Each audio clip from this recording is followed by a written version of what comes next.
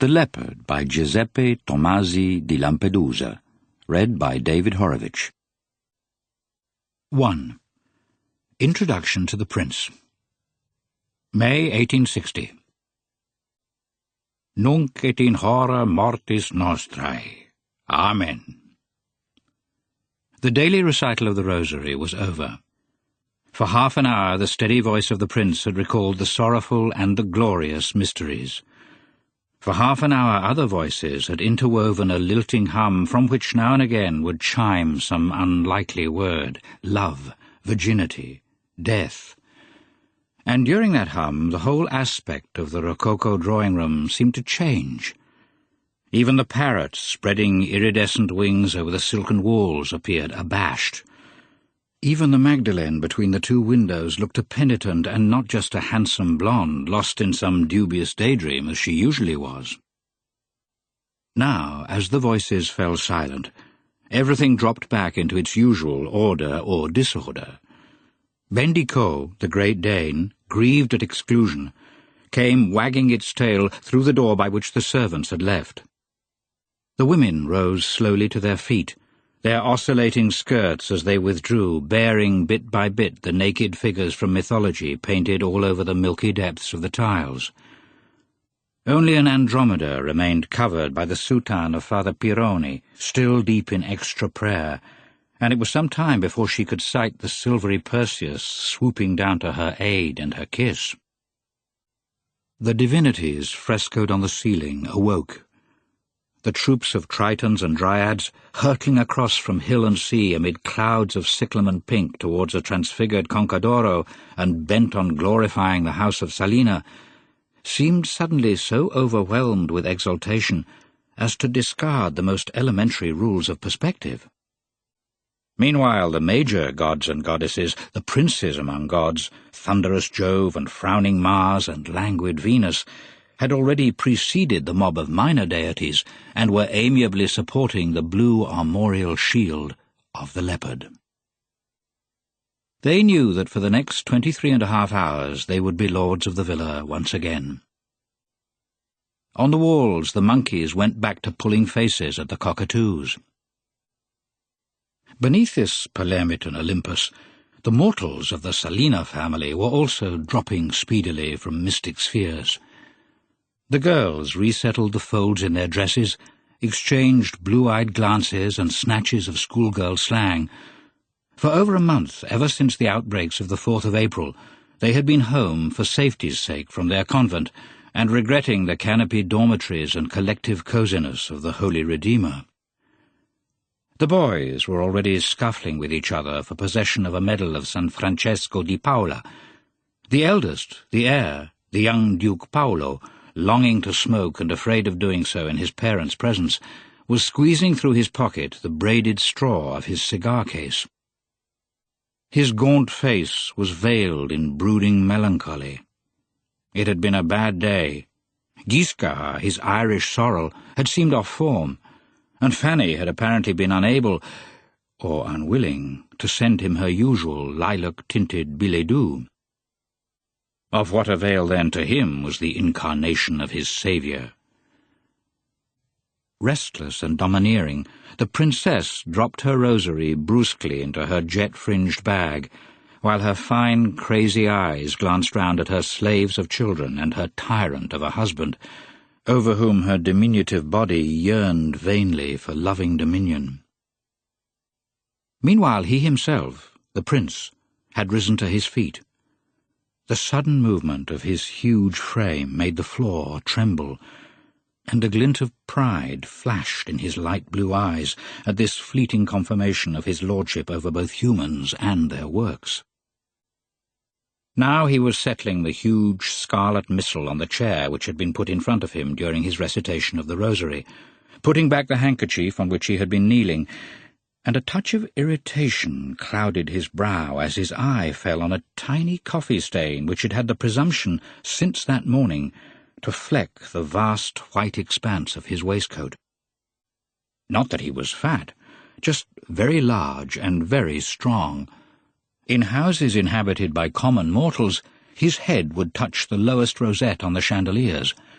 His fingers could twist a ducat coin as if it were mere paper, and there was constant coming and going between Villa Selena and a silversmith's for the straightening of forks and spoons which, in some fit of controlled rage at table, he had coiled into a hoop. But those fingers could also stroke and knead with the most exquisite delicacy, as his wife, Maria Stella, knew to her cost. While up in his private observatory at the top of the house, the gleaming screws, caps, and studs of telescopes, lenses, and comet-finders seemed inviolate beneath his gentle manipulations. The rays of the westering sun, still high on that May afternoon, lit up the prince's rosy hue and honey-coloured skin. These betrayed the German origin of his mother, the Princess Carolina, whose haughtiness had frozen the easy-going court of the two Sicilies 30 years before. But in his blood also fermented other German strains, particularly disturbing to a Sicilian aristocrat in the year 1860, however attractive his fair skin and hair amid all that olive and black. An authoritarian temperament, a certain rigidity of morals, and a propensity for abstract ideas. These, in the relaxing atmosphere of Palermo society, had changed respectively into capricious arrogance, recurring moral scruples, and contempt for his own relatives and friends, all of whom seemed to him mere driftwood in the languid, meandering stream of Sicilian pragmatism. In a family which for centuries had been incapable even of adding up their own expenditure and subtracting their own debts, he was the first and last to have a genuine bent for mathematics. This he had applied to astronomy, and by his work gained a certain official recognition and a great deal of personal pleasure. In his mind now, pride and mathematical analysis was so linked as to give him an illusion that the stars obeyed his calculations too, as in fact they seemed to be doing, and that the two small planets which he had discovered, Selena and Speedy he had called them after his main estate and a shooting dog he had been particularly fond of, would spread the fame of his family throughout the empty spaces between Mars and Jupiter, thus transforming the frescoes in the villa from the adulatory to the prophetic. Between the pride and intellectuality of his mother and the sensuality and irresponsibility of his father, poor Prince Fabrizio lived in perpetual discontent under his Jove-like frown, watching the ruin of his own class and his own inheritance without ever making, still less wanting to make, any move towards saving it. That half-hour between rosary and dinner was one of the least irritating moments of his day, and for hours beforehand he would savour its rather uncertain calm. With a wildly excited Bendico bounding ahead of him, he went down the short flight of steps into the garden. Enclosed between 3 walls and a side of the house, its seclusion gave it the air of a cemetery, accentuated by the parallel little mounds bounding the irrigation canals and looking like the graves of very tall, very thin giants. Plants were growing in thick disorder on the reddish clay. Flowers sprouted in all directions, and the myrtle hedges seemed put there to prevent movement rather than guide it. At the end, a statue of Flora, speckled with yellow-black lichen, exhibited her centuries-old charms with an air of resignation. On each side were benches holding quilted cushions, also of grey marble, and in a corner the gold of an acacia tree introduced a sudden note of gaiety. Every sod seemed to exude a yearning for beauty, soon muted by languor. But the garden, hemmed and almost squashed between these barriers, was exhaling scents that were cloying, fleshy, and slightly putrid, like the aromatic liquids distilled from the relics of certain saints. The carnations superimposed their pungence on the formal fragrance of roses and the oily emanations of magnolias drooping in corners. And somewhere, beneath it all, was a faint smell of mint mingling with a nursery whiff of acacia and a jammy one of myrtle. From a grove beyond the wall came an erotic waft of early orange blossom. It was a garden for the blind, a constant offence to the eyes, a pleasure strong, if somewhat crude, to the nose. The Paul Néron roses, whose cuttings he had himself bought in Paris, had degenerated, first stimulated and then enfeebled by the strong, if languid, pull of Sicilian earth, burnt by apocalyptic Julys. They had changed into objects like flesh-coloured cabbages, obscene and distilling a dense, almost indecent scent which no French horticulturist would have dared hope for. The prince put one under his nose and seemed to be sniffing the thigh of a dancer from the opera. Bendicot, to whom it was also proffered, drew back in disgust and hurried off in search of healthier sensations amid dead lizards and manure. But the heavy scents of the garden brought on a gloomy train of thought for the prince. "It smells all right here now, but a month ago—" He remembered the nausea diffused throughout the entire villa by certain sweetish odours before their cause was traced. The corpse of a young soldier of the 5th Regiment of sharpshooters who had been wounded in the skirmish with the rebels at San Lorenzo and come up there to die, all alone, under a lemon tree. They had found him lying face downwards in the thick clover, his face covered in blood and vomit, crawling with ants, his nails dug into the soil. A pile of purplish intestines had formed a puddle under his bandolier. Russo, the agent, had discovered this object, turned it over, covered its face with his red handkerchief, thrust the guts back into the gaping stomach with some twigs, and then covered the wound with the blue flaps of the cloak, spitting continuously with disgust meanwhile, not right on, but very near the body. And all this with meticulous care. "Those swine stink even when they're dead." It had been the only epitaph to that derelict death. After bemused fellow soldiers had taken the body away, and, yes, dragged it along by the shoulders to a cart so that the puppet stuffing fell out again, a de profundis for the soul of the unknown youth was added to the evening rosary, and now that the conscience of the ladies in the house seemed placated, the subject was never mentioned again. The prince went and scratched a little lichen off the feet of the flora, and then began to stroll up and down. The lowering sun threw an immense shadow of him over the grave-like flower-beds. No, the dead man had not been mentioned again. And anyway, soldiers presumably become soldiers for exactly that, to die in defence of their king.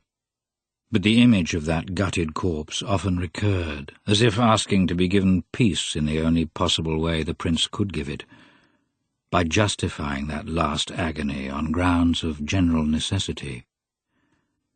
And then around would rise other, even less attractive ghosts. Dying for somebody or for something, that was perfectly normal, of course. But the person dying should know, or at least feel sure, that someone knows for whom or for what he is dying. The disfigured face was asking just that. And that was where the haze began. "He died for the king, of course, my dear Fabrizio, obviously," would have been the answer of his brother-in-law Malvica had the prince asked him, and Malvica was always the chosen spokesman of most of their friends. "For the king who stands for order, continuity, decency, honour, right. For the king who is sole defender of the church, sole bulwark against the dispersal of property, the sect's eventual aim." Fine words these, pointing to all that lay dearest and deepest in the prince's heart. But there was, even so, something that didn't quite ring true. The king. All right. He knew the king well, or rather the one who had just died. The present one was only a seminarist, dressed up as a general. And the old king had really not been worth much. "But you're not reasoning, my dear Fabrizio," Malvica would reply. "One particular sovereign may not be up to it, yet the idea of monarchy is still the same. It is not connected with personalities." That was true, too. But kings who personify an idea cannot fall below a certain level for generations. If they do, my dear brother-in-law, the idea suffers too. He was sitting on a bench, inertly watching the devastation wrought by Bendico in the flower-beds. Every now and again the dog would turn innocent eyes towards him, as if asking for praise at labour done. 14 carnations broken off, half a hedge torn apart, an irrigation channel blocked. How human! "Good, Bendico. Come here." And the animal hurried up and put its earthy nostrils into his hand, anxious to show it had forgiven this silly interruption of a fine job of work. Those audiences, all those audiences granted him by King Ferdinand at Caserta, at Capodimonte, at Portici, Naples, anywhere at all. Beside the chamberlain on duty, chatting as he guided with a cocked hat under an arm and the latest Neapolitan slang on his lips, they would move through innumerable rooms of superb architecture and revolting decor, just like the Bourbon monarchy itself, plunge into dirty passages and up ill-kept stairs, and finally emerge into an antechamber filled with waiting people, closed faces of police spies, avid faces of petitioners. The chamberlain apologized, pushed through this mob, and led him towards another antechamber reserved for members of the court, a little blue and silver room of the period of Charles III. After a short wait, a lackey tapped at the door, and they were admitted into the august presence. The private study was small and consciously simple. On the whitewashed walls hung a portrait of King Francis I, and one with an acid, ill-tempered expression of the reigning queen. Above the mantelpiece was a Madonna by Andrea del Sarto, looking astounded at finding herself in the company of coloured lithographs representing obscure Neapolitan saints and sanctuaries. On a side table stood a wax statuette of the child Jesus with a votive light before it, and the modest desk was heaped with papers, white, yellow, and blue. The whole administration of the kingdom here attained its final phase, that of signature by His Majesty, D.G. Behind this paper barricade was the king. He was already standing, so as not to be seen getting up. The king, with his pallid, heavy face between fairish side whiskers, with his rough cloth military jacket under which burst a purple cataract of trousers. He gave a step forward with his right hand out and bent for the hand-kiss which he would then refuse. "Well, Selena, blessings on you." His Neapolitan accent was far stronger than the chamberlain's. "I must beg your Majesty to excuse me for not wearing court dress. I'm only just passing through Naples, but I did not wish to forego paying my respects to your revered person." "Nonsense, Selena, nonsense. You know you're always at home here at Caserta." "At home, of course," he repeated, sitting down behind the desk and waiting a second before indicating to his guest to sit down too. "And how are the little girls?"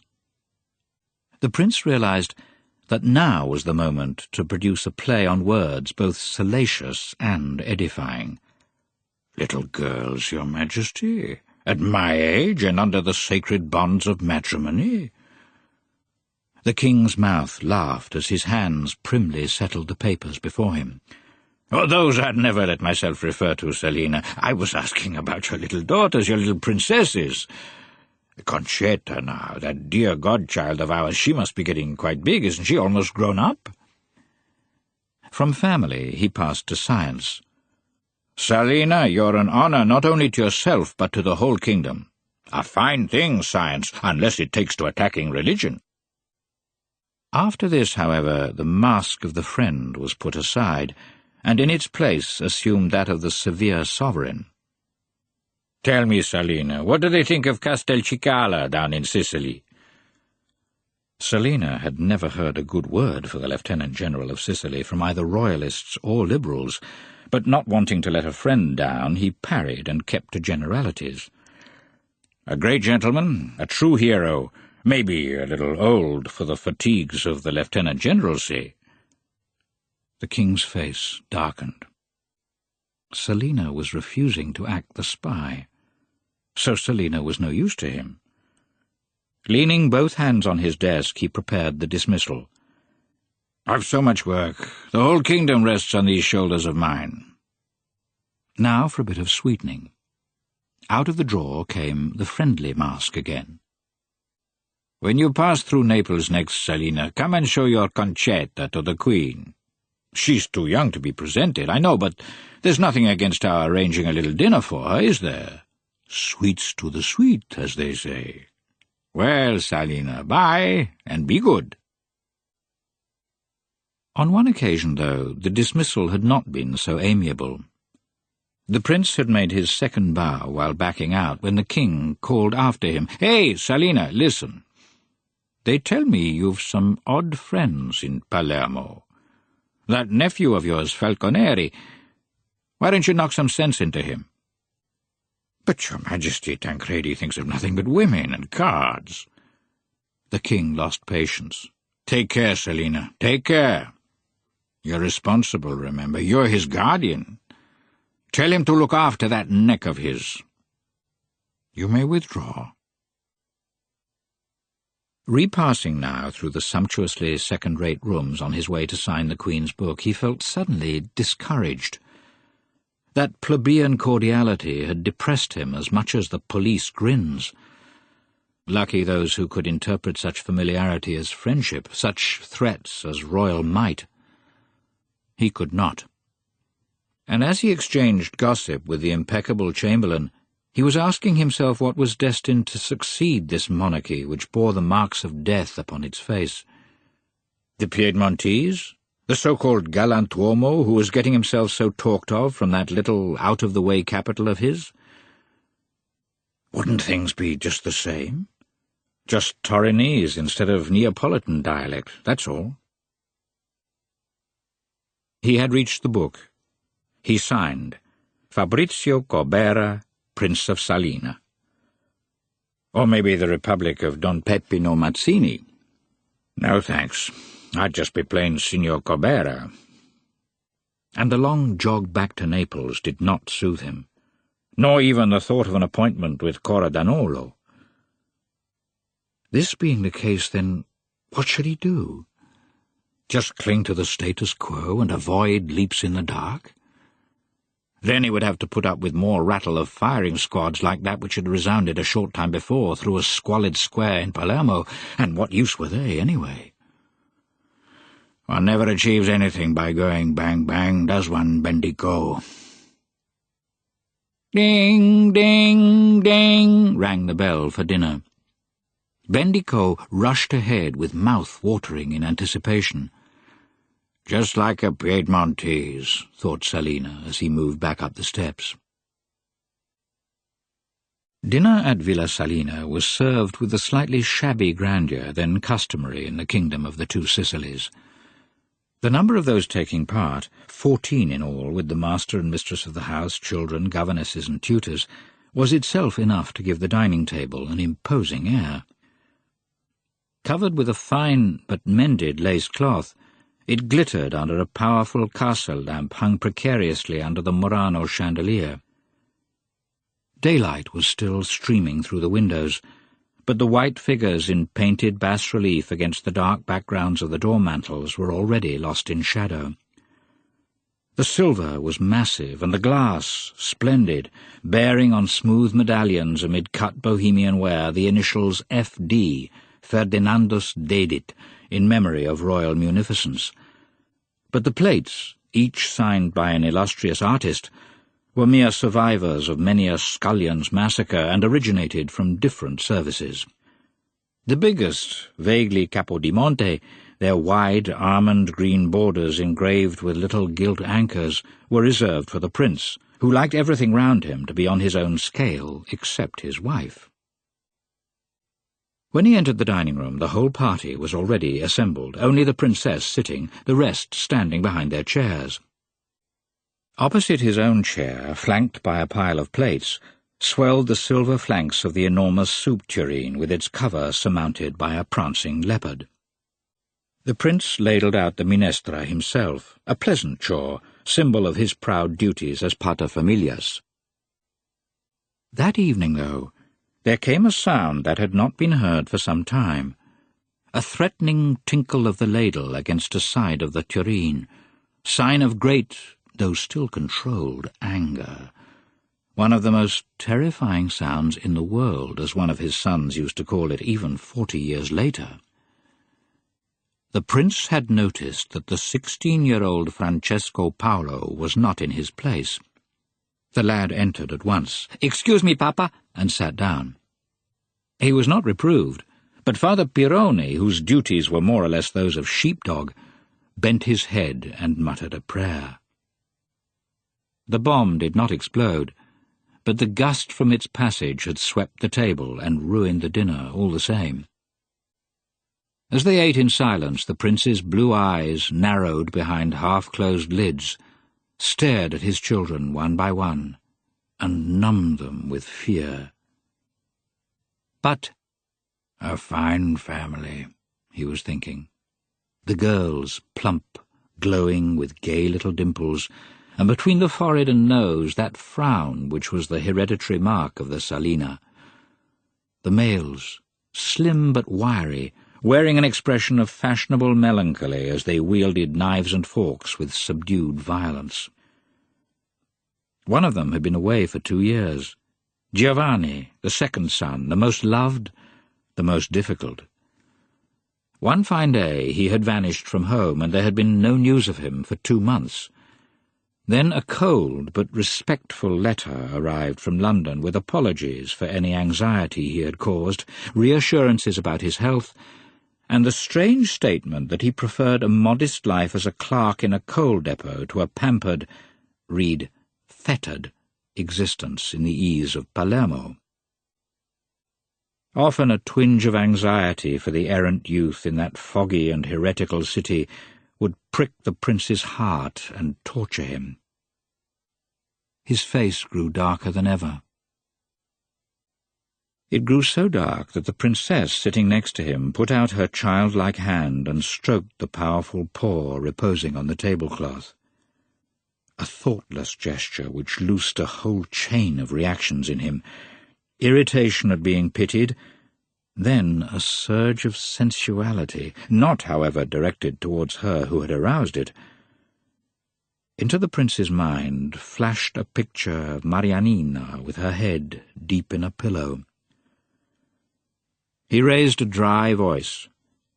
"Domenico," he said to a lackey, "go and tell Don Antonio to harness the bays in the brougham. I'll be going down to Palermo immediately after dinner." A glance into his wife's eyes, which had gone glassy, made him regret his order, but as it was quite out of the question to withdraw instructions already given, he persevered and even added a jeer to his cruelty. "Father Pirone, you will come with me. We'll be back by 11. You can spend a couple of hours at your mother house with your friends."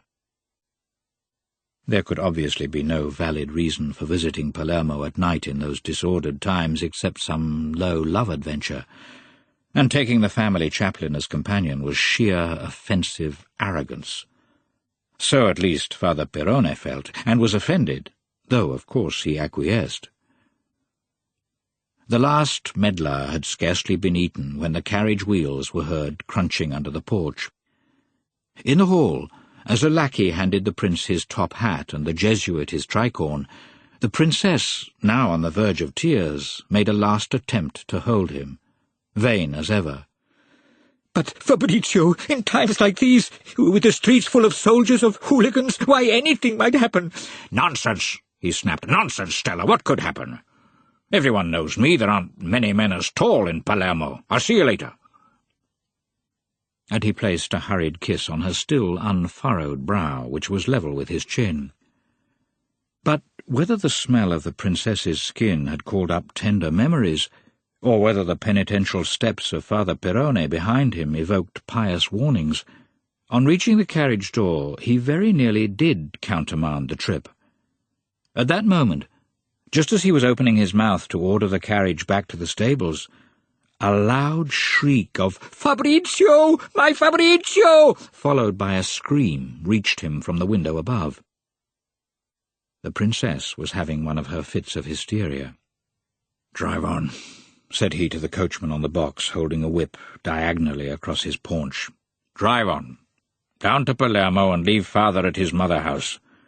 And he banged the carriage door before the lackey could shut it. It was not dark yet, and the road meandered on, very white, deep between high walls. As they came out of the Selena property, they passed on the left the half-ruined Falconeri villa owned by Tancredi, his nephew and ward. A spendthrift father, married to the prince's sister, had squandered his whole fortune and then died. It was one of those total ruins which engulfed even the silver braid on liveries, and when the widow died, the king had conferred the guardianship of her son, then aged 14, on his uncle Selena.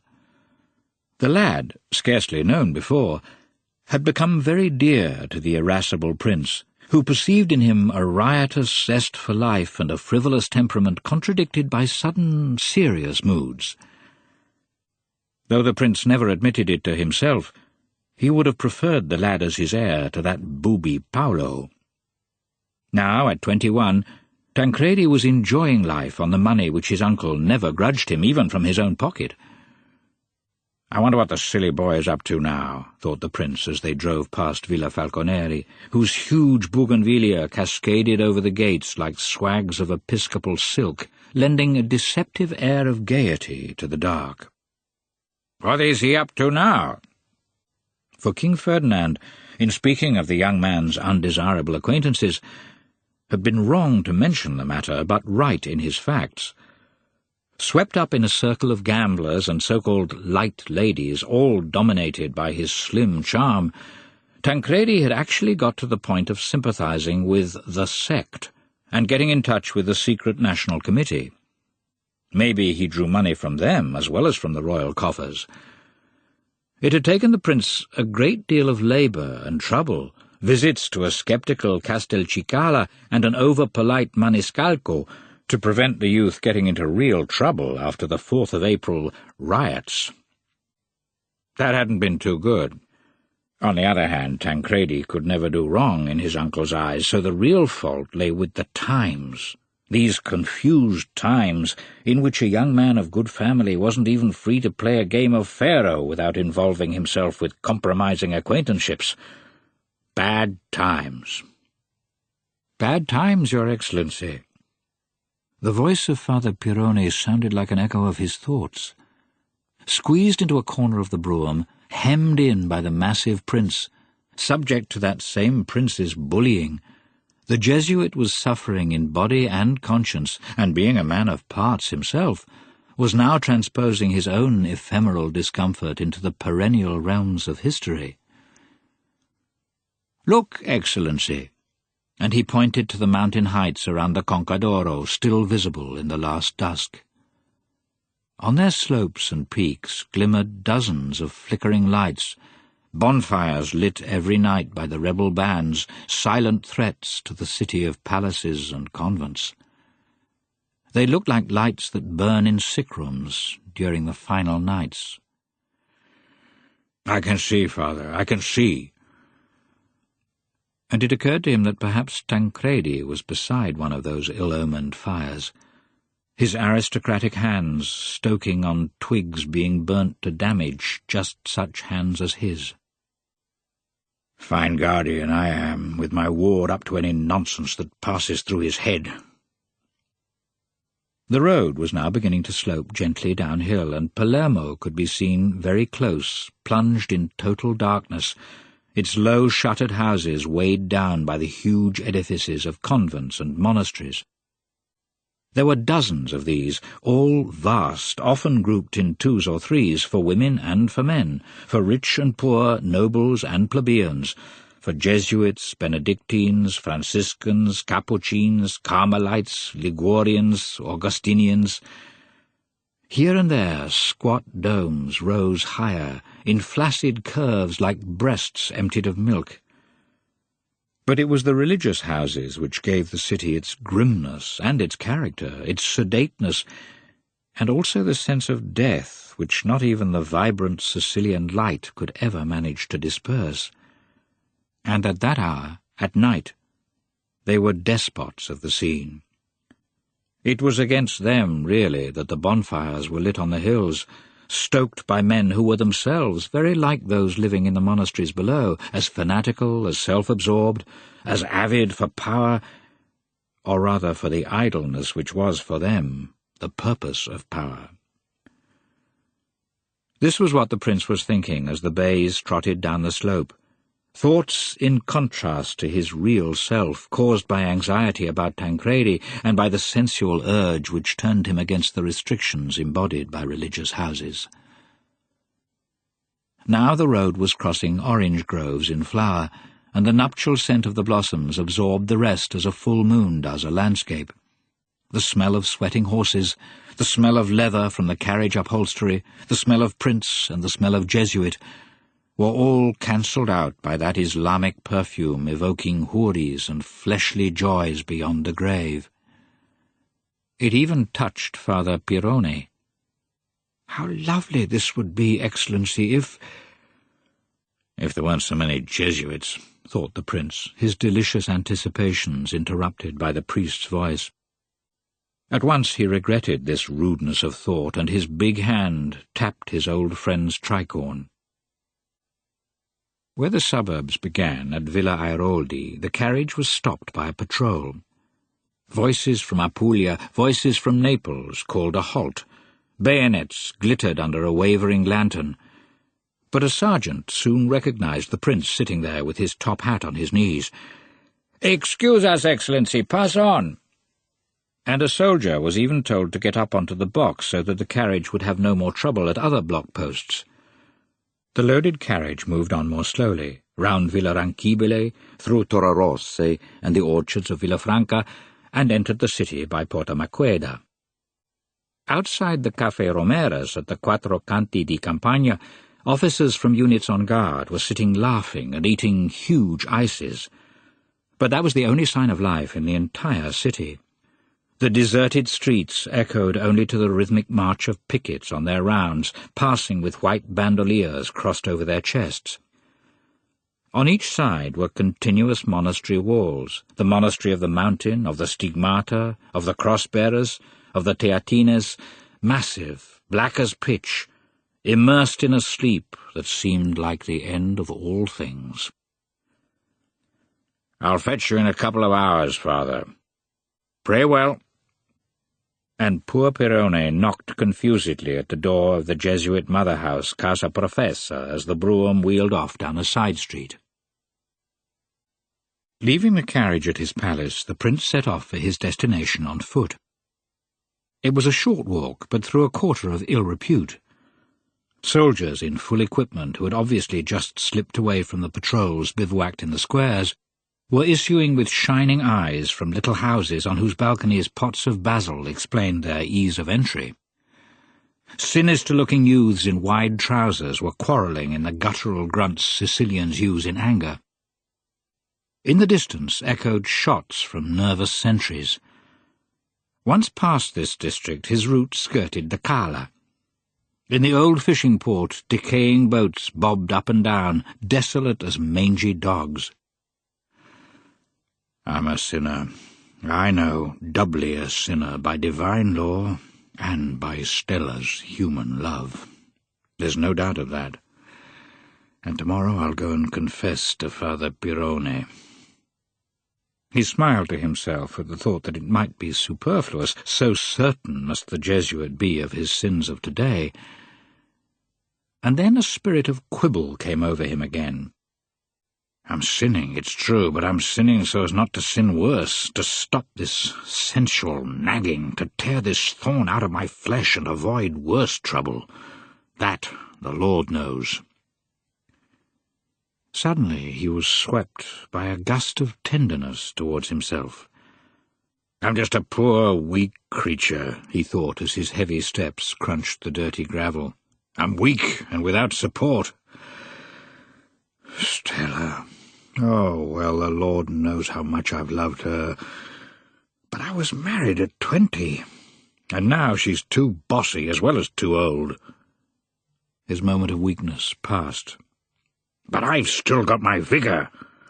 And how can I find satisfaction with a woman who makes the sign of the cross in bed before every embrace, and then at the critical moment just cries, Jesu Maria! When we married and she was 16, I found that rather exalting, but now 7 children I've had with her. 7, and never once have I seen her navel. Is that right? Now he was almost shouting, whipped by this odd anguish. Is it right? I ask you all. And he turned to the portico of the Catena. Why, she's the real sinner. Comforted by this reassuring discovery, he gave a firm knock at Marianina's door. 2 hours later, he was in his brougham on the way home with Father Pirone beside him. The latter was worried. His colleagues had been telling him about the political situation, which was, it seemed, much tenser than it looked from the detached calm of Villa Salina. There was fear of a landing by the Piedmontese in the south of the island, near Sciacca. The authorities had noticed a silent ferment among the people. At the first sign of weakening control, the city rabble would take to looting and rape. The Jesuit fathers were thoroughly alarmed, and 3 of them, the oldest, had left for Naples by the afternoon packet-boat, taking their archives with them. "May the Lord protect us and spare this holy kingdom!" The prince scarcely listened. He was immersed in sated ease tinged with disgust. Marianina had looked at him with her big, opaque peasant's eyes, had refused him nothing, and been humble and compliant in every way. A kind of bendico in a silk petticoat. In a moment of particularly intense pleasure, he had heard her exclaim, "My prince." He smiled again with satisfaction at the thought. Much better than Mon Chat or Mon Singe Blanc, produced in equivalent moments by Sarah, the Parisian slut he had frequented 3 years ago when the Astronomical Congress gave him a gold medal at the Sorbonne. Better than Mon Chat, no doubt of that. Much better than Jesu Maria. No sacrilege, at least. A good girl, Marianina. Next time he visited, he'd bring her 3 lengths of crimson silk. But how sad, too. That man-handled, youthful flesh, that resigned lubricity. And what about him? What was he? A pig, just a pig. Suddenly there occurred to him a verse read by chance in a Paris bookshop while glancing at a volume by someone whose name he had forgotten, one of those poets the French incubate and forget next week. He could see once more the lemon-yellow pile of unsold copies, the page, an uneven page, and heard again the verses ending a jumble of a poem. Donnez-moi la force et le courage de contempler mon cœur et mon corps sans dégoût. And as Father Pirone went worrying on about a person called La Farina and another called Crispi, the prince dozed off into a kind of tense euphoria, lulled by the trotting of the bays on whose plump flanks quivered the light from the carriage lamps. He woke up at the turning by Villa Falconeri. Oh, he's a fine one, too, tending bonfires that'll destroy him. In the matrimonial bedroom, glancing at poor Stella with her hair well tucked into her nightcap, sighing as she slept in the great brass bed, he felt touched. 7 children she's given me, and she's been mine alone. A faint whiff of valerian drifted through the room, last vestige of her crisis of hysterics. Poor little Stella, he murmured pityingly as he climbed into bed. The hours passed, and he could not sleep. A powerful hand was stoking 3 fires in his mind.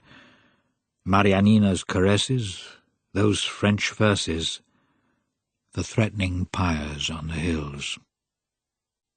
Towards dawn, however, the princess had occasion to make the sign of the cross.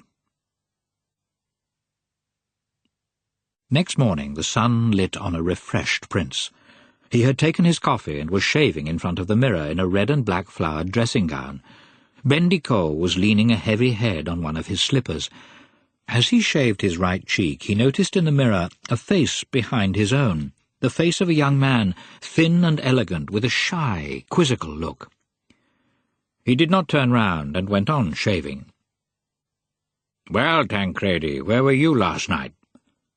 "Good morning, uncle." "Where was I? Oh, just out with friends, an innocent night. Not like a certain person I know who went down to Palermo for some fun." The prince concentrated on shaving the difficult bit between lips and chin. His nephew's slightly nasal voice had such a youthful zest that it was impossible to be angry, but he might allow himself a touch of surprise. He turned, and with his towel under his chin looked his nephew up and down. The young man was in shooting kit, a long, tight jacket, high leggings. "And who was this person, may I ask?" "Yourself, uncle, yourself. I saw you with my own eyes at the Villa Airoldi block post as you were talking to the sergeant. A fine thing at your age. With a priest, too. Old rips." Really, this was a little too insolent. Tancredi thought he could allow himself anything. Dark blue eyes, the eyes of his mother, his own eyes, gazed laughingly at him through half-closed lids. The prince was offended. The boy didn't know where to stop. But he could not bring himself to reprove him, and anyway he was quite right. "Why are you dressed up like that, though? What's on? A fancy dress ball in the morning?" The youth went serious. His triangular face took on an unexpectedly manly look. "I'm leaving, uncle. Leaving in an hour. I came to say goodbye." Poor Selena felt his heart tighten. "A duel? A big duel, uncle. A duel with Francis by the grace of God.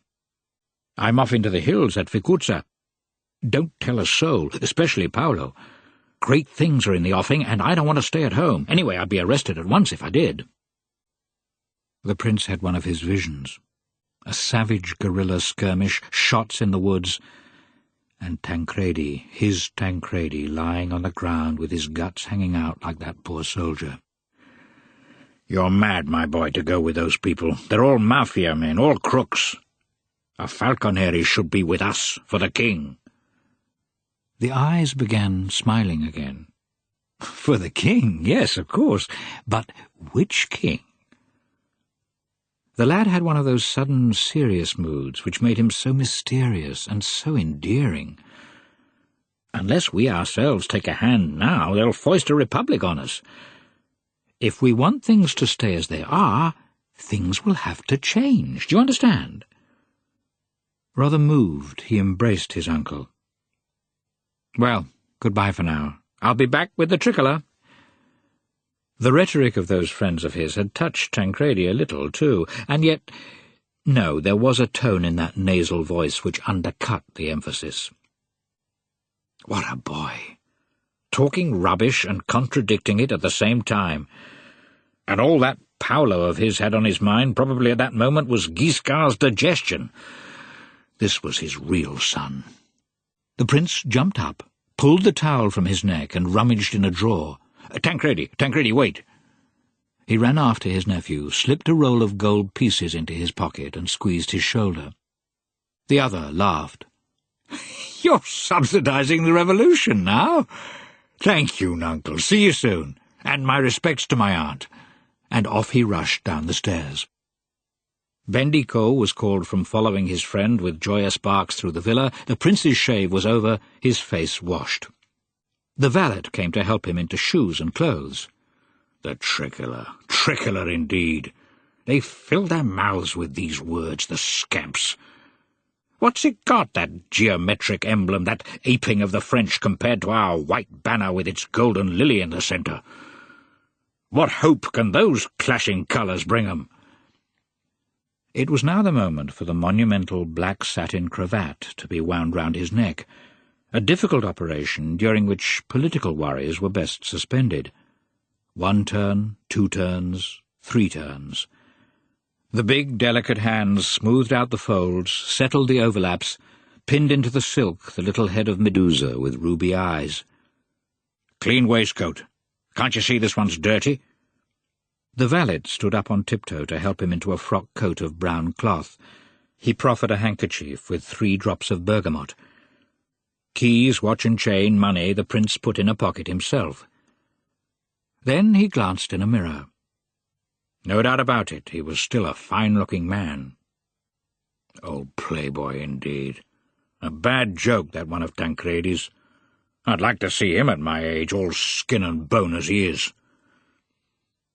His vigorous steps made the windows tinkle in the rooms he crossed. The house was calm, luminous, ornate.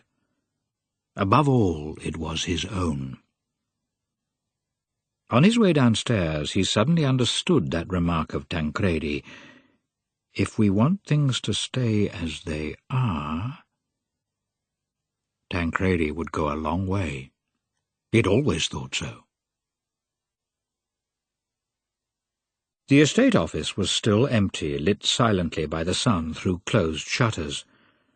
Although the scene of more frivolity than anywhere else in the villa, its appearance was of calm austerity. On whitewashed walls, reflected in wax-polished tiles, hung enormous pictures representing the various Selena estates.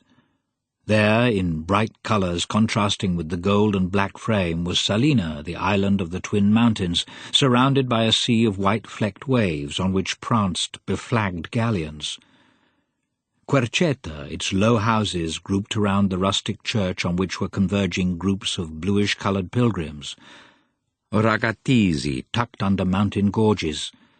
Argivocale, tiny in contrast to the vast plains of corn dotted with hard-working peasants. Donnafugata, with its baroque palace, goal of coaches in scarlet and green and gilt, loaded with women, wine and violins, and many others, all protected by a taut, reassuring sky, and by the leopard grinning between long whiskers. Each picture was jocund, each illustrating the enlightened rule, direct or delegated, of the house of Selena. Ingenuous masterpieces of rustic art from the previous century, useless though at showing boundaries or detailing tenures or tenancies, such matters remained obscure.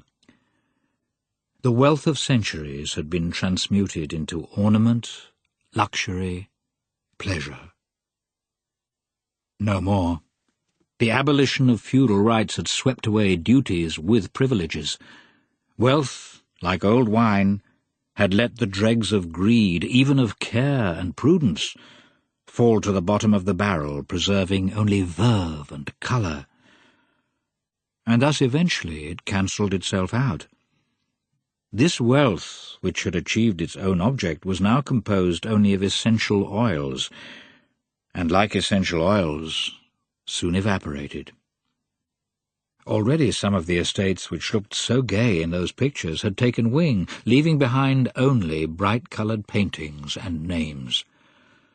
Others seemed like those September swallows which, though still present, are already grouped stridently on trees, ready for departure. But there were so many. Endless they seemed. In spite of this, the sensation felt by the prince on entering his own office was, as always, an unpleasant one. In the centre of the room towered a huge desk with dozens of drawers, niches, sockets, hollows, and folding shelves. Its mass of yellow wood and black inlay was carved and decorated like a stage set, full of unexpected, uneven surfaces, of secret drawers which no one knew now how to work except thieves. It was covered with papers, and although the prince had taken care that most of these referred to the starry regions of astronomy, there were quite enough of others to fill his princely heart with dismay. Suddenly he was reminded of King Ferdinand's desk at Caserta, also covered with papers needing decisions by which the king eluded himself to be influencing the course of fate, actually flowing on its own in another valley. Selena thought of a medicine recently discovered in the United States of America which could prevent suffering even during the most serious operations and produce serenity amid disaster. Morphia was the name given to this crude substitute for the stoicism of the ancients and for Christian fortitude. With the late king, poor man, phantom administration had taken the place of morphia. He, Selena, had a more refined recipe: astronomy. And thrusting away the memory of lost ragazzi and precarious argivocali, he plunged into reading the latest number of the Journal des Savants. Les dernières observations de l'Observatoire de Greenwich présentent un intérêt tout particulier. But he was soon exiled from these stellar realms. In came Don Ciccio Ferrara, the accountant. He was a scraggy little man who hid the deluded and rapacious mind of a liberal behind reassuring spectacles and immaculate cravats. That morning he looked brisker than usual. Obviously the same news which had depressed Father Pirone had acted as a tonic on him. "Sad times, Excellency," he said after the usual ritual greetings. "Big troubles ahead. But, after a bit of bother and a shot or two, things will turn out for the best. Then glorious new days will dawn for this Sicily of ours. If it weren't that so many fine lads are sure to get killed, we should be really pleased." The prince grunted and expressed no opinion. "Don Ciccio," he said then, "the Querceta rents need looking into. We haven't had a thing from them for 2 years." "The books are ready, Your Excellency." It was the magic phrase. "I only have to write to Don Angelo Mazza to send out collectors. I will prepare the letter for your signature this very day." He went to turn over the huge registers. In them, with 2 years' delay, were inscribed in minute writing all the Selena accounts, except for the really important ones. When he was alone again, the prince waited a little before soaring back through the clouds. He felt irritated not so much by the events themselves as by the stupidity of Don Ciccio, whom he sensed at once to represent the class which would now be gaining power.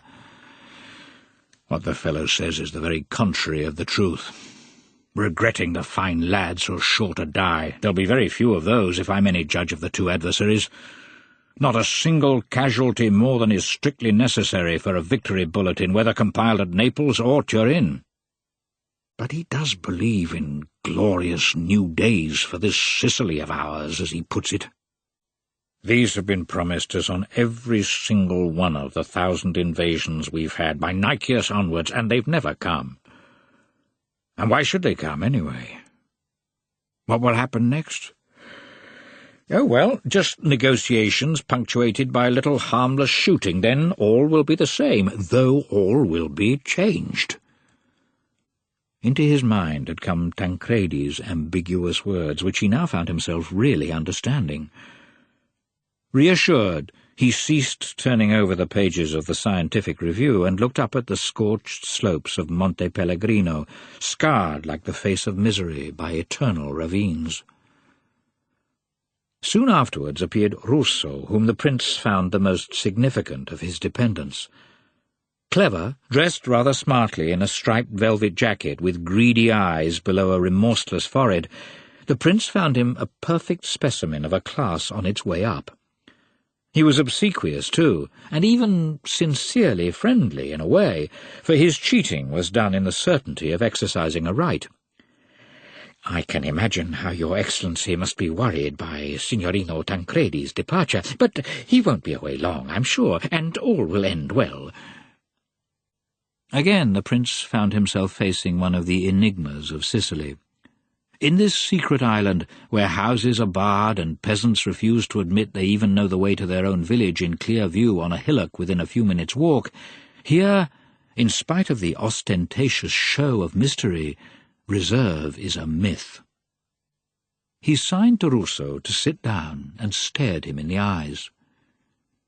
"Pietro, let's talk to each other man to man. You're involved in all this too, aren't you?" "No," came the answer. "Not actually.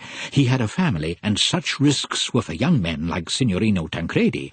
I'd never hide anything from your Excellency, who's like a father to me." Yet 3 months before he had hidden in his cellar 300 baskets of lemons belonging to the prince, and he knew that the prince knew. But I must say that my heart is with them, those bold lads. He got up to let in Bendico, who was making the door shake under his friendly impetus. Then he sat down again. Your Excellency knows we can stand no more. Searches, questions, nagging about every little thing, a police spy at every corner of the street. An honest man can't even look after his own affairs. Afterwards, though, we'll have liberty, security, lighter taxes, ease, trade. Everything will be better. The only ones to lose will be the priests. But the Lord protects poor folk like me, not them. The prince smiled. He knew that he, Russo, was at that moment trying through intermediaries to buy the estate of Argivocale. There will be a day or two of shooting and trouble, but Villa Salina will be safe as a rock. Your Excellency is our father. I have many friends here.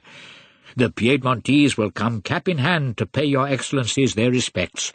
And then you are also the uncle, the guardian of Don Tancredi. The prince felt humiliated, reduced to the rank of one protected by Russo's friends. His only merit, as far as he could see, was being uncle to that urchin Tancredi. In a week's time I'll find my life's only safe because I keep Bendico. He squeezed one of the dog's ears so hard that the poor creature whined, honoured, doubtless, but in pain. Shortly afterwards, a remark of Russo's relieved the prince. Everything will be better, believe me, Excellency. Honest and able men will have a chance to get ahead, that's all. The rest will be as it was before. All that these people, these petty local liberals wanted, was to find ways of making more money themselves. No more. The swallows would take wing a little sooner, that was all. Anyway, there was still plenty in the nest. You may be right. Who knows? Now he had penetrated all the hidden meanings. The enigmatic words of Tancredi, the rhetorical ones of Ferrara, the false but revealing ones of Russo had yielded their reassuring secret. Much would happen, but all would be play-acting. A noisy, romantic play with a few spots of blood on the comic costumes. This was a country of arrangements, with none of that frenzy of the French. And anyway, had anything really serious happened in France, except for June of 48? He felt like saying to Russo, but his innate courtesy held him back. I understand now. You don't want to destroy us, who are your fathers. You just want to take our places, gently, nicely. Maybe even putting a few thousand ducats in our pockets. And what then? Your nephew, my dear Russo, will sincerely believe himself a baron. Maybe you, because of your name, will become descendant of a Grand Duke of Muscovy instead of some red-skinned peasant, which is what that name of yours means. And long before that your daughter will have married one of us, perhaps Tancredi himself, with his blue eyes and his willowy hands.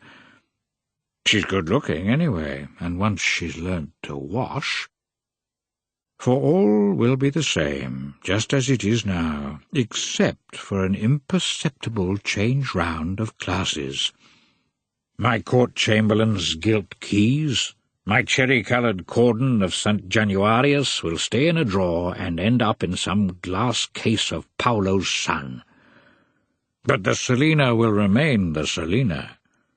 They may even get some sort of compensation, a seat in the Sardinian Senate, that pistachio ribbon of St. Maurice. Both have tassels, after all. He got up. Pietro, talk to your friends, will you? There are girls here. They mustn't be alarmed. I felt that, Excellency, and have already spoken of it. Villa Salina will be quiet as a convent. And he smiled with amiable irony. Don Fabrizio went out, followed by Bendico. He wanted to go up and see Father Pirone, but the dog's yearning look forced him out into the garden.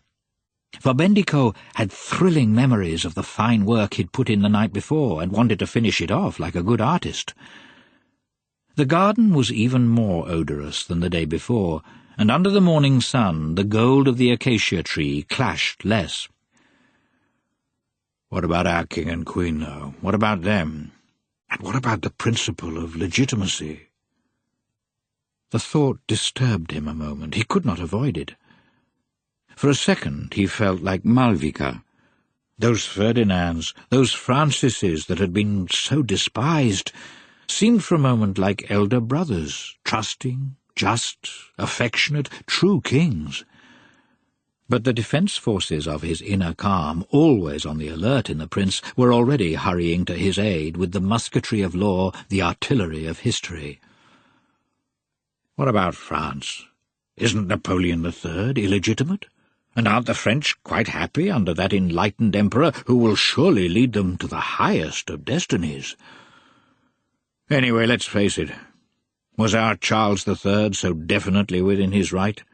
Was his battle of Bitonto so unlike that of Bisaquino or Corleone or any of these battles in which the Piedmontese are now sweeping our troops before them?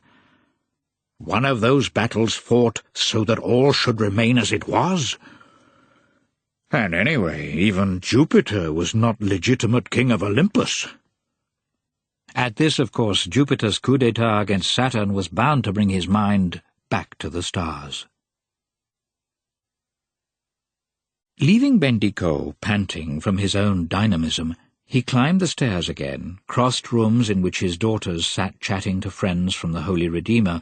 At his passage the silken skirts rustled as the girls rose, went up a long ladder, and came into the bright blue light of the observatory.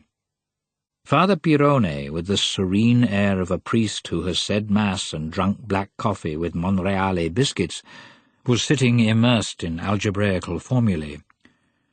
The 2 telescopes and 3 lenses were lying there quietly, dazed by the sun, with black pads over the eyepieces, like well-trained animals who knew their meal was only given them at night. The sight of the prince drew the priest from his calculations and reminded him of his humiliation of the night before. He got up, and then, as he bowed politely, found himself saying, "Is your Excellency coming to confession?" The prince, whose sleep that night and conversations that morning had driven the episode of the previous night from his mind, looked amazed. "Confession? It's not Saturday?" Then he remembered and smiled. "Really, Father, there wouldn't even be need, would there? You know it all already." The insistence on his enforced complicity irritated the Jesuit. "Excellency, the efficacy of confession not only consists in telling our sins, but in being sorry for them. And until you do so, and show me you do so, you will remain in mortal sin, whether I know what your sins are or not." He blew a meticulous whiff at a bit of fluff on his sleeve and plunged back into his abstractions. Such was the calm produced in the prince's mind by the political discoveries of that morning that he smiled at what would at other times have seemed to him gross impertinence.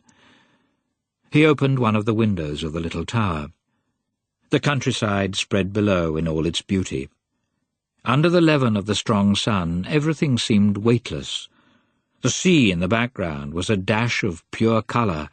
The mountains, which had seemed so alarmingly full of hidden men during the night, now looked like masses of vapour on the point of dissolving, and grim Palermo itself lay crouching quietly around its monasteries like a flock of sheep around their shepherds.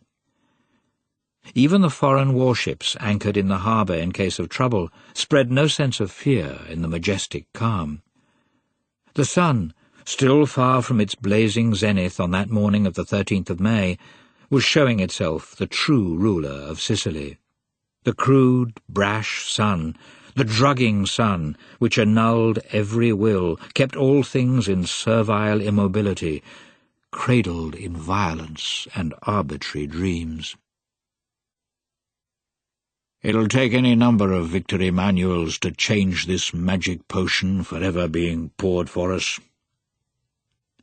Father Pirone had got up, adjusted his sash, and moved towards the prince with a hand out. "Excellency, I was too brusque. Let me not trespass on your kindness, but do please listen and come to confession." The ice was broken, and the prince could tell Father Pirone of his own political intuitions. But the Jesuit was far from sharing his relief, and even became acid again. "Briefly, then, you nobles will come to an agreement with the Liberals, and yes, even with the Masons, at our expense, at the expense of the Church. Then, of course, our property, which is the patrimony of the poor, will be seized and carved up among the most brazen of their leaders. And who will then feed all the destitute sustained and guided by the Church today?" The prince was silent. "How will those desperate masses be placated? I'll tell you at once, Excellency. They will be flung first a portion, then another portion, and eventually all the rest of your estates. And so God will have done his justice even by means of the Masons. Our Lord healed the blind in body, but what will be the fate of the blind in spirit?" The unhappy priest was breathing hard. Sincere horror at the foreseen dispersal of church property was linked with regret at his having lost control of himself again, with fear of offending the prince, whom he genuinely liked, and whose blustering rages as well as disinterested kindness he knew well. So he sat down, warily, glancing every now and again at Don Fabrizio, who had taken up a little brush and was cleaning the knobs of a telescope, apparently absorbed. A little later he got up and cleaned his hands thoroughly with a rag. His face was quite expressionless. His light eyes seemed intent only on finding any remaining stain of oil in the cuticles of his nails. Down below, around the villa, all was luminous and grandiose silence, emphasized rather than disturbed by the distant barking of Bendico baiting the gardener's dog at the far end of the lemon grove, and by the dull, rhythmic beat from the kitchen of a cook's knife chopping meat for the approaching meal. The sun had absorbed the turbulence of men as well as the harshness of earth. The prince moved towards the priest's table, sat down, and began drawing pointed little Bourbon lilies with a carefully sharpened pencil which the Jesuit had left behind in his anger. He looked serious, but so serene that Father Pirone no longer felt on tenterhooks. "We're not blind, my dear father, we're just human beings. We live in a changing reality to which we try to adapt ourselves like seaweed bending under the pressure of water. Holy Church has been granted an explicit promise of immortality. We, as a social class, have not. Any palliative which may give us another 100 years of life is like eternity to us. We may worry about our children and perhaps our grandchildren, but beyond what we can hope to stroke with these hands of ours, we have no obligations. I cannot worry myself about what will happen to any possible descendants in the year 1960. The Church, yes. She must worry, for she is destined not to die. Solace is implicit in her desperation. Don't you think that if now or in the future she could save herself by sacrificing us, she wouldn't do so? Of course she would, and rightly." Father Pirone was so pleased at not having offended the prince that he did not take offence either. Of course that word desperation applied to the Church was quite inadmissible, but long habit as confessor had made him capable of appreciating Don Fabrizio's disillusioned mood.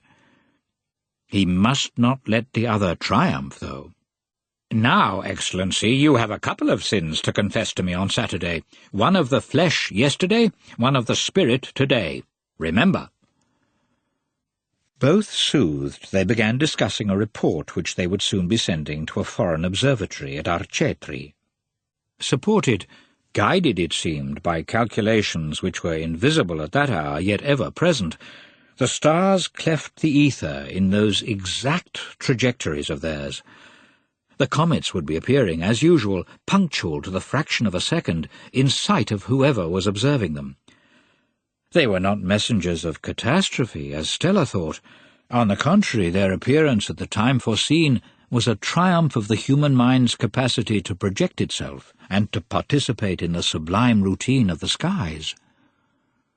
"Let's leave the Bendicos down there, running after rustic prey, and the cook's knives chopping the flesh of innocent beasts."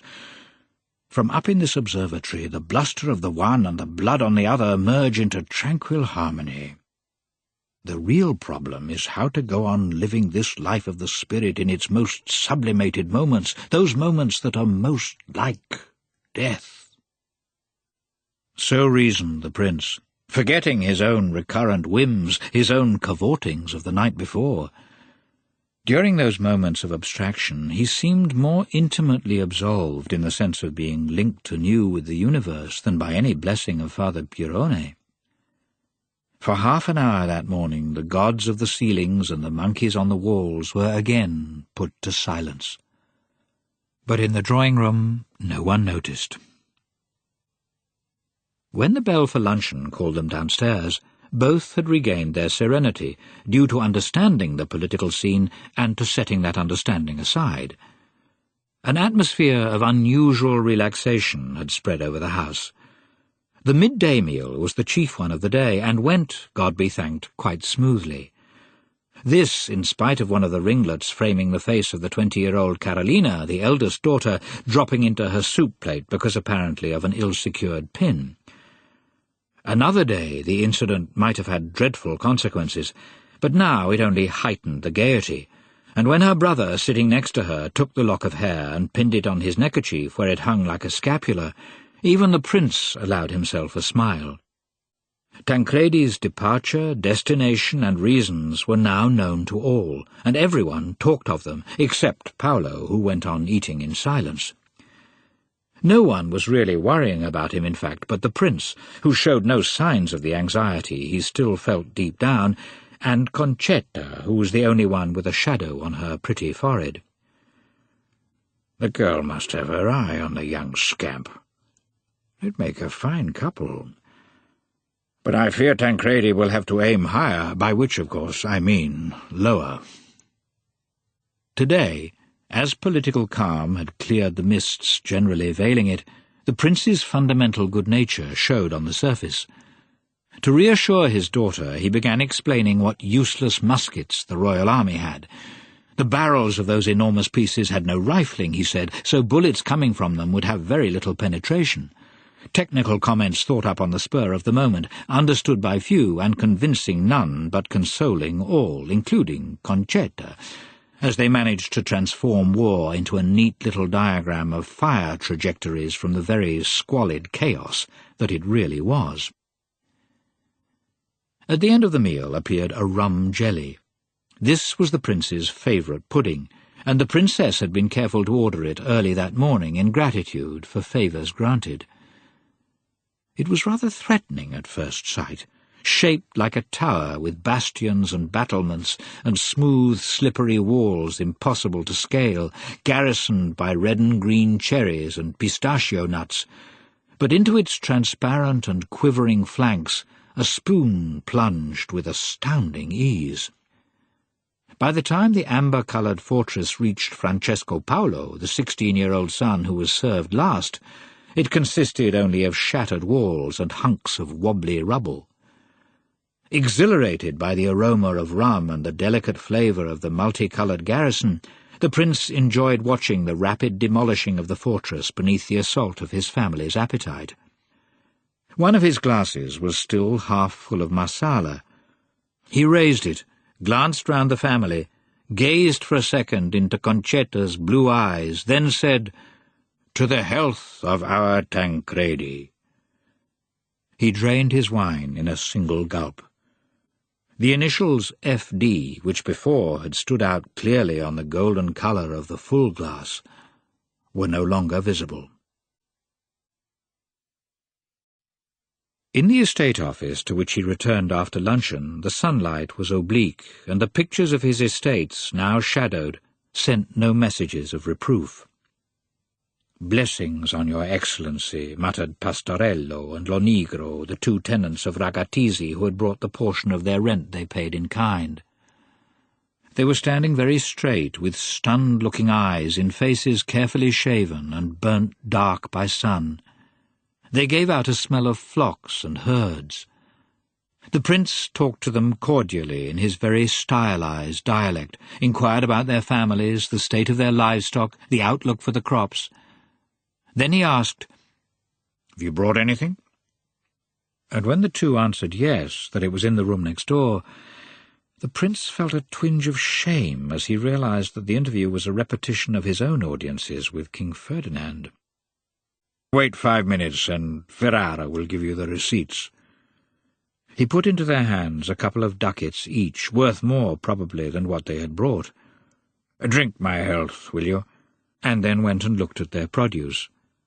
On the ground were 4 caciocavallo cheeses, each weighing roughly 10 kilos. He gave them a careless glance. He loathed that particular cheese. There were 6 baby lambs, the last of the year's litter, with their heads lolling pathetically above the big gash through which their life-blood had flowed a few hours before. Their bellies had been slashed open too, and iridescent intestines hung out. "May God receive his soul," he thought, remembering the gutted soldier of a month before. 4 pairs of chickens, tied by the claws, were twisting in terror under Bendico's restless snout. "Another example of pointless alarm," he thought. "The dog is no danger to them at all. He wouldn't even touch one of their bones, as it would give him a bellyache." All this blood and panic revolted him, however. "Pastorello, take the chickens into the coop, will you, as there's no need of them in the larder, and another time take the baby lambs straight into the kitchen, will you? They make a mess here. And you, Lonigro, go and tell Salvatore to come and clean up and take away the cheeses, and open the window to let out the smell." Then Ferrara came and made out the receipts. When the prince went upstairs again, he found Paolo, his heir, the Duke of Querceta, waiting for him in his study on the red sofa where he proposed to take his siesta. The youth had screwed up all his courage to talk to him. Short, slim, olive-skinned, he seemed older than the prince himself. "I wanted to ask you, Papa, how we're to behave with Tancredi when we next meet him." The prince understood at once and felt a twinge of annoyance. "What do you mean? Has anything changed?" "Papa, you can't possibly approve. He's gone to join those swine who are making trouble all over Sicily. Things like that just aren't done." Personal jealousy, a bigot's resentment of his agnostic cousin, a dullard's of the other's zest, had taken political guise.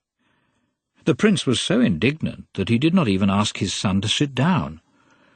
"Better to make a fool of oneself than spend all day staring at horses' dung. I'm even fonder of Tancredi than I was before. And anyway, what he's doing isn't as silly as all that. If in the future you're able to go on putting Duke of Querceta on your cards, and if you inherit any money when I'm gone, you will owe it to Tancredi and to others like him. Out with you now, and don't mention the subject to me again. I'm the only one who gives orders here." Then he became kindlier and substituted irony for anger. "Be off now, son, as I want to have a snooze. Go and talk politics with Gisca. You'll understand each other."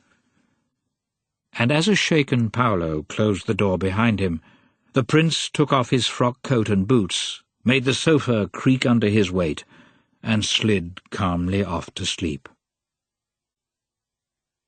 When he awoke, his valet came in with a newspaper and a letter on a tray. They had been sent up from Palermo by his brother-in-law, Malvica, brought by a mounted groom a short while before. Still a little dazed from his afternoon nap, the prince opened the letter. "My dear Fabrizio, I am writing to you in a state of utter collapse. Such dreadful news in the paper. The Piedmontese have landed. We are all lost. Tonight I and my whole family will take refuge on a British man-of-war. You will want to do the same, I am sure. If you wish, I can reserve a berth or two for you. May God save our beloved king, as always, Ciccio." He folded up the letter, put it in his pocket, and began laughing out loud. That ass, Malvika. He'd always been a rabbit, not understanding a thing, and now panic-struck. Abandoning his palace to the mercy of servants. This time he'd really find it empty on his return. That reminds me, Paolo must go and stay down at Palermo. A house empty at a moment like this means a house lost. I'll tell him at dinner. He opened the newspaper. On the 11th of May, an act of flagrant piracy culminated in the landing of armed men at Marsala. The latest reports say that the band numbers about 800 and is commanded by Garibaldi. When these brigands set foot on land, they were very careful to avoid any encounter with the royal troops and moved off, as far as can be ascertained, in the direction of Castelvetrano, threatening peaceful citizens and spreading rapine and devastation, etc., etc. The name of Garibaldi disturbed him a little. That adventurer, all hair and beard, was a pure Mazzinian. He had caused a lot of trouble already. But if that galantuomo king of his has let him come down here, it means they're sure of him. They'll curb him. Reassured, he combed his hair and had his shoes and frock coat put on again. He thrust the newspaper into a drawer. It was almost time for rosary, but the drawing-room was still empty. He sat down on a sofa, and as he waited, noticed how the Vulcan on the ceiling was rather like the lithographs of Garibaldi he had seen in Turin. He smiled. Cuckold. The family was gathering. Silken skirts rustled. The youngest was still joking together. Behind the door could be heard the usual echo of controversy between servants and Bendico, determined to take part. A ray of sunshine full of dust specks lit up the malicious monkeys. He knelt down. Salve, Regina, Mater Misericordiae.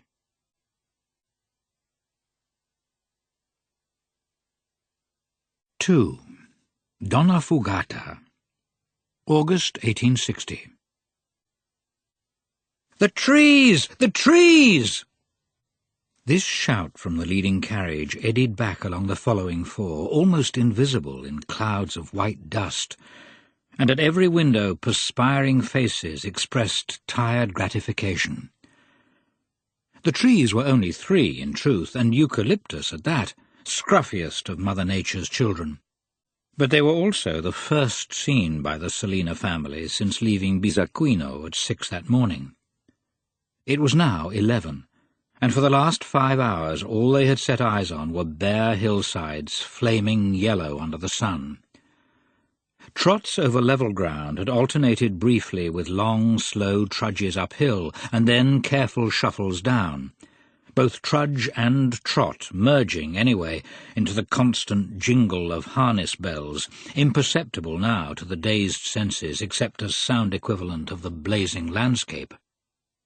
They had passed through crazed-looking villages washed in palest blue, crossed dry beds of torrents over fantastic bridges, skirted sheer precipices which no sage and broom could temper.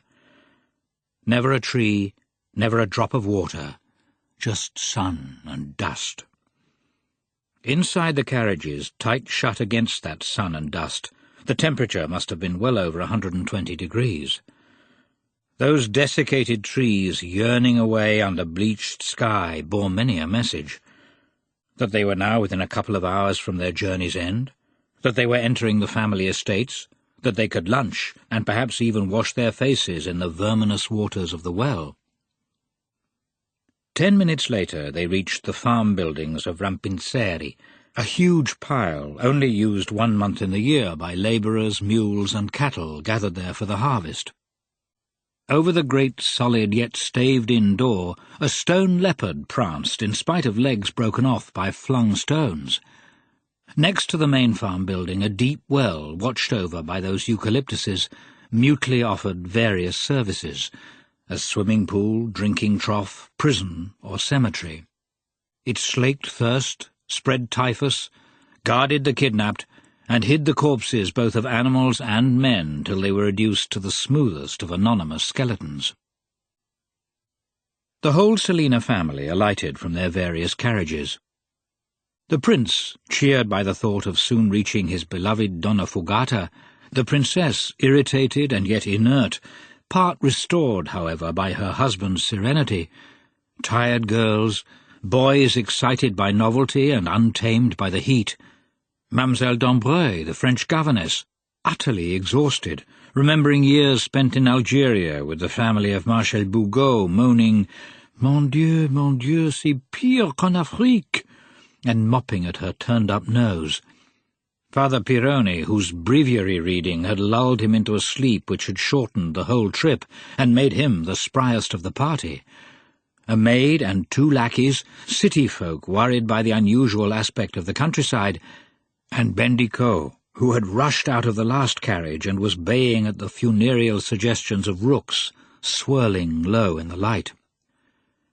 All were white with dust to the eyebrows, lips, or pigtails. Whitish puffs arose around those who had reached the stopping-place and were dusting each other down. Amid this dirt, Tancredi's elegant spruceness stood out all the more. He had travelled on horseback and, reaching the farm half an hour before the carriages, had time to shake off dust, brush up, and change his white cravat.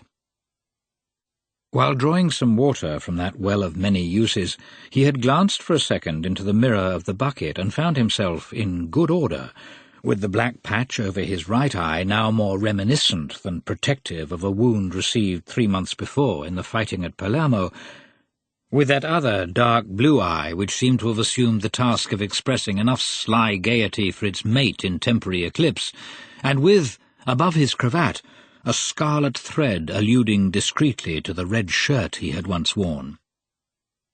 He helped the princess to alight, dusted the prince's top hat with his sleeve, distributed sweets to his girl cousins and quips to the boys, almost genuflected before the Jesuit, returned the passionate hugs of Bendicot, consoled Mademoiselle d'Ambreuil, laughed at all, enchanted all. The coachmen were walking the horses slowly round to freshen them up before watering, the lackeys laying tablecloths out on straw left over from the threshing in the oblong of shade from the building. Luncheon began near the accommodating well. All round quivered the funereal countryside, yellow with stubble, black with burnt patches. The lament of cicadas filled the sky. It was like a death rattle from parched Sicily at the end of August, vainly awaiting rain. An hour later they were all on the road again, refreshed. Although the horses were tired and going slower than ever, the last part of the journey seemed short. The landscape, no longer unknown, had lost its more sinister aspects. They began recognizing places they knew well, arid goals of past excursions and picnics in other years, the Dragonara ravine, the Misilbesi crossroads. Soon they would reach the shrine of Our Lady of Graces, turning point of their longest walks from Donnafugata. The princess had dozed off. The prince, alone with her in the wide carriage, was beaming. Never had he been so glad to be going to spend 3 months at Donnafugata as he was now in that late August of 1860. Not only because at Donnafugata he loved the house, the people, the sense of feudal ownership still surviving there, but also because, unlike other times, he felt no regret for his peaceful evenings in the observatory, his occasional visits to Marianina.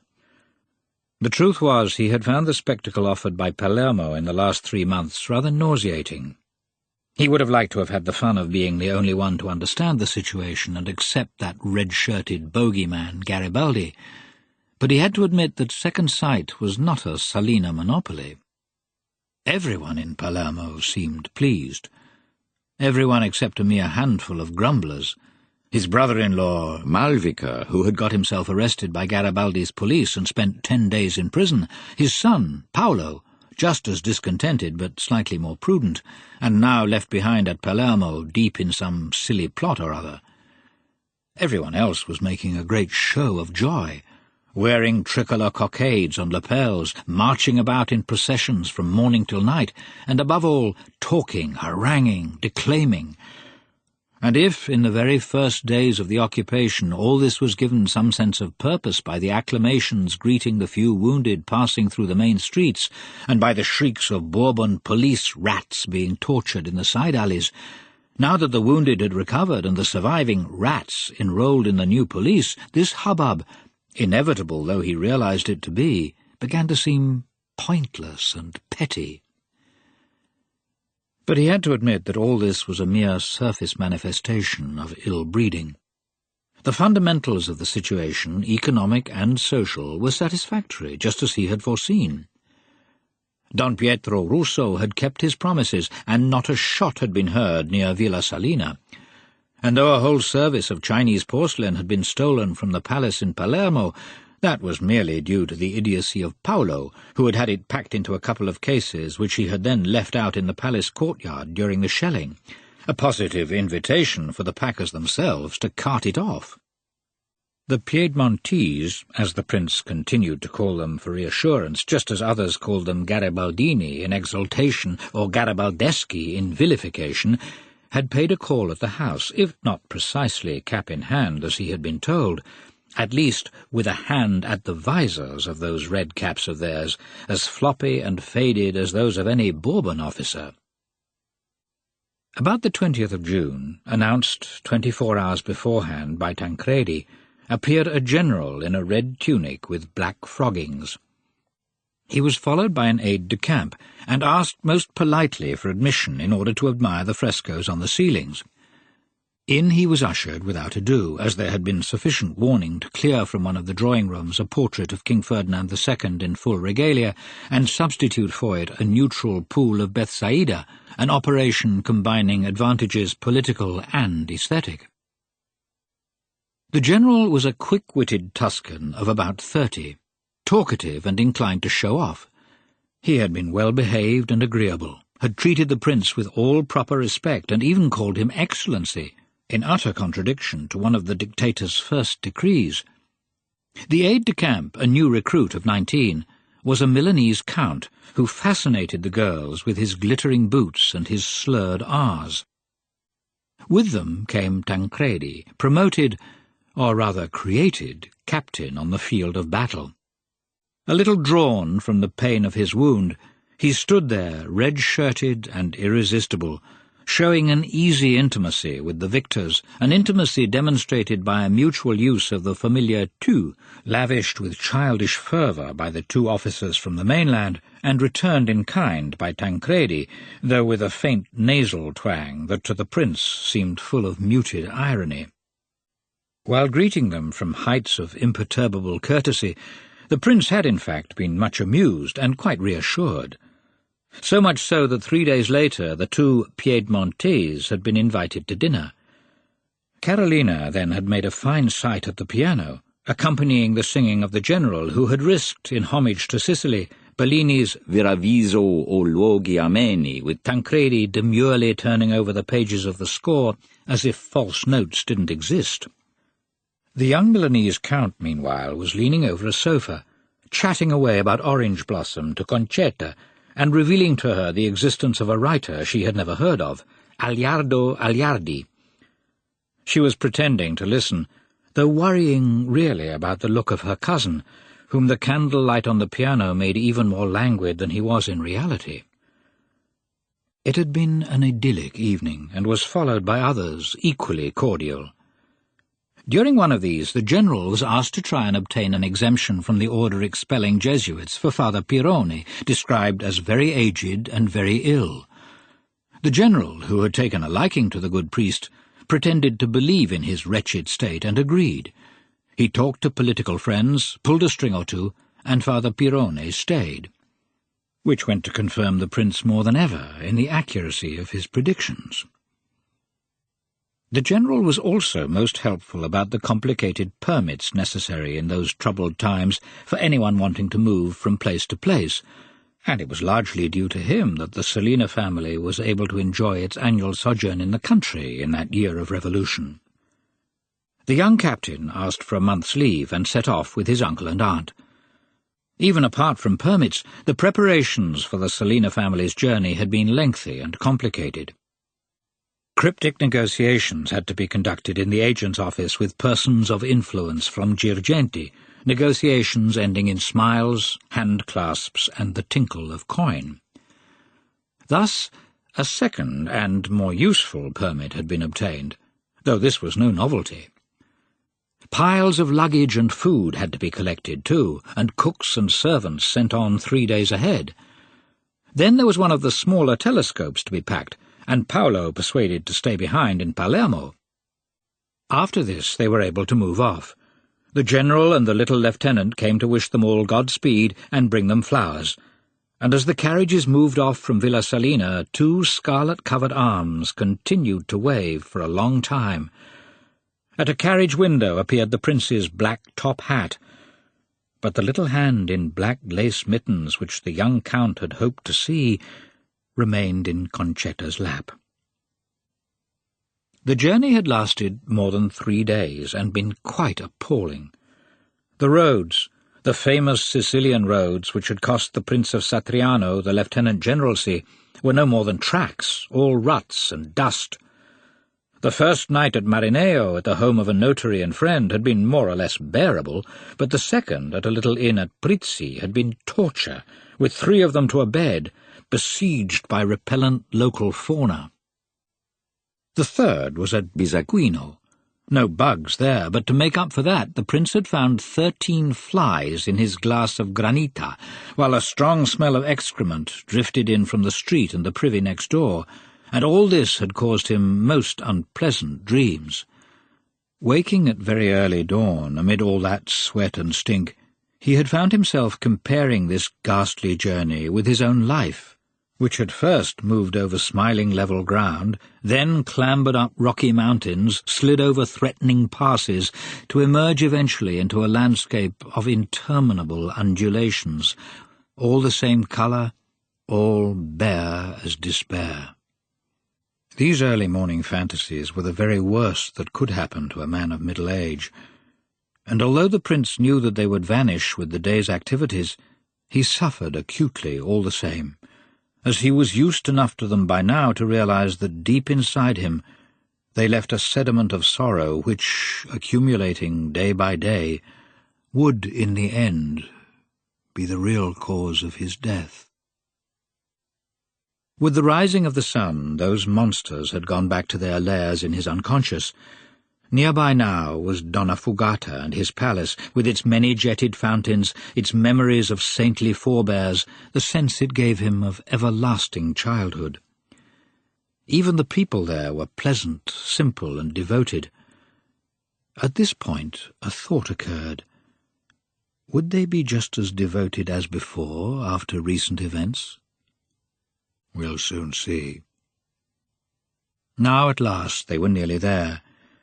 Tancredi's mischievous face appeared at the carriage windowsill. "Uncle! Aunt! Get ready! In 5 minutes we'll be there!" Tancredi was too tactful to precede the prince into the town. He slowed his horse to a walk and proceeded in silence beside the leading carriage. Beyond the short bridge leading into the town were waiting the authorities, surrounded by a few dozen peasants. As the carriages moved onto the bridge, the municipal band struck up with frenzied enthusiasm "Noi siamo Zingarelle" from Traviata, the first odd and endearing greeting by Donnafugata to its prince in recent years. After this, at a warning by some urchin on the lookout, the bells of the Mother Church and of the Convent of the Holy Ghost filled the air with festive sound. "Thanks be to God, everything seems as usual," thought the prince as he climbed out of his carriage. There was Don Calogero Sidara, the mayor, with a tricolour sash, bright and new as his job, tight around his waist. Monsignor Trottolino, the archpriest, with his big red face. Don Ciccio Ginestra, the notary, all braid and feathers, dressed up as captain of the National Guard. There was Don Toto Giambono, the doctor, and there was little Nuncia Giarita, who offered the princess a rather messy bunch of flowers, picked half an hour before in the palace gardens. There was Ciccio Tomeo, the cathedral organist, who was not strictly speaking of sufficient standing to be there with the authorities, but had come along all the same as friend and hunting companion of the prince, and had had the excellent notion of bringing along with him, for the prince's pleasure, his red pointer bitch, Teresina, with 2 little brown spots above its eyes, a daring rewarded with a special smile from Don Fabrizio. The latter was in high good humour and sincerely amiable. He and his wife had alighted to express their thanks, and against the tempestuous music of Verdi and the crashing of bells embraced the mayor and shook hands with all the others. The crowd of peasants stood there, silent, but their motionless eyes emitted a curiosity that was in no way hostile, for the poor of Donnafugata really did have a certain affection for their tolerant lord, who so often forgot to ask for their little rents of kind or money. Also, used as they were to seeing the bewhiskered leopard on the palace facade, on the church front, above the baroque fountains, on the Maiolica tiles in their houses, they were glad to set eyes now on the real animal in nankeen trousers, distributing friendly shakes of the paw to all, his features amiably wreathed in feline smiles. Yes, indeed. Everything is the same as before, better, in fact, than before. Tancredi, too, was the object of great curiosity. Though everyone had known him for a long time, now he seemed to them transfigured. No longer did they see him as a mere unconventional youth, but as an aristocratic liberal, companion of Rosolino Pilo, wounded hero of the Battle of Palermo. He was swimming in this noisy admiration like a fish in water. These rustic admirers were really rather fun. He talked to them in dialect, joked, laughed at himself and his wounds, but when he said General Garibaldi, his voice dropped an octave, and he put on the rapt look of a choir boy before the monstrance. Then, to Don Calogero Sedara, of whom he had vaguely heard as being active during the period of the liberation, he said in booming tones, "Ah, Don Calogero, Crispi said lots of nice things to me about you." After which he gave his arm to his cousin Concetta and moved off, leaving everyone abuzz. The carriages with servants, children, and Bendico went on to the palace. But according to ancient usage, before the others set foot in their home, they had to hear Te Deum in the Duomo. This was anyway only a few paces off, and they moved there in procession, the new arrivals dusty but imposing, the authorities gleaming but humble. Ahead walked Don Ciccio Ginestra, the prestige of his uniform cleaving a path. He was followed by the prince, giving an arm to the princess, and looking like a sated and pacified lion. Behind them came Tancredi, with on his right Concetta, who found this walk towards a church beside her cousin most upsetting and conducive to weepiness, a state of mind in no way alleviated by the dutiful young man's strong pressure on her arm, though its only purpose, alas, was to save her from potholes and ruts. The others followed in disorder.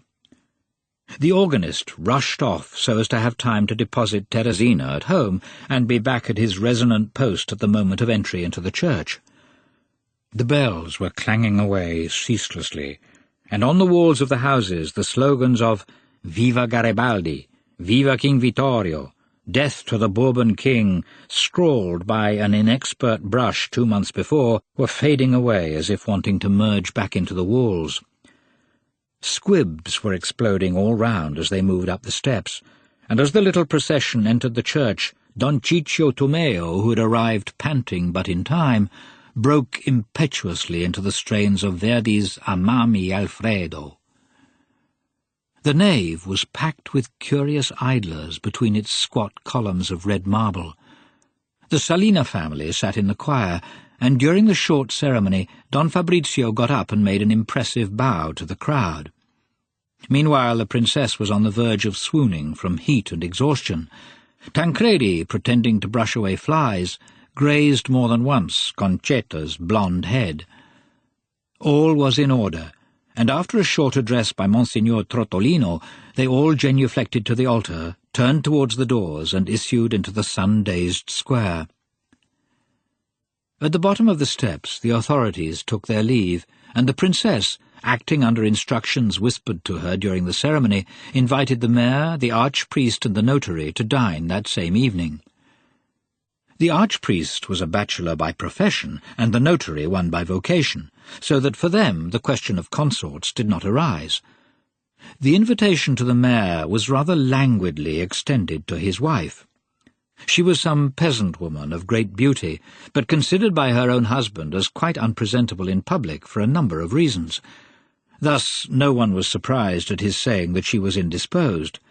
But great was the amazement when he added, "If your excellencies will allow, I'll bring along my daughter Angelica, who's been talking for the past month of nothing but her longing to be presented to you now that she's grown up."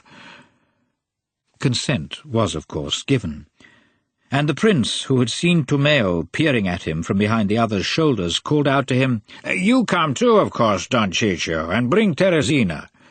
And he added, turning to the others, "And after dinner, at 9 o'clock, we shall be happy to see all our friends."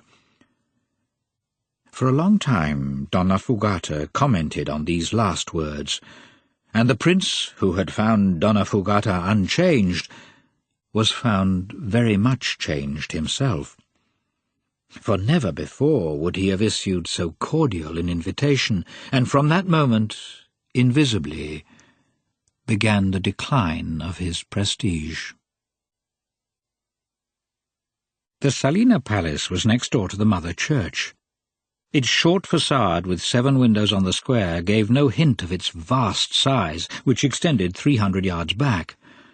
The buildings were of different styles, but all harmoniously grouped round 3 great courtyards ending in a large garden. At the main entrance in the square, the travellers were subjected to new demonstrations of welcome.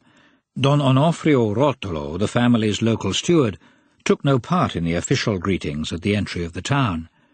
Educated under the rigid rule of the Princess Carolina, he considered the vulgus as non-existent, and the prince as resident abroad until the moment when he crossed the threshold of his own palace. So there he stood, exactly 2 steps outside the gates, very small, very old, very bearded, with a much younger and plumper wife standing beside him, flanked by lackeys and 8 rangers with golden leopards on their caps, and in their hands 8 shotguns of uncertain damaging power. "I am happy to welcome your excellencies to your home, and I beg to hand back the palace in the exact state in which it was left to me." Don Onofrio Rotolo was one of the rare persons held in esteem by the prince, and perhaps the only one who had never cheated him. His honesty bordered on mania, and spectacular tales were told of it, such as the glass of Rosolio wine once left half full by the princess at the moment of departure, and found a year later in exactly the same place, with its contents evaporated and reduced to a state of sugary lees, but untouched. "For it is an infinitesimal part of the prince's patrimony, and must not be dispersed." After a proper exchange of greetings with Don Onofrio and Donna Maria, the princess, who was on her feet still only by sheer strength of will, went straight to bed.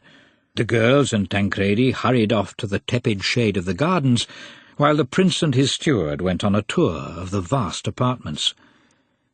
Everything was in perfect order. The pictures were clear of dust in their heavy frames, the old gilt bindings emitted discreet gleams, the high sun made the grey marbles glitter round the doorposts. Everything was in the state it had been for the last 50 years. Away from the noisy turbine of civil dissent, Don Fabrizio felt refreshed, full of serene confidence, and glanced almost tenderly at Don Onofrio trotting along beside him. "Don Onofrio, you're like one of those djinns standing guard over treasure, really you are. We owe you a great debt of gratitude." In an earlier year the sentiment might have been the same, but the words themselves would never have come to his lips. Don Onofrio looked at him in gratitude and surprise. "My duty, Your Excellency, it's just my duty."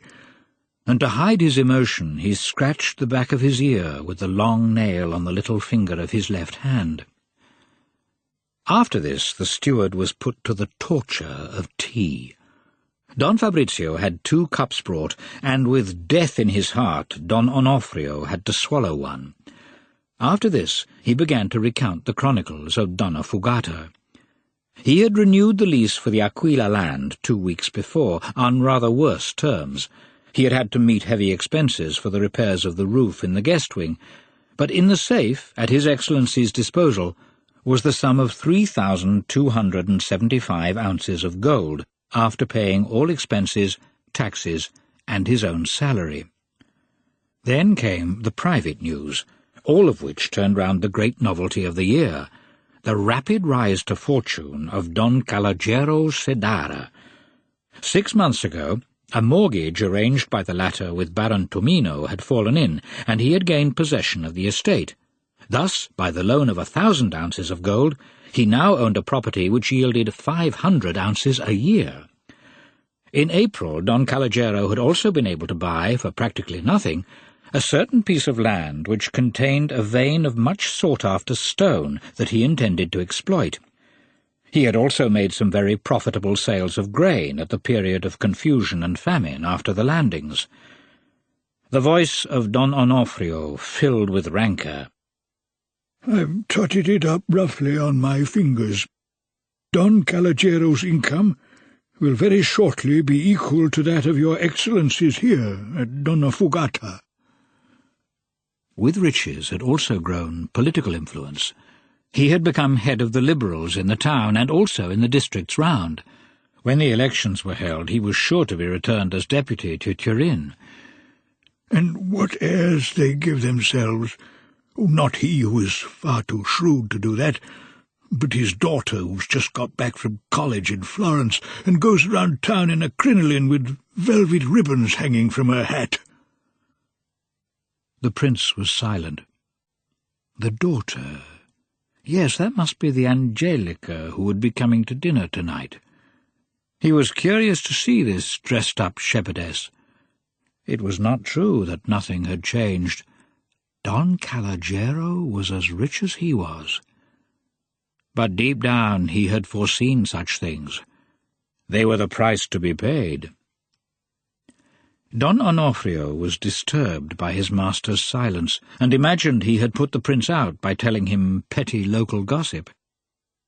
"Excellency, I ordered a bath to be prepared for you. It should be ready by now." Don Fabrizio suddenly realized that he was tired. It was almost 3 o'clock, and he had been up and about for 9 hours under that torrid sun and after that ghastly night. He felt his body covered in dust to the remotest creases. "Thank you, Don Onofrio, for thinking of it, and for everything else. We shall meet tonight at dinner." He went up the internal staircase, passed through the tapestry hall, through the blue, the yellow drawing-rooms. Lowered blinds filtered the light. In his study the Boule clock ticked away discreetly. What peace, my God! What peace! He entered the bathroom. Small, whitewashed, with a rough tiled floor and a hole in the middle to let the water out. The bath itself was a kind of oval trough, vast, of enamelled iron, yellow outside and grey in, propped on 4 heavy wooden feet. Hanging on a nail was a dressing-gown. Fresh linen was laid out on a rush chair, and on another a suit which still showed creases from packing. Beside the bath lay a big piece of pink soap, a brush, a knotted handkerchief containing bran which would emit a sweet scent when soaked, and a huge sponge, one of those sent by the Selena agent.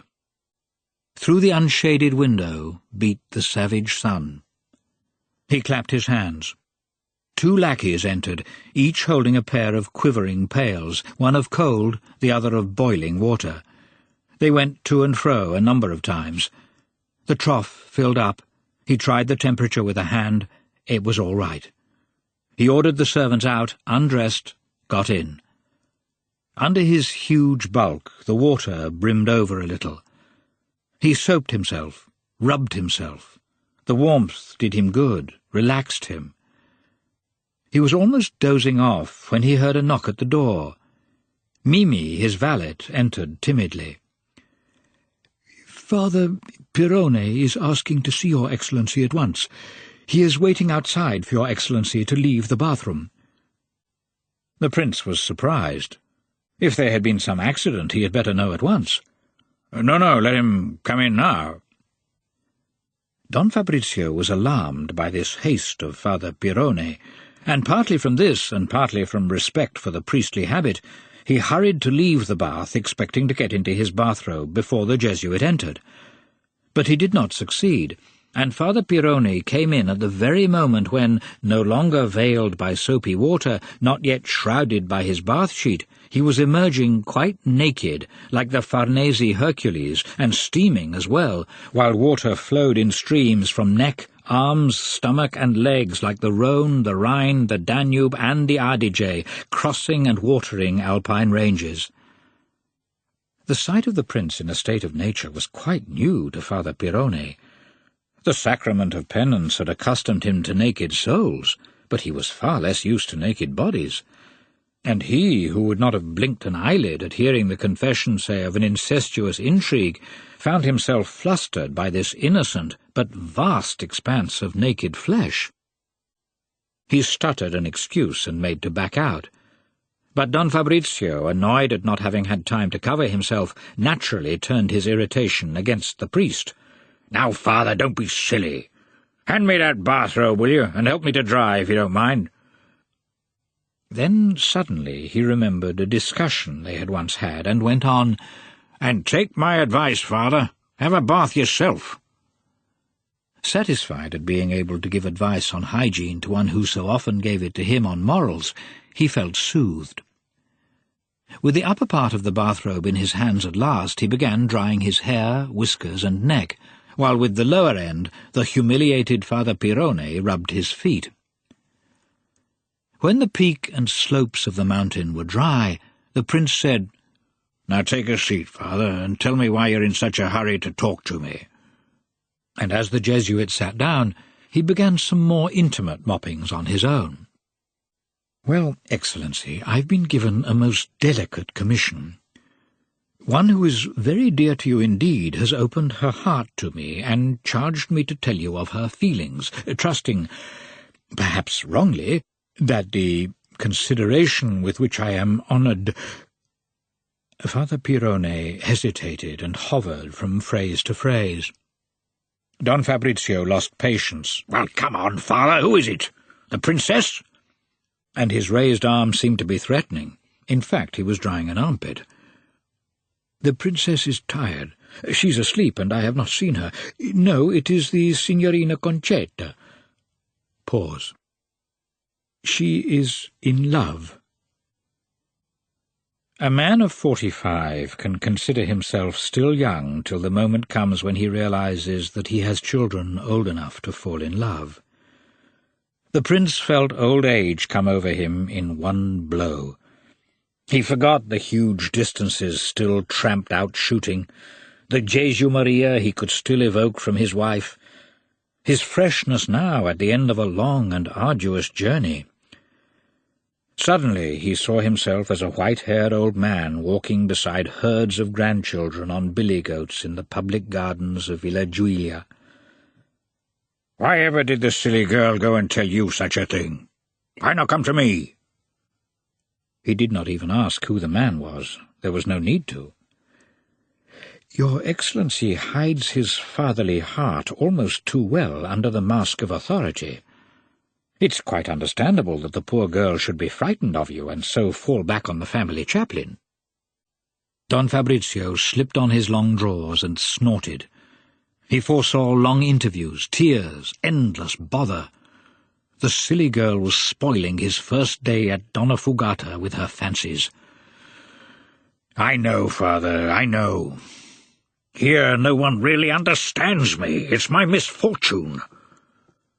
He was sitting now on a stool with the fuzz of fair hair on his chest dotted with pearly drops of water. Rivulets were snaking over the tiles, and the room was full of the milky smell of bran and the almond smell of soap. Well, what should I say, in your opinion? The Jesuit was sweating in the heat of the little room, and now that his message had been delivered would have liked to go, but he was held back by a feeling of responsibility. The wish to found a Christian family is most agreeable to the eyes of the Church. The presence of our Lord at the marriage of Cana— Let's keep to the point, shall we? I wish to talk about this marriage, not about marriage in general. Has Don Tancredi made any definite proposal by any chance? And if so, when?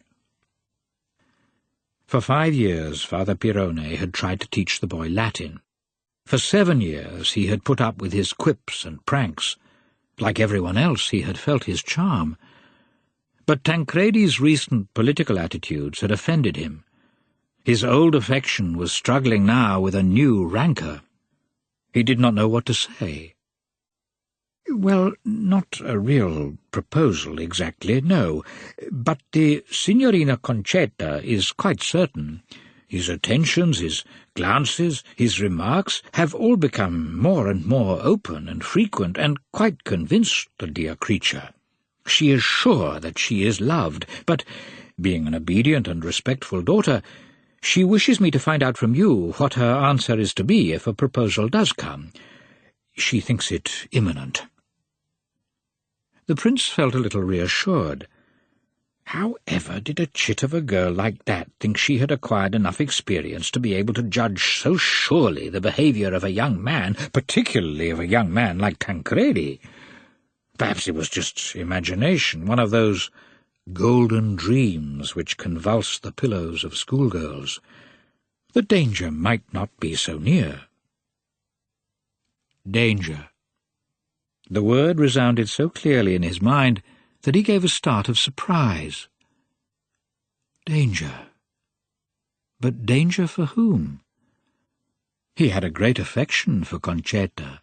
He liked her perpetual submission, the placidity with which she yielded to the most unwelcome of paternal suggestions, a submission and placidity, incidentally, rather overvalued by him. His natural tendency to avoid any threat to his own calm had made him miss the steely glint which crossed her eyes when the whims she was obeying were really too vexing. Yes, the prince was very fond of this daughter of his. But he was even fonder of his nephew. Conquered forever by the youth's affectionate chaff, he had begun during the last few months to admire his intelligence, too. That quick adaptability, that worldly penetration, that innate artistic subtlety with which he could use the demagogic terms then in fashion, while hinting to initiates that for him, the Prince of Falconeri, it was only a momentary pastime. All this amused Don Fabrizio, and in people of his character and standing, the fact of being amused makes up 4/5 of affection. Tancredi, he considered, had a great future. He could be the standard-bearer of a counterattack which the nobility, under changed trappings, could launch against the new social state. To do this he lacked but one thing: money. This Tancredi did not have, none at all. And to get on in politics now that a name counted less would need a lot of money, money to buy votes, money to do the electors favours, money for a dazzling style of living. Style of living. And would Concetta, with all those passive virtues of hers, be capable of helping an ambitious and brilliant husband to climb the slippery slopes of the new society? Timid, reserved, bashful as she was? Wouldn't she always remain just the pretty schoolgirl she was now, a leaden weight on her husband's feet? Can you see Concetta, Father, as ambassadress in Vienna or Petersburg? The question took Father Pirone quite unawares. What has that to do with it? I don't understand. Don Fabrizio did not bother to explain. He plunged back into his silent thoughts. Money. Concetta would have a dowry, of course, but the Selena fortune would have to be divided into 7 parts, unequal at that, in which the girls would be the smallest. Well then, Tancredi needed much more. Maria Santapao, for instance, with 4 estates already hers and all those uncles, priests and misers. Or one of the Sutera girls, so ugly, but so rich. Love. Of course. Love. Flames for a year, ashes for 30. He knew what love was. Anyway, Tancredi would always find women falling for him like ripe pears. Suddenly he felt cold. The water on him had evaporated, and the skin of his arms was icy. The ends of his fingers were crinkling. Oh dear, what a lot of bothersome talk it would all mean. That must be avoided. Now I have to go and dress, Father. Tell Concetta, will you, that I am not in the least annoyed, but that we'll talk about all this later, when we're quite sure it's not all just the fancy of a romantic girl. Au revoir, Father. He got up and passed into the dressing-room. From the mother church next door rang a lugubrious funeral knell. Someone had died at Donnafugata. Some tired body, unable to withstand the deep gloom of Sicilian summer, had lacked stamina to await the rains. Lucky person, thought the prince as he rubbed lotion on his whiskers. Lucky person with no worries now about daughters, dowries, and political careers. This ephemeral identification with an unknown corpse was enough to calm him. While there's death, there's hope, he thought. Then he saw the absurd side of letting himself get into such a state of depression because one of his daughters wanted to marry. Ce sont leurs affaires, après tout, he thought in French, as he did when his cogitations persisted in playing pranks. He settled in an armchair and dropped off into a doze. An hour later he awoke refreshed and went down into the garden. The sun was already low, and its rays, no longer overwhelming, were lighting amiably on the araucarias, the pines, the lusty ilexes which were the glory of the place. From the end of the main alley, sloping gently down between high laurel hedges framing anonymous busts of broken-nosed goddesses, could be heard the gentle drizzle of spray falling into the fountain of Amphitrite. He moved swiftly towards it, eager to see it again. The waters came spurting in minute jets blown from shells of tritons and naiads, from noses of marine monsters, spattering and pattering on the greenish surface, bouncing and bubbling, wavering and quivering, dissolving into laughing little gurgles. From the whole fountain, the tepid water, the stones covered with velvety moss, emanated a promise of pleasure that would never turn to pain. Perched on an islet in the middle of the round basin, modelled by a crude but sensual hand, a vigorous, smiling Neptune was embracing a willing Amphitrite. Her navel, wet with spray and gleaming in the sun, would be the nest, shortly, for hidden kisses in subaqueous shade. Don Fabrizio paused, gazed, remembered, regretted. He stood there a long while. "Uncle, come and look at the foreign peaches. They've turned out fine. And leave these indecencies which are not for men of your age." Tancredi's affectionate, mocking voice called him from his voluptuous torpor. He had not heard the boy come. He was like a cat. For the first time he felt a touch of rancour prick him at the sight of Tancredi. This fop with the pinched-in waist under his dark blue suit had been the cause of those sour thoughts of his about death 2 hours ago. Then he realized that it was not rancour, just disguised alarm. He was afraid the other would talk to him about Concetta. But his nephew's approach and tone was not that of one preparing to make amorous confidences to a man like himself. Don Fabrizio grew calm again. His nephew was looking at him with the affectionate irony which youth accords to age. "They can allow themselves to be a bit nice to us, as they're so sure to be free of us the day after our funerals." He went with Tancredi to look at the foreign peaches. The grafting, with German cuttings made 2 years ago, had succeeded perfectly. There was not much fruit, a dozen or so on the 2 grafted trees, but it was big, velvety, luscious-looking, yellowish, with a faint flush of rosy pink on the cheeks, like those of modest little Chinese girls. The prince felt them with the delicacy for which his fleshy fingers were famous. "They seem quite ripe. A pity there are too few for tonight. But we'll get them picked tomorrow and see what they're like. There, that's how I like you, Uncle. Like this in the part of Agricola Pius, appreciating in anticipation the fruits of your own labours, and not as I found you a short while ago gazing at all that shameless naked flesh. And yet, Tancredi, these peaches are also products of love, of coupling. Of course, but legal love, blessed by you as their master and by Nino, the gardener, as notary. Considered fruitful love. As for those," he went on, pointing at the fountain, whose shimmer could just be discerned through a veil of ilexes, "do you really think they've been before a priest?" The conversation was taking a dangerous turn, and Don Fabrizio hastily changed its direction. As they moved back up towards the house, Tancredi began telling what he had heard of the love life of Donnafugata. Menica, the daughter of Saverio, the keeper, had let herself be put with child by her young man. The marriage would be rushed on now. Calicoio had just avoided being shot by an angry husband. "But how do you know such things?"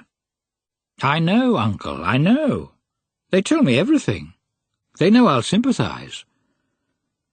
When they reached the top of the steps, which rose from the garden to the palace with gentle turns and long landings, they could see the dusky horizon beyond the trees. Over towards the sea, huge, inky clouds were climbing up the sky. Perhaps the anger of God was satiated and the annual curse over Sicily nearly over?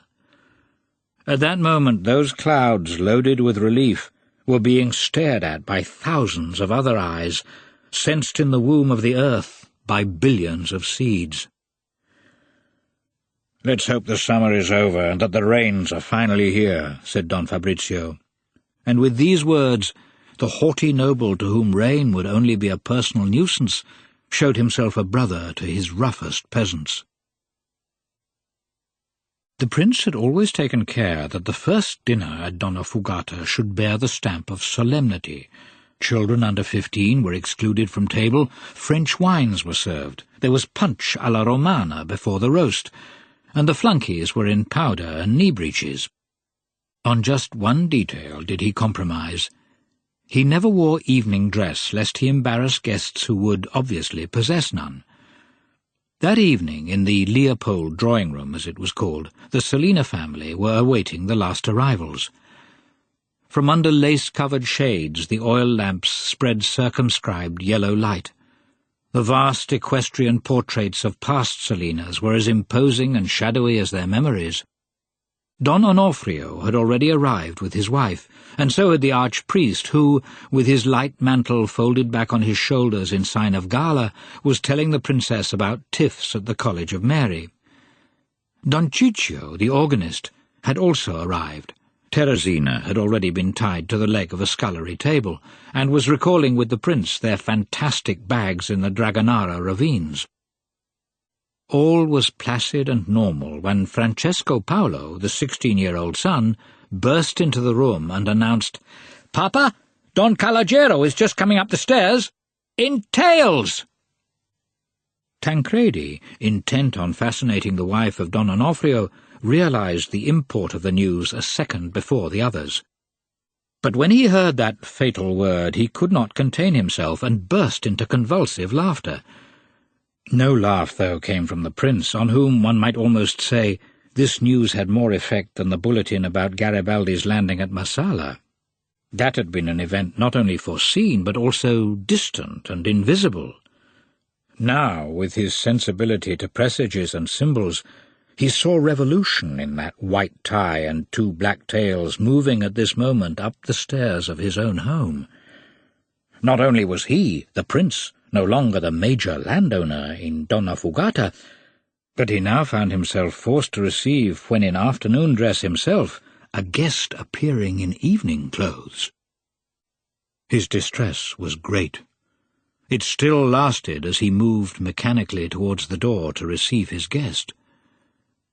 When he saw him, however, his agonies were somewhat eased. Though perfectly adequate as a political demonstration, it was obvious that as tailoring, Don Caligero's tailcoat was a disastrous failure. The stuff was excellent, the style modern, but the cut appalling. The word from London had been most inadequately made flesh in a tailor from Girgenti, to whom Don Caligero had gone with his tenacious avarice. The wings of his cravat pointed straight to heaven in mute supplication. His huge collar was shapeless, and what is more, it is our painful but necessary duty to add that the mare's feet were shod in buttoned boots. Don Caligero advanced towards the princess with a hand outstretched and still gloved. "My daughter begs you to excuse her. She was not quite ready. Your Excellency knows how females are on these occasions," he added, expressing in his near dialect a thought of Parisian levity. "But she'll be here in a second. It's only a step from our place, as you know." The second lasted 5 minutes. Then the door opened, and in came Angelica. The first impression was of dazed surprise. The Selena family all stood there with breath taken away. Tancredi could even feel the veins pulsing in his temples. Under the first shock from her beauty, the men were incapable of noticing or analyzing its defects, which were numerous. There were to be many forever incapable of this critical appraisal.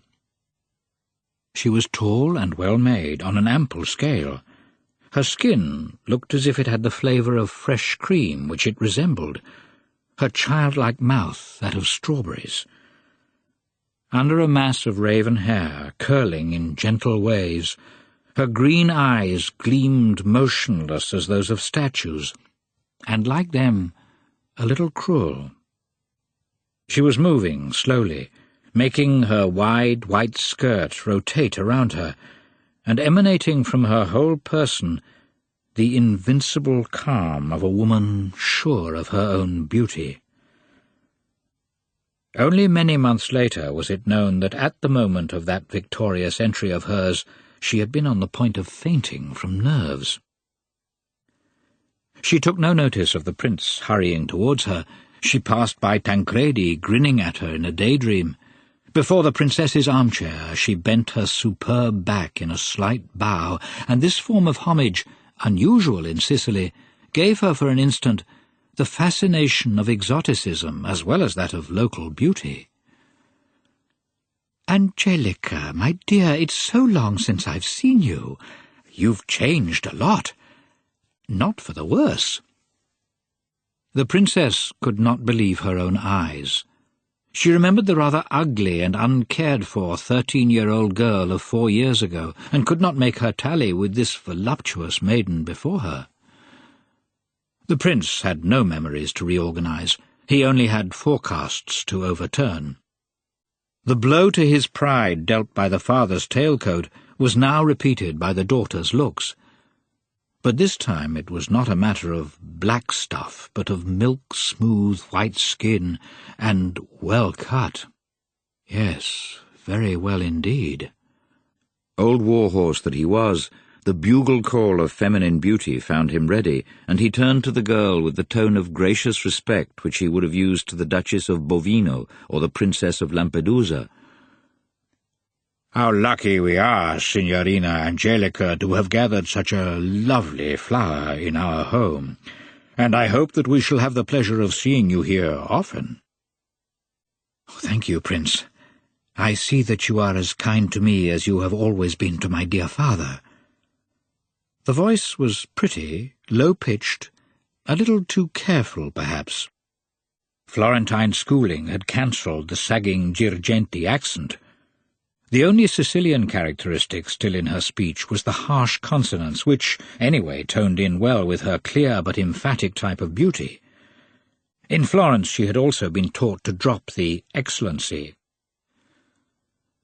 About Tancredi there seems little to be said. After being introduced by Don Calogero, after manoeuvring the searchlight of his blue eyes, after just managing to resist implanting a kiss on Angelica's hand, he had resumed his chat with the Signora Rotolo without taking in a word that the good lady said. Father Pirone, in a dark corner, was deep in meditation over Holy Scripture, which that night appeared only in the guise of Delilahs, Judiths, and Esthers. The central doors of the drawing-room were flung open, and the butler declaimed mysterious sounds announcing that dinner was ready. "Pran, pran!" The heterogeneous group moved towards the dining-room. The prince was too experienced to offer Sicilian guests in a town of the interior a dinner beginning with soup, and he infringed the rules of haute cuisine all the more readily as he disliked it himself. But rumours of the barbaric foreign usage of serving an insipid liquid as first course had reached the notables of Donnafugata too insistently for them not to quiver with a slight residue of alarm at the start of a solemn dinner like this. So when 3 lackeys in green, gold, and powder entered, each holding a great silver dish containing a towering macaroni pie, only 4 of the 20 at table avoided showing pleased surprise.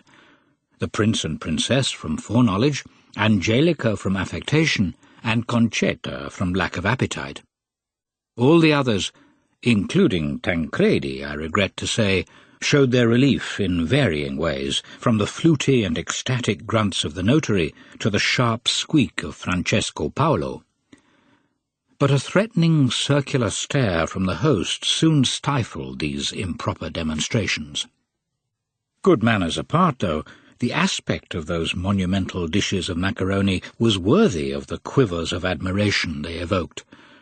The burnished gold of the crusts, the fragrance of sugar and cinnamon they exuded, were but preludes to the delights released from the interior when the knife broke the crust. First came a spice-laden haze, then chicken livers, hard-boiled eggs, sliced ham, chicken and truffles in masses of piping-hot, glistening macaroni, to which the meat juice gave an exquisite hue of suede. The beginning of the meal, as happens in the provinces, was quiet. The archpriest made the sign of the cross and plunged in head first without a word. The organist absorbed the succulent dish with closed eyes. He was grateful to the Creator that his ability to shoot hare and woodcock could bring him ecstatic pleasures like this, and the thought came to him that he and Teresina could exist for a month on the cost of one of these dishes.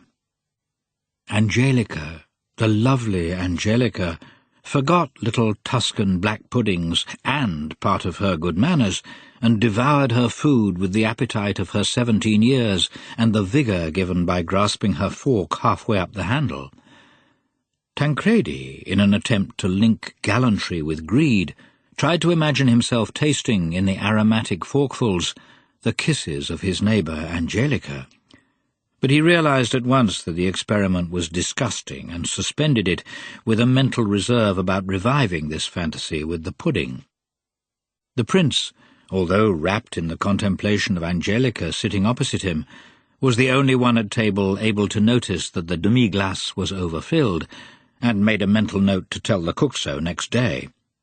The others ate without thinking of anything, and without realizing that the food seemed so delicious because sensuality was circulating in the house. All were calm and contented. All except Concetta. She had, of course, embraced and kissed Angelica, told her not to use the formal third person, and insisted on the familiar tu of their infancy. But under her pale blue bodice, her heart was being torn to shreds. The violent Selena blood came surging up in her, and beneath a smooth forehead she found herself brooding over daydreams of poisoning.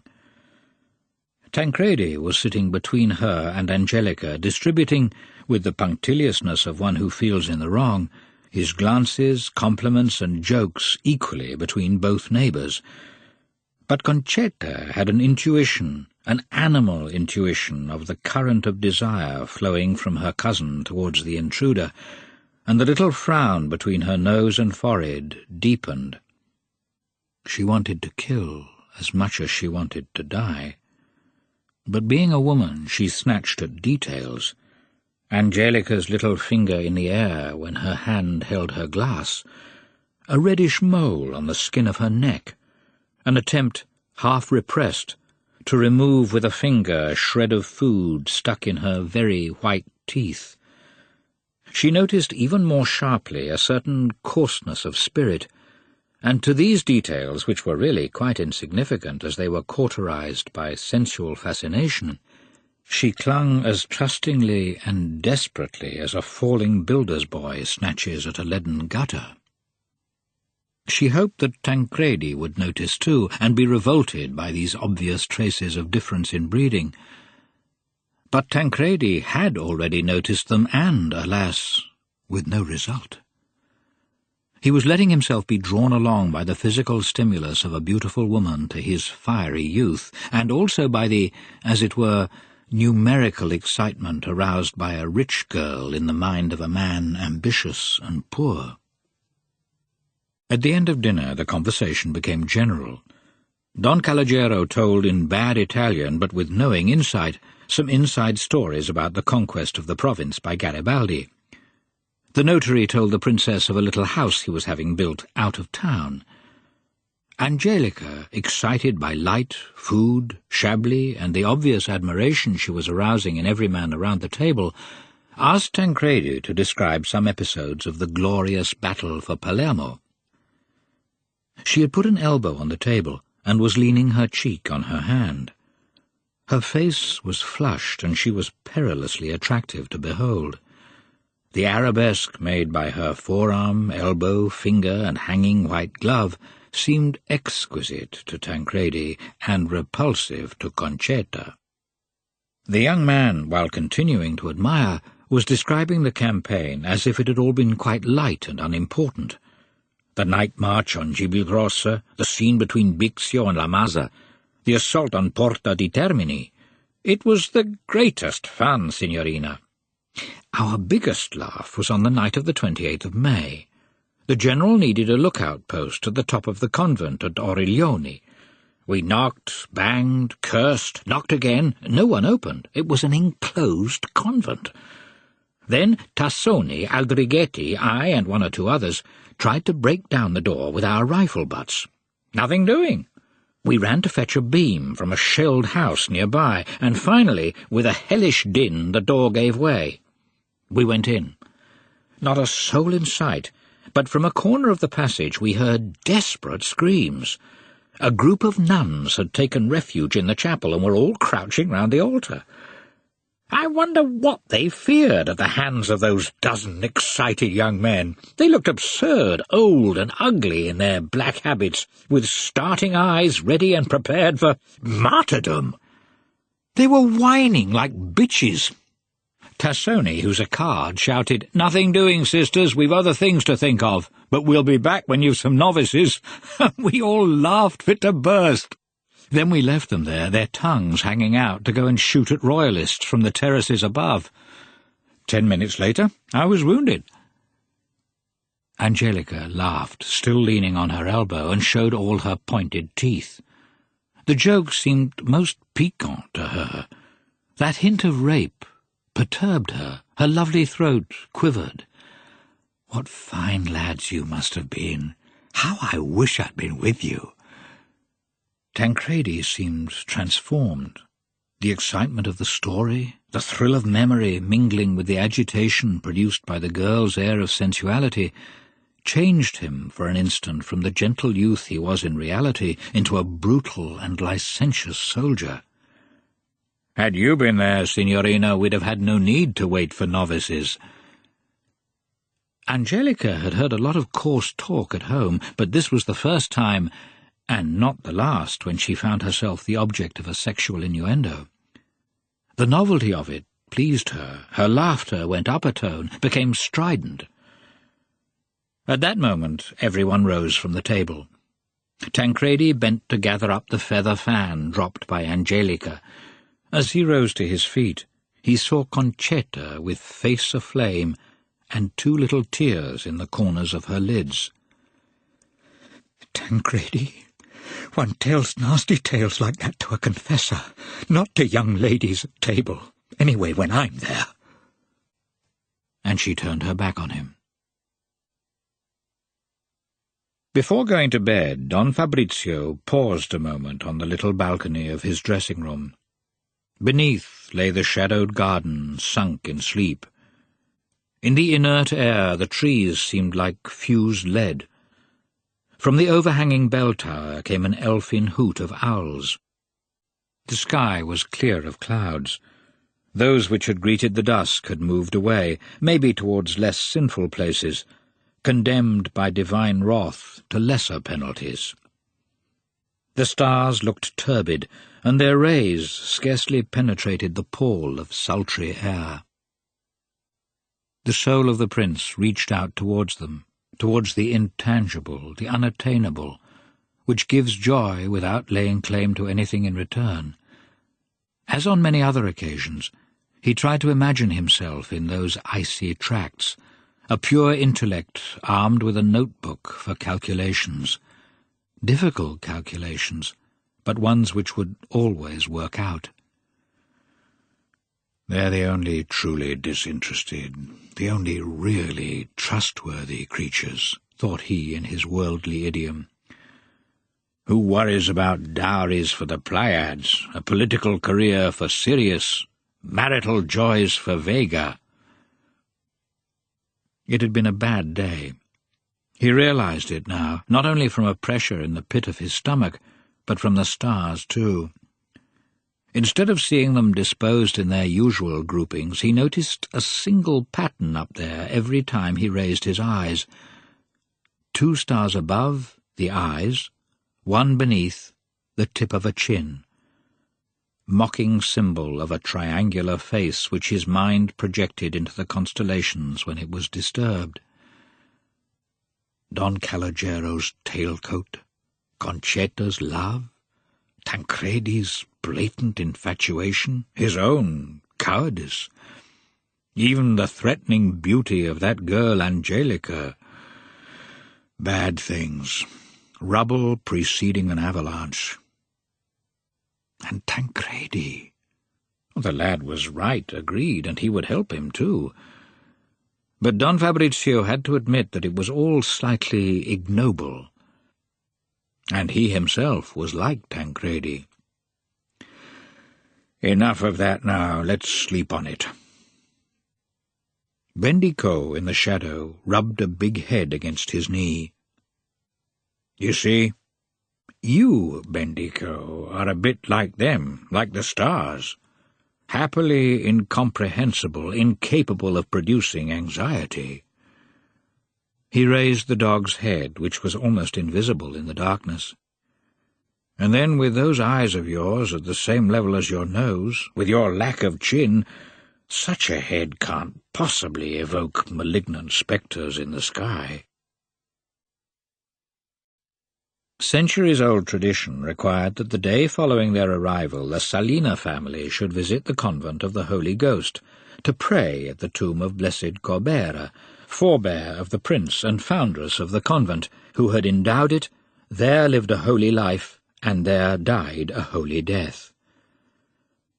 The convent of the Holy Ghost had a rigid rule of enclosure, and entry was severely forbidden to men. That was why the prince particularly enjoyed visiting it, for he, as direct descendant of the foundress, was not excluded, and of this privilege, shared only with the King of Naples, he was both jealous and childishly proud. This faculty of canonical intrusion was the chief, but not the only reason for his liking the convent of the Holy Ghost. Everything about the place pleased him, beginning with the humble simplicity of the parlour, with its barrel-vaulted ceiling centred on the Leopard, its double gratings for interviews, a little wooden wheel for passing messages in and out, and a heavy door whose threshold he and the king were the only men in the whole world allowed to cross. He liked the look of the nuns, with their wide wimples of purest white linen in tiny pleats, gleaming against the rough black robes. He was edified at hearing for the 100th time the Mother Abbess describe the Blessed One's ingenuous miracles, at her showing the corner of the dank garden where the saintly nun had suspended in the air a huge stone which the devil, irritated by her austerity, had flung at her.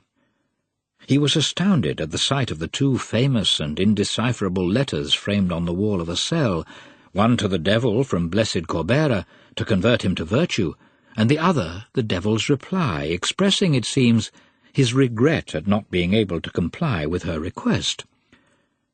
The prince liked the almond cakes which the nuns made up from an ancient recipe.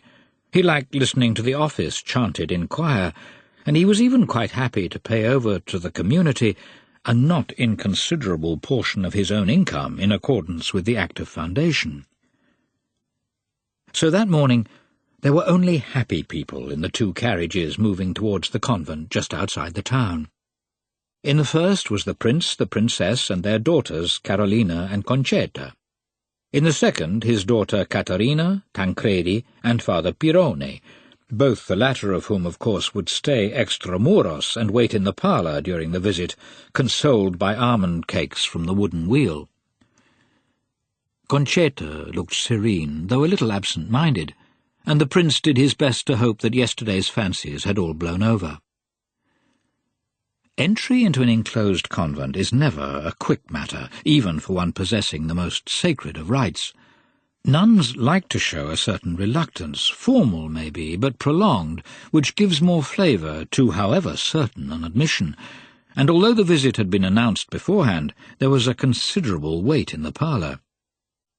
Towards the end of this, Tancredi unexpectedly asked the prince, "Uncle, can't you get me in, too? After all, I'm half a Selena, and I've never been here before." Though pleased at heart by the request, the prince shook his head decisively. "But, my boy, you know, only I and no other man can enter here." It was not easy, however, to put Tancredi off.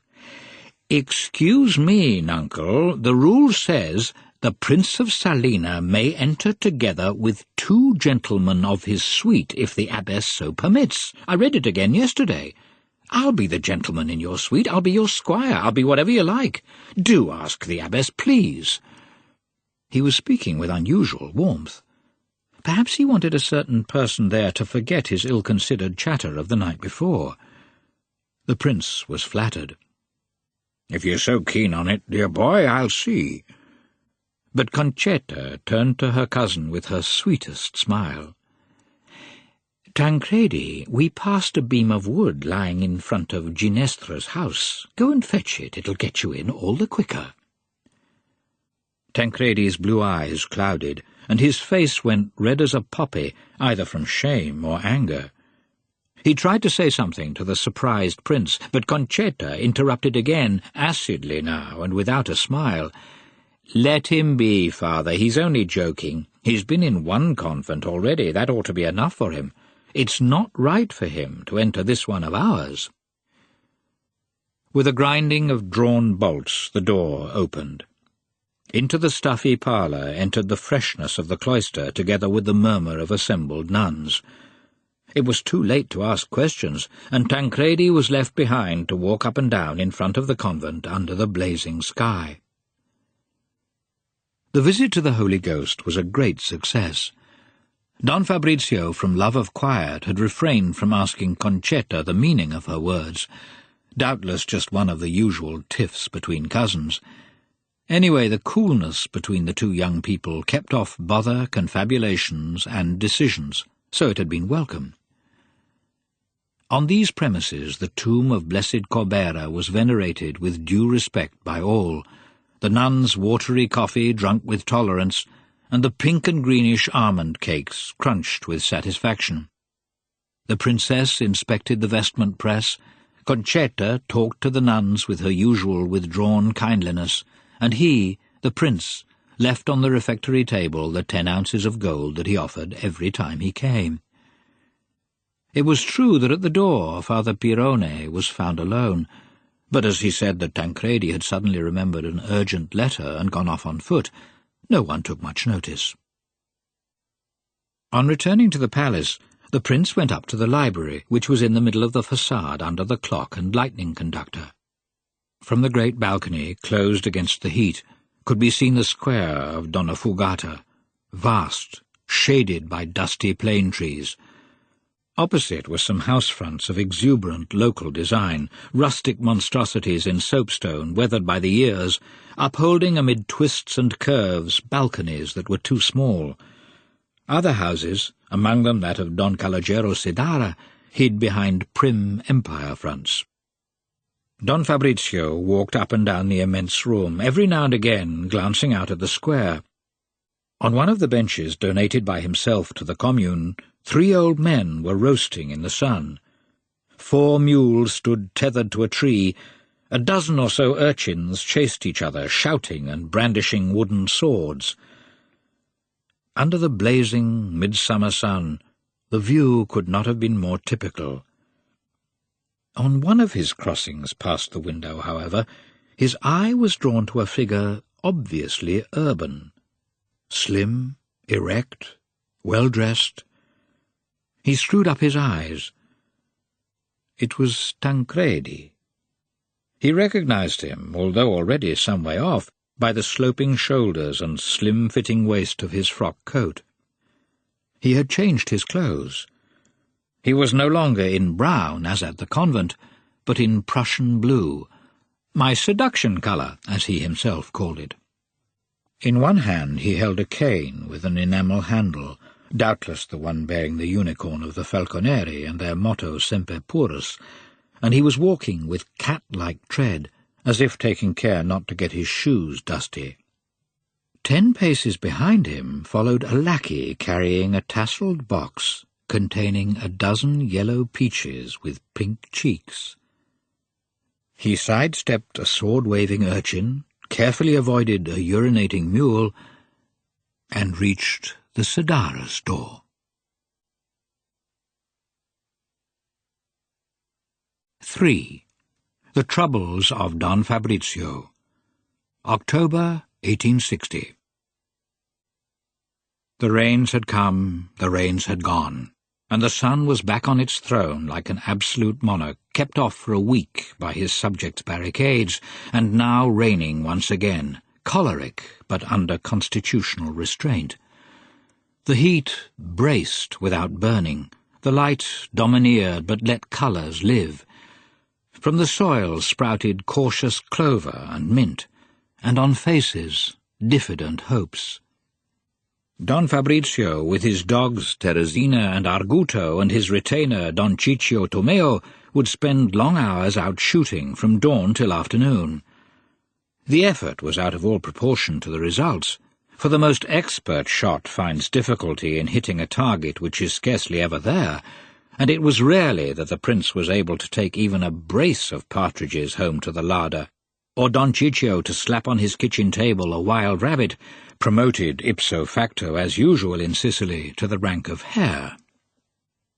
A big bag would anyway have been a secondary pleasure for the prince.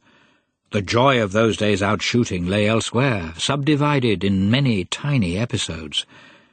It began with shaving in a room still dark, by candlelight that projected every gesture emphatically over the painted architecture on the ceiling.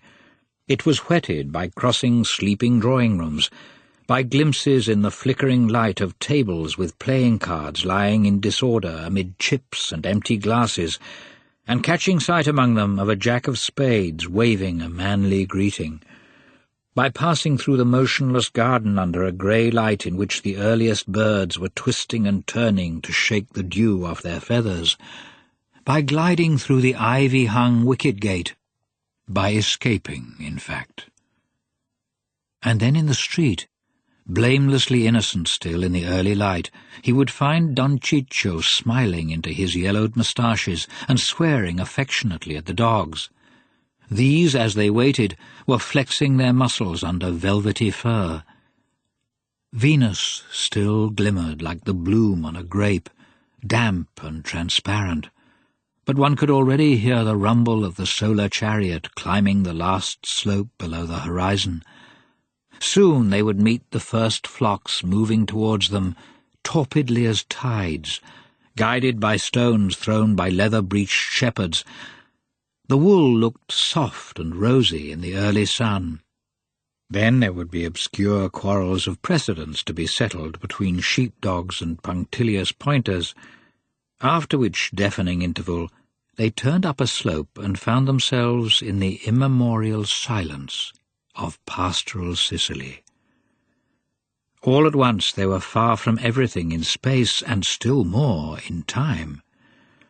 Donnafugata, with its palace and its new rich, was only a mile or two away, but seemed a dim memory like those landscapes sometimes glimpsed at the distant end of a railway tunnel. Its troubles and splendours appeared even more insignificant than if they belonged to the past, for compared to this remote, unchangeable landscape they seemed part of the future, made not of stone and flesh, but of the substance of some dream of things to come, extracts from a utopia thought up by a rustic Plato, and apt to change any second into quite different forms, or even not to exist at all. Deprived thus of that charge of energy which everything in the past continues to possess, they could no longer be a worry. Yes, Don Fabrizio had certainly had his worries those last 2 months. They had come from all directions, like ants making for a dead lizard. Some had crawled from crevices of the political situation, some been flung on him by other people's passions, and some, these had the sharpest bite, had sprung up within himself from his irrational reactions, that is, to politics and the whims of others. Whims was his name when irritated for what in calm he called passions. He would review these worries every day, manoeuvre them, set them in column or extend them in open order on the parade ground of his own conscience, hoping to find in their evolutions a sense of finality that could reassure him, and not succeeding. In former years there had been far fewer bothers, and anyway his stay at Donnafugata had always been a period of rest. His worries used to drop their rifles, disperse into the windings of the valleys, and settle down there quietly, so intent on munching bread and cheese that their warlike uniforms were forgotten and they could be mistaken for inoffensive peasants. This year, though, they had all stayed on parade in a body, like mutinous troops, shouting and brandishing weapons, arousing in his home the dismay of a colonel who has given the order, "Fall out," only to find his battalion standing there in closer and more threatening order than ever. The arrival had been all right, with bands, fireworks, bells, gypsy song and Te Deum, but afterwards, the bourgeois revolution climbing his stairs in Don Calogiero's tailcoat, Angelica's beauty putting the shy grace of his Concetta in the shade, Tancredi rushing at the inevitable changes and even able to deck out his realistic motives with sensual infatuation, the scruples and deceptions of the Plebiscite, the endless little subterfuges he had to submit to, he, the Leopard, who for years had swept away difficulties with a wave of his paw. Tancredi had been gone for more than a month, and was now at Caserta, bivouacking in the apartments of his king. From there, every now and again, he sent Don Fabrizio letters, which the latter read with alternate frowns and smiles, then put away in the remotest drawer of his desk. He had never written to Concetta, though he did not forget to send her a greeting with his usual affectionate slyness. Once he even wrote, "I kiss the hands of all the little leopardesses, and particularly Concetta's," phrases censored by paternal prudence when the letter was read out to the assembled family. Angelica was now visiting them almost daily, more seductive than ever, accompanied by her father or some old witch of a maid. Officially, these visits were made to her friends, the girls, but in fact their climax obviously came at the moment when she asked with apparent indifference, "And what news of the prince?"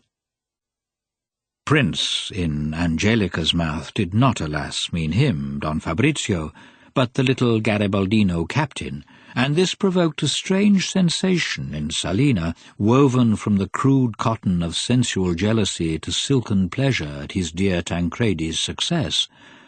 A sensation, when all was said and done, that was somewhat disagreeable.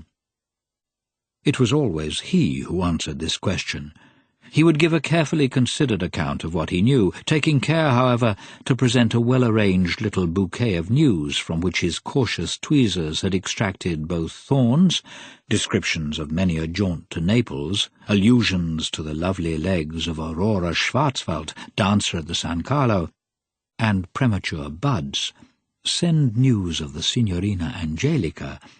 In Ferdinand II's study I found a Madonna by Andrea del Sarto, which reminded me of the Signorina Sedara. So he would put together an insipid picture of Tancredi, which bore very little resemblance to the original, but did at least prevent anyone saying that he himself was acting either as spoilsport or pimp. These verbal precautions corresponded closely to his own feelings about Tancredi's considered passion, but they irritated him inasmuch as they wearied him. Anyway, they were only one sample of all the guile in language and behaviour he had been forced to adopt for some time.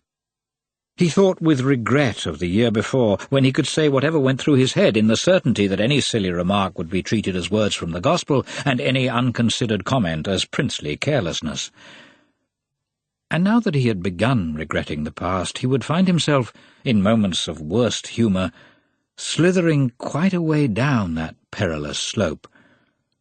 Once, as he was putting sugar in a cup of tea which Angelica was holding out to him, he realized that he was envying the chances open to a Fabrizio Selena and Tancredi Falconeri of 3 centuries before, who would have rid themselves of urges to bed down with the Angelicas of their day without ever going before a priest or giving a thought to such local girls' dowries, which were, anyway then, non-existent, or ever needing to keep respectable uncles on tenterhooks about saying or suppressing appropriate remarks.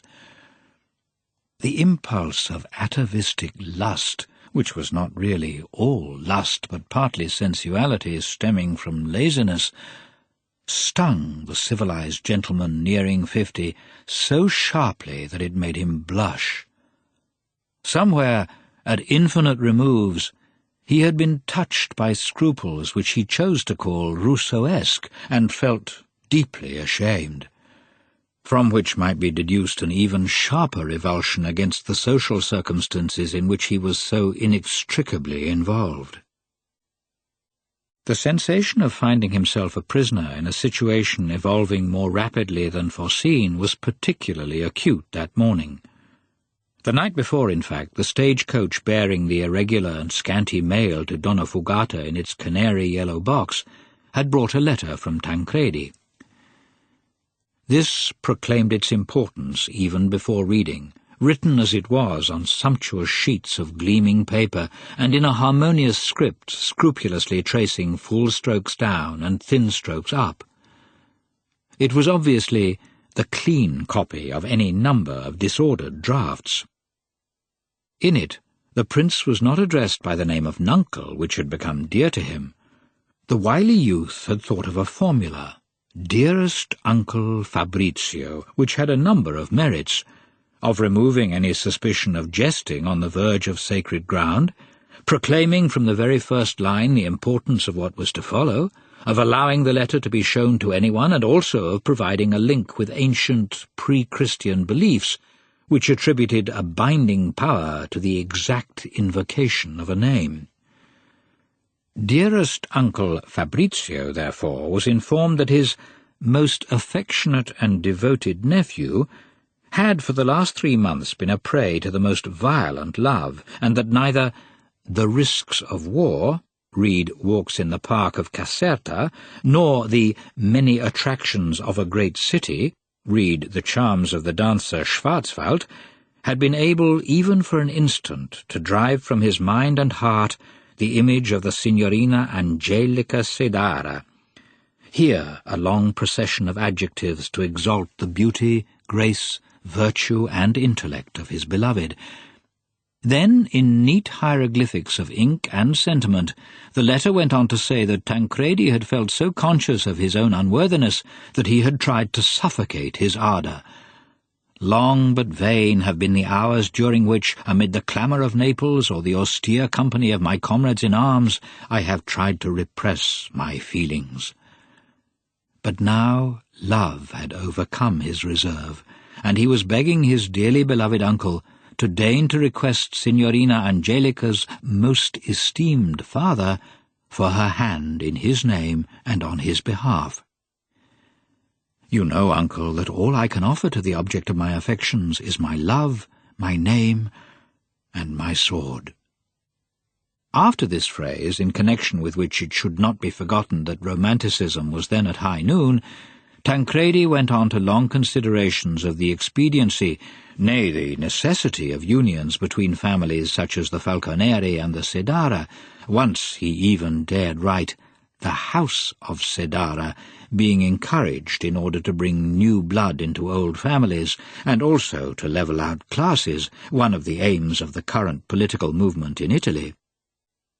This was the only part of the letter that Don Fabrizio read with any pleasure, and not just because it confirmed his own previsions and crowned him with the laurels of a prophet, but also, it would be harsh to say, above all, because the style, with its hints of subdued irony, magically evoked his nephew's face. The jesting nasal tone, the sparkling sly blue eyes, the mockingly polite smile. And when he realized that this little Jacobin sally was written out on exactly one single sheet of paper, so that if he wanted he could let others read the letter while subtracting this revolutionary chapter, his admiration for Tancredi's tact knew no bounds. After a brief resume of recent operations and an expression of the conviction that within a year they would be in Rome, predestined capital of the new Italy, he thanked his uncle for the care and affection given him in the past, and ended by excusing himself for daring to confide him with this charge, "on which my future happiness depends." Then came greetings, for Don Fabrizio only. A first reading of this extraordinary composition made Don Fabrizio's head spin.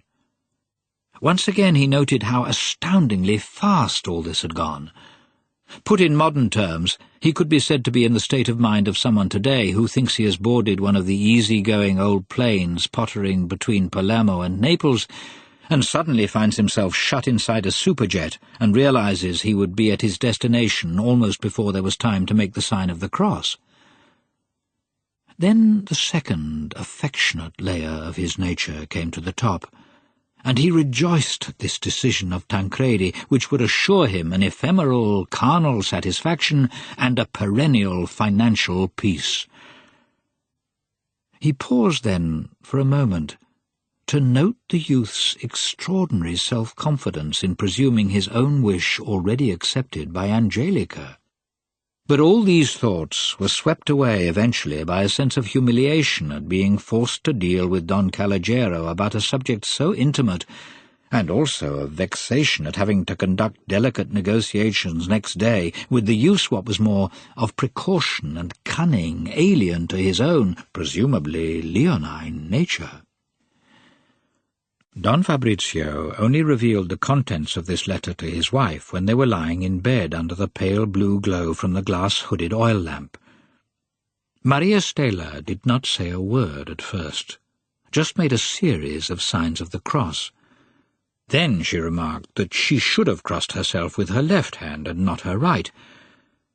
After this supreme expression of amazement, she loosed the thunderbolts of her eloquence. Sitting up in bed, her fingers rumpled the sheet while her words furrowed the lunar atmosphere of the enclosed room like angry scarlet torches. "I'd so hoped he would marry Concetta. He's a traitor like all liberals of his kind. First he betrayed his king, now he betrays us. He with that double face of his, those honeyed words and poisoned actions. That's what happens when one lets people into one's home who aren't of our own blood." Here she let loose her cavalry charge in family scenes. I always said so, but no one would listen to me. I never could endure that fop. You just lost your head about him. In reality, the princess too had been subject to Tancredi's charm, and she still loved him. But the pleasure of shouting, "It's your fault!" being the strongest any human being can enjoy, all truths and all feelings were swept along in its wake. And now he has even had the impertinence to ask you, his uncle and Prince of Selena, father of the very girl he has deceived, to carry his squalid message to that slut's rascally father. "You mustn't do it, Fabrizio! You mustn't do it! You shan't do it! You mustn't do it!" Her voice went up in tone. Her body began to stiffen. Don Fabrizio, still lying on his back, gave a sideways glance to assure himself that the valerian was on the night-table. The bottle was there with a silver spoon across the stopper. In the glaucous half-darkness of the room, they shone like a reassuring beacon built to withstand storms of hysteria. For a moment he thought of getting out of bed and fetching them, but he compromised by just sitting up too. Thus he reacquired a position of prestige. "Now, Stella, my dear, don't be silly. You don't know what you're saying. Angelica's not a slut. She may become one, but for the moment she's a girl just like any other, prettier than others, and she simply wants to make a good marriage. She may even be a little in love with Tancredi like everyone else. She'll have money, most of which was ours, but it's now, well, almost too well taken care of by Don Calogero. And Tancredi has great need of that. He's a gentleman, he's ambitious, he's a perfect sieve with money. As for Concetta, he never actually said a word to her. In fact, it's she who's treated him badly ever since we got to Donnafugata. And he's not a traitor. He follows the times, that's all, in his politics and in his private life. And anyway, he's a very lovable lad. You know that as much as I do, Stella, my dear." 5 huge fingers stroked the top of her tiny head. She was sobbing now. Having been sensible enough to drink a sip of water, the fire of her rage had muted to self-pity. Don Fabrizio began to hope that he would not have to get out of the warm bed, face a barefoot crossing of the chilly room. Then, to ensure his future peace, he pretended to be angry. "And I'll have no shouting in my own house, in my own room, in my own bed. None of this, you do this and you won't do that. I decide. I'd already decided long before it ever crossed your mind. That's enough now." The hater of shouting was himself bawling with all the breath in his great chest. Thinking he had a table in front of him, he banged a great fist on his own knee, hurt himself, and calmed down too. The princess, alarmed, was now whining in a low voice like a frightened puppy. "Now let's sleep. Tomorrow I'm going out shooting and have to get up early. Enough! What's decided is decided. Good night, Stella, my dear." He kissed his wife, first on her forehead and then on her lips. He lay down again and turned towards the wall. The shadow of his recumbent form was projected on the silken walls like the silhouette of a mountain range on a blue horizon. Stella lay back too, and as her right leg grazed the left leg of the prince, she felt consoled and proud at having for a husband a man so vital and so proud. What did Tancredi matter? Or even Concetta? For the moment such tightrope balancing was suspended along with all other thought in the archaic and aromatic countryside, if it could be called that, where he went shooting every morning. The term countryside implies soil transformed by labour, but the scrub clinging to the slopes was still in the very same state of scented tangle in which it had been found by Phoenicians, Dorians, and Ionians when they disembarked in Sicily, that America of antiquity. Don Fabrizio and Tomeo climbed up and down, slipped and were scratched by thorns, just as an Archidamus or Philostrates must have got tired and scratched 25 centuries before. They saw the same objects. Their clothes were soaked with just as sticky a sweat. The same indifferent breeze blew steadily from the sea, moving myrtles and broom, spreading a smell of thyme. The dogs' sudden pauses for thought, their tension waiting for prey, was the very same as when Artemis was invoked for the chase. Reduced to these basic elements, its face washed clean of worries, life took on a tolerable aspect.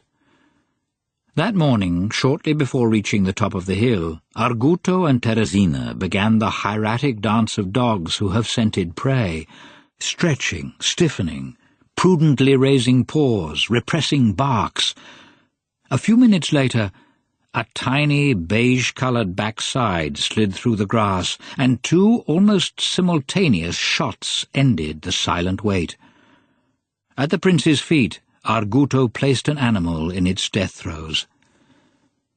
It was a wild rabbit. Its humble, dun-coloured coat had been unable to save it. Horrible wounds lacerated snout and chest. Don Fabrizio found himself stared at by big black eyes soon overlaid by a glaucous veil. They were looking at him with no reproval, but full of tortured amazement at the whole ordering of things. The velvety ears were already cold, the vigorous paws contracting in rhythm, still living symbol of useless flight. The animal had died, tortured by anxious hopes of salvation, imagining it could still escape when it was already caught, just like so many human beings. While sympathetic fingers were still stroking that poor snout, the animal gave a last quiver and died. Don Fabrizio and Don Ciccio had had their bit of fun, the former not only the pleasure of killing, but also the comfort of compassion.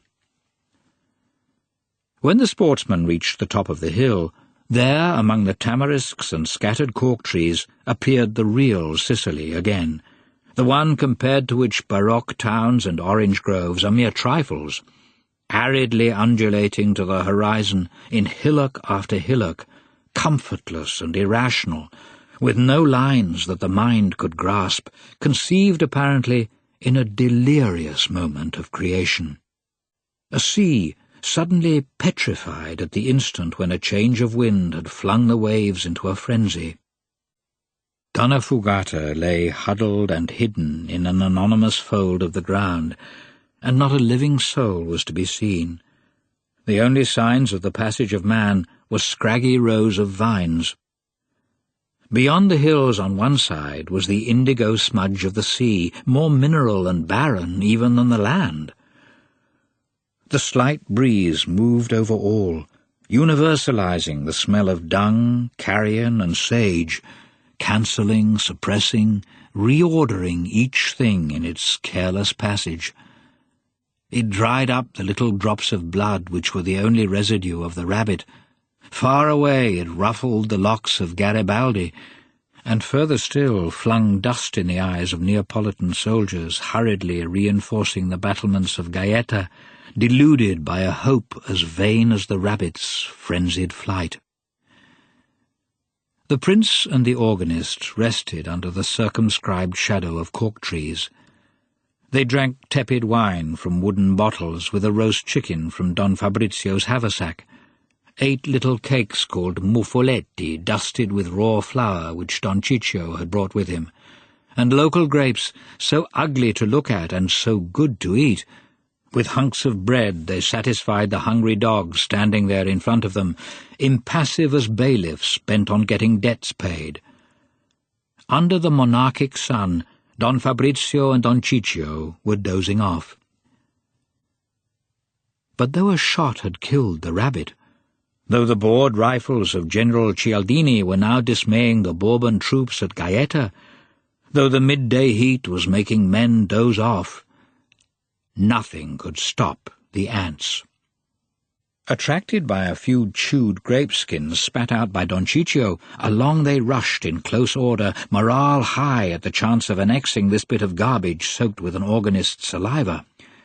Up they came, full of confidence, disordered but resolute. Groups of 3 or 4 would stop now and again for a chat, exalting perhaps the ancient glories and future prosperity of Anthill No. 2 under Cork Tree No. 4 on the top of Mount Morco. Then, once again, they would take up their march with the others towards a buoyant future. The gleaming backs of those imperialists seemed to quiver with enthusiasm, while from their ranks no doubt rose the notes of an anthem.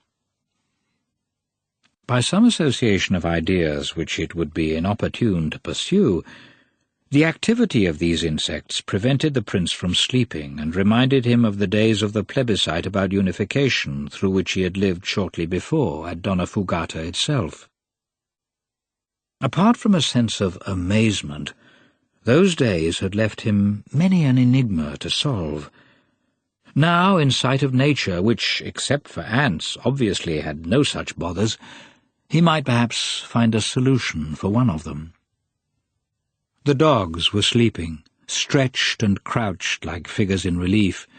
The little rabbit, hanging head down from a branch, was swinging out diagonally under the constant surge of wind.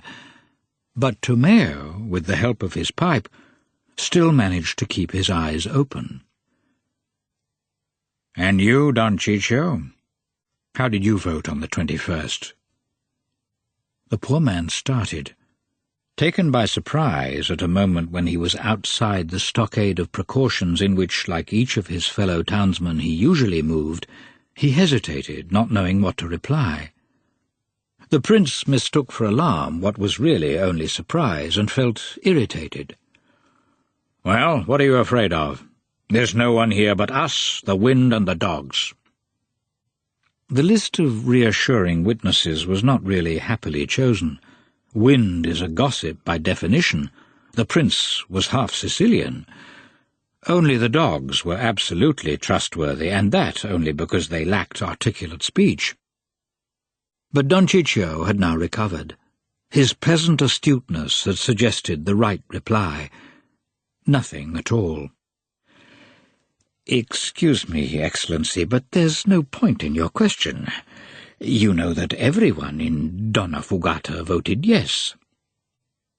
Don Fabrizio did know this, and that was why this reply merely changed a small enigma into an enigma of history. Before the voting, many had come to him for advice. All of them had been exhorted sincerely to vote yes.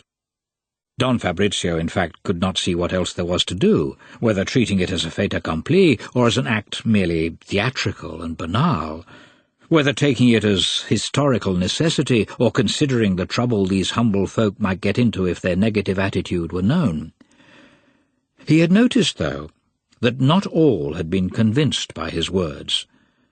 Into play had come the abstract Machiavellianism of Sicilians, which so often induced these people, with all their generosity, to erect complex barricades on the most fragile of foundations. Like clinics adept at treatment based on fundamentally false analyses of blood and urine which they are too lazy to rectify, the Sicilians of that time ended by killing off the patient, that is, themselves, by a niggling and hair-splitting rarely connected with any real understanding of the problems involved, or even of their interlocutors. Some of these who had made a visit ad limina Leopardorum considered it impossible for a Prince of Selena to vote in favour of the revolution, as the recent changes were still called in those remote parts, and they interpreted his advice as ironical, intended to effect a result in practice opposite to his words. These pilgrims, and they were the best, had come out of his study winking at each other, as far as their respect for him would allow, proud at having penetrated the meaning of the princely words, and rubbing their hands in self-congratulation at their own perspicacity, just when this was most completely in eclipse. Others, on the other hand, after having listened to him, went off looking sad and convinced that he was a turncoat or half-wit, more than ever determined to take no notice of what he said, but to follow instead the age-old proverb about preferring a known evil to an untried good. These were reluctant to ratify the new national reality for personal reasons, too. either from religious faith or from having received favours from the former regime and not being sharp enough to insert themselves into the new one, or finally because during the upsets of the liberation period they had lost a few capons and sacks of beans, and been cuckolded either freely like Garibaldini volunteers or forcibly like Bourbon levies. He had, in fact, the disagreeable but distinct impression that about 15 of them would vote no, a tiny minority certainly, but noticeable in the small electorate of Donnafugata.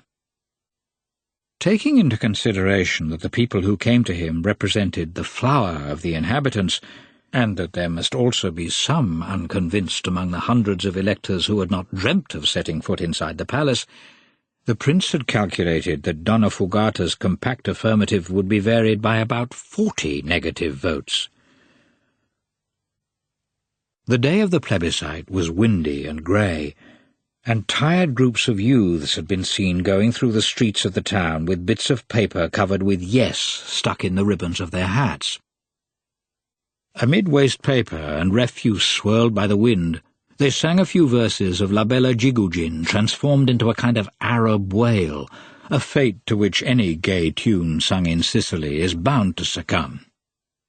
There had also been seen 2 or 3 foreigners, that is, from Girgenti, installed in Tsumenico's tavern, where they were declaiming Leopardi's lines on the magnificent and progressive destiny of a renovated Sicily united to resurgent Italy. A few peasants were standing listening, mutely, stunned by overwork or starved by unemployment. These cleared their throats and spat continuously, but kept silent. So silent that it must have been then, as Don Fabrizio said afterwards, that the foreigners decided to give arithmetic precedence over rhetoric in the quadrivium arts. The prince went to vote about 4 in the afternoon, flanked on the right by Father Pirone, on the left by Don Onofrio Rotolo. Frowning and fair-skinned, he proceeded slowly towards the town hall, frequently putting up a hand to protect his eyes, lest the breeze, loaded with all the filth collected on its way, should bring on the conjunctivitis to which he was subject. And he remarked to Father Pirone that though the air would have been like a putrid pool without the wind, yet health-giving gusts did seem to drag up a lot of dirt with them. He was wearing the same black frock coat in which 2 years before he had gone to pay his respects at Caserta to poor King Ferdinand, who had been lucky enough to die in time to avoid this day of dirty wind when the seal would be set on his own incapacity. But had it really been incapacity? One might as well say that a person succumbing to typhus dies of incapacity. He remembered the king busy putting up dikes against the floods of useless documents, and suddenly he realized how much unconscious appeal to pity there was in those unattractive features. Such thoughts were disagreeable, as are all those that make us understand things too late, and the prince's face went solemn and dark as if he were following an invisible funeral car. Only the violent impact of his feet on loose stones in the street showed his internal conflict. It is superfluous to mention that the ribbon on his top hat was innocent of any piece of paper, but in the eyes of those who knew him a yes and a no alternated on the glistening felt. On reaching a little room in the town hall used as the voting booth, he was surprised to see all the members of the committee get up as his great height filled the doorway. A few peasants who had arrived before were put aside, and so, without having to wait, Don Fabrizio handed his yes into the patriotic hands of Don Calogero Sedara. Father Pirone, though, did not vote at all, as he had been careful not to get himself listed as resident in the town. Don Nofrio, obeying the expressed desires of the prince, gave his own monosyllabic opinion about the complicated Italian question, a masterpiece of concision, carried through with the good grace of a child drinking castor oil. After which all were invited for a little glass upstairs in the mayor's study, but Father Pirone and Don Nofrio put forward good reasons, one of abstinence, the other of stomachache, and remained below. Don Fabrizio had to face the party alone. Behind the mayor's writing desk gleamed a brand-new portrait of Garibaldi, and already one of King Victor Emmanuel hung, luckily, to the right. The first handsome, the second ugly. Both, however, made brethren by prodigious growths of hair, which nearly hid their faces altogether. On a small, low table was a plate with some ancient biscuits blackened by fly droppings, and a dozen little squat glasses brimming with Rosolio wine. 4 red, 4 green, 4 white, the last in the centre, an ingenious symbol of the new national flag which tempered the prince's remorse with a smile. He chose the white liquor for himself, presumably because the least indigestible, and not, as some thought, in tardy homage to the Bourbon standard. Anyway, all 3 varieties of Rosolio were equally sugary, sticky, and revolting. His host had the good taste not to give toasts, but, as Don Calogero said, great joys are silent. Don Fabrizio was shown a letter from the authorities of Girgenti announcing to the industrious citizens of Donnafugata the concession of 2,000 lire towards sewage, a work which would be completed before the end of 1961, so the mayor assured them, stumbling into one of those lapses whose mechanism Freud was to explain many decades later. And the meeting broke up. Before dusk, the 3 or 4 easy girls of Donnafugata, there were some there too, not grouped, but each hard at work on her own, appeared in the square with tricolour ribbons in their manes as protest against the exclusion of women from the vote. The poor creatures were jeered at even by the most advanced liberals and forced back to their lairs. This did not prevent the Giornale di Trinacria telling the people of Palermo 4 days later that at Donnafugata some gentle representatives of the fair sex wished to show their faith in the new and brilliant destinies of their beloved country, and demonstrated in the main square amid great acclamation from the patriotic population. After this, the electoral booths were closed, and the scrutators got to work. Late that night, the shutters on the balcony of the town hall were flung open, and Don Calogero appeared with a tricolour sash over his middle, flanked by 2 ushers with lighted candelabra, which the wind snuffed at once. To the invisible crowd in the shadows below, he announced that the plebiscite at Donnafugata had had the following results. Voters, 515, voting 512, yes, 512, no, 0. From the dark end of the square rose applause and hurrahs. On her little balcony, Angelica, with her funereal maid, clapped lovely, rapacious hands. Speeches were made. Adjectives loaded with superlatives and double consonants reverberated and echoed in the dark from one wall to another. Amid thundering of fireworks, messages were sent off to the king, the new one, and to the general. A tricolour rocket or 2 climbed up from the village into the blackness towards the starless sky. By 8 o'clock all was over, and nothing remained except darkness as on any other night, always. On the top of Monte Morco all was clear now, in bright light. But the gloom of that night still lay stagnant, deep in Don Fabrizio's heart. His discomfort had become more irksome, if vaguer. It had no connection at all with the great matters of which the plebiscite marked the start of a solution. The major interests of the kingdom, of the 2 Sicilies, and of his own class, his personal privileges had come through all these events, battered but still lively. In the circumstances he could not well expect more. No, his discomfort was not of a political nature, and must have deeper roots somewhere in one of those reasons which we call irrational because they are buried under layers of self-ignorance. Italy was born on that sullen night at Donnafugata, born right there in that forgotten little town, just as much as in the sloth of Palermo or the clamour of Naples. But an evil fairy of unknown name must have been present.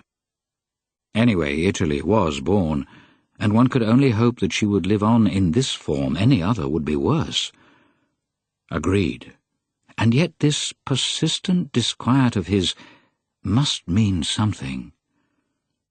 During that too brief announcement of figures, just as during those too emphatic speeches, he had a feeling that someone had died. God only knew in what back alley, in what corner of the popular conscience. The cool air had dispersed Don Ciccio's somnolence. The massive grandeur of the prince dispelled his fears. All that remained afloat now on the surface of his conscience was resentment, useless, of course, but not ignoble. He stood up, spoke in dialect, and gesticulated, a pathetic puppet who in some absurd way was right. I, Excellency, voted no.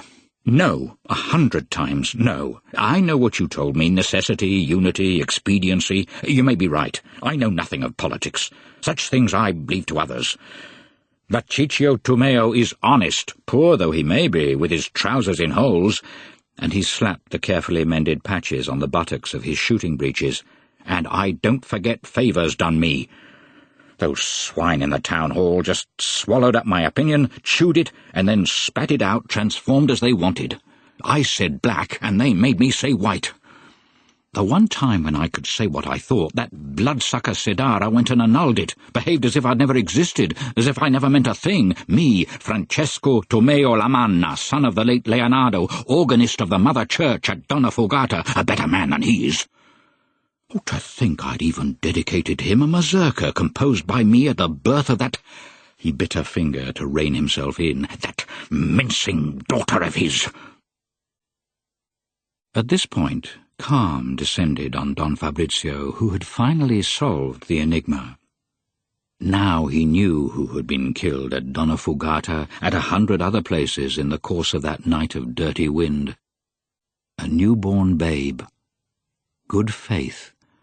Just the very child who should have been cared for most, whose strengthening would have justified all the silly vandalisms. Don Ciccio's negative vote, 50 similar votes at Donnafugata, 100,000 no's in the whole kingdom, would have had no effect on the result, have made it, in fact, if anything, more significant, and this maiming of souls would have been avoided. 6 months before, they used to hear a rough, despotic voice saying, "Do what I say, or you're for it." Now there was already an impression of such a threat being replaced by a moneylender's soapy tones. "But you signed it yourself, didn't you? Can't you see? It's quite clear. You must do as we say, for here are the IOUs. Your will is identical with mine." Don Ciccio was still thundering on. "For you nobles it's different. You might be ungrateful about an extra estate, but we must be grateful for a bit of bread. It's different again for profiteers like Sidara, with whom cheating is a law of nature. Small folk like us have to take things as they come. You know, Excellency, that my father, God rest his soul, was gamekeeper at the royal shoot of St. Onofrio back in Ferdinand IV's time when the English were here. It was a hard life, but the green royal livery and the silver plaque conferred authority. Queen Isabella, the Spaniard, was Duchess of Calabria then, and it was she who had me study, made me what I am now, organist of the Mother Church, honoured by your Excellency's kindness. When my mother sent off a petition to court in our years of greatest need, back came 5 gold ounces, sure as death, for they were fond of us there in Naples. They knew we were decent folk and faithful subjects. When the king came, he used to clap my father on the shoulder. 'Don Leona,' he said, 'I wish we'd more like you, devoted to the throne and to my person.' Then the officer in attendance used to hand out gold coin.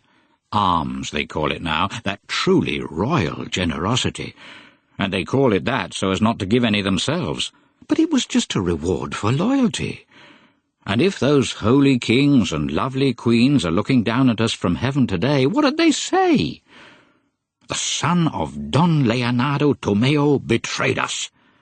Luckily, the truth is known in paradise. Yes, Excellency, I know people like you have told me such things from royalty mean nothing. They're just part of the job. That may be true. In fact, is true. But we got those 5 gold ounces, that's a fact, and they helped us through the winter. And now I could repay the debt. My no becomes a yes. I used to be a faithful subject. I've become a filthy Bourbonite. Everyone's Savoyard nowadays, but I take Savoyards with coffee." And he dipped an invisible biscuit between finger and thumb into an imaginary cup.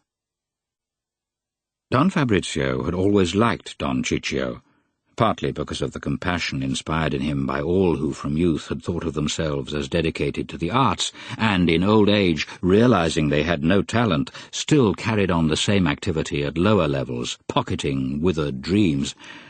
And he was also touched by the dignity of his poverty.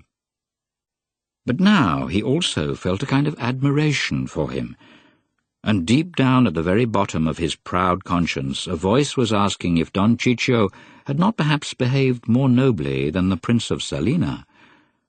And the Sedara, all the various Sedara, from the petty one who violated arithmetic at Donnafugata to the major ones at Palermo and Turin, had they not committed a crime by choking such consciences?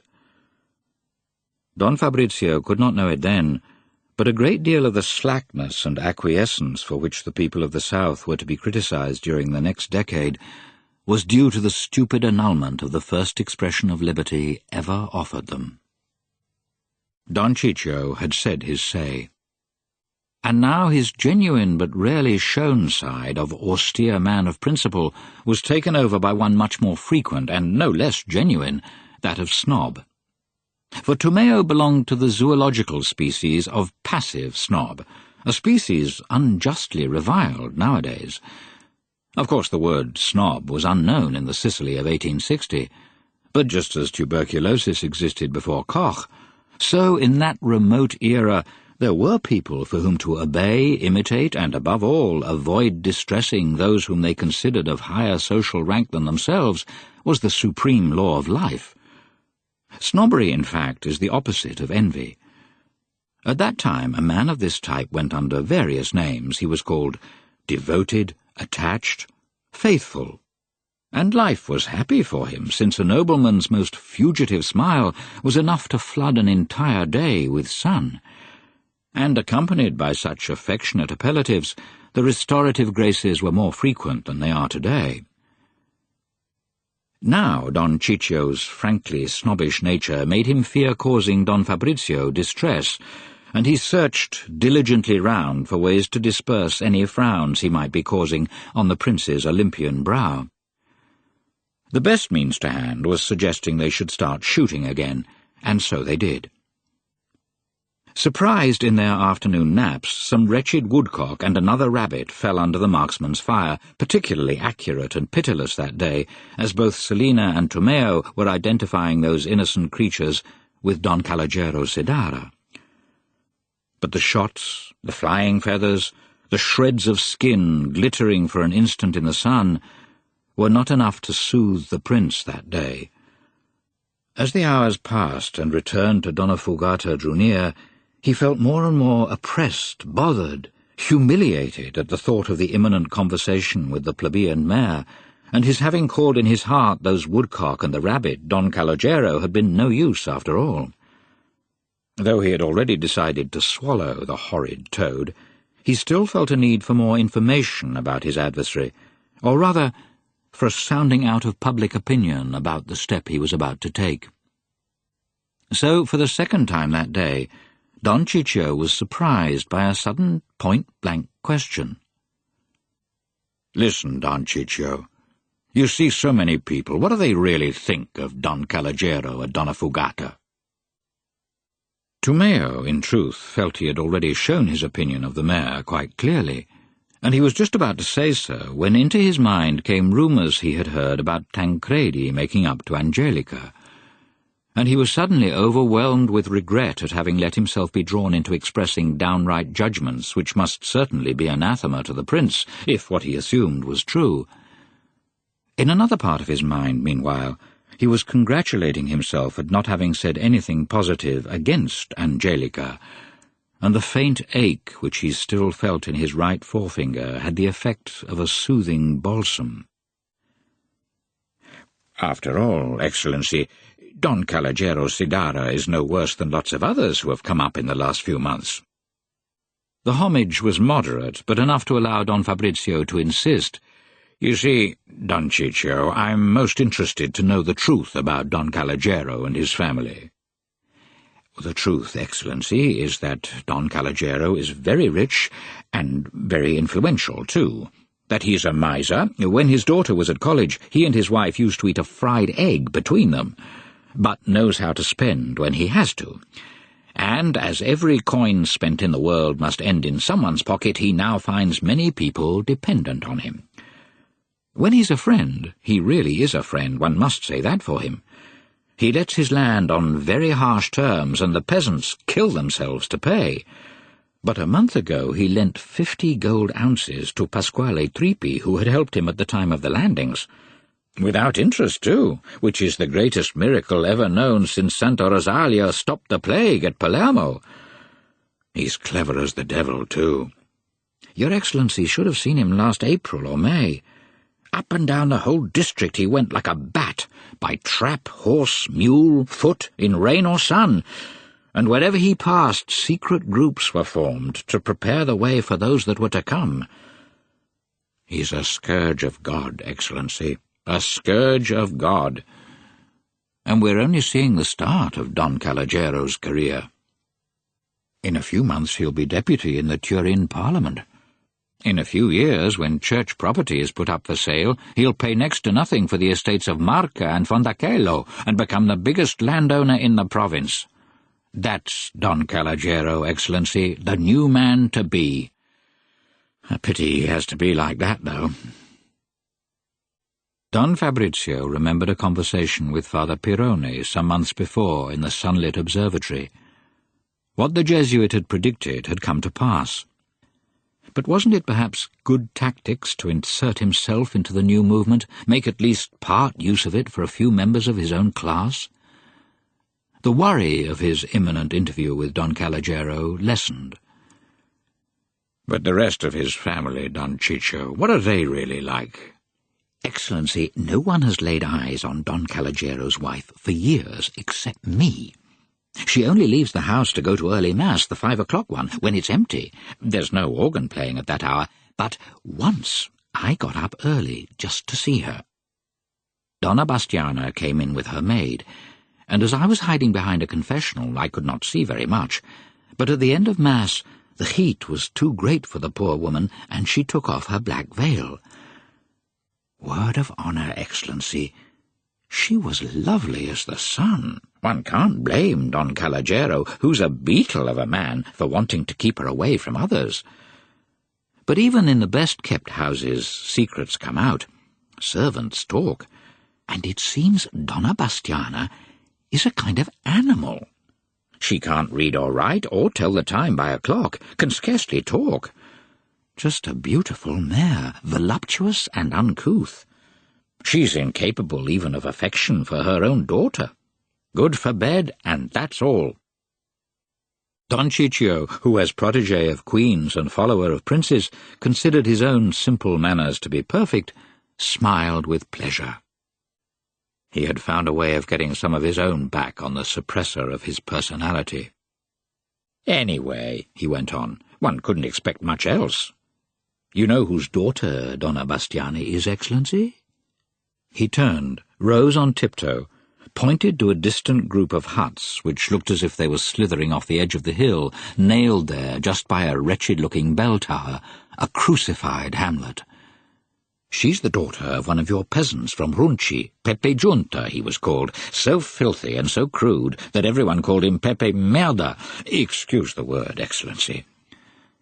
Satisfied, he twisted one of Teresina's ears round a finger.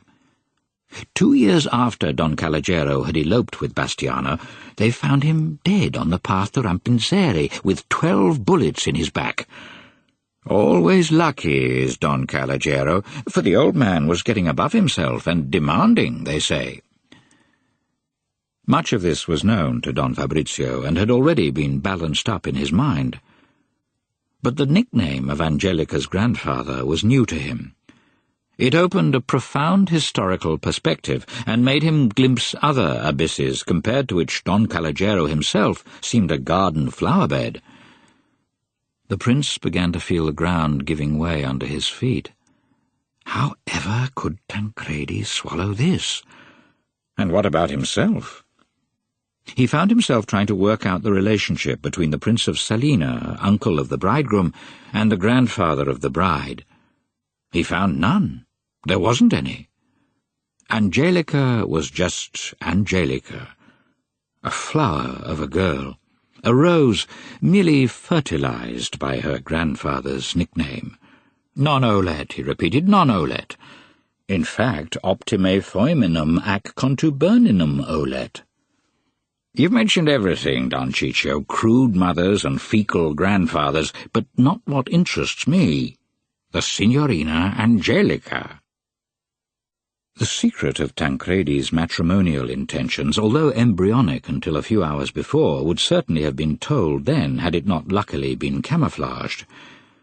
No doubt the young man's frequent visits to Don Calogiero's home had been noticed, as also his ecstatic smiles and little attentions, normal and insignificant in a city, but symptoms of violent passion in the eyes of virtuous folk at Donnafugata. The main scandal had been the first. The old men cooking in the sun and the children duelling in the dust had seen all, understood all, and repeated all. And on the aphrodisiac and seductive properties of those dozen peaches had been consulted the most expert witches and abstruse treatises on potions, chiefly that by Rutilio Benincasa, the Aristotle of the rustic proletariat. Luckily there had come about a phenomenon relatively frequent amongst Sicilians. Malice had masked truth. Everyone had built up a puppet of a libertine Tancredi, fixing his lascivious desires on Angelica. He was manoeuvring to seduce her, that was all. The thought of any possible marriage between a prince of Falconeri and a granddaughter of Pepe Merda did not even cross the minds of these country folk, who thus rendered to feudal families a homage equivalent to that rendered by a blasphemer to God. Tancredi's departure had cut short these fantasies, and they were not mentioned again. In this respect Tomeo had been like the others, so he greeted the prince's question with the amused air assumed by older men when discoursing on the follies of the young. As to the Signorina, Excellency, there's nothing to say about her. She speaks for herself. Her eyes, her skin, her figure are all there to be seen and appreciated by anyone. Don Tancredi has understood the language they speak, I think, or shouldn't I suggest such a thing? She has all the beauty of the mother, with none of the grandfather's stink of manure, and she's intelligent, too. You've seen how those few years in Florence have transformed her completely. A real lady she's become, went on Don Ciccio, insensitive to subtleties in such matters. A complete lady. When she returned from school and invited me home, she played my old mazurka. Badly, but it was a delight to watch her. Those black locks, those eyes, those legs, that breast. Oh, no stink of manure there. Her sheets must smell like paradise. The prince was vexed. So touchy is the pride of class, even in a moment of decline, that these orgiastic praises of his future niece's allurements offended him. How dared Don Ciccio express himself with such lascivious lyricism about a future princess of Falconeri? It is true, of course, that the poor man knew nothing as yet. He would have to be told all. But anyway, the news would be public in 3 hours. He decided at once, and turned to Tomeo, a smile feline but friendly. "Calm yourself, my dear Don Ciccio, calm yourself. At home, I have a letter from my nephew charging me to ask for Signorina Angelica's hand in matrimony on his behalf. So from now on, you will talk of her with your usual respect. You are the first to know the news, but for that privilege you must pay. When we get back to the palace, you'll be locked up with Teresina in the gun-room. You'll have time to clean and oil all the guns, and you'll be set at liberty only after Don Calogiero's visit. I want nothing to leak out before." Taken by surprise like this, all Don Ciccio's snobberies and precautions collapsed together like a group of skittles hit in the middle. All that survived was age-old feeling. "How foul, Excellency! A nephew of yours ought not to marry the daughter of those who are your enemies, who have stabbed you in the back. To try to seduce her, as I thought, was an act of conquest. This is unconditional surrender. It's the end of the Falconeri and of the Selena, too."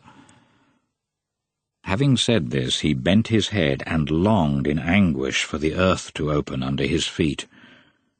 The prince had gone purple. Even his ears, even the whites of his eyes seemed flushed with blood. He clenched his fists and took a step towards Don Ciccio. But he was a man of science, used, after all, to seeing at times the pros and cons, and anyway, under that leonine aspect, he was a skeptic. He had put up with so much that day already. The result of the plebiscite, the nickname of Angelica's grandfather, those bullets in the back. And Tomeo was right. In him spoke clear tradition. But the man was a fool. This marriage was not the end of everything, but the beginning of everything. It was in the very best of traditions. His fists unclenched. The marks of his nails were impressed on his palms. "Let's go home, Don Ciccio. There are some things you can't understand.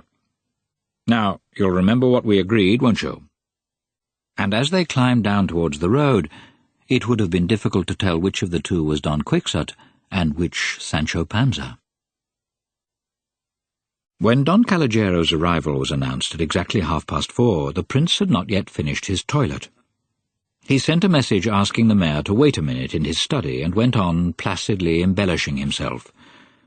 He plastered his hair with Lemoliscio, Atkinson's lime juice and glycerin, a dense, whitish lotion which arrived in cases from London and whose name suffered the same ethnic changes as songs. He rejected the black frock coat and chose instead a very pale lilac one which seemed more in keeping with the presumably festive occasion. He dallied a little longer to tweak out with pincers an impudent fair hair which had succeeded in escaping that morning in his hurried shave. He had Father Pirone called. Before leaving the room, he took off a table an extract from the Blätter für Himmelsforschung, and with the rolled-up pamphlet made the sign of the cross, a gesture of devotion which in Sicily has a non-religious meaning more often than is realized. As he crossed the two rooms preceding the study, he tried to imagine himself as an imposing leopard with smooth-scented skin preparing to tear a timid jackal to pieces. But by one of those involuntary associations of ideas which are the scourge of natures like his, he found flicking into his memory one of those French historical pictures in which Austrian marshals and generals, covered with plumes and decorations, are filing in surrender past an ironical Napoleon. They are more elegant, undoubtedly, but it is the squat little man in the grey topcoat who is the victor. And so, put out by these inopportune memories of Mantua and Ulm, it was an irritated leopard that entered the study. Don Caligero was standing there, very small, very badly shaved. He would have looked like a jackal had it not been for eyes glinting intelligence. But as this intelligence of his had a material aim opposed to the abstract one to which the prince's was supposed to tend, this was taken as a sign of slyness. Devoid of the instinct for choosing the right clothes for the occasion, which was innate in the prince, the mayor had thought it proper to dress up almost in mourning. He was nearly as black as Father Pirone, but while the latter was sitting in a corner with the memorially abstract air of priests who wish to avoid influencing the decisions of others, the mayor's face expressed a sense of avid expectancy almost painful to behold. They plunged at once into the skirmish of insignificant words which precede great verbal battles. But it was Don Caligero who launched the main attack. "Excellency," he asked, "have you had good news from Don Tancredi?" In little towns in those days the mayor was always able to examine the post unofficially, and maybe he had been warned by the unusually elegant writing paper. The prince, when this occurred to him, began to feel annoyed. "No, Don Caligero, no. My nephew's gone mad." But there exists a deity who is protector of princes. He is called Courtesy, and he often intervenes to prevent leopards from unfortunate slips. But he has to be paid heavy tribute. As Pallas intervened to curb the intemperances of Odysseus, so Courtesy appeared to Don Fabrizio and stopped him on the brink of the abyss. But the prince had to pay for his salvation by becoming explicit for just once in his life. With perfect naturalness, without a second's hesitation, he ended the phrase, "Mad with love for your daughter, Don Calogero. So he wrote to me yesterday." The mayor preserved a surprising equanimity. He gave a slight smile and began examining the ribbon on his hat. Father Pierone's eyes were turned to the ceiling as if he were a master mason charged with judging its solidity. The prince was put out. That silence on both their parts even deprived him of the petty satisfaction of arousing surprise. So it was with relief that he realized Don Calogero was about to speak. "I knew it, Excellency, I knew it. They were seen to kiss on Tuesday, 25th of September, the day before Don Tancredi's departure. In your garden, near the fountain. Laurel hedges aren't always as thick as people think. For a month I've been waiting for your nephew to make some move, and I'd just been thinking now of coming to ask your Excellency about his intentions." Don Fabrizio felt assailed by numbers of stinging hornets. First, as is proper to every man not yet decrepit, that of carnal jealousy. So Tancredi had tasted that flavour of strawberries and cream which would always be unknown to him. Then came a sense of social humiliation at finding himself an accused instead of a bearer of good news. Third, personal vexation, that of one who thought he had everything in his control and then finds much has been happening without his knowledge. "Don Calogero, let's not change the cards we have on the table. Remember, it was I who called you. I wish to tell you of a letter from my nephew which arrived yesterday. In it he declares his passion for your daughter, a passion of whose intensity I—" Here the prince hesitated a moment, because lies are sometimes difficult to tell before gimlet eyes like the mayor's. "I was completely ignorant till now, and at the end of it he charges me to ask you for Signorina Angelica's hand." Don Calogero went on smiling impassively. Father Pierone had transformed himself from architectural expert into Muslim sage, and with 4 fingers of his right hand crossed in 4 fingers of his left, was rotating his thumbs around each other, turning and changing their direction with a great display of choreographic fantasy. The silence lasted a long time. The prince lost patience. "Now, Don Calogero, it is I who am waiting for you to declare your intentions." The mayor's eyes had been fixed on the orange fringe of the prince's armchair. For an instant he covered them with his right hand, then raised them.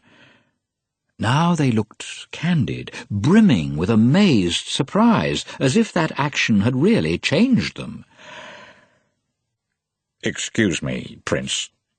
By the sudden omission of excellency, Don Fabrizio knew that all was happily consummated. But joy and surprise had taken my words away. I'm a modern parent, though, and can give no definite answer until I have questioned the angel who is the consolation of our home. But I also know how to exercise a father's sacred rights.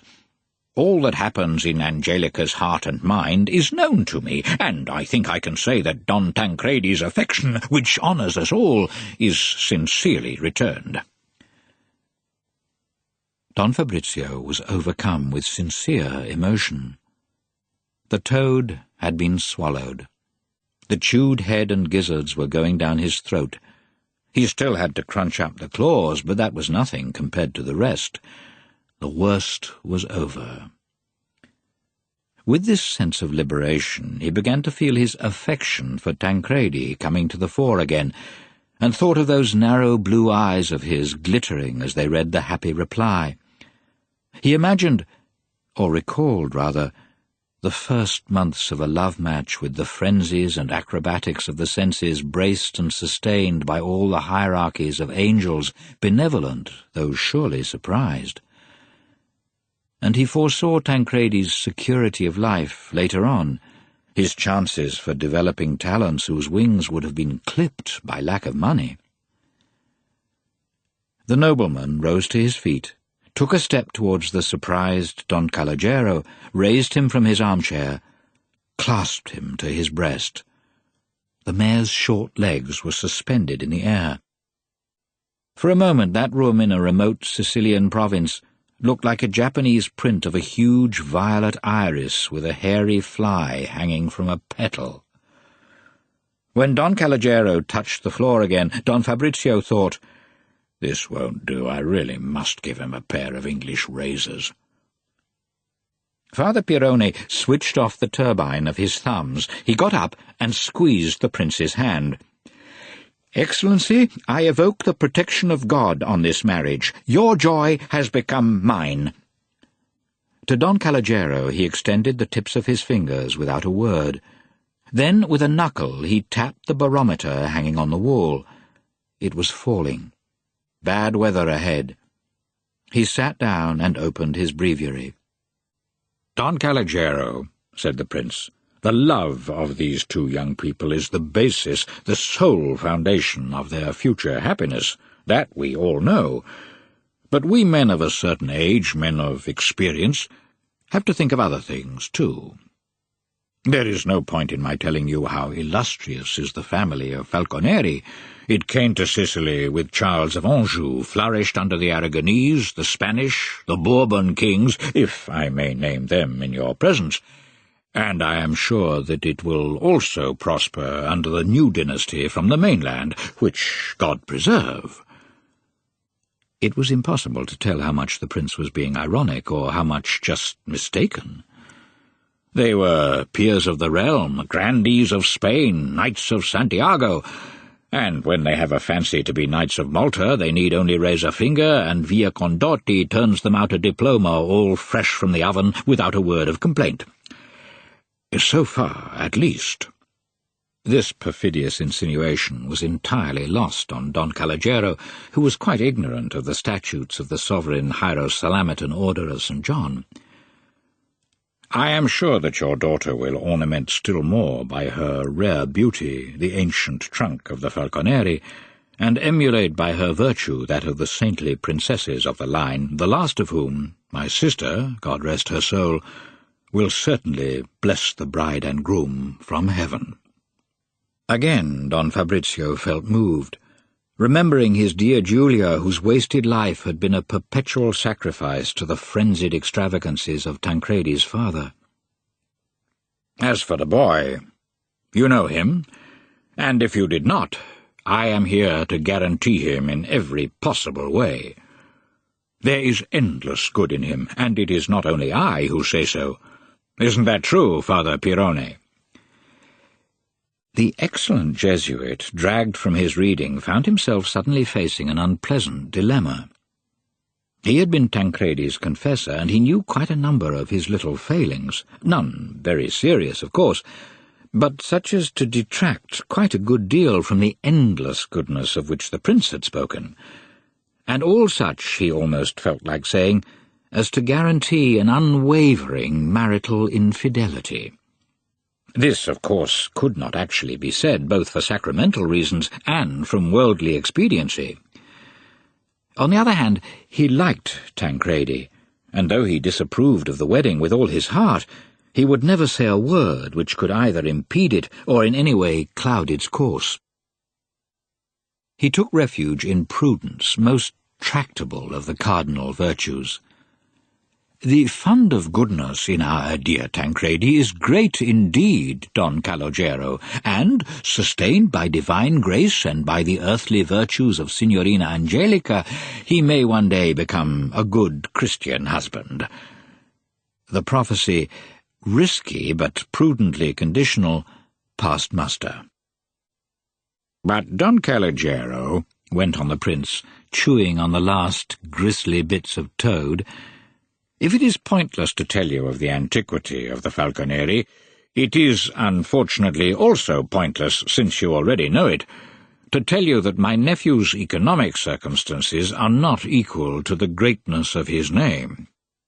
Don Tancredi's father, my brother-in-law Ferdinando, was not what is called a provident parent. His magnificent scale of life and the irresponsibility of his administrators have gravely shaken the patrimony of my dear nephew and former ward. The great estates around Mazzara, the pistachio woods of Ravanusa, the mulberry plantations of Oliveri, the palace in Palermo, all have gone. That you know, Don Calogero. Don Calogero did indeed know that. It had been the greatest migration of swallows in living memory, a thought which still brought terror, though not prudence, to the entire Sicilian nobility, while it was a font of delight for all the Sedaras.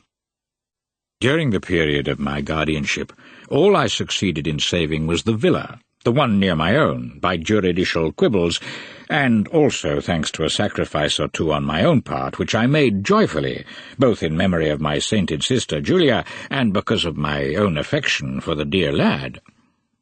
It's a fine villa. The staircase was designed by Marvuglia, the drawing-rooms frescoed by Seranario, but at the moment the room in best repair can scarcely be used as a stall for goats. The last shreds of toad had been nastier than he had expected, but they had gone down too in the end. Now he had only to wash out his mouth with some phrase which was pleasant as well as sincere. But, Don Calogero, the result of all these disasters, of all this heart-burning, has been Tancredi. There are certain things known to people like us, and maybe it is impossible to obtain the distinction, the delicacy, the fascination of a boy like him without his ancestors having romped through half a dozen fortunes. At least, so it is in Sicily. It's a kind of law of nature, like those regulating earthquakes and drought. He paused a moment as a lackey came in bearing 2 lighted lamps on a tray. As they were being set in place, the prince caused a silence charged with resigned concern to reign in the study. "Tancredi is no ordinary boy, Don Calogero," he went on. "He is far more than merely gentlemanly and elegant. Though he has not studied much, he knows about the important things, men, women, the feel and sense of the times. He is ambitious, and rightly so. He will go far. And your Angelica, Don Calogero, will be lucky to mount the ladder with him. Also, in Tancredi's company, one may have moments of irritation, but never of boredom, and that means a great deal." It would be an exaggeration to say that the mayor appreciated the worldly subtleties of this part of the prince's speech. On the whole, it merely confirmed him in his summary conviction of Tancredi's shrewdness and opportunism. And what he needed at home was a man astute and able, no more. He felt himself to be the equal of anyone, and he was even rather sorry to notice in his daughter a genuine affection for the handsome youth. "Prince, all these things I knew, and others too, and they don't matter to me at all." He wrapped himself round once more in a cloak of sentimentality. "Love, Excellency, love is all, as I know myself." And he may have been sincere, poor man, if his probable definition of love were admitted. "But I'm a man of the world, and I want to put my cards on the table too. There's no point in talking about my daughter's qualities. She's the blood in my heart, the liver in my guts. I've no one else to leave what I have, and what's mine is hers. But it's only right that the young people should know what they can count on at once. In the marriage contract, I will assign to my daughter the estate of Sette Soli, of 644 salmi, that is 1,010 hectares, as they want us to call them nowadays. All corn, first-class land, airy and cool, and 180 salmi of olive groves and vineyards at Gibildolci. And on the wedding day, I will hand over to the bridegroom 20 linen sacks, each containing 10,000 ounces of gold. I'll only have a stick or two left myself," he added, knowing well he would not, and not wanting to be believed. "But a daughter's a daughter. And with that they can do up all the staircases by Maruja and all the ceilings by Sorcienario that exist. Angelica must be properly housed." Ignorant vulgarity exuded from his every pore. Even so, the two listeners were astounded. Don Fabrizio needed all his self-control not to show surprise. Tancredi's coup was far bigger than he had ever imagined. A sensation of revulsion came over him again, but Angelica's beauty, the bridegroom's grace, still managed to veil in poetry the crudeness of the contract. Father Pirone did let his tongue cluck on his palate. Then, annoyed at having shown his own amazement, he tried to rhyme the improvident sound by making his chair and shoes squeak, and by crackling the leaves of his breviary, but failed completely. The impression remained. Luckily, an impromptu remark from Don Calogero, the only one in the conversation, got both of them out of the embarrassment. "Prince," he said, "I know that what I am about to say will have no effect on you, who descend from the loves of the Emperor Titus and Queen Berenice, but the Sidara are noble too. Till I came along we've been an unlucky lot, buried in the provinces and undistinguished, but I have the documents in order, and one day it will be known that your nephew has married the Baronessina Sidara del Biscotto, a title granted by His Majesty Ferdinand IV on his rights from Mazzara port. I've put the papers through. There's only one link missing." 100 years ago, this business of a missing link, of getting such papers through, was an important element in the lives of many Sicilians, causing alternating exultation and depression to thousands of respectable or not-so-respectable folk. But the subject is too important to be treated fleetingly, and we will content ourselves with saying here that Don Calogero's heraldic impromptu gave the prince the incomparable artistic satisfaction of seeing a type realized in all its details, and that he gave a depressed laugh, ending in a sweetish taste of nausea. After this, the conversation drifted off into a number of aimless ruts. Don Fabrizio remembered Tomeo shut up in the darkness of the gun-room. For the nth time in his life, he deplored the length of country calls and ended by wrapping himself in hostile silence. Don Calogero understood, promised to return next morning with Angelica's undoubted consent, and said goodbye. He was accompanied through 2 of the drawing-rooms, embraced again, and began descending the stairs, while the prince, towering above, watched, getting smaller, this little conglomeration of ill-cut clothes, money, and cunning brashness, who was now to become almost part of his family. Holding a candle in his hand, he then went to free Tomeo, who was sitting resignedly in the dark, smoking his pipe. "I'm sorry, Don Ciccio, but you'll understand I had to do it." "I do understand, Excellency, I do indeed. Did everything go off all right?" "Perfectly. Couldn't be better." Tomeo mouthed some congratulations, put the leash back on the collar of Teresina, sleeping, exhausted by the hunt, and picked up the game bag. "Take those woodcock of mine too, won't you? They're not enough for us all, anyway. Goodbye, Don Ciccio. Come and see us soon. And excuse everything." A powerful clap on the shoulder served as sign of reconciliation and a reminder of power. The last faithful retainer of the house of Selena went off to his own poor rooms. When the prince returned to his study, he found that Father Pirone had slipped away to avoid discussions, and he went towards his wife's room to tell her all that had happened. The sound of his vigorous, rapid steps announced his arrival 10 yards ahead. He crossed the girls' sitting room. Carolina and Caterina were winding a skein of wool, and as he passed, got to their feet and smiled. Mademoiselle d'Ambreuil hurriedly took off her spectacles and replied demurely to his greeting. Concetta had her back to him. She was embroidering and, not hearing her father's steps, did not even turn. 4. Love at Donnafugata. November 1860. As meetings due to the marriage contract became more frequent, Don Fabrizio found an odd admiration growing in him for Sedara's qualities.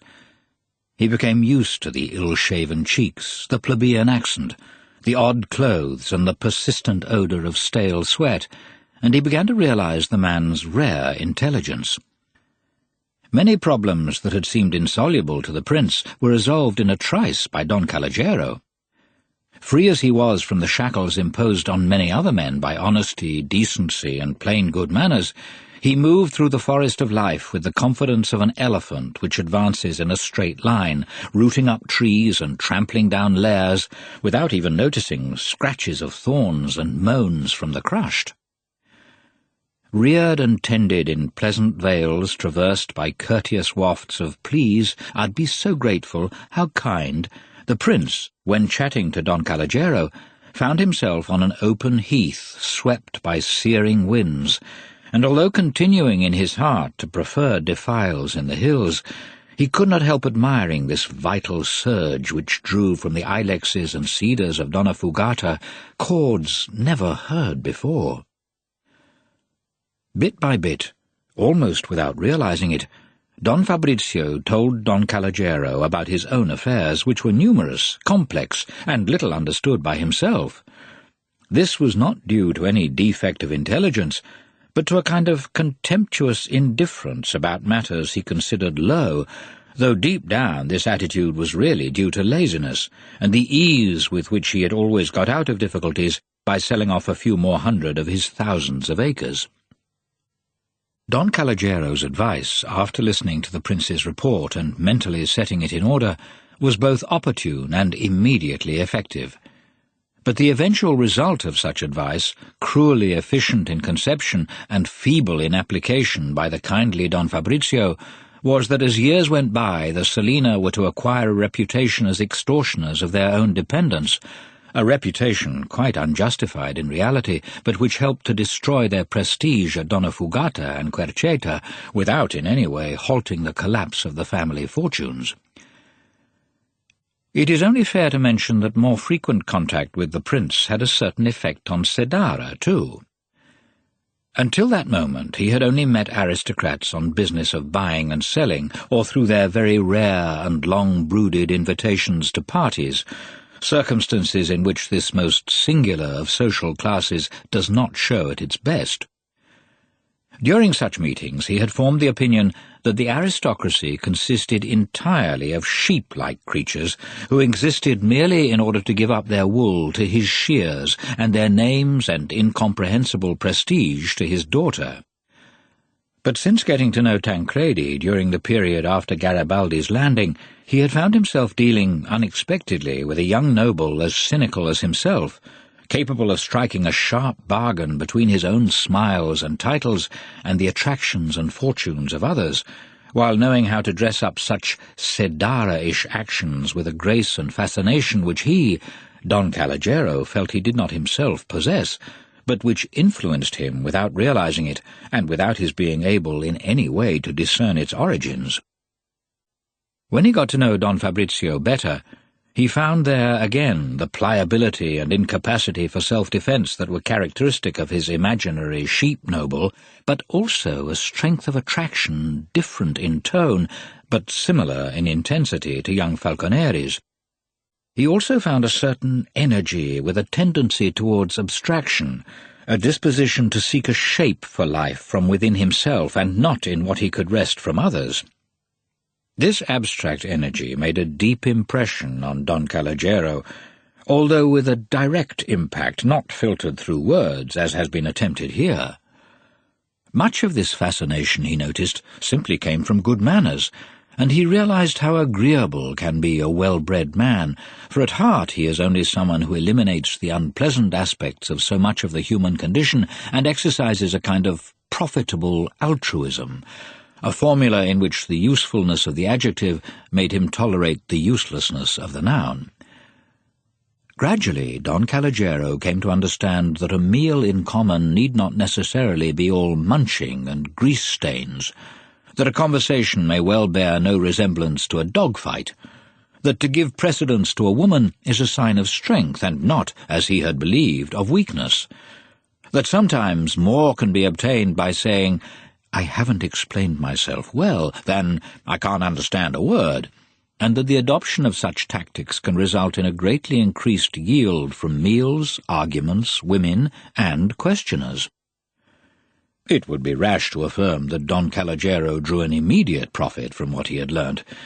He did manage from then on to shave a little better and feel a little less aghast at the amount of soap used for laundering, no more. But from that moment there began, for him and his family, that process of continual refining which, in the course of 3 generations, transforms innocent boors into defenceless gentry. Angelica's first visit to the Selena family as a bride-to-be was impeccably stage-managed. Her bearing was so perfect that it might have been suggested word for word by Tancredi, but this was ruled out by the slow communications of the period. One possible explanation was that he had given her some suggestions even before their official engagement. A risky hypothesis for one able to measure the young prince's foresight, but not entirely absurd. Angelica arrived at 6 in the evening, dressed in pink and white. Her soft black tresses were shadowed by a big straw hat of late summer, on which bunches of artificial grapes and gilt heads of corn discreetly evoked the vineyards of Gibildolci and the granaries of Sette Soli. She sloughed off her father in the entrance hall, then, with a swirl of wide skirts, floated lightly up the numerous steps of the inner staircase, and flung herself into the arms of Don Fabrizio. On his whiskers she implanted 2 big kisses, which were returned with genuine affection. The prince paused perhaps just a second longer than necessary to breathe in the scent of gardenia on adolescent cheeks. After this, Angelica blushed, took half a step back. "I'm so happy," then came close again, stood on tiptoe, and murmured into his ear, "Nuncle," a highly successful line, comparable in its perfect timing to Eisenstein's business with the pram, and which, explicit and secret as it was, set the prince's simple heart a-flutter and yoked him to the lovely girl forever. Meanwhile, Don Calogero was coming up the stairs, and said how very sorry his wife was she could not be present, but the night before she had slipped at home and twisted her left foot, which was most painful. "Her ankle's like a melon, Prince." Don Fabrizio, exhilarated by the verbal caress and forewarned by Tomeo's revelations that his offer would never be put to the proof, said that he would give himself the pleasure of calling upon the Signora Sidara at once, a suggestion which dismayed Don Calogero and made him, in order to reject it, think up a second indisposition of his spouse's, this time a violent headache which forced the poor woman to stay in the dark. Meanwhile the prince gave his arm to Angelica. They crossed a number of dark salons, just lit enough by the dim glimmer of oil lamps for them to see their way, but at the end of the splendid perspective of rooms glittered the Leopold drawing-room, where the rest of the family was gathered, and their procession through empty darkness towards a light centre of intimacy had the rhythm of a Masonic initiation. The family was crowding round the door. The princess had withdrawn her own reservations before the wrath of her husband, who had not so much rejected them as blasted them to nullity. She kissed her lovely future niece again and again, and squeezed her to her bosom with such energy that the girl found stamped on her skin the setting of the famous Selena ruby necklace which Maria Stella had insisted on wearing, though it was daylight, in sign of a major celebration. The 16-year-old Francesco Paolo was pleased at having this exceptional chance of kissing Angelica too, under the impotently jealous eyes of his father. Concetta was particularly affectionate. Her joy was so intense that the tears even came to her eyes. The other sisters drew closer round her with noisy gaiety just because they were not moved. Even Father Pirone, who in his saintly way was not insensible to female fascination in which he saw an undeniable proof of divine goodness, felt all his own opposition melt away before the warmth of her grace, with a small g, and he murmured to her, "Veni, sponsa di Libano." He had to check himself to avoid other, warmer verses rising to his memory. Mademoiselle d'Ambray, as befits a governess, wept with emotion, kneading the girl's plump shoulders in her disappointed fingers and crying, "Angelica, Angelica, pensons à la joie de Tancredi." Only Bendicot, in contrast to his usual sociability, crouched behind a console table and growled away in the back of his throat until energetically called to task by an indignant Francesco Paolo with still quivering lips. Lighted candles had been set on 24 of the 48 branches of the chandelier, and each of these candles, white and at the same time ardent, seemed like a virgin in the throes of love. The twin-coloured Murano flowers on their stem of curved glass looked down, admired the girl who entered, and gave her a fragile and iridescent smile. The great fireplace was lit more in sign of joy than to warm the tepid room, and the light of the flames quivered on the floor, loosing intermittent gleams from the dull gold of the furniture. It really did represent the domestic hearth, symbol of home, and its brands were sparks of desire, its embers ardours contained. The princess, who possessed to an eminent degree the faculty of reducing emotions to a minimum common denominator, began narrating sublime episodes from Tancredi's childhood. So insistent was she about these that it really began to seem as if Angelica should consider herself lucky to be marrying a man who had been so reasonable at the age of 6 as to submit to necessary enemas without a fuss, and bold at 12 as to have stolen a handful of cherries. As this episode of banditry was being recalled, Concetta burst out laughing. "That's a habit Tancredi hasn't yet been able to rid himself of," she said. "Do you remember, Papa, how a couple of months ago he took those peaches you'd been so looking forward to?" Then she suddenly looked dour, as if she were chairwoman of an association for the owners of damaged orchards.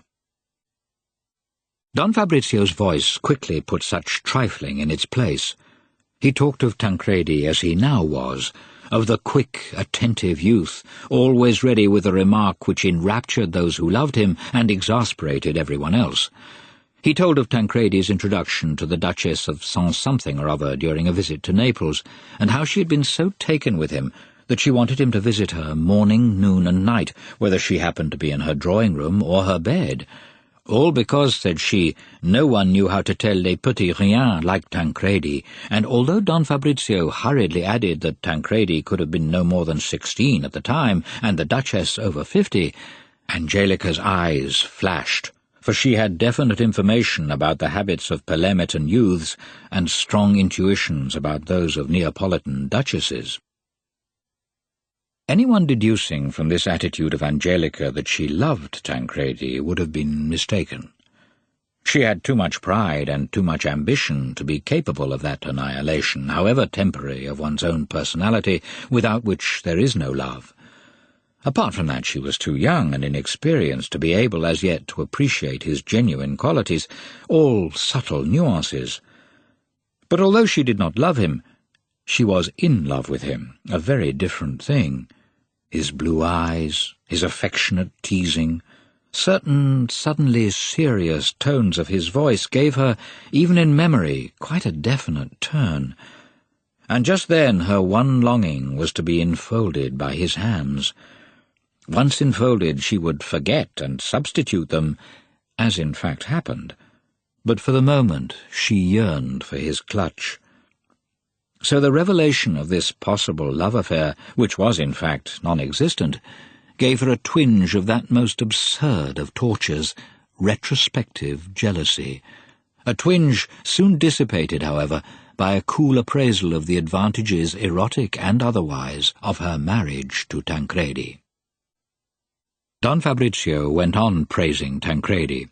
In his affection he got to the point of talking about him as a kind of Mirabeau. "He's begun early and well," said he, "and will go far." Angelica's smooth forehead bowed in assent. Actually, she did not care at all about Tancredi's political future. She was one of the many girls who consider public events as part of a separate universe, and could not even imagine that a speech by Cavour might, in time, through thousands of minute links, influence her own life and change it. She was thinking, "We've got the money, and that's enough for us. As to going far—" Such youthful simplicities she was to discard completely when, years later, she became one of the most venomous string-pullers for Parliament and Senate. "And then, Angelica, you have no idea yet how amusing Tancredi is. He knows everything, sees an unexpected side everywhere. When one's with him and he's on form, the world seems even funnier than it usually does, sometimes more serious, too." That Tancredi was amusing, Angelica already knew.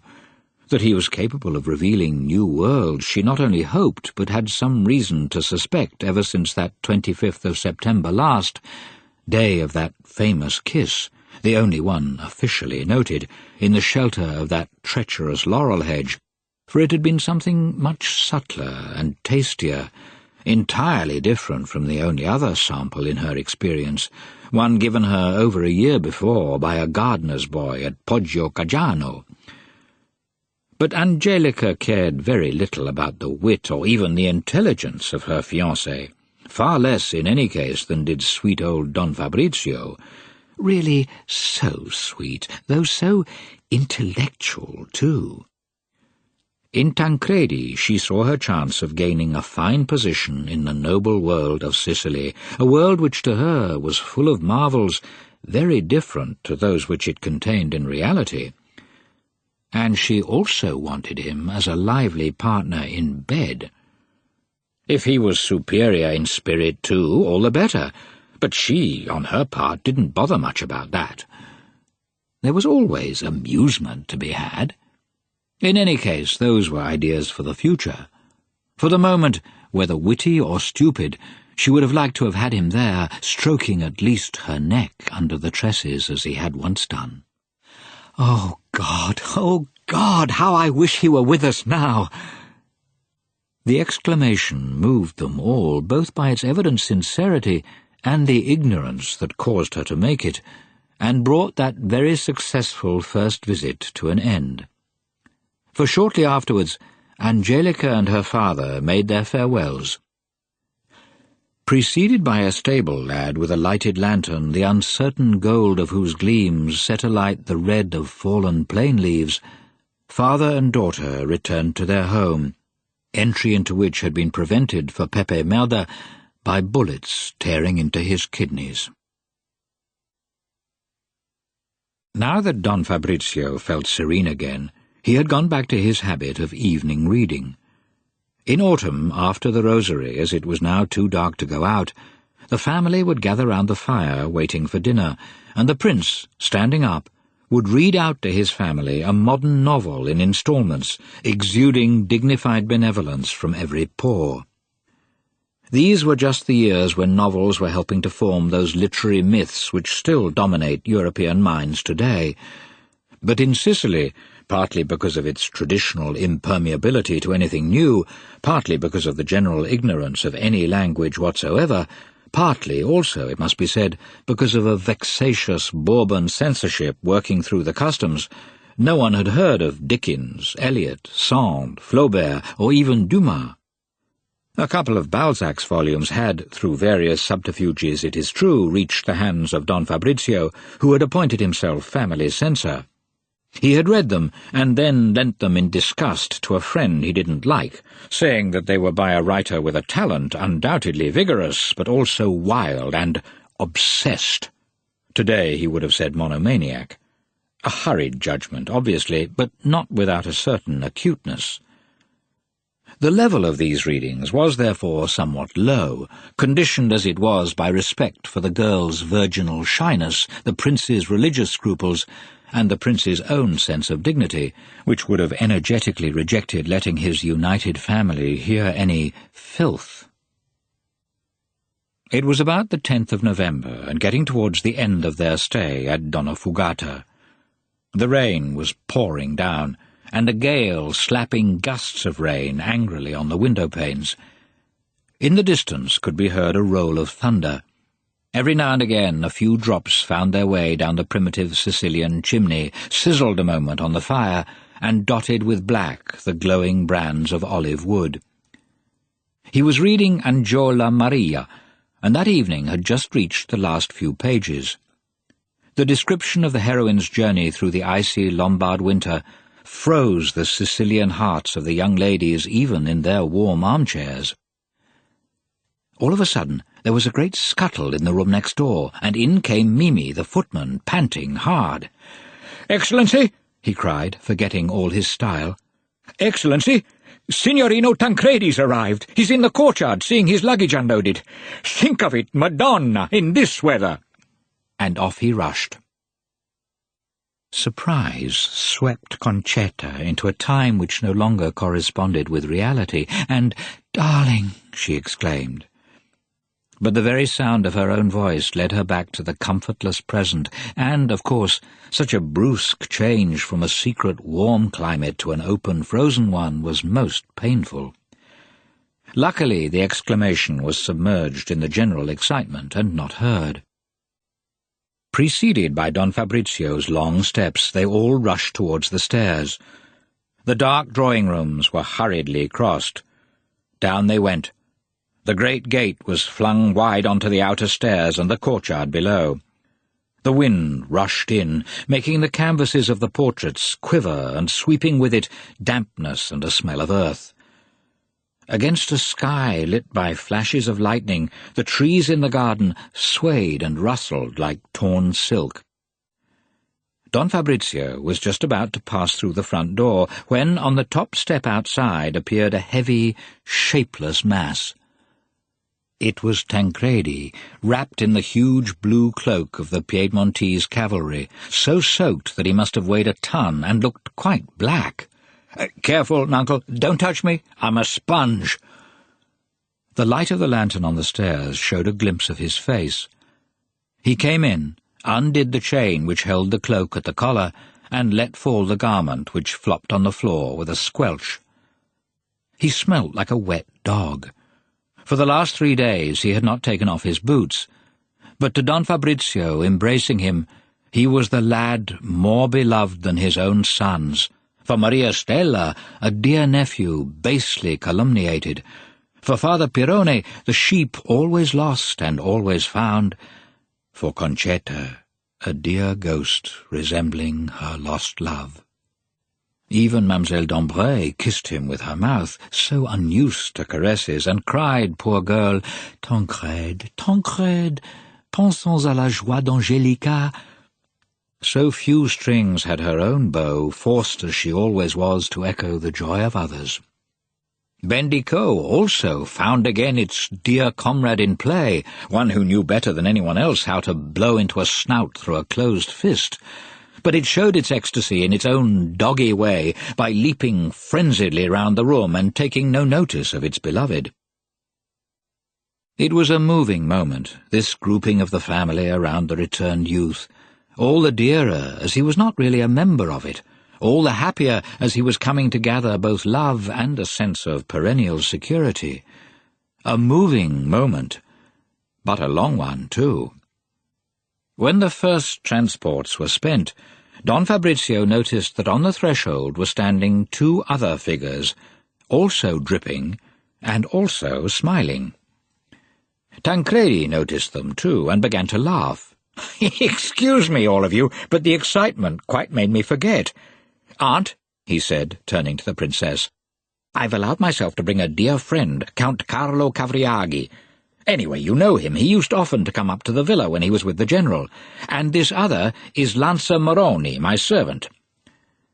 The soldier smiled all over his dull, honest face, and stood there at attention while the water dripped from the thick cloth of his overcoat down onto the floor. But the young Count did not stand at attention. Taking off his soaking, shapeless cap, he kissed the princess's hand, smiled and dazzled the girls with his little blonde moustaches and his unsuppressible slurred "ah." "And to think they told me that it never rained down here. Heavens, the last 2 days we might have been in the sea itself." Then he became serious. "But, Falconeri, where is the Signorina Angelica? You dragged me all the way here from Naples to show me her. I see many a beauty, but not her." He turned to Don Fabrizio. "You know, Prince, according to him, she's the Queen of Sheba. Let's go at once to worship this creature, formosissima et nigerrima. Come on, you stubborn oaf." By such talk he brought the language of the officers' mess into the proud hall with its double row of armoured and beribboned ancestors, and everyone was amused. But Don Fabrizio and Tancredi knew how things stood. They knew Don Calogero. They knew his beautiful beast of a wife, the incredible state of that rich man's home, things unknown to candid Lombardy. Don Fabrizio intervened. "Listen, Count, you thought it never rained in Sicily, and now you can see it's pouring. We wouldn't like you to think there isn't pneumonia in Sicily, too, and then find yourself in bed with a high temperature. Mimi," he said to the footman, "light the fire in the Signorino Tancredi's room and in the green room of the guest wing. Prepare the little room next door for the soldier. And you, Count, go and get thoroughly dry and change your clothes. I'll send you up some punch and biscuits. And dinner is at 8, in 2 hours." Cavriaghi was too used to military service not to bow at once to the voice of authority. He saluted and followed meekly behind the footman. Behind him, Moroni dragged along the military boxes and curved sabres in their green flannel wrappings. Meanwhile, Tancredi was writing. "Dearest Angelica, I've come, and for you.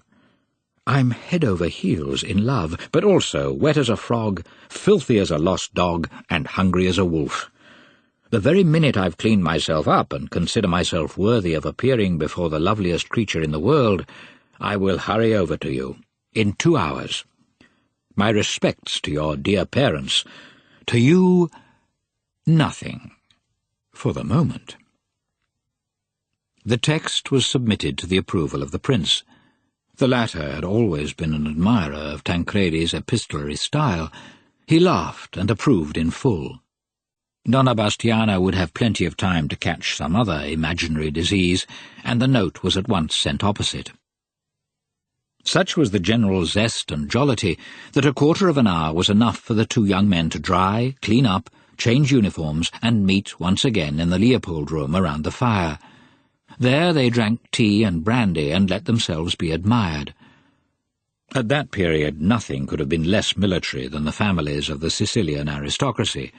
No Bourbon officers had ever been seen in the drawing-rooms of Palermo, and the few Garibaldini who had penetrated them gave more the impression of picturesque scarecrows than real military men. So those 2 young officers were in fact the first the Selena girls had ever seen close to. In their double-breasted uniforms, Tancredi's with the silver buttons of the Lancers, Carlo's with the gilt ones of the Bersaglieri, the first with a high black velvet collar bordered with orange, the other with crimson, they sat stretching towards the embers, legs encased in blue cloth and black cloth. On their sleeves were the silver and gold stars amid twirls and dashes and endless loops, a delight for girls used only to severe frock-coats and funereal tail-coats. The edifying novel lay upside down behind an armchair. Don Fabrizio did not quite understand. He remembered both the young men in lobster red and very carelessly turned out.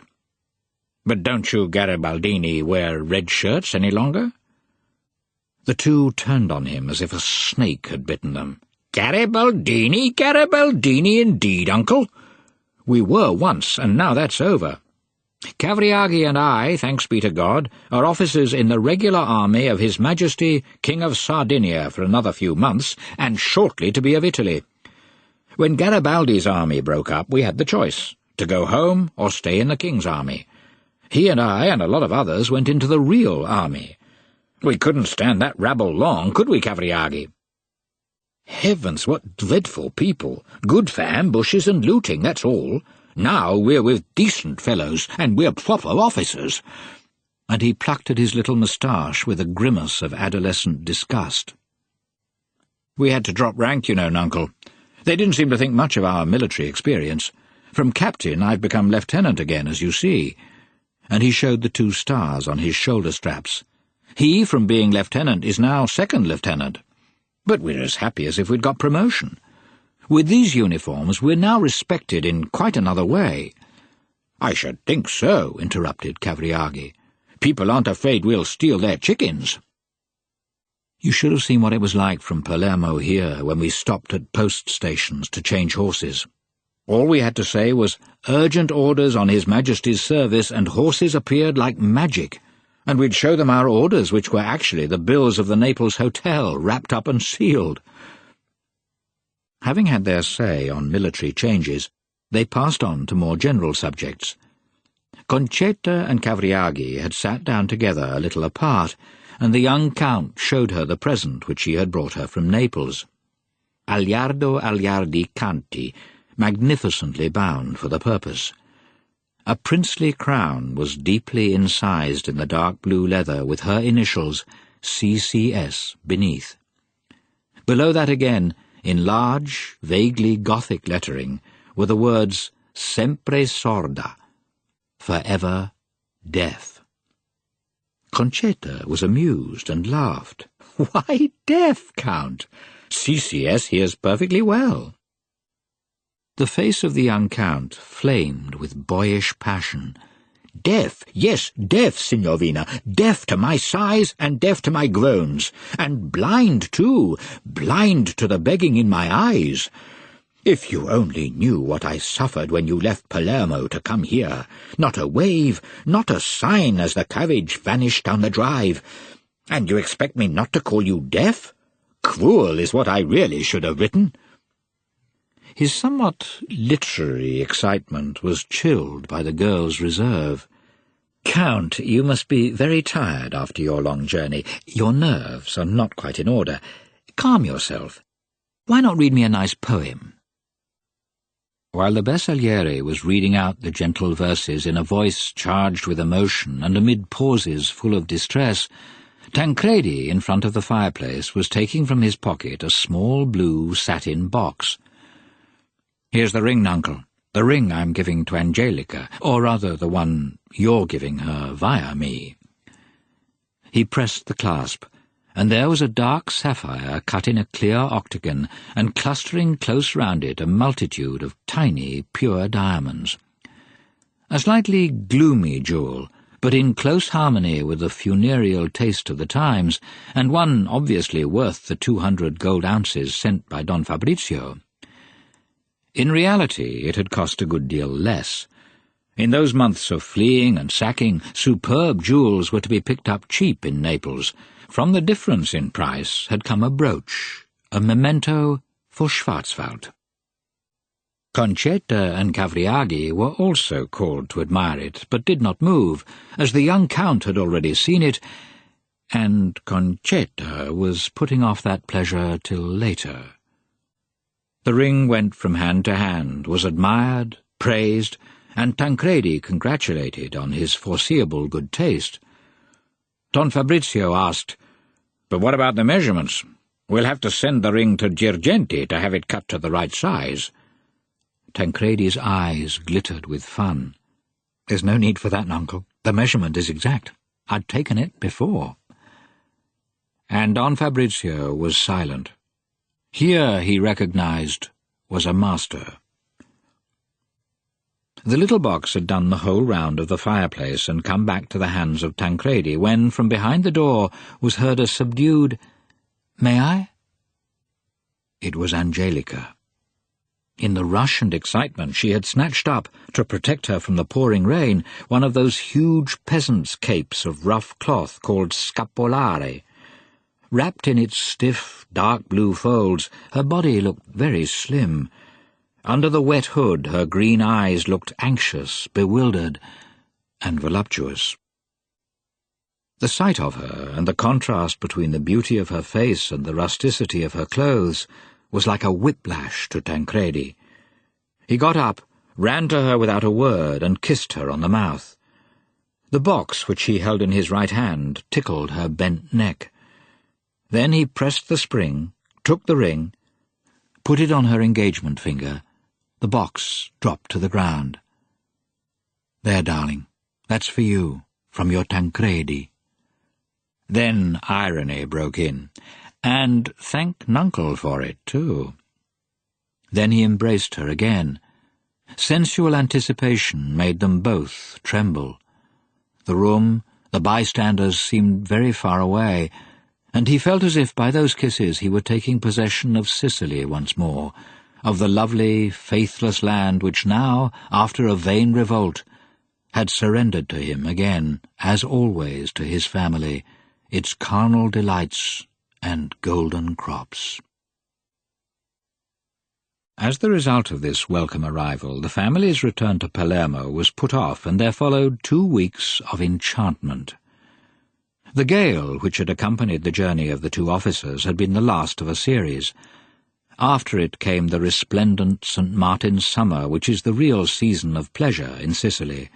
Weather luminous and blue, oasis of mildness in the harsh progression of the seasons, inveigling and leading on the senses with its sweetness, luring to secret nudities by its warmth.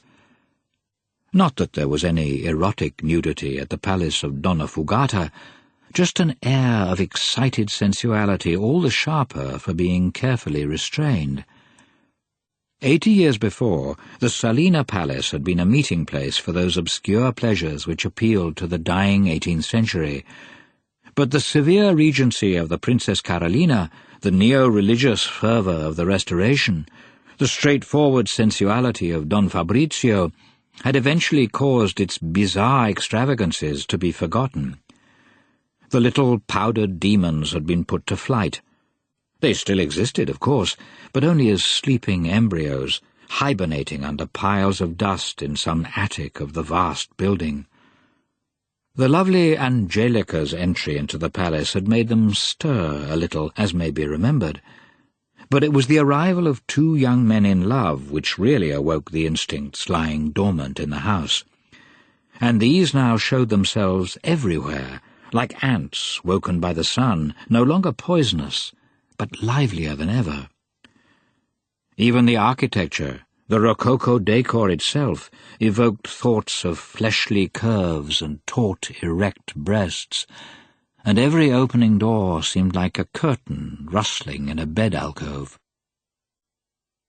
Cavriaghi was in love with Concetta, but boy that he was, not only in appearance like Tancredi, but deep within, his love found expression in the easy rhythms of poets such as Prati and Aliadi, and in dreaming of moonlight elopements whose logical sequence he did not dare contemplate, and which, anyway, Concetta's deafness obviated from the start. Who can tell whether in the seclusion of that green room of his he did not abandon himself to more definite hopes? Certain it is that to the love scenery of that autumn in Donnafugata his only contribution was the sketching in of clouds and evanescent horizons, and not the creation of architectural masses. The 2 girls, Carolina and Caterina, however, played their parts excellently in the symphony of desires traversing the whole palace that November, and mingling with the murmur of the fountains, the pawing of the horses on heat in the stables, and the tenacious burrowing of nuptial nests by woodworms in the old furniture. The 2 girls were young and attractive, and though with no particular loves of their own, found themselves immersed in the currents emanating from the others.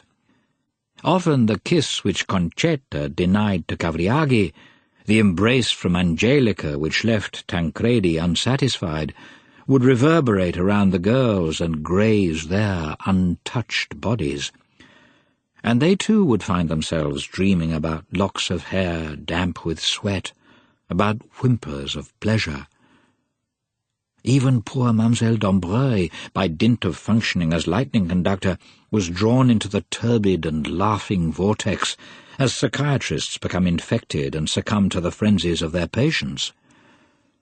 When, after a day of hide-and-seek and moralizing ambushes, she lay down on her lonely bed, she would stroke her own withered breasts and mutter indiscriminate invocations to Tancredi, to Carlo, to Fabrizio.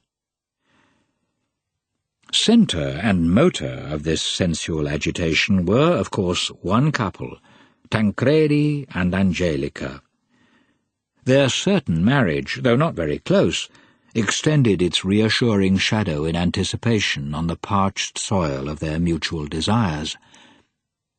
Difference of class made Don Calogero consider their long periods alone together as quite normal with the nobility, and made Princess Maria Stella think habitual to those in the Sedara's rank of life, the frequency of Angelica's visits, and a freedom of bearing which she would certainly not have found proper in her own daughters.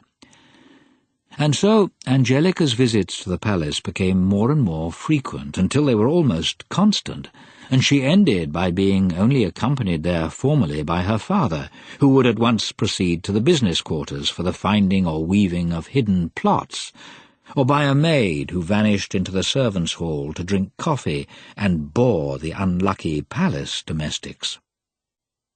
Tancredi wanted to show Angelica the whole palace, with its inextricable complex of guest rooms, staterooms, kitchens, chapels, theatres, picture galleries, odorous saddling rooms, stables, stuffy conservatories, passages, stairs, terraces and porticos, and particularly of a series of abandoned and uninhabited apartments which had not been used for many years and formed a mysterious and intricate labyrinth of their own. Tancredi did not realize, or he realized perfectly well, that he was drawing the girl into the hidden centre of the sensual cyclone, and Angelica at that time wanted whatever Tancredi did. Their wanderings through the seemingly limitless building were interminable. They would set off as if for some unknown land, and unknown indeed it was, because in many of those apartments and corners not even Don Fabrizio had ever set foot, a cause of great satisfaction to him, for he used to say that a house of which one knew every room wasn't worth living in. The two lovers embarked for Citera on a ship made of dark and sunny rooms, of apartments sumptuous or squalid, empty or crammed with remains of heterogeneous furniture. They would set off accompanied by Cavriaghi or by Mademoiselle d'Ambreuil, sometimes by both.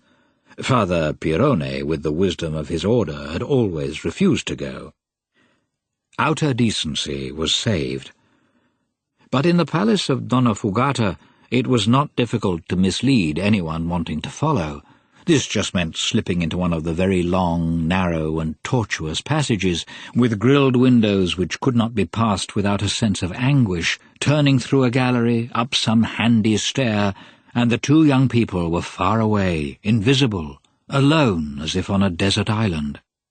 All that remained to survey them was some faded pastoral portrait created blind by the painter's inexperience, or a shepherdess glancing down consentingly from an obliterated fresco.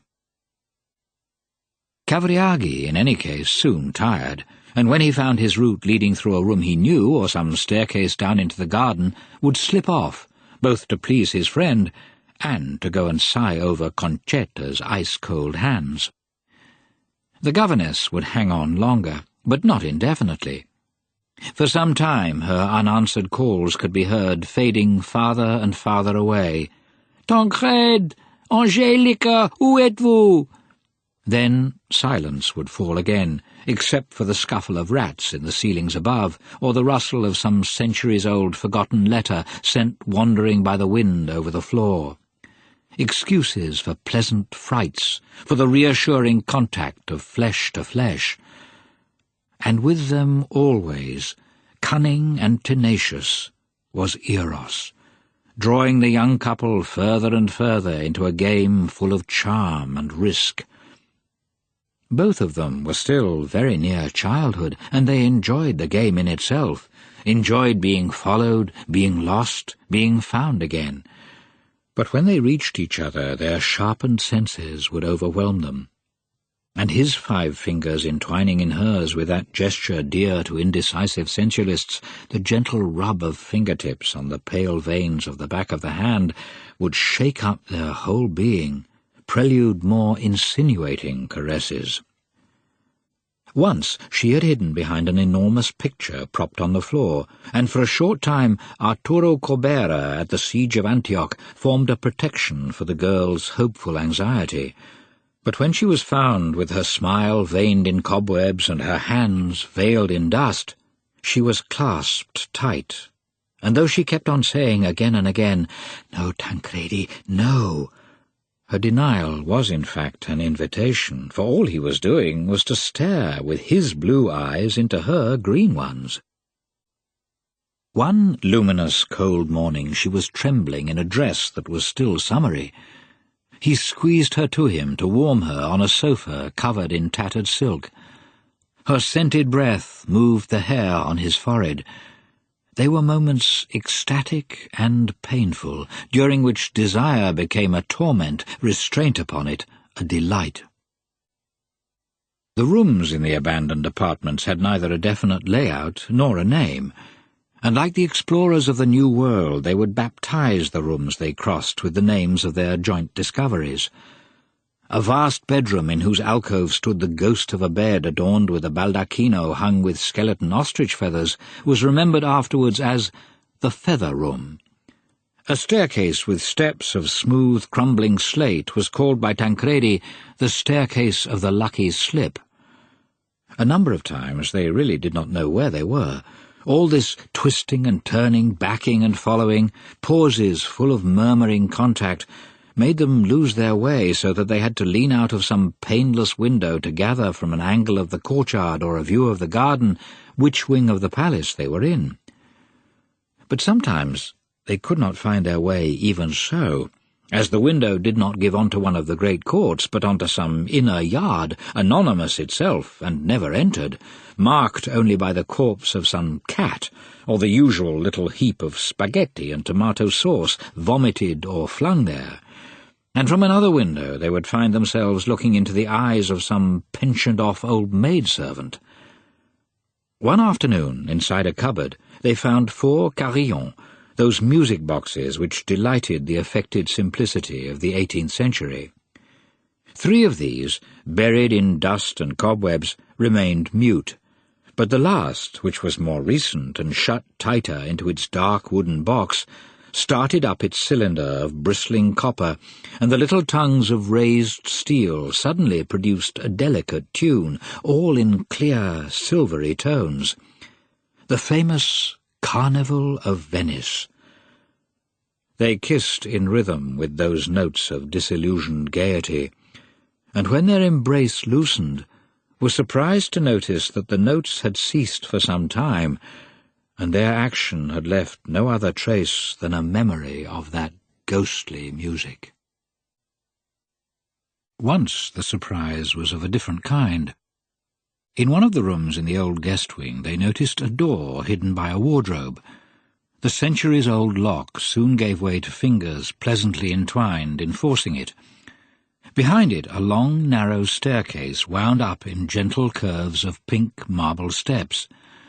At the top was another door, open, and covered with thick but tattered padding. Then came a charming but odd little apartment of 6 small rooms gathered round a medium-sized drawing-room, all, including the drawing-room, with floors of whitest marble sloping away slightly towards a small lateral gutter. On the low ceilings were some very unusual reliefs in coloured stucco, luckily made almost indecipherable by damp.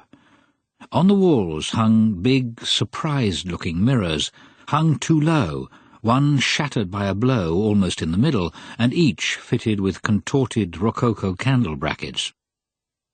The windows gave onto a segregated courtyard, a kind of blind and deaf well, which let in a grey light and had no other outlet.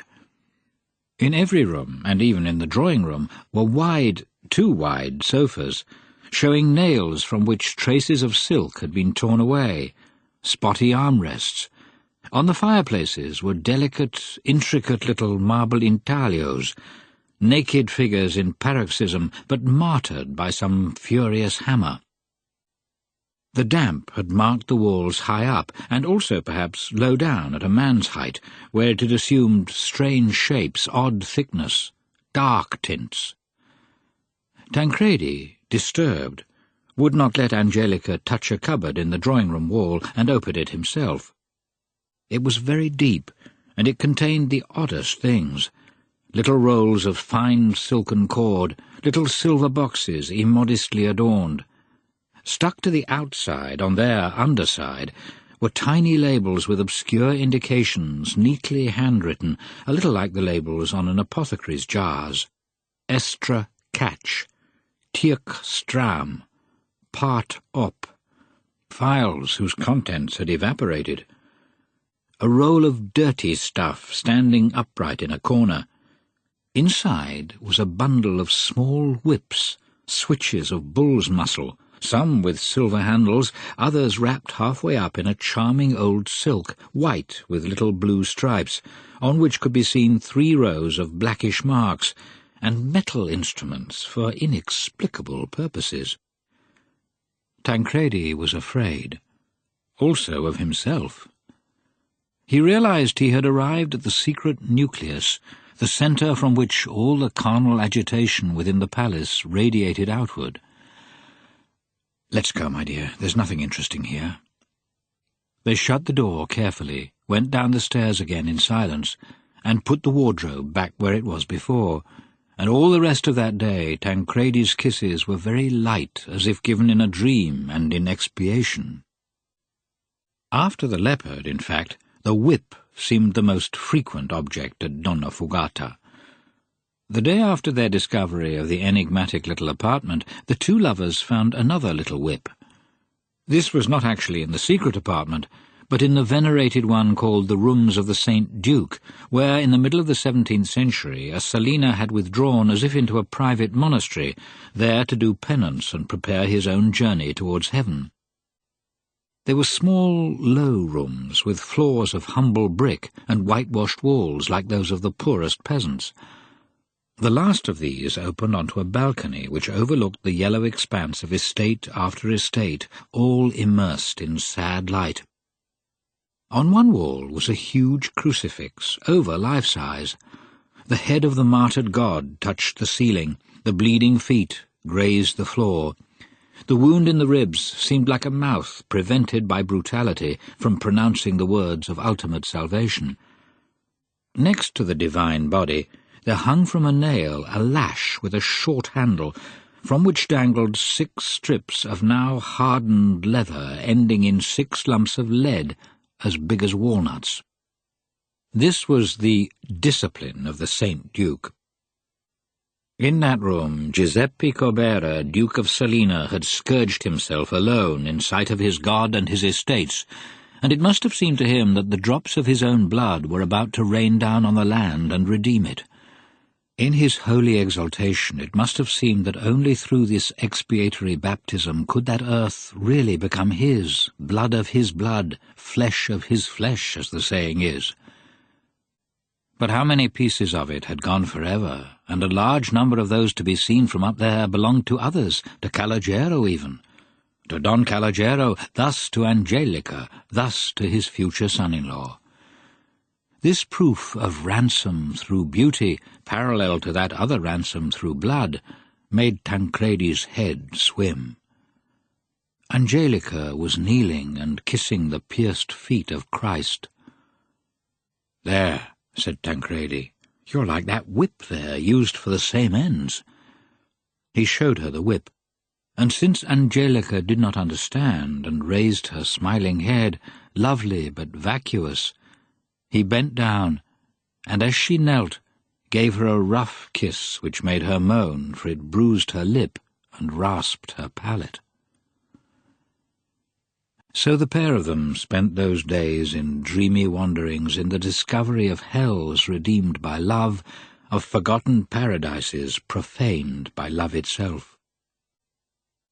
The dangers of stopping the game and drawing the prize became more and more pressing for both. In the end they searched no longer, but went off absorbed into the remotest rooms, those from which no cry could reach anyone from the outside world. But there never would be a cry, only invocations and low whimpers. There they would both lie, close but innocent, pitying each other. The most dangerous places for them were the rooms of the old guest wing, private, in good order, each with its neat rolled-up mattress which would spread out again at a mere touch of the hand. One day, not Tancredi's mind, which had no say in the matter, but all his blood had decided to put an end to it. That morning Angelica, like the beautiful bitch that she was, had said, "I'm your novice," recalling to him with the clarity of an invitation their first mutual onrush of desire. And already the woman had surrendered and offered. Already the male was about to overwhelm the man, when the church bell clanged almost straight down on their prone bodies, adding its own throb to the others.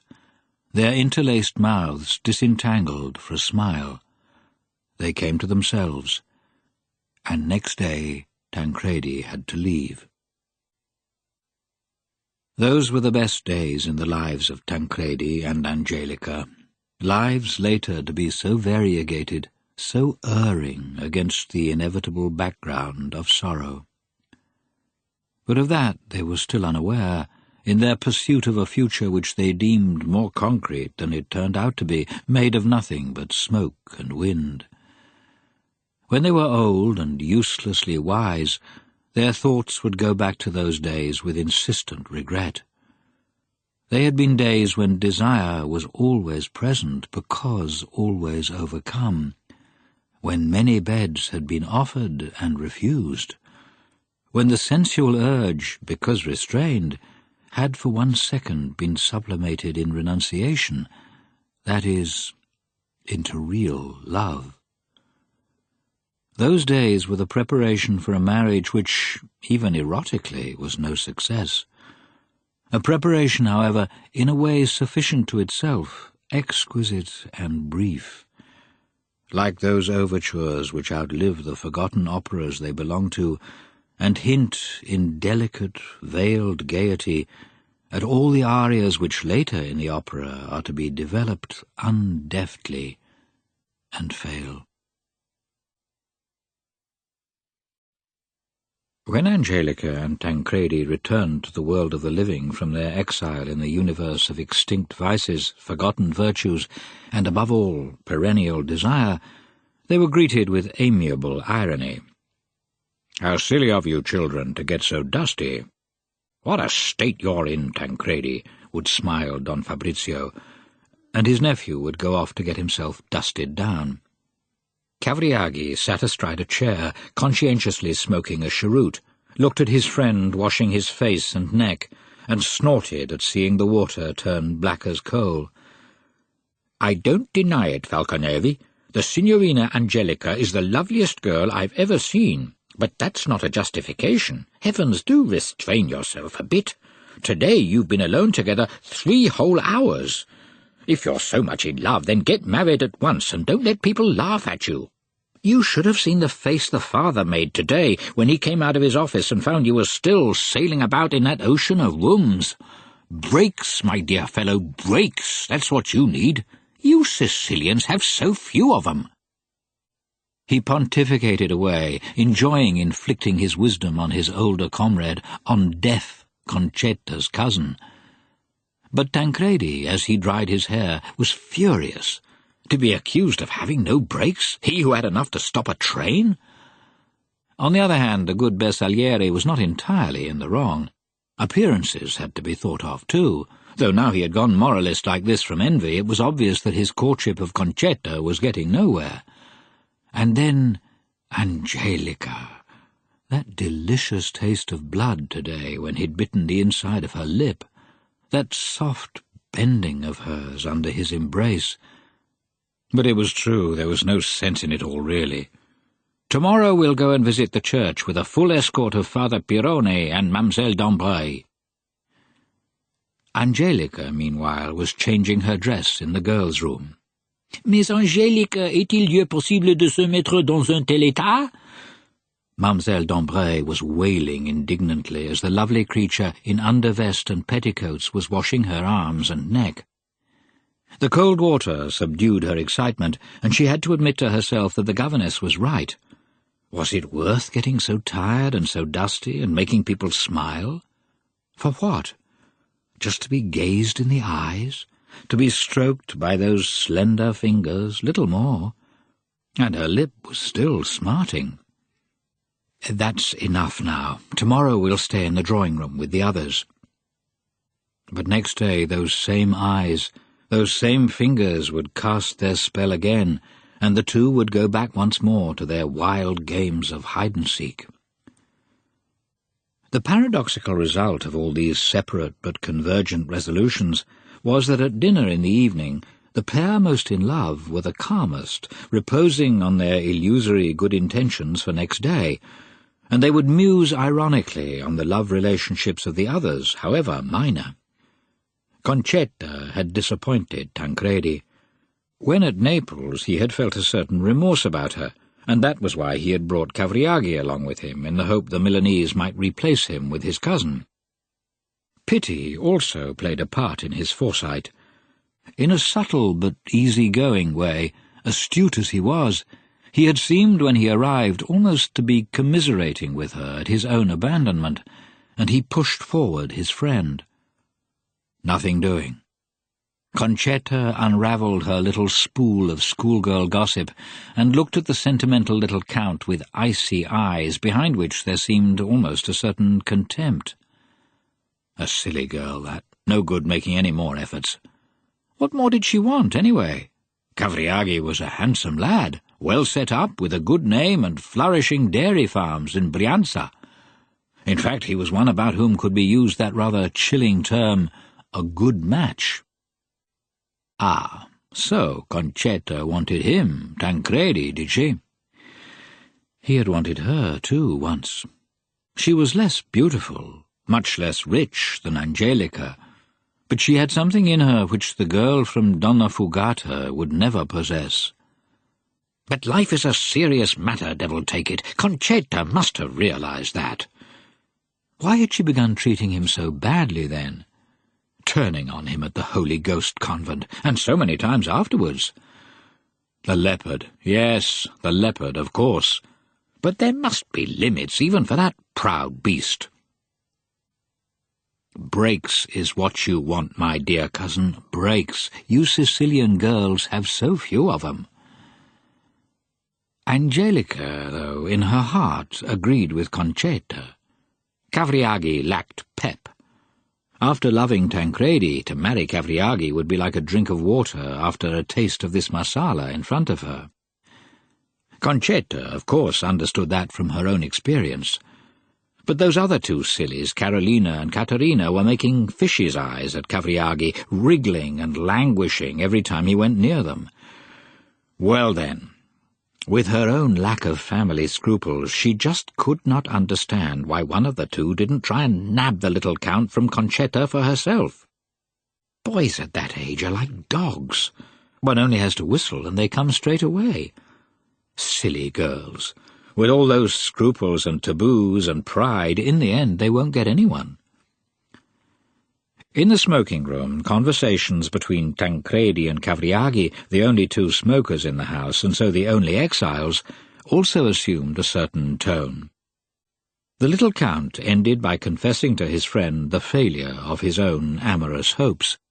"She's too beautiful, too pure for me. She doesn't love me. It was rash of me to hope. But I'll leave here with a regret like a dagger in my heart. I've not even dared to make a definite proposal. I feel that to her I'm just a worm, and she's right.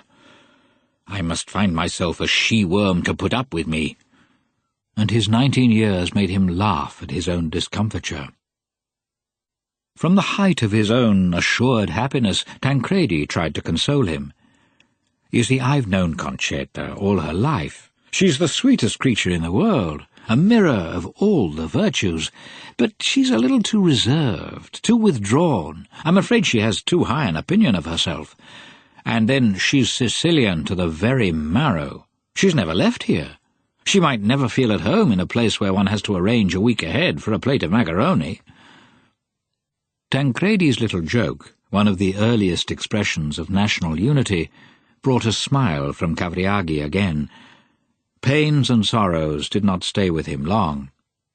"But I'd have laid in cases of your macaroni for her, of course. Anyway, what's done is done. I only hope your uncle and aunt, who've been so sweet to me, won't take against me for having thrust myself among you pointlessly." He was reassured, quite sincerely, for Cavriaghi had made himself liked by everyone except Concetta, and perhaps liked by Concetta too, in a way, for the boisterous good humour which he combined with the most plaintive sentimentality. Then they talked of something else. That is, they talked of Angelica. "You know, Falconeri, you are a lucky dog. To go and find a jewel like Signorina Angelica in this pigsty, excuse my calling it that, my dear fellow. What a beauty! Good God, what a beauty! Lucky rascal, leading her round for hours in the remotest corners of this house, as huge as our own cathedral. And not only lovely, but clever and cultured too. And good as well. One can see that in her eyes, in that sweet innocence of hers." Cavriaghi went on ecstatically about Angelica's goodness under Tancredi's amused glance. "The really good person in all this is you yourself, Cavriaghi." The phrase slipped unnoticed over that Milanese optimism. Then, "Listen," said the young Count, "you'll be leaving in a few days. Don't you think it's time I was introduced to the mother of the young Baroness?" This was the first time, and from a Lombard voice, that Tancredi heard his future wife called by a title. For a second he did not realize who the other was referring to. Then the prince in him rebelled. "Baroness? What do you mean, Cavriaghi? She's a dear, sweet creature whom I love, and that's quite enough." That it really was quite enough was not actually true, but Tancredi was perfectly sincere. With his atavistic habit of great possessions, it seemed to him that the estates of Gibildolci and Settesoli, all those bags of gold, had been his since the time of Charles of Anjou, always. "I'm sorry, but I don't think you'll be able to meet Angelica's mother. She's leaving tomorrow for the vapour baths at Sciacca. She's very ill, poor thing." He stubbed the end of his cheroot in an ashtray. "Let's go into the drawing-room, shall we? We've been bears here for long enough." One day about that time, Don Fabrizio received a letter from the prefect of Girgenti, written in a style of extreme courtesy, announcing the arrival at Donnafugata of the Cavaliere Aimone Chevale di Monterzuolo, secretary to the prefecture, who wanted to talk to him, the prince, about a subject very close to the government's heart. Surprised, Don Fabrizio sent off his son, Francesco Paolo, to the post station next day to receive the Missus Dominicus and invite him to stay at the palace, an act both of hospitality and of true compassion, consisting in not abandoning the body of the Piedmontese to the thousands of little creatures who would have tortured him in the cave hostelry of Zumenico. The post-coach arrived at dusk with an armed guard on the box and a few glum faces inside. From it also alighted Chevalier di Monterzuolo, recognizable at once by his scared look and wary simper. He had been in Sicily for a month, in the most persistently native part of the island, what was more, bounced there straight from his little property near Montferrat. Timid and congenitally bureaucratic, he found himself much out of his element. His head had been stuffed with the tales of brigands by which Sicilians loved to test the nervous resistance of new arrivals, and for a month he had seen every usher in his office as a murderer and every wooden paper cutter on his desk as a dagger. For a month, too, the oily cooking had upset his inside. There he stood now, in the twilight, with his valise of beige cloth, peering at the very unpromising aspect of the street in the midst of which he had been dumped. The inscription Corso Vittorio Emanuele, whose blue letters on a white ground adorned the half-ruined house opposite him, was not enough to convince him that he was in a place which was, after all, part of his own nation, and he did not dare to ask the way from any of the peasants propped against walls like caryatids, in his certainty of not being understood, and his fear of a gratuitous knife in the guts, still dear to him, however upset. When Francesco Paolo came up and introduced himself, he screwed up his eyes at first, as he thought himself done for. But the fair-haired youth's calm, honest air reassured him a little, and when he realized that he was being invited to stay with the Selena, he was both surprised and relieved. The dark journey to the palace was enlivened by a running contest between Piedmontese and Sicilian courtesies, the two most punctilious in Italy, over the valise, which in the end was borne by both knightly contenders, though very light. On reaching the palace, the bearded faces of the armed rangers standing about in the first courtyard once more disturbed the soul of Chevalier di Montezzuolo, while the distant cordiality of the prince's greeting, together with the evident luxury of the rooms he glimpsed, flung him into contrary worries. Member of one of those families of Piedmontese squireens which live on their own land with dignity and narrow means, it was the first time he found himself a guest at a great house, and this redoubled his shyness.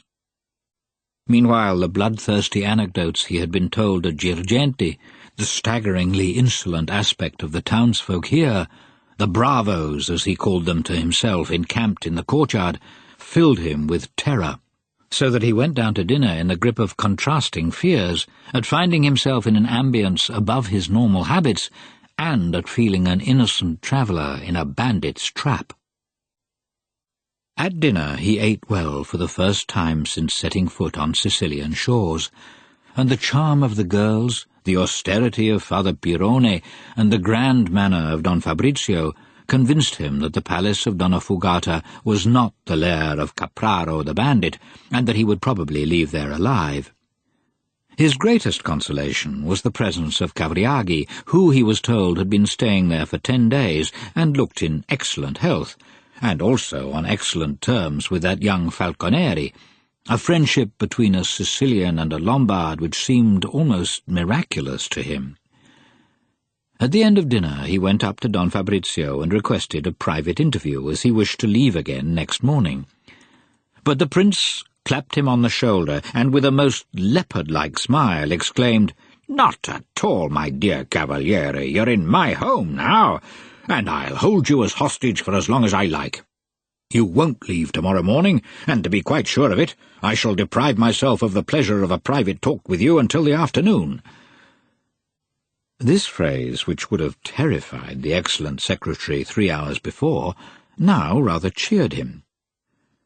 That evening Angelica was not there, and so they played a hand of whist. At a table with Don Fabrizio, Tancredi, and Father Pirone, he won 2 rubbers and gained 3 lire and 35 centimes, after which he withdrew to his own room, enjoyed the cleanliness of the linen, and fell into the trustful sleep of the just. Next morning Tancredi and Cavriaghi led him around the garden, showed him the picture gallery and tapestry collection. They also trotted him a little around the town. Under the honey-coloured sun of that November day it seemed less sinister than it had the night before. He even saw a smile here and there, and Chevalier di Montezzuolo began to reassure himself about rustic Sicily. Tancredi noticed this, and was at once assailed by the singular island itch to tell foreigners tales which, however horrifying, were unfortunately quite true. They were passing in front of a jolly building with a facade decorated in crude stucco work. "That, my dear Chevalier, is the home of Baron Murtolo. Now it's closed and empty, as the family live in Girgenti since the Baron's son was captured by brigands 10 years ago." The Piedmontese began to tremble. "Oh, poor things. I wonder how much they paid to free him." No, they didn't pay a thing. They were in financial straits already and had no ready money like everybody else here.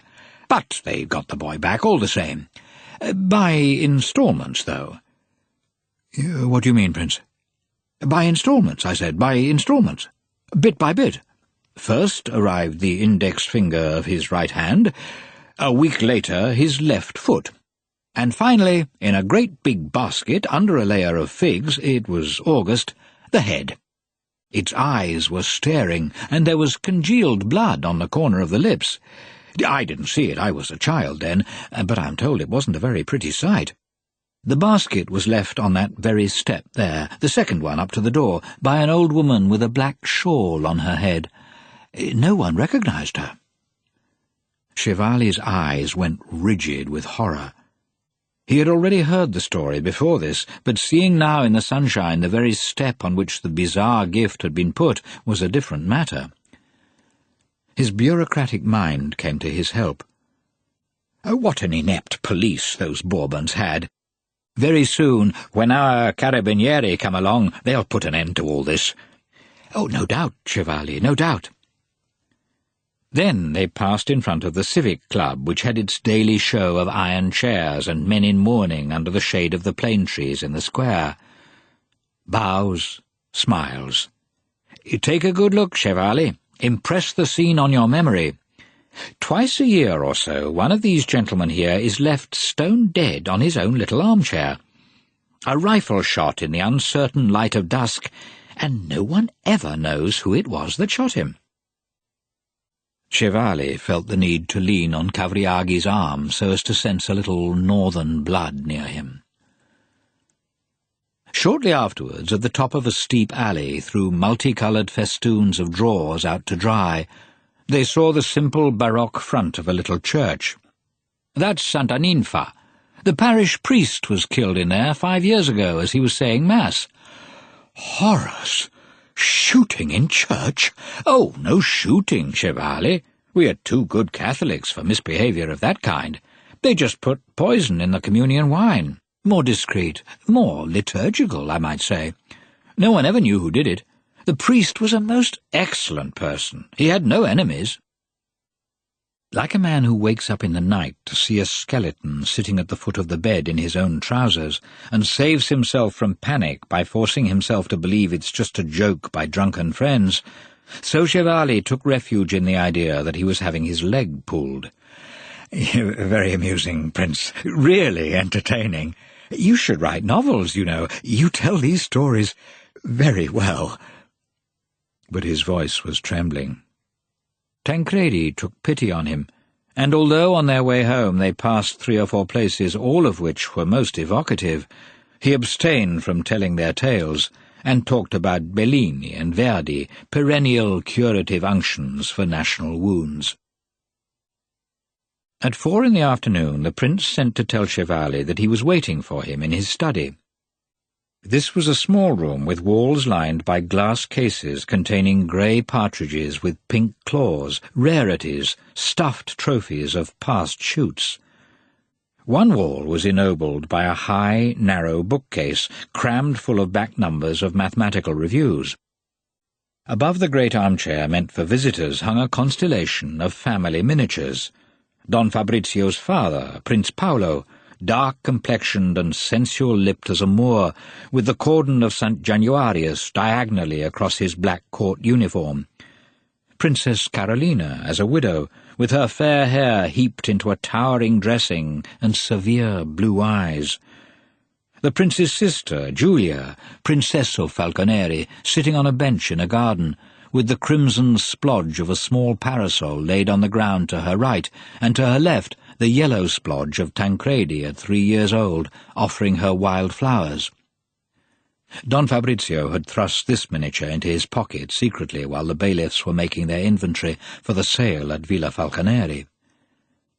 Beneath that was his eldest son, Paolo, in tight white leather breeches, just about to mount an arrogant horse with a curving neck and flashing eyes.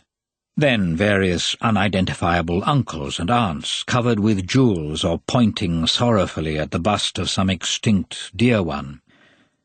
But in the centre of the constellation, acting as a kind of polar star, shone a bigger miniature, This was of Don Fabrizio himself at the age of about 20, with his very young wife leaning her head on his shoulder in an act of complete, loving abandon. She was dark-haired, he rosy in the blue and silver uniform of the Royal Guards, smiling with pleasure, his face framed in his first and very fair long whiskers. Cevali, as soon as he sat down, began explaining the mission with which he had been charged. After the happy annexation, after the glorious union of Sicily and the Kingdom of Sardinia, the Turin government intends to nominate a number of illustrious Sicilians as senators of the kingdom. The provincial authorities have been charged with drawing up a list of personalities to be proposed for the central government's examination, and eventually for the royal nomination. And, of course, at Girgenti your name was mentioned at once, Prince. A name illustrious for its antiquity, for the personal prestige of its bearer, for scientific merit, and also for the dignified and liberal attitude assumed during recent events. The little speech had been prepared for some time. It had been even the object of a number of pencil notes in a little book which was now in the hip pocket of Cevali's trousers. But Don Fabrizio gave no sign of life. His eyes could only just be glimpsed through his heavy lids. Motionless, the great paw with its blondish hairs completely covered a dome of St. Peter's in alabaster on the table. Accustomed by now to the slyness of the loquacious Sicilians whenever anything is suggested to them, Cevali did not let himself be discouraged. Before sending the list to Turin, my superiors thought it proper to inform you in person and to see if this proposal met with your approval. To ask for your assent, for which the government much hopes, has been the object of my mission here, a mission which has also given me the honour and the pleasure of getting to know you and your family, this magnificent palace, and picturesque Donnafugata. Flattery always slipped off the prince like water off leaves in fountains. It is one of the advantages enjoyed by men who are at once both proud and used to being so. This fellow here seems to be under the impression he's come to do me a great honour, he was thinking. To me, who am what I am, among other things a peer of the Kingdom of Sicily, which must be more or less the same as a senator. It's true that one must value gifts in relation to those who offer them. When a peasant gives me his bit of cheese, he's making me a bigger present than the Prince of Lascari when he invites me to dinner. That's obvious. The difficulty is that the cheese is nauseating. So all that remains is the heart's gratitude, which can't be seen, and the nose wrinkled in disgust, which can be seen only too well. Don Fabrizio's ideas about the Senate were very vague. In spite of every effort, his thoughts kept leading him back to the Roman Senate, to Senator Papirius breaking a staff on the head of an ill-mannered Gaul, to a horse Incitatus made a senator by Caligula, an honour which even his son Paolo might have thought excessive. He was irritated at finding recurring to him insistently a phrase which was sometimes used by Father Pirone, Senatoris boni viri, senatus autem mala bestia. Nowadays there was also an imperial senate in Paris, though that was only an assembly of profiteers with big salaries. There was, or had been, a senate in Palermo, too, though it had only been a committee of civil administrators. What administrators! Low work for a Selena. He decided to be frank. But, Cavaliere, do explain what being a senator means. The newspapers under our last monarchy never allowed information about the constitutional systems of other Italian states to be printed, and a week's visit of mine to Turin some years ago was not enough to enlighten me. What is it? Simple title of honour? A kind of decoration? Or are there legislative, deliberative functions? The Piedmontese, representative of the only liberal state in Italy, rose to the bait. But, Prince, the Senate is the high chamber of the kingdom. In it, the flower of Italy's politicians, picked by the wisdom of the sovereign, will examine, discuss, approve or disapprove the laws proposed by the government for the progress of the country. It functions at the same time as spur and as brake. It incites good actions and prevents bad ones. When you have accepted a seat in it, you will represent Sicily on an equality with the other elected deputies. You will make us hear the voice of this lovely country, which is only now sighting the modern world, with so many wounds to heal, so many just desires to be granted." Chevalier would perhaps have continued for some time in this tone if Bendico from behind the door had not asked the wisdom of his sovereign to admit him. Don Fabrizio made as if to get to his feet and open the door, but slowly enough to allow the Piedmontese time to open it himself. Bendico meticulously sniffed around Chevalier's trousers, after which, having decided this was a good man, the dog lay down under the window and slept. "Just listen to me, Chevalier, will you? If it were merely a question of some honorific, of a simple title to put on a visiting card, no more, I should be pleased to accept. I feel that at this decisive moment for the future of the Italian state, it is the duty of us all to support it, and to avoid any impression of disunity in the eyes of these foreign states, which are watching us with alarm or hope, both of them unjustified, but that do at the moment exist." "Well then, Prince, why not accept?" "Be patient now, Chevalier. I'll explain in a moment. We Sicilians have become accustomed by a very long hegemony of rulers who were not of our religion and did not speak our language, to split hairs. If we had not done so, we'd never have coped with Byzantine tax-gatherers, with Berber emirs, with Spanish viceroys. Now the bent is endemic. We're made like that. I said support. I did not say participate. In these last 6 months, since your Garibaldi set foot at Marsala, too many things have been started without our being consulted for you now to ask a member of the old governing class to help develop them and carry them through. I do not wish to discuss now if what was done was good or bad. For my part, I believe much of it to have been bad. But I'd like to tell you at once what you'll only understand after spending a year among us. In Sicily, it doesn't matter about doing things well or badly. The sin which we Sicilians never forgive is simply that of doing at all.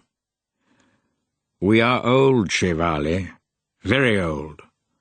For over 25 centuries we've been bearing the weight of superb and heterogeneous civilizations, all from outside, none made by ourselves, none that we could call our own. We're as white as you are, Chevalier, and as the Queen of England. And yet for 2,500 years we've been a colony. I don't say that in complaint. It's our fault. But even so, we're worn out and exhausted." Chevalier was disturbed now. "But that is all over, isn't it?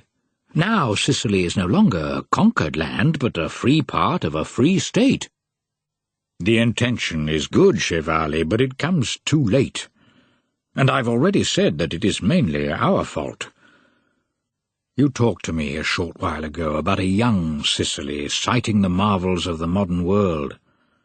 For my part, I see instead a centenarian being dragged in a bath chair round the great exhibition in London, understanding nothing and caring about nothing, whether it's the steel factories of Sheffield or the cotton spinneries of Manchester, and thinking of nothing but drowsing off again on beslobbered pillows with a pot under the bed."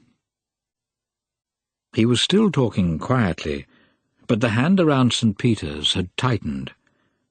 Later, the tiny cross surmounting the dome was found snapped. "Sleep, my dear Chevalier. Sleep, that is what Sicilians want, and they will always hate anyone who tries to wake them, even in order to bring them the most wonderful of gifts. I must say, between ourselves, that I have strong doubts whether the new kingdom will have many gifts for us in its luggage. All Sicilian self-expression, even the most violent, is really wish-fulfillment. Our sensuality is a hankering for oblivion, our shooting and knifing a hankering for death, our languor, our exotic ices, a hankering for voluptuous immobility, that is, for death again. Our meditative air is that of a void wanting to scrutinize the enigmas of nirvana. From that comes the power among us of certain people, of those who are half awake. That is the cause of the well-known time lag of a century in our artistic and intellectual life. Novelties attract us only when they are dead, incapable of arousing vital currents. From that comes the extraordinary phenomenon of the constant formation of myths, which would be venerable if they were really ancient, but which are really nothing but sinister attempts to plunge us back into a past that attracts us only because it is dead. Not all of this was understood by the good Chevalier, and the last phrase he found particularly obscure. He had seen the variously painted carts being drawn along by horses covered with feathers. He had heard tell of the heroic puppet theatres, but he too had thought they were genuine old traditions. He said, "Aren't you exaggerating a little, Prince? I myself have met emigrant Sicilians in Turin, Crispi, for example, who seemed anything but asleep." The Prince said irritably, "When there are so many of us, there are bound to be exceptions. In any event, I've already mentioned some of us as half awake. As for this young man, Crispi, not I, certainly, but you perhaps may be able to see if, as an old man, he doesn't fall back into our voluptuous torpor. They all do. Anyway, I've explained myself badly. I said Sicilians. I should have added Sicily. The atmosphere, the climate, the landscape of Sicily. Those are the forces which have formed our minds, together with, and perhaps more than, alien pressure and varied invasions. This landscape which knows no mean between sensuous sag and hellish drought, which is never petty, never ordinary, never relaxed, as should be a country made for rational beings to live in. This country of ours, in which the inferno round Randazzo is a few miles from the beauty of Taormina Bay. This climate, which inflicts us with 6 feverish months at a temperature of 104. Count them, Chevalier, count them. May, June, July, August, September, October. 6 times 30 days of sun sheer down on our heads. This summer of ours, which is as long and glum as a Russian winter, and against which we struggle with less success. You don't know it yet, but fire could be said to snow down on us as on the accursed cities of the Bible. If a Sicilian worked hard in any of those months, he would expend enough energy for 3. Then water is either lacking altogether or has to be carried from so far that every drop is paid for by a drop of sweat. And when the rains come, they are always tempestuous and set dry torrents to frenzy, drown beasts and men on the very spot where 2 weeks before both had been dying of thirst. This violence of landscape, this cruelty of climate, this continual tension in everything, and even these monuments of the past, magnificent yet incomprehensible because not built by us and yet standing round us like lovely, mute ghosts. All those rulers who landed by main force from all directions, who were at once obeyed, soon detested, and always misunderstood. Their sole means of expression, works of art, we found enigmatic, and taxes we found only too intelligible, and which they spent elsewhere. All these things have formed our character, which is thus conditioned by events outside our control as well as by a terrifying insularity of mind. The ideological inferno invoked in this little study disturbed Chevali even more than the bloodthirsty tales of that morning. He tried to say something, but Don Fabrizio was now too worked up to listen. "I don't deny that a few Sicilians may succeed in breaking the spell once off the island, but they would have to leave it very young. By 20 it's too late. The crust is formed. They will remain convinced that their country is basely calumniated like all other countries, that the civilized norm is here, the oddities elsewhere. But do, please, excuse me, Chevali. I've let myself be led on, and I've probably bored you. You haven't come all this way to hear Ezekiel deplore the misfortunes of Israel. Let us return to the subject of our conversation. I am most grateful to the government for having thought of me for the Senate, and I ask you to express my most sincere gratitude to them. But I cannot accept.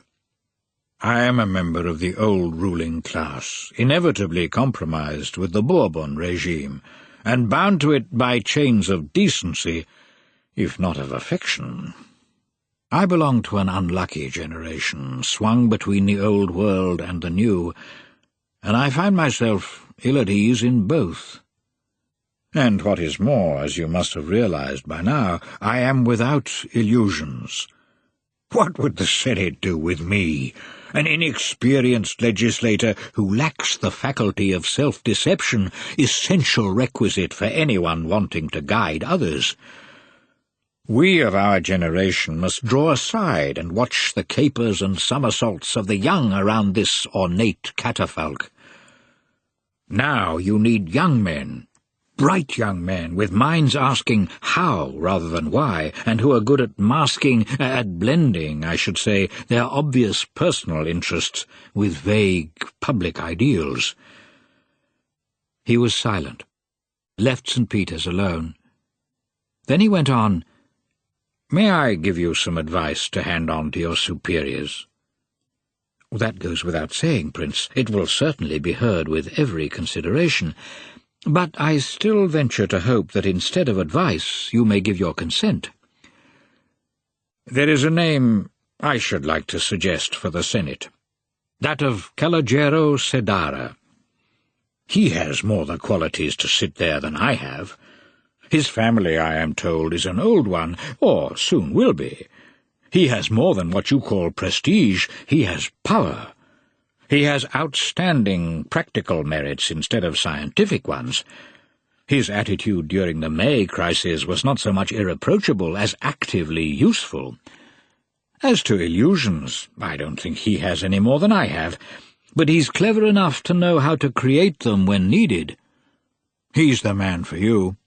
But you must be quick, as I've heard that he intends to put up as candidate for the Chamber of Deputies." There had been much talk about Sedara at the prefecture. His activities both as mayor and private citizen were well known. Chevali gave a start. He was an honest man, and his esteem for the legislative chambers was paralleled by the purity of his intentions, so he thought it best not to say a word in reply, and he did well not to compromise himself, as 10 years later Don Calogero did in fact gain the Senate. But though honest, Chevali was no fool. He certainly lacked those quick wits which in Sicily usurped the name of intelligence, but he could assess slowly and firmly, and also he had not the southern insensibility to the distress of others. He understood Don Fabrizio's bitterness and discomfort. He reviewed for an instant the misery, the abjection, the black indifference of which he had been witness for the last month. During the past few hours he had envied the Selena opulence and grandeur, but now his mind went back tenderly to his own little vineyard, his Monterzuolo near Casale, ugly, mediocre, but serene and alive. And he found himself pitying this prince without hopes as much as the children without shoes, the malaria-ridden women, the guilty victims whose names reached his office every morning. All were equal fundamentally. All were comrades in misfortune, segregated in the same well. He decided to make a last effort. As he got up, his voice was charged with emotion. "Prince, do you seriously refuse to do all in your power to alleviate, to attempt to remedy the state of physical squalor, of blind moral misery in which this people of yours lies? Climate can be overcome, the memory of evil regimes cancelled, for the Sicilians must want to improve. If honest men withdraw, the way will be open for those with no scruples and no vision, for Sedara and his like. And then everything will be as before for yet more centuries. Listen to your conscience, Prince, and not to the proud truths that you have spoken. Collaborate." Don Fabrizio smiled at him, took him by the hand, made him sit beside him on the sofa. "You're a gentleman, Chevalier, and I consider it a privilege to have met you. You are right in all you say. Your only mistake was saying the Sicilians must want to improve. I'll tell you a personal anecdote. 2 or 3 days before Garibaldi entered Palermo, I was introduced to some British naval officers from one of the warships then in harbour to keep an eye on things. They had heard, I don't know how, that I own a house down on the shore facing the sea, with a terrace on its roof from which can be seen the whole circle of hills around the city. They asked to visit this house of mine and look at the landscape where Garibaldini was said to be operating, as they could get no clear idea from their ships. In fact, Garibaldi was already at Gibilrossa. They came to my house. I accompanied them up onto the roof. They were simple youths, in spite of their reddish whiskers. They were ecstatic about the view, the vehemence of the light. They confessed, though, that they had been horrified at the squalor, decay, filth of the streets around. I didn't explain to them that one thing was derived from the other, as I have tried to with you. Then one of them asked me what those Italian volunteers were really coming to do in Sicily. "They are coming to teach us good manners," I replied in English. "But they won't succeed, because we are gods." I don't think they understood, but they laughed and went off. That is my answer to you too, my dear Chevalier. The Sicilians never want to improve for the simple reason that they think themselves perfect. Their vanity is stronger than their misery. Every invasion by outsiders, whether so by origin or, if Sicilian, by independence of spirit, upsets their illusion of achieved perfection, risks disturbing their satisfied waiting for nothing.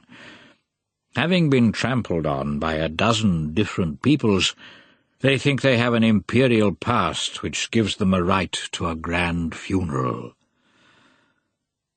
Do you really think, Chevalier, that you are the first who has hoped to canalize Sicily into the flow of universal history?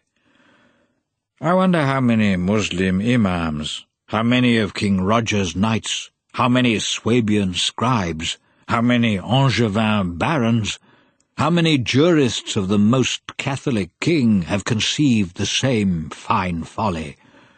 And how many Spanish viceroys, too? How many of Charles III's reforming functionaries? And who knows now what happened to them all? Sicily wanted to sleep in spite of their invocations.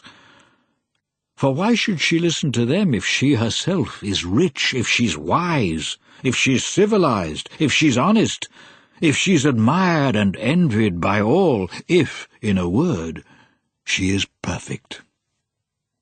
Now, even people here are repeating what was written by Proudhon and some German Jew whose name I can't remember, that the bad state of things here and elsewhere is all due to feudalism, that it's my fault, as it were. Maybe. But there's been feudalism everywhere, and foreign invasions, too. I don't believe that your ancestors, Chevalier, or the English squires or the French seigneurs governed Sicily any better than did the Selena. The results were different. The reason for the difference must lie in this sense of superiority that dazzles every Sicilian eye, and which we ourselves call pride, while in reality it's blindness. For the moment, for a long time to come, there's nothing to be done. I'm sorry, but I cannot lift a finger in politics. It would only get bitten. These are things one can't say to a Sicilian, and if you'd said them yourself, I too would have objected. It's late, Chevalier. We must go and dress for dinner. For a few hours I have to act the part of a civilized man. Chevalier left early next morning, and Don Fabrizio, who had arranged to go out shooting, was able to accompany him to the post station. With them was Don Ciccio Tomeo, carrying on his shoulders the double weight of 2 shotguns, his and Don Fabrizio's, and within himself the bile of his own trampled virtue. In the livid light of 5:30 in the morning, Donnafugata was deserted and seemed despairing. In front of every house the refuse of squalid meals accumulated along leprous walls. Trembling dogs were routing about with a greed that was always disappointed. An occasional door was already open, and the cumulative stench of sleep spread out into the street. By glimmering wicks, mothers scrutinized the lids of their children for trachoma. Almost all were in mourning, and many had been the wives of those carcasses one stumbles over on the turns of mountain tracks. The men were coming out gripping their hoes to look for someone who might give them work, God willing. Subdued silence alternated with exasperated screams of hysterical voices. Away over towards the convent of the Holy Ghost, a tinny dawn was beginning to tinge leaden clouds. Chevalier thought, "This state of things won't last. Our lively new modern administration will change it all." The prince was depressed. All this shouldn't last. But it will, always. The human always, of course, a century, 2 centuries. And after that it will be different, but worse. We were the leopards and lions. Those who'll take our place will be little jackals, hyenas. And the whole lot of us, leopards, jackals, and sheep, will all go on thinking ourselves the salt of the earth. They thanked each other and said good-bye. Chevalier hoisted himself up on the post-carriage, propped on 4 wheels the colour of vomit. The horse, all hunger and sores, began its long journey. Day had just dawned. The little light that managed to pass through quilted clouds was held up once more by the immemorial filth on the windows. Chevalier was alone. Amid bumps and shakes he moistened the tip of his index finger with saliva and cleaned a pane for the width of an eye. He looked out. In front of him, under the ashen light, the landscape lurched to and fro, irredeemable. 5. Father Pirone pays a visit.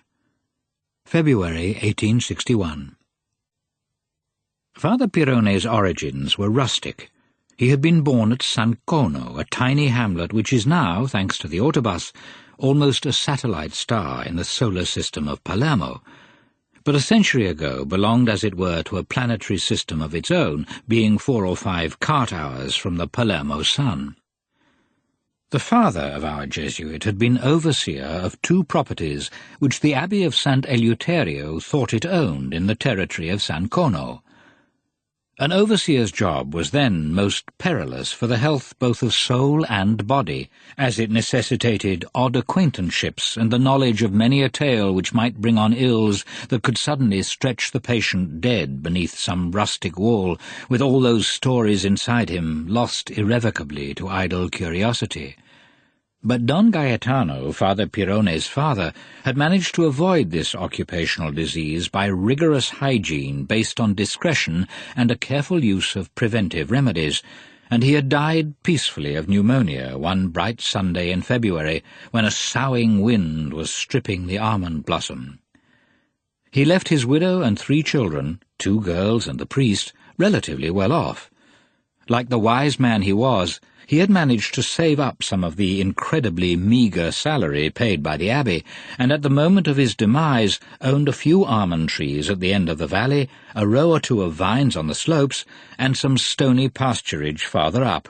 All poor stuff, of course, but enough to confer a certain weight amid the depressed economy of San Cono. He was also owner of a small, rigidly square house, blue outside and white in, 4 rooms down and 4 up, at the very entrance of the village on the Palermo road.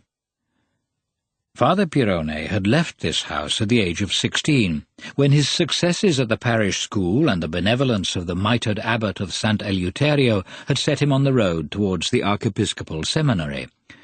But every few years he had returned there to bless the marriage of one of his sisters, or to give a, in the worldly sense, superfluous absolution to the dying Don Gaetano, and he had come back now, at the end of February 1861, for the 15th anniversary of his father's death, on a day gusty and clear, just like that other one.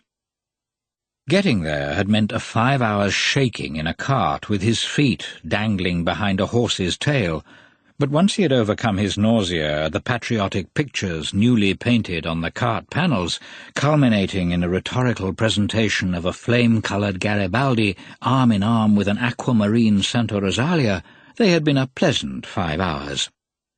The valley, rising from Palermo to San Cono, mingles the lushness of the coast with the harshness of the interior, and is swept by sudden gusts of cleansing wind, famous for being able to deviate the best-aimed bullets, so that marksmen faced with these ballistic problems preferred to go elsewhere. Then the carter, who had known the dead man well, launched out into lengthy reminiscences of his merits, reminiscences which, although not always adapted to a son's and a priest's ear, had flattered his practised listener. His arrival was greeted with happy tears. He embraced and blessed his mother, whose deep widow's weeds set off nicely her white hair and rosy hue, and greeted his sisters and nephews, looking askance among the latter at Carmelo, who had had the bad taste to put a tricolor cockade on his cap in token of rejoicing. As soon as he got into the house, he was assailed, as always, by sweet, youthful memories.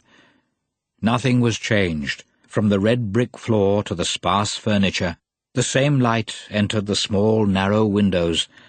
Romeo, the dog, barking briefly in a corner, was exactly like another hound, its great-great-grandfather, his companion in violent play.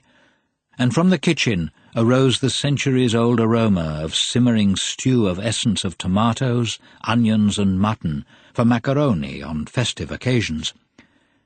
Everything expressed the serenity achieved by the dead man's labours. Soon they moved off to church for the commemorative Mass. That day San Cono looked its best, basking almost proudly in its exhibition of different manures. Sly goats with dangling black udders and numbers of little Sicilian piglets, dark and slim as minute colts, were running among the people and up the steep tracks, and as Father Pirone had become a kind of local glory, many women, children, and even youths crowded round him to ask for his blessing or remind him of old days. After a reorientating gossip in the sacristy by the parish priest and attendants at Mass, he moved to the tombstone in a side chapel. The women kissed the marble amid sobs. The son prayed aloud in his archaic Latin, and when they got home, The macaroni was ready and much enjoyed by Father Pirone, whose palate had not been spoilt by the culinary delicacies of Villa Selena. Then, towards evening, his friends came to greet him and met in his room. A 3-branched bronze lantern hung from the ceiling and spread a dim light from its oil burners. In a corner was the bed with its vari-coloured mattress and stifling pink and yellow quilt. Another corner of the room, the barn, was divided off by high, stiff matting, hiding honey-coloured corn taken weekly to the mill for the family needs. On the walls hung pock-marked engravings, St. Anthony exhibiting the Divine Infant, St. Lucia her gouged-out eyes, and St. Francis Xavier haranguing crowds of plumed and naked Indians. Outside, in the starry dusk, the wind blew, and in its way was the only one to commemorate the dead. In the centre of the room, under the lamp, was a big, squat brazier surrounded by a strip of polished wood on which people put their feet. All around, on hemp chairs, sat the guests. There were the parish priest, the 2 Schirò brothers, local landowners, and Don Pietrino, the old herbalist. They came looking glum and remained looking glum, because, while the women were busy below, they sat talking of politics, hoping to hear consoling news from Father Pirone, who came from Palermo, and must know a lot as he lived with the nobles.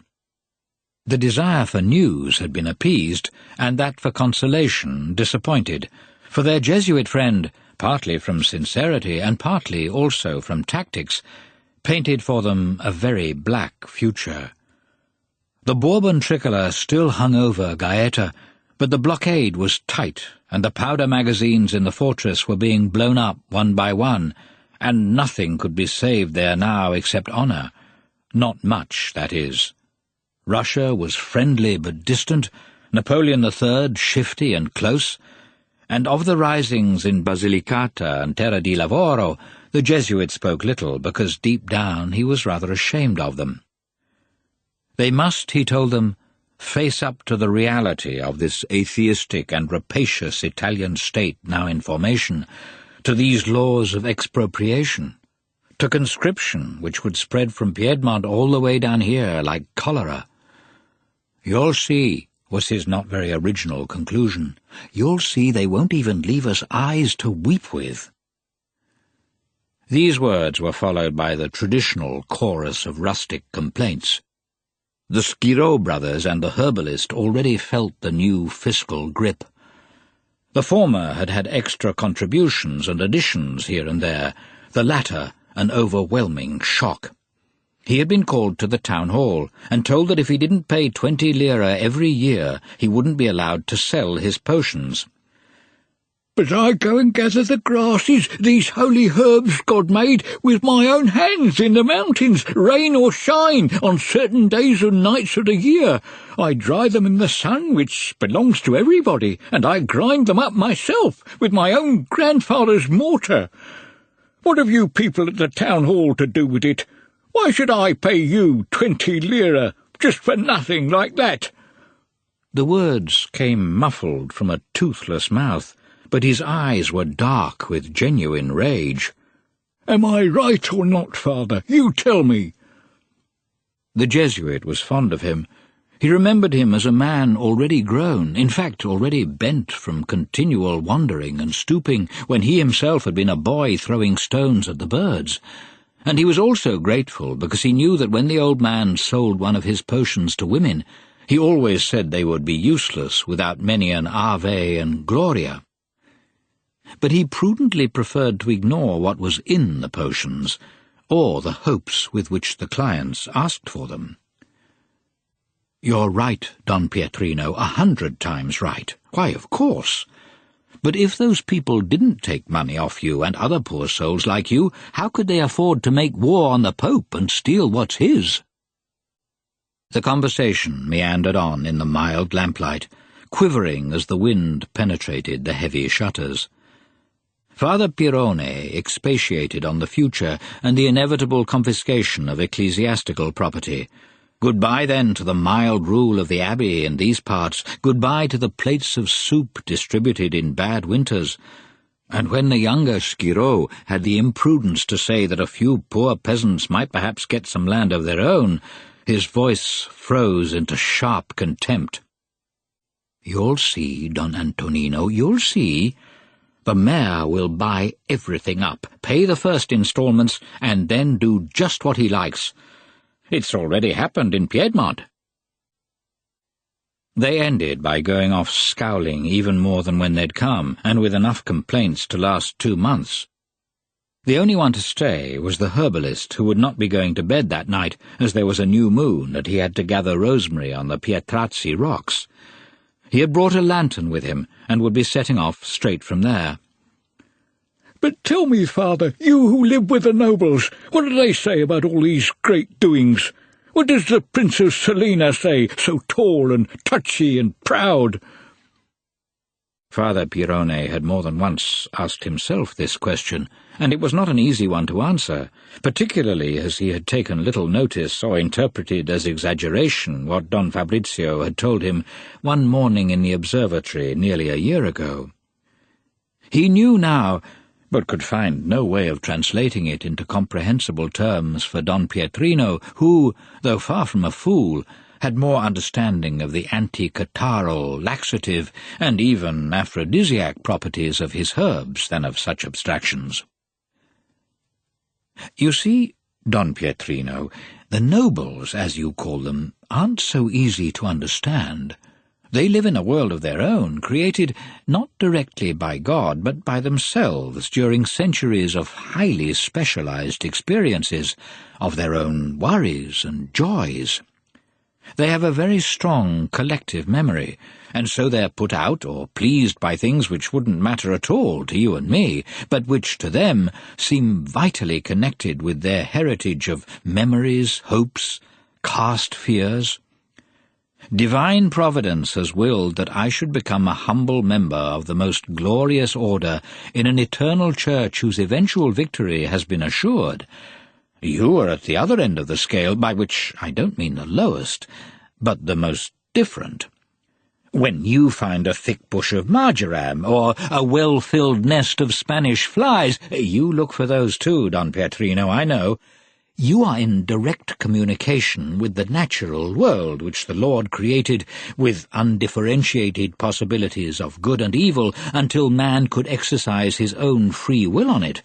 And when you're consulted by evil old women and eager young girls, you are plunging back into the dark abyss of centuries that preceded the light from Golgotha." The old man looked at him in amazement. He had wanted to know if the Prince of Selena was satisfied or not with the latest changes, and the other was talking to him about aphrodisiacs and light from Golgotha. All that reading's driven him off his head, poor man. But the nobles aren't like that. All they live by has been handled by others. They find us ecclesiastics useful to reassure them about eternal life, just as you herbalists are here to procure them soothing or stimulating drinks. And by that I don't mean they're bad people, quite the contrary. They're just different. Perhaps they appear so strange to us because they have reached a stage towards which all those who are not saints are moving, that of indifference to earthly goods through surfeit. Perhaps it's because of that they take so little notice of things that are of great importance to us. Those on mountains don't worry about mosquitoes in plains, nor do the people in Egypt about umbrellas. Yet the former fear landslides, the latter crocodiles, which are no worry to us. For them, new fears have appeared of which we're ignorant. I've seen Don Fabrizio get quite testy, wise and serious though he is, because of a badly ironed collar to his shirt. And I know for certain that the Prince of Lascari didn't sleep for a whole night from rage because he was wrongly placed at one of the Viceroy's dinners. Now, don't you think that a human being who is put out only by bad washing or protocol must be happy and thus superior? Don Pietrino could understand nothing at all now. All this was getting more and more nonsensical, what with shirt collars and crocodiles. He was still upheld, though, by a basis of good rustic common sense.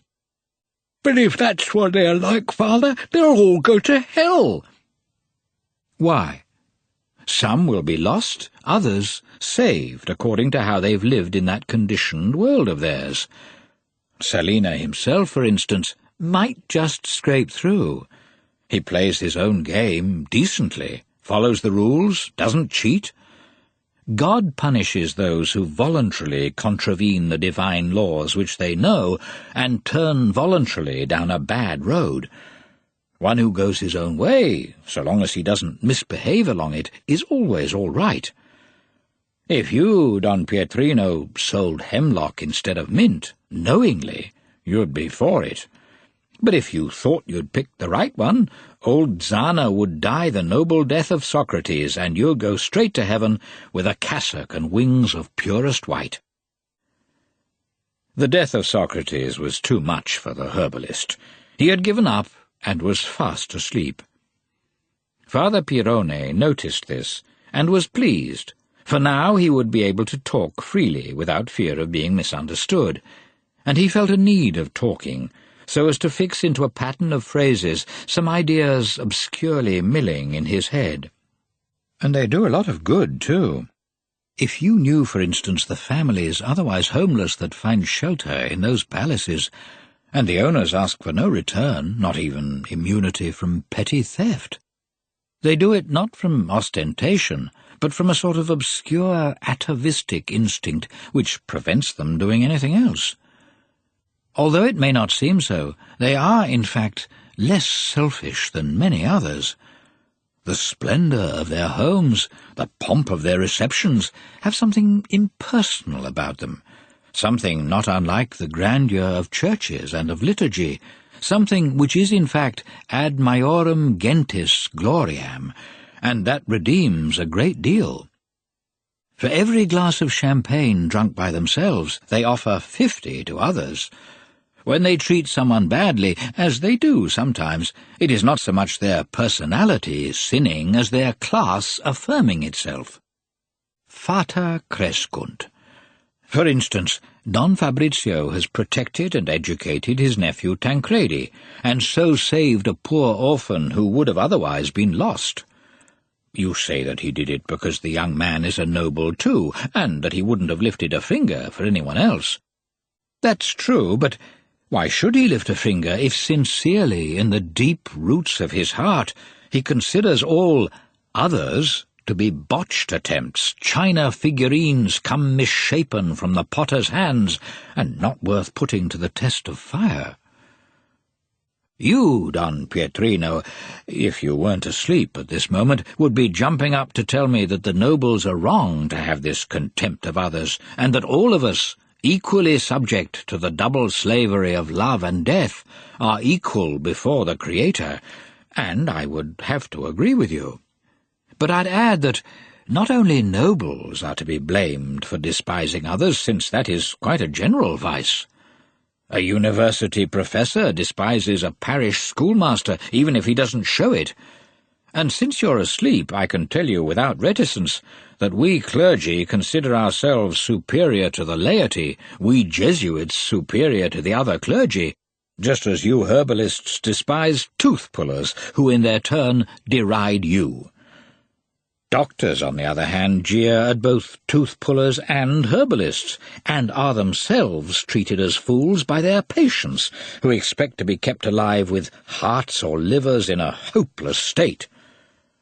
To magistrates, lawyers are just bores who try to delay the course of law, and, on the other hand, literature is full of satires against the pomposity, indolence, and often worse, of those very judges. The only people who also despise themselves are labourers. When they've learnt to jeer at others, the circle will be closed, and we'll start all over again. Have you ever thought, Don Pietrino, how many names of jobs have become insults?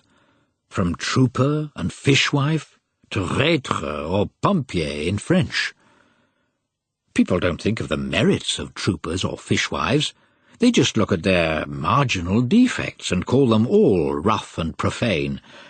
And as you can't hear me, I may tell you that I'm perfectly aware of the exact current meaning of the word Jesuit. Then these nobles put a good face on their own disasters. I've seen one who decided to kill himself next day, poor man, looking beaming and happy as a boy on the eve of his first communion. While if you, Don Pietrino, had to drink one of your own herb drinks, you'd make the village ring with your laments. To rage and mock is gentlemanly. To grumble and whine is not. In fact, I could give you a recipe. If you meet a gentleman who's querulous, look up his family tree. You'll soon find a dead branch. It's a class difficult to suppress because it's in continual renewal, and because, if needs be, it can die well. That is, it can throw out a seed at the moment of death. Look at France. They let themselves be massacred with elegance there, and now they're back as before. I say as before, because it is differences of attitude, not estates and feudal rights, which make a noble. They tell me that in Paris nowadays there are Polish counts who've been forced into exile and poverty by revolts and despotism. They drive cabs, but frown so at their middle-class customers that the poor things get into the cab without knowing why, as humbly as dogs in church. And I can tell you too, Don Pietrino, that if, as has often happened before, this class were to vanish, an equivalent one would be formed straight away with the same qualities and the same defects. It might not be based on blood any more, but possibly on, say, length of time in a place, or pretended knowledge of some text presumed sacred. At this point his mother's steps were heard on the wooden stairs. She laughed as she came in. "Who do you think you're talking to, son? Can't you see your friend's fast asleep?" Father Pirone looked a little abashed. He did not reply, but just said, "I'll go outside with him now. Poor man, he's got to spend all night out in the cold." He took the wick from the lantern and lit it from one of the ceiling lamps, getting up on tiptoe and splashing his cassock with oil. Then he put it back and shut its little gate. Don Pietrino was sailing in dreams. Saliva was dribbling from a lip and spreading over his collar. It took some time to wake him up. "Excuse me, Father, but you were saying such confusing things." They smiled, went downstairs and out. Night submerged the little house, the village, the valley. The nearby mountains could just be seen, surly as always. The wind had calmed, but it was very cold. The stars were glittering away, producing thousands of degrees of heat which were not enough to warm one poor old man. Poor Don Pietrino. Would you like me to go and get you another cloak? "Oh, thank you, I'm used to it. We'll meet tomorrow. Then you'll tell me what the Princess Selena feels about the revolution." "I can tell you that at once, and in a few words. He says there's been no revolution, and that all will go on as it did before." "More fool he! Doesn't it seem a revolution to you when the mayor wants me to pay for the grass God created and which I gather myself? Or have you gone off your head too?" The light of the lantern went jerking off, and eventually vanished into shadows thick as felt. Father Pirone thought what a mess the world must seem to one who knew neither mathematics nor theology. O Lord, only thy omniscience could have devised so many complications. Another sample of these complications faced him next morning. When he went down, ready to say Mass in the parish church, he found his sister Serena chopping onions in the kitchen. The tears in her eyes seemed bigger than her activity warranted. "What is it, Serena? Any trouble? Don't let it depress you. The Lord afflicts and consoles." His affectionate tone dissipated the remains of the poor woman's reserve. She began sobbing loudly, with her face on the greasy tabletop. Among the sobs could always be heard the same words. "Angelina! Angelina! If Vincenzino knew, he'd kill them both! Angelina! He'd kill them both!" His hands thrust into his wide black sash, with only his thumbs showing, Father Pirone stood looking at her. It wasn't difficult to understand. Angelina was Sarina's adolescent daughter. Vincenzino, whose fury was so feared, was her father and his brother-in-law. The only unknown part of the equation was the name of the other person involved, Angelina's presumed lover. The Jesuit had seen her for the first time the day before as a full-grown girl, after having left her a snivelling child 7 years before. She seemed about 18 and was very plain indeed, with the jutting mouth of so many peasant girls around these parts, and frightened dog's eyes. He had noticed her on his arrival, and in his heart, in fact, made rather uncharitable comparisons between her, plebeian as the diminutive of her own name, and Angelica, sumptuous as that name from Ariosto, who had recently disturbed the peace of the Selena household. The trouble must be serious, and here he was, right in the middle of it. He remembered what Don Fabrizio had once said, "Every time one sees a relative, one finds a thorn." Then he was sorry for having remembered that. He extracted his right hand from his sash, took off his hat, and clapped his sister's quivering shoulder. "Come on now, Serena, don't do that. Luckily I'm here. Crying's no use. Where is Vincenzino?" Vincenzino had gone off to Rimato to see the Schiro's ranger. All the better. They could talk things over without fear of surprise. Between sobs, sucked tears, and nose-snuffling, out the whole squalid story came. Angelina, or rather Nchlina, had let herself be seduced. The disaster had happened during St. Martin's summer. She used to go to meet her lover in Donna Nunziata's hayloft. Now she'd been with child 3 months. In a panic she had confessed all to her mother. Soon her belly would begin showing, and Vincenzino would raise hell. "He'll kill me, too. He will, because I didn't tell him. He's what they call a man of honour."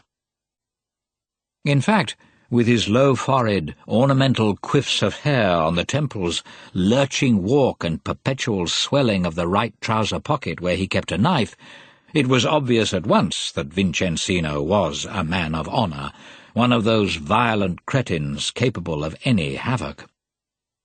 Now Serena was overcome by a new fit of sobbing, stronger than the first because she had been seized by renewed remorse for having been unworthy of her husband, that mirror of chivalry. "Serena, Serena, stop it, now! Don't do that! The young man must marry her. He will marry her. I'll go to his home, talk to him and his family. Everything will be all right. Then Vincenzino will know only about the engagement, and his precious honour will remain intact. But I must know who the man is. If you know, tell me." His sister raised her head. Her eyes now showed another fear, no longer the animal one of the knife thrusts, but a more restricted, keener one which the brother could not for the moment place. "It was Santino Perone, Turi's son, and he did it out of spite against me, against our mother, against our father's memory. I've never spoken to him.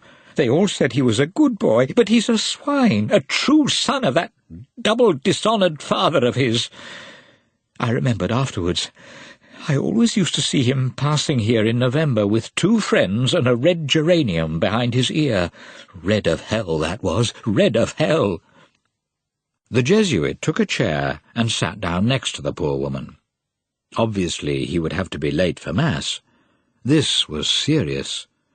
Turi, the father of the seducer Santino, was an uncle of his, the brother, in fact, the elder brother of his dead father.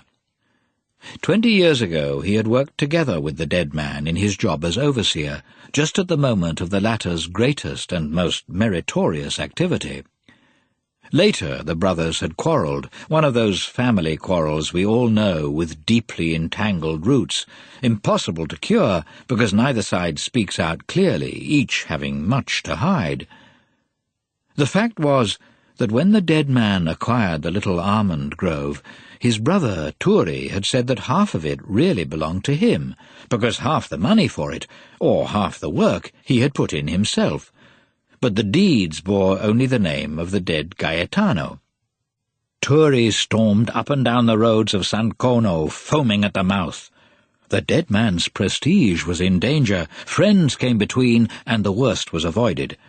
The almond grove remained Gaetano's property, but the gulf between the two branches of the Pirone family became unbridgeable. Turi did not even go to his brother's funeral, and was referred to simply as the swine in his sister's house. The Jesuit had been told of all this by letters dictated to the parish priest, and had formed some ideas of his own about it which he did not express from filial reverence.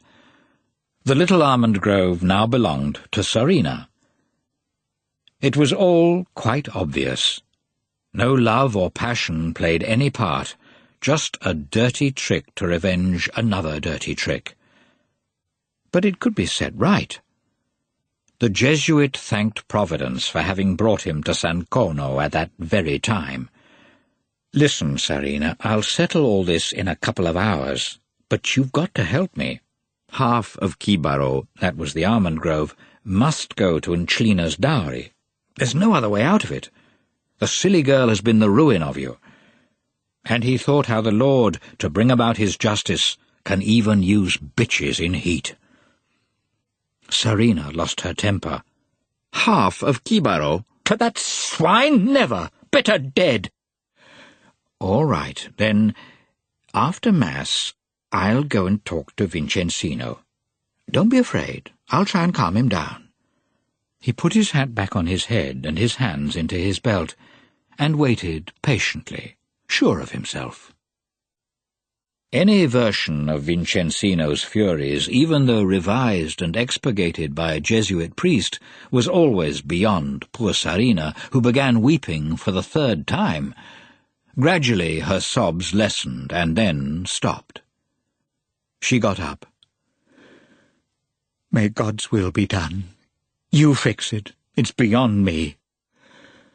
But our lovely Kibaro, all that sweat of our fathers—" Her tears were just about to start again, but the priest had already gone. After celebrating the divine sacrifice and accepting coffee from the parish priest, the Jesuit went straight to his uncle Turi's home. He had never been there, but knew it was a shack at the very top of the village, near Mastro Cicu, the blacksmith's. He soon found it, and as there were no windows and the door was open to let in a little sun, he stopped on the threshold. In the darkness inside he could see heaps of mule's harness, saddlebags, sacks. Don Turi earned his living as a mule driver, now helped by his son. "Dorazio," called Father Pirone.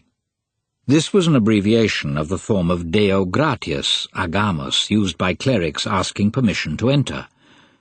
An old man's voice shouted, "Who is it?" And someone got up at the back of the room and came towards the door. "It's your nephew, Father Saverio Pirone.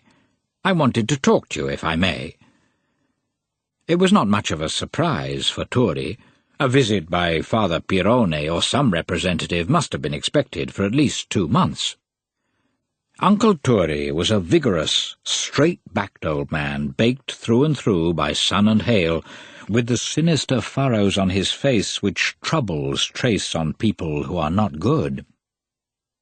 "Come in," he said without a smile. He stood aside and even went grudgingly through the action of kissing the priest's hand. Father Pirone sat down on one of the big wooden saddles. The place looked very wretched indeed. 2 chickens were grubbing away in a corner, and everything smelt of manure, wet washing, and evil poverty. "Uncle, we've not met for years, but that's not all my fault. I'm seldom at home, as you know, but you never come near my mother, your sister-in-law. I'm sorry to hear that." "I'll never set foot in that house again. Just passing it turns my stomach. Turi Pirone never forgets an injury, even after 20 years. "Oh, yes, of course, yes, indeed. But here I am today, like the dove from Noah's Ark, to assure you that the flood is over. I'm very glad to be here, and I was very happy yesterday when they told me at home that your son Santino is engaged to my niece Angelina. They are two fine young people, I'm told, and their union will put an end to the quarrel between our families, which, if I may say so, has always grieved me." Turi's face expressed a surprise too obvious not to be false. "If it weren't for your habit, Father, I'd say you were lying. You must have been listening to tales from those females of yours. Santino has never spoken to Angelina in his life. He's far too good a son to go against his father's wish." The Jesuit admired the old man's astuteness and the smoothness of his lying. "Apparently, uncle, I've been misinformed. Why, they told me that you'd agreed on the dowry and would both be coming to our place today to make it official. But the nonsense these idle females talk! Even if it's not true, though, it does show what's in those good hearts of theirs. Well, uncle, there's no point in my staying here. I'm going straight home to reprove my sister. Very pleased to find you so well." The old man's face was beginning to show a certain greedy interest. "Wait, Father. Give us another laugh with this gossip of yours. What dowry were the females talking of?" "Oh, I don't know. I think I heard something about half of Gibaro. And Selena, they said, was very dear to them, and no sacrifice was too much to ensure peace in the family." Don Turi stopped laughing. He got up. "Santino!" he began bawling as loudly as if calling a recalcitrant mule, and as no one came, he shouted louder still, "Santino! Blood of the Madonna! Where are you?" Then, when he saw Father Pirone quiver, he put a hand over his mouth with a gesture unexpectedly servile. Santino was seeing to the animals in the adjacent yard. He entered shyly, with a currycomb in his hand. He was a fine-looking lad of 22, tall and slim like his father, with eyes not yet embittered. He had seen the Jesuit pass through the village the day before, as had everyone else, and he recognized him at once. "This is Santino, and this is your cousin, Father Saverio Pirone. You can thank God the Reverend Father is here, or I'd have cut your ears off. What's all this love-making without your own father knowing? Children are born for their parents and not to run after skirts." The young man looked ashamed, perhaps not from disobedience, but because of his father's past consent, and did not know what to say. He got out of the difficulty by putting the currycomb on the floor and going to kiss the priest's hand. The latter showed his teeth in a smile and sketched a benediction. "God bless you, my son, though I don't think you deserve it." The old man continued, "As your cousin here has gone on begging me, I've given my consent in the end. Why didn't you tell me before, though? Now clean yourself up, and we'll go down to Angelina's now." "A moment, uncle, just a moment." It occurred to Father Pirone that he ought to say a word to the man of honour who knew nothing as yet. "Back home they'll be sure to want to get things ready. Anyway, they told me they'd be expecting you at 7 this evening. Come then, and it'll be a pleasure to see you." And off he went, embraced by father and son. When Father Pirone got back to the little square house, he found his brother-in-law Vincenzino already home, so all he could do to reassure his sister was wink at her from behind her proud husband's back. But as they were both Sicilians, that was quite enough. Then he told his brother-in-law that he wanted to talk to him, and the two went off to the scraggy little pergola at the back. The swaying edge of the Jesuit's cassock traced a kind of uncrossable mobile frontier around him. The fat buttocks of the man of honour waggled, perennial symbol of threatening pride. Their conversation was actually quite different from what the priest had foreseen. Once assured of the imminence of Selina's marriage, the man of honour showed complete indifference about what her behaviour had been. But at the first mention of the proposed dowry, his eyes rolled, the veins in his temples swelled, and the lurch in his walk became more marked. From his mouth came a gurgle of low, obscene oaths and announcements of murderous intentions. His hand, which had not made a single gesture in defence of his daughter's honour, began clutching the right pocket of his trousers to show that in defence of his almond trees he was ready to spill the very last drop of other people's blood. Father Pirone let the stream of abuse run out, merely making quick signs of the cross at the frequent curses. Of the gesture announcing a massacre he took no notice at all. During a pause he put in, "Of course I want to contribute to a general settlement too. You know the private agreement ensuring me the ownership of whatever was due to me from our father's estate. I'll send that back to you from Palermo, torn up." This balsam had an immediate effect.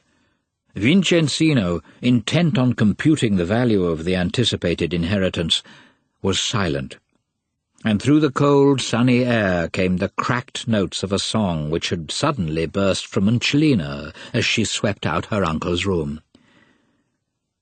In the afternoon, Uncle Turi and Santino came to pay their visit, quite spruced up and wearing very white shirts.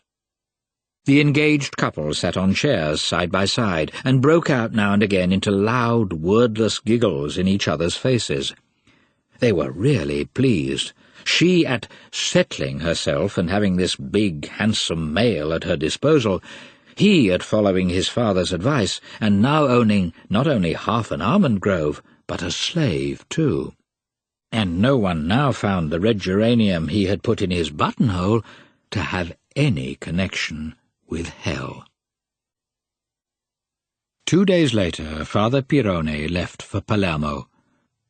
As he jogged along, he went over impressions that were not entirely pleasant. That brutish love affair come to fruition in St. Martin's summer, that wretched half-almond grove reacquired by means of calculated courtship, seemed to him the rustic, poverty-struck equivalent of other events recently witnessed. Nobles were reserved and incomprehensible, peasants explicit and clear, but the devil twisted them both round his little finger all the same. At the Villa Selena he found the prince in excellent spirits. Don Fabrizio asked if he had enjoyed his 4 days away, and if he had remembered to give his mother the prince's greetings. He knew her, in fact. She had stayed at the villa 6 years before, and pleased both the prince and princess by her serene widowhood. The Jesuit had entirely forgotten about the greetings and was silent. Then he said that his mother and sister had charged him with bearing His Excellency their respects, which was a fib rather than a lie.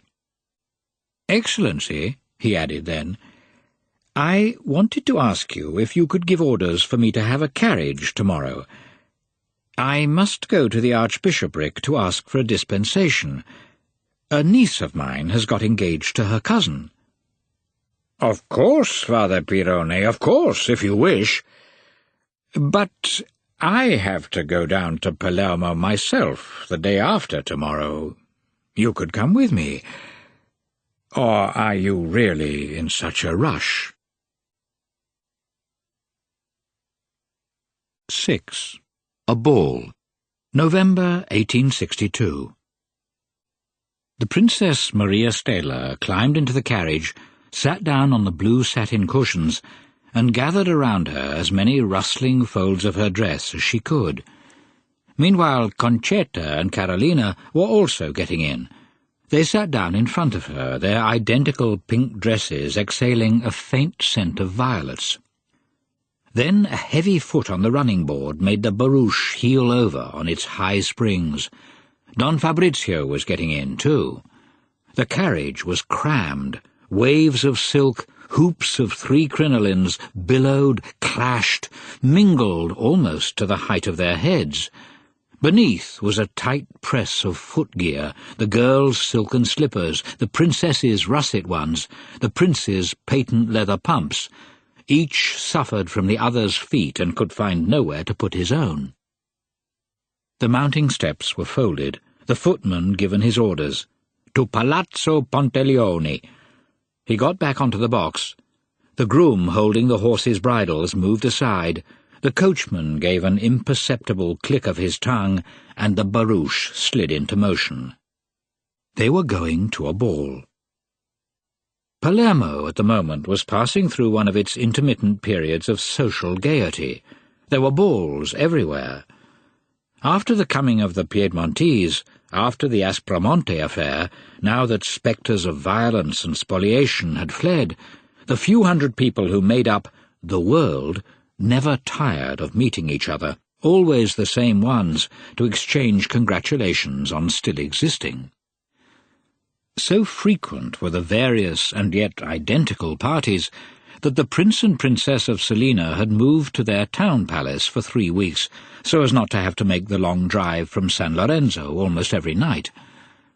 The ladies' dresses would arrive from Naples in long black cases like coffins, and there would be an hysterical coming and going of milliners, hairdressers, and shoemakers, of exasperated servants carrying excited notes to fitters. The Ponteleone ball was to be one of the most important of that short season. Important for all concerned because of the standing of the family, the splendour of the palace, and the number of guests. Particularly important for the Selena, who would be presenting to society Angelica, their nephew's lovely bride-to-be. It was still only 10:30. Rather early to appear at a ball if one is Prince of Selena, whose arrival should be timed for when a fete is at his height. But this time they had to be early if they wanted to be there for the entry of the Sedaras, who were the sort of people, they don't know yet, poor things, to take literally the times on the gleaming invitation card. It had taken a good deal of trouble to get one of those cards sent to them. No one knew them, and the Princess Maria Stella had been obliged to make a visit to Margherita Ponteleone 10 days before. All had gone smoothly, of course, but even so it had been one of those little thorns that Tancredi's engagement had inserted into the Leopard's delicate paws. The short drive to Palazzo Ponteleone took them through a tangle of dark alleys, and they went at walking pace. Via Salina, Via Valverde, down the Bambinai slope, so gay in daytime with its little shops of waxen figures, so dreary by night. The horseshoes sounded muffled amid the dark houses asleep or pretending to sleep. The girls, incomprehensible beings for whom a ball is fun and not a tedious worldly duty, were chatting away gaily in low voices. The Princess Maria Stella felt her bag to assure herself she had brought her little bottle of sal volatile. Don Fabrizio was enjoying in anticipation the effect of Angelica's beauty on all those who did not know her, and of Tancredi's luck on all those who knew him too well. But a shadow lay across his contentment. What about Don Calogiero's tailcoat? Certainly not like the one worn at Donnafugata. He had been put into the hands of Tancredi, who had dragged him off to the best tailor and even been present at fittings. Officially, the result had seemed to satisfy him the other day, but in confidence he had said, "The coat is the best we can do. Angelica's father lacks chic." That was undeniable, but Tancredi had guaranteed a perfect shave and decently polished shoes. That was something. Where the Bambinai slope comes out by the apse of San Domenico, the carriage stopped. There was a faint tinkle, and round the corner appeared a priest bearing a ciborium with the Blessed Sacrament. Behind, a young acolyte held over him a white canopy embroidered in gold. In front, another bore a big lighted candle in his left hand, and in his right a little silver bell, which he was shaking with obvious enjoyment. These were the last sacraments. In one of those barred houses someone was in a death agony. Don Fabrizio got out and knelt on the pavement. The ladies made the sign of the cross. The tinkling faded into the alleys tumbling down towards San Giacomo, and the barouche, with its occupants given a salutary warning, set off again towards its destination, now close by. They arrived. They alighted in the portico. The coach vanished into the immensity of the courtyard, whence came the sound of pawing horses, and the gleams of equipages arrived before. The great stairs were of rough material but superb proportions. From every step country plants spread rustic scents. On the landing between flights, the amaranthine liveries of 2 footmen, motionless under their powder, set a note of bright colour in the pearly-grey surroundings. From 2 high little grated windows came a gurgle of laughter and childish murmurs. The small Pontellione grandchildren, excluded from the party, were looking on, making fun of the guests. The ladies smoothed down silken folds. Don Fabrizio, gibus under an arm, was head and shoulders above them, although a step behind. At the door of the first drawing-room they met their host and hostess. He, Don Diego, white-haired and paunchy, saved from looking plebeian only by his caustic eyes. She, Donna Margarita, with, between coruscating tiara and triple row of emeralds, the hooked features of an old priest.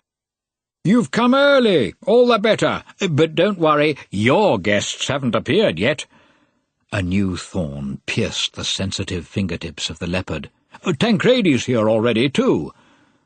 There, in the opposite corner of the drawing-room, was standing their nephew, black and slim as an adder, surrounded by 3 or 4 young men whom he was making roar with laughter at little tales that were quite certainly indecent. But his eyes, restless as ever, were fixed on the entrance door. Dancing had already begun, and through 3, 4, 5 antechambers came notes of an orchestra from the ballroom. "We are also expecting Colonel Pallavicino, who did so well at Aspromonte." This phrase from the Prince of Pontellione was not as simple as it sounded.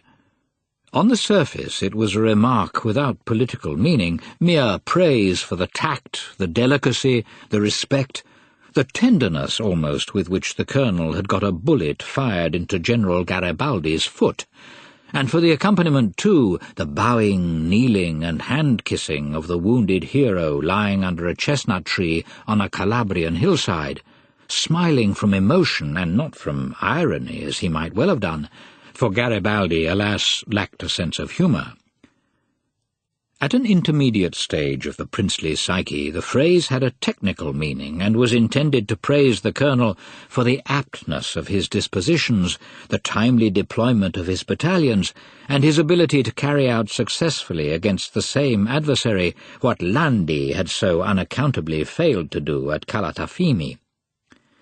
At heart, though, Pontellione thought that the colonel did so well by managing to stop, defeat, wound and capture Garibaldi, in so doing saving the compromise so laboriously achieved between the old state of things and the new. Evoked, created almost by the approving words and still more approving thoughts, the colonel now appeared at the top of the stairs. He was moving amid a tinkle of epaulettes, chains and spurs in his well-padded, double-breasted uniform, a plumed hat under his arm, and his left wrist propped on a curved sabre. He was a man of the world, with graceful manners, well-versed, as all Europe knew by now, in hand-kissings dense with meaning. Every lady whose fingers were brushed by his perfumed moustaches that night was able to re-evoke from first-hand knowledge the historical incident so highly praised in the popular press. After sustaining the shower of praise poured over him by the Ponteglioni, after shaking the 2 fingers held out to him by Don Fabrizio, Pallavicino merged into the scented froth of a group of ladies. His consciously virile features emerged above snowy white shoulders, and an occasional phrase came over. "I sobbed, Countess, sobbed like a child," or "He looked fine and serene as an archangel." The male sentimentality enchanted ladies reassured already by the musketry of his Bersaglieri. Angelica and Don Calogero were late, and the Selena family were thinking of plunging into the other rooms when Tancredi was seen to detach himself from his little group and move like a dart towards the entrance. The expected pair had arrived. Above the ordered swirl of her pink crinoline, Angelica's white shoulders merged into strong, soft arms. Her head looked small and proud on its smooth, youthful neck, adorned with intentionally modest pearls. And when, from the opening of her long kid glove, she drew a hand which, though not small, was perfectly shaped, on it was seen glittering the Neapolitan sapphire. In her wake came Don Calogero, a rat escorting a rose.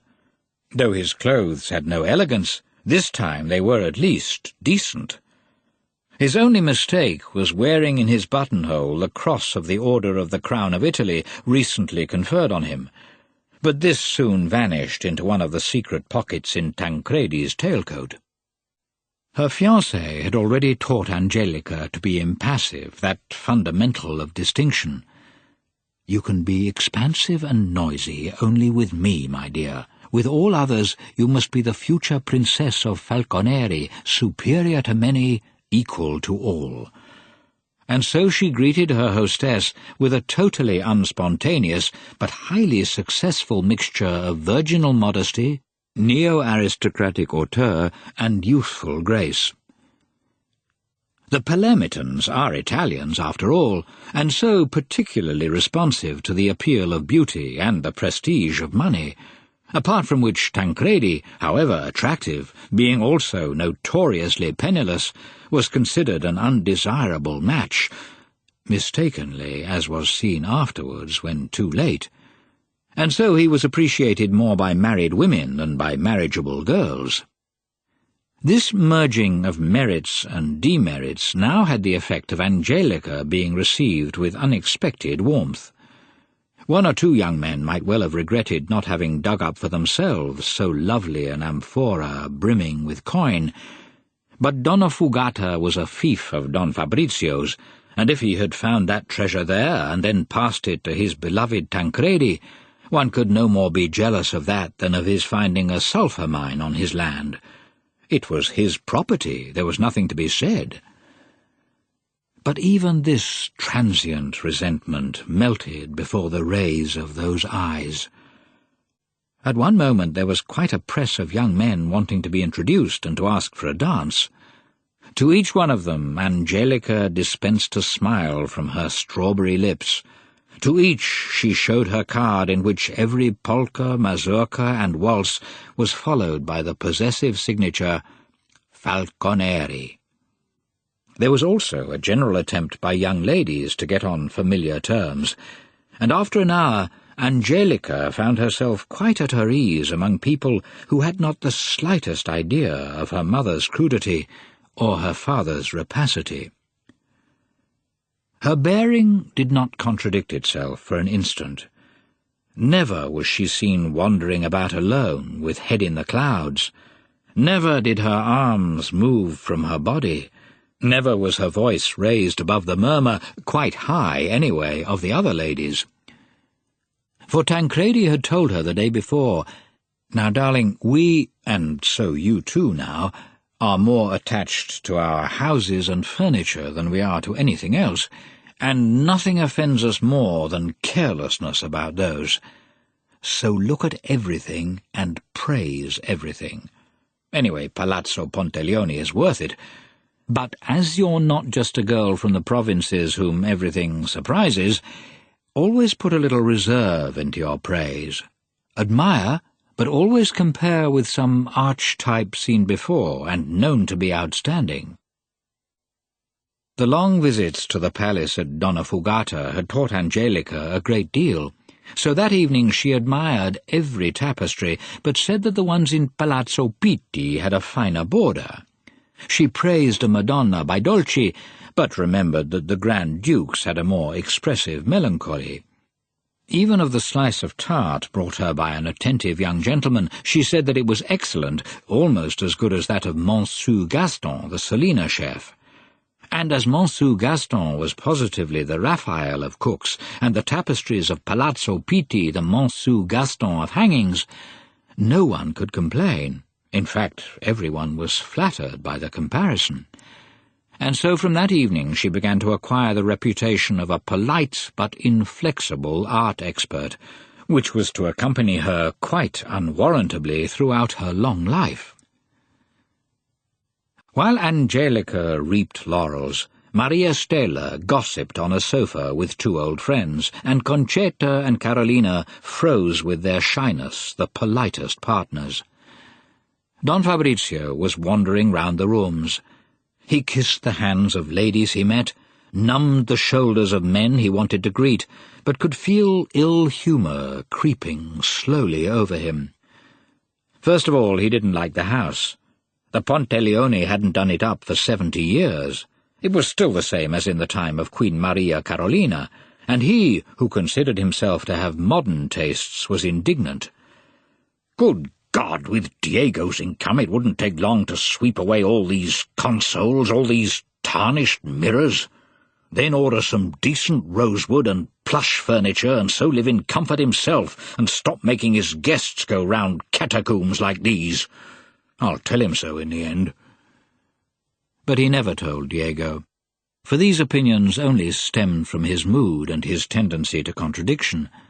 They were soon forgotten, and he himself never changed a thing either at San Lorenzo or Donnafugata. Meanwhile, however, they served to increase his disquiet. The women at the ball did not please him either. 2 or 3 among the older ones had been his mistresses, and seeing them now, weighed down by years and daughters-in-law, it was an effort to imagine them as they were 20 years before, and he was annoyed at the thought of having thrown away his best years in chasing and catching such slatterns. The younger women weren't up to much either, except for 1 or 2.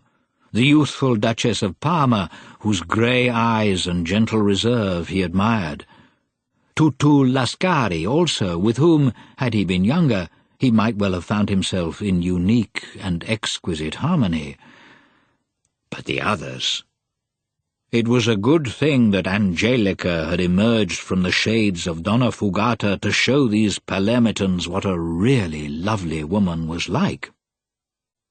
There was something to be said for his strictures.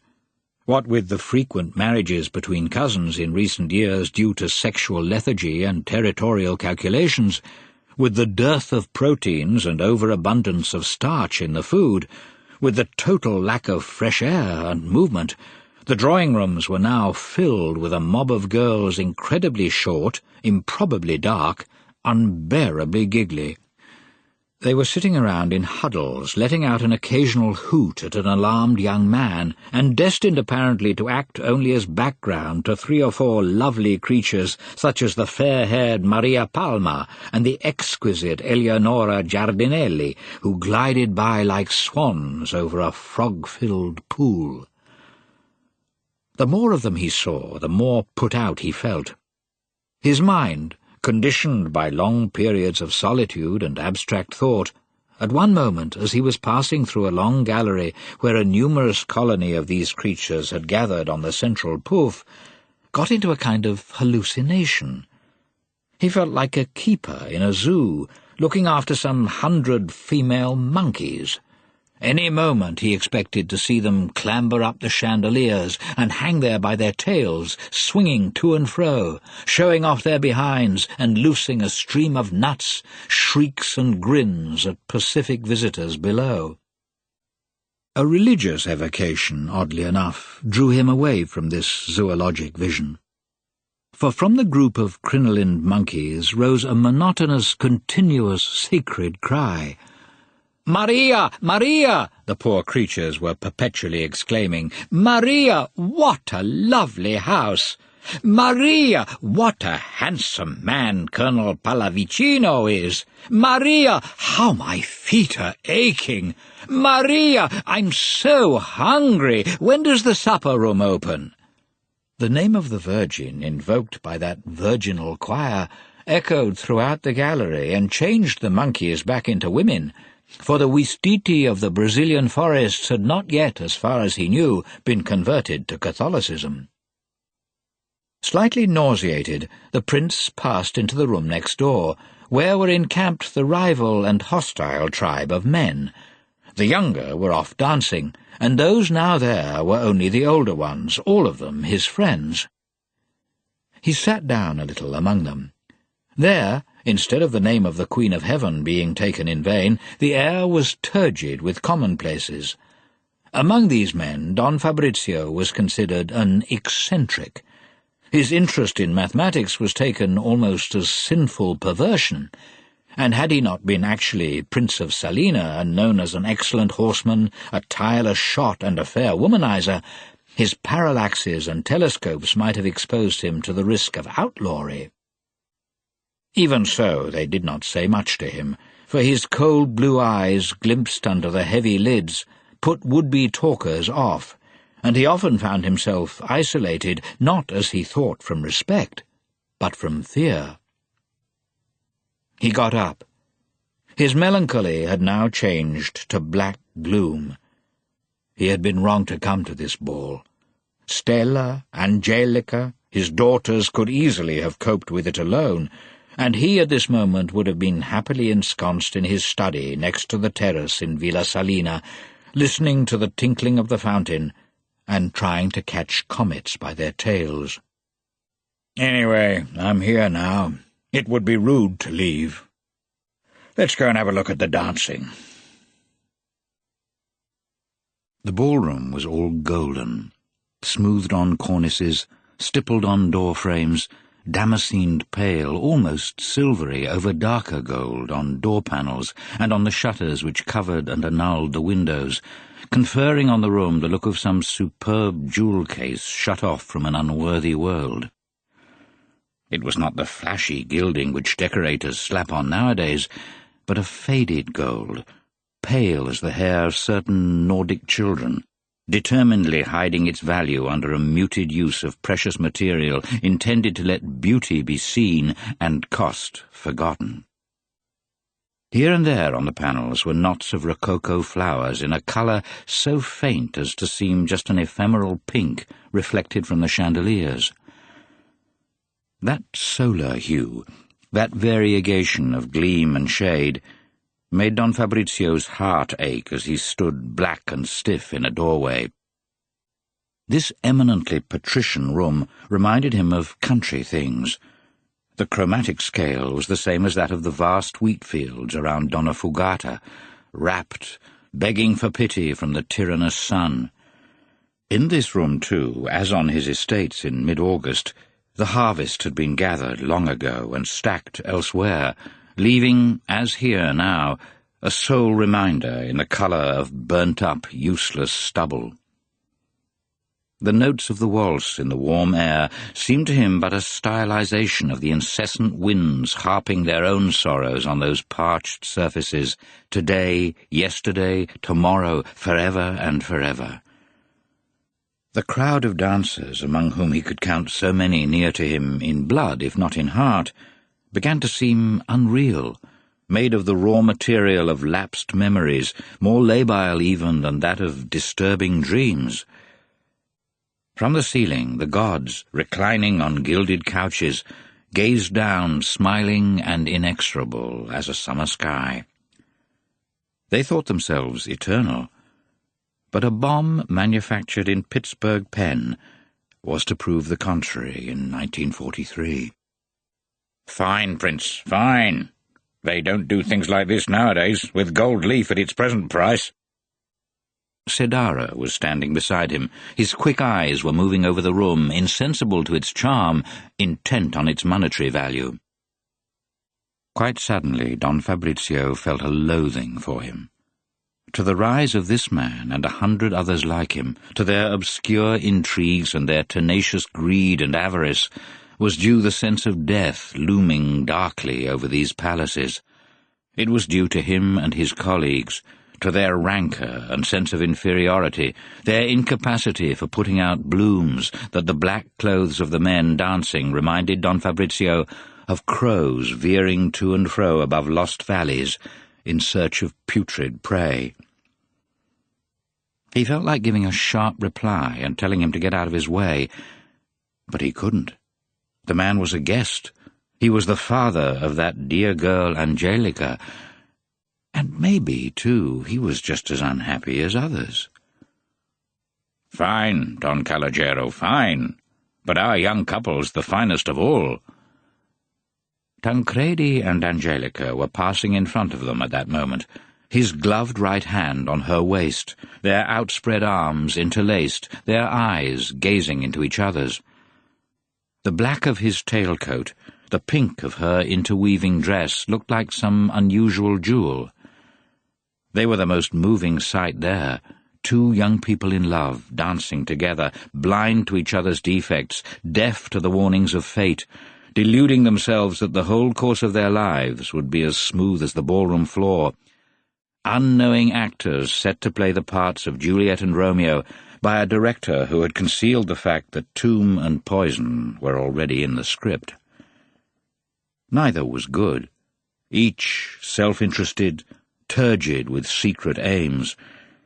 Yet there was something sweet and touching about them both.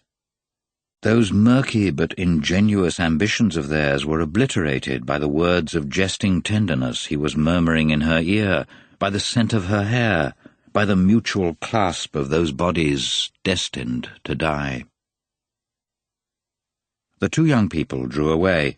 Other couples passed, less handsome, just as moving, each submerged in their passing blindness. Don Fabrizio felt his heart thaw. His disgust gave way to compassion for all these ephemeral beings out to enjoy the tiny ray of light granted them between two shades, before the cradle, after the last spasms.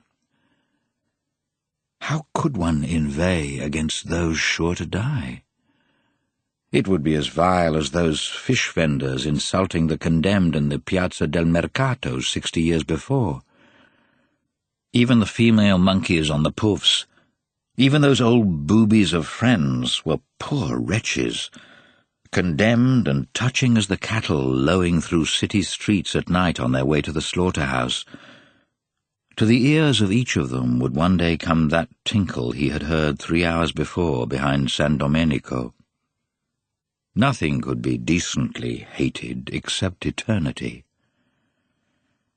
And then these people filling the rooms, all these faded women, all these stupid men, these two vainglorious sexes were part of his blood, part of himself.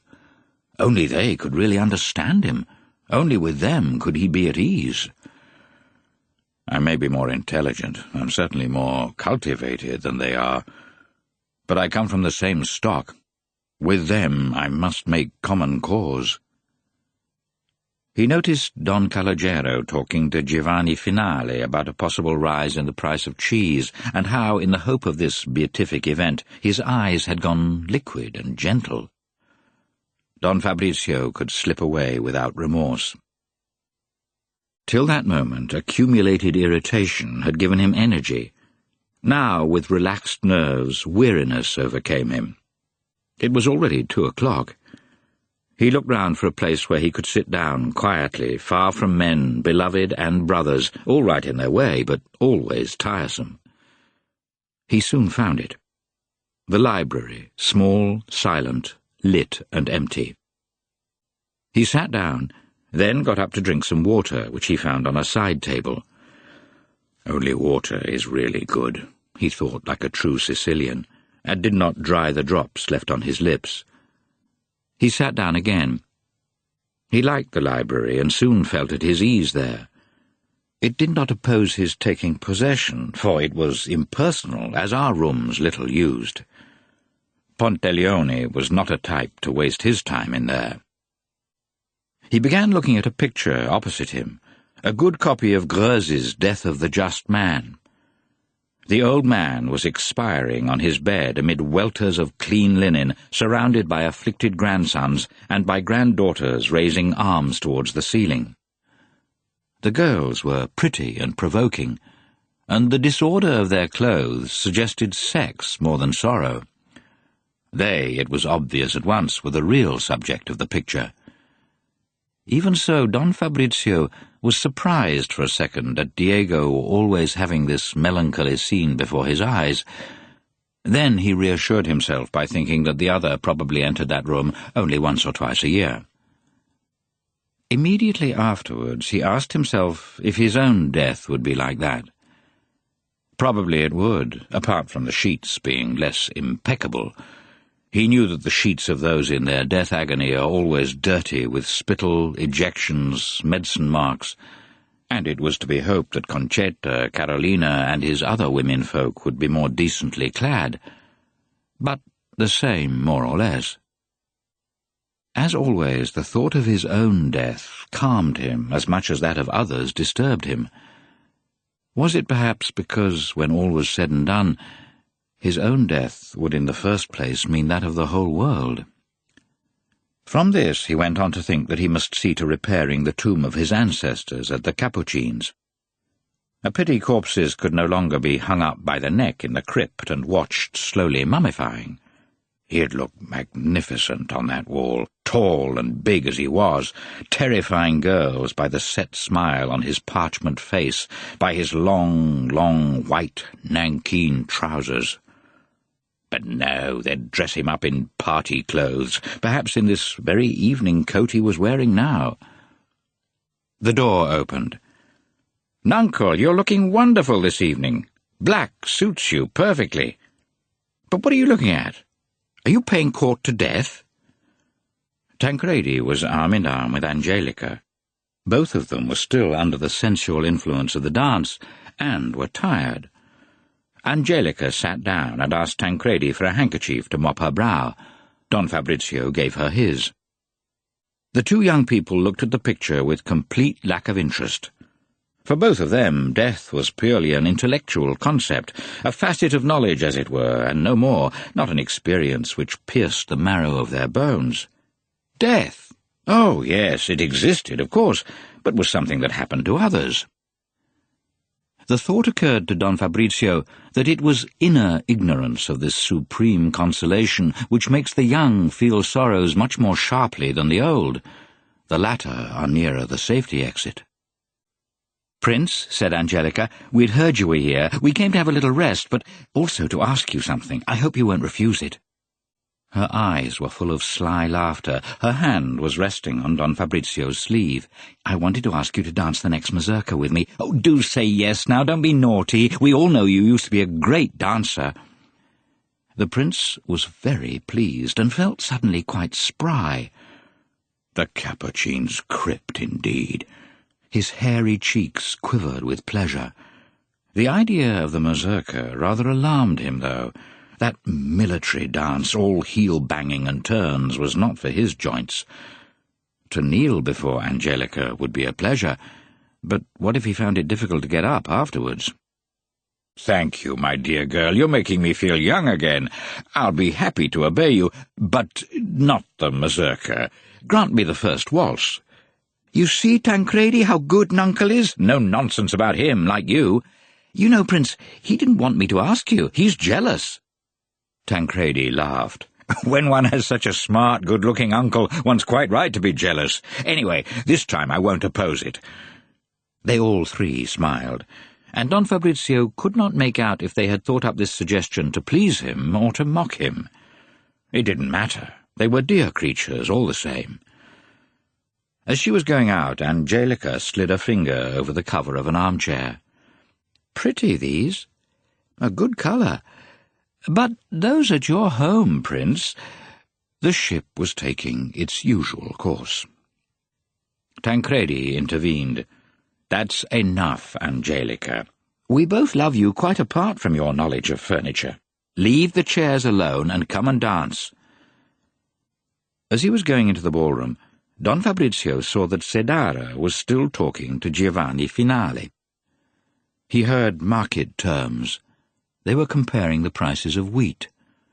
The prince foresaw an invitation soon to Margarossa, the estate which was ruining Finale by his agricultural experiments. Angelica and Don Fabrizio made a magnificent couple. The prince's huge feet moved with surprising delicacy, and never were his partner's satin slippers in danger of being grazed. His great paw held her waist with vigorous firmness. His chin leant on the black waves of her hair. From Angelica's bust rose a delicate scent of bouquet à la Maréchal, and above all, an aroma of young, smooth skin. A phrase of Tomeo came back to him. Her sheets must smell like paradise. A crude, vulgar phrase, but accurate. Lucky Tancredi. She talked. Her natural vanity was as appeased as her tenacious ambition. "I'm so happy, Nuncle. Everyone's been so kind, so sweet. Tancredi's an angel, and you're an angel, too. I owe all this to you, Nuncle, even Tancredi, for if you hadn't agreed, I don't know what would have happened." "I've nothing to do with it, my dear. All this is due to yourself alone." It was true. No Tancredi could ever have resisted that beauty, united to that income. He would have married her whatever happened. A twinge crossed his heart. The thought of Concetta's haughty yet defeated eyes. But that was a brief little pain. At every twirl a year fell from his shoulders. Soon he felt back at the age of 20, when in that very same ballroom he had danced with Stella before he knew disappointment, boredom, and the rest. For a second, that night, death seemed to him once more something that happens to others. So absorbed was he in memories which dovetailed so well with his present feelings that he did not notice how all of a sudden he and Angelica were dancing alone. Instigated perhaps by Tancredi, the other couples had stopped and were watching. The two Pontellioni were there too, looking touched. They were old and perhaps understood. Stella was old too, but she was gazing on dully from beneath a doorway. When the band stopped, there was nearly a round of applause, but Fabrizio had too leonine an air for anyone to risk such an impropriety.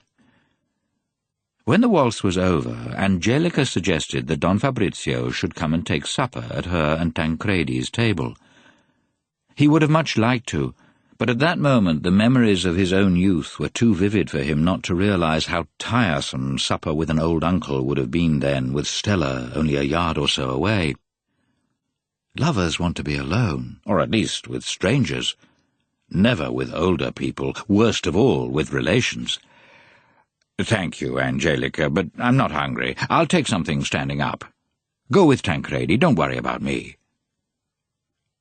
He waited a moment for the two young people to draw away, then he too went into the supper-room.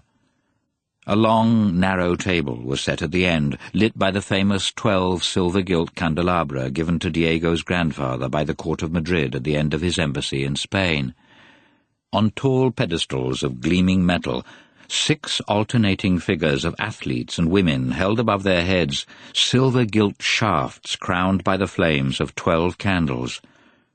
The sculptor had hinted skillfully at the serene ease of the men and the graceful effort of the girls in upholding the disproportionate weight. 12 pieces of first-class quality. "I wonder how much land they're worth," that wretch Sedara would have said. Don Fabrizio remembered Diego showing him one day the cases for each of those candles. Vast green Morocco affairs with the tripartite shield of Pontellioni and the entwined initials of the donors stamped on the sides in gold. Beneath the candelabra, beneath the 5 tiers bearing towards the distant ceiling pyramids of homemade cakes that were never touched, spread the monotonous opulence of buffets at big balls. Coralline lobsters boiled alive, waxy chaud-froid of veal, steely-lined fish immersed in sauce, turkeys gilded by the oven's heat, rosy foie gras under gelatine armour, boned woodcocks reclining on amber toast decorated with their own chopped guts, dawn-tinted galantine, and a dozen other cruel, coloured delights. At the end of the table, 2 monumental silver tureens held limpid soup, the tint of burnt amber. To prepare this supper, the cooks must have sweated away in the vast kitchens from the night before. Dear me, what an amount! Donna Margarita knows how to do things well, but it's not for me. Scorning the table of drinks, glittering with crystal and silver on the right, he moved left towards that of the sweetmeats. Huge sorrel babas, Mont Blanc snowy with whipped cream, cakes speckled with white almonds and green pistachio nuts, hillocks of chocolate-covered pastry, brown and rich as the topsoil of the Catanian plain, from which, in fact, through many a twist and turn they had come, pink ices, champagne ices, coffee ices, all parfait and falling apart with a squelch at a knife cleft. A melody in major of crystallized cherries, acid notes of yellow pineapple, and green pistachio paste of those cakes called triumphs of gluttony. Shameless virgins' cakes, shaped like breasts. Don Fabrizio asked for some of these, and as he held them on his plate, looked like a profane caricature of St. Agatha claiming her own sliced-off breasts. Why ever didn't the Holy Office forbid these puddings when it had the chance? Triumphs of gluttony, indeed. Gluttony, mortal sin. St. Agatha's sliced-off teats sold by convents, devoured at dances. Well, well. Round the room, smelling of vanilla, wine, chypre, wandered Don Fabrizio looking for a place. Tancredi saw him from his table and clapped a hand on a chair to show there was room there. Next to him was Angelica, peering at the back of a silver dish to see if her hair was in place. Don Fabrizio shook his head in smiling refusal. He went on looking. From a table he heard the satisfied voice of Pallavicino. The most moving moment of my life. By him was an empty place. What a bore the man was! Wouldn't it be better, after all, to listen to Angelica's refreshing, if forced cordiality, to Tancredi's dry wit? No, better bore oneself than bore others. With a word of apology he sat down next to the colonel, who got up as he arrived, a small sop to Selena pride. As he savoured the subtle mixture of blancmange, pistachio and cinnamon in the puddings he had chosen, Don Fabrizio began conversing with Pallavicino and realized that, beyond those sugary phrases meant perhaps only for ladies, the man was anything but a fool. He too was a gentleman, and the fundamental scepticism of his class, smothered usually by the impetuous Bersaglieri flames on his lapel, came peering out again now that he found himself in surroundings like those into which he was born, away from the inevitable rhetoric of barracks and admirers. Now the left wants to string me up because last August I ordered my men to open fire on the general. But can you tell me, Prince, what else I could have done in view of the written orders I was carrying? I must confess, though, when at Aspromonte I found myself facing that mob of a few hundred ragamuffins, some looking like out-and-out fanatics, others scowling like professional agitators, I was pleased my instructions coincided so with my own feelings. If I hadn't given orders to fire, those people would have hacked us to pieces, my soldiers and me. Well, that wouldn't have mattered much, of course, but in the end it would have meant French and Austrian intervention, and that would have had endless repercussions, including the collapse of this Italian kingdom of ours, which has got itself put together in some miraculous way. Quite how, I can't for the life of me understand. And I can tell you another thing, in confidence. Those musket shots of ours were a particular help to Garibaldi himself. They freed him from the rabble hanging round him, all those creatures like Zambianchi who were making use of him for ends that may have been generous but were certainly inept, with the Tuileries or Palazzo Farnese behind them. Very different types those were to the ones who landed with him at Marsala, who did believe, the best of them, that Italy could be created by repeating 1848. And he knows that, the General does, for when I was making him the genuflection that has caused so much comment, he shook my hand with a warmth that must surely be unusual towards a man who's just fired a bullet into one's foot a few minutes before. And do you know what he said to me in a low voice, he who was the one really decent person on the whole wretched mountainside? "Thank you, Colonel." "Thank you for what, I ask you? For laming him for life? Obviously not, but for having brought home to him so clearly the bluster, the cowardice, worse, maybe, of those followers of his. Forgive me saying so, Colonel, but don't you think all the hand-kissing, cap-doffing and compliments went a little far?" "No, frankly, for they were all genuine acts of respect.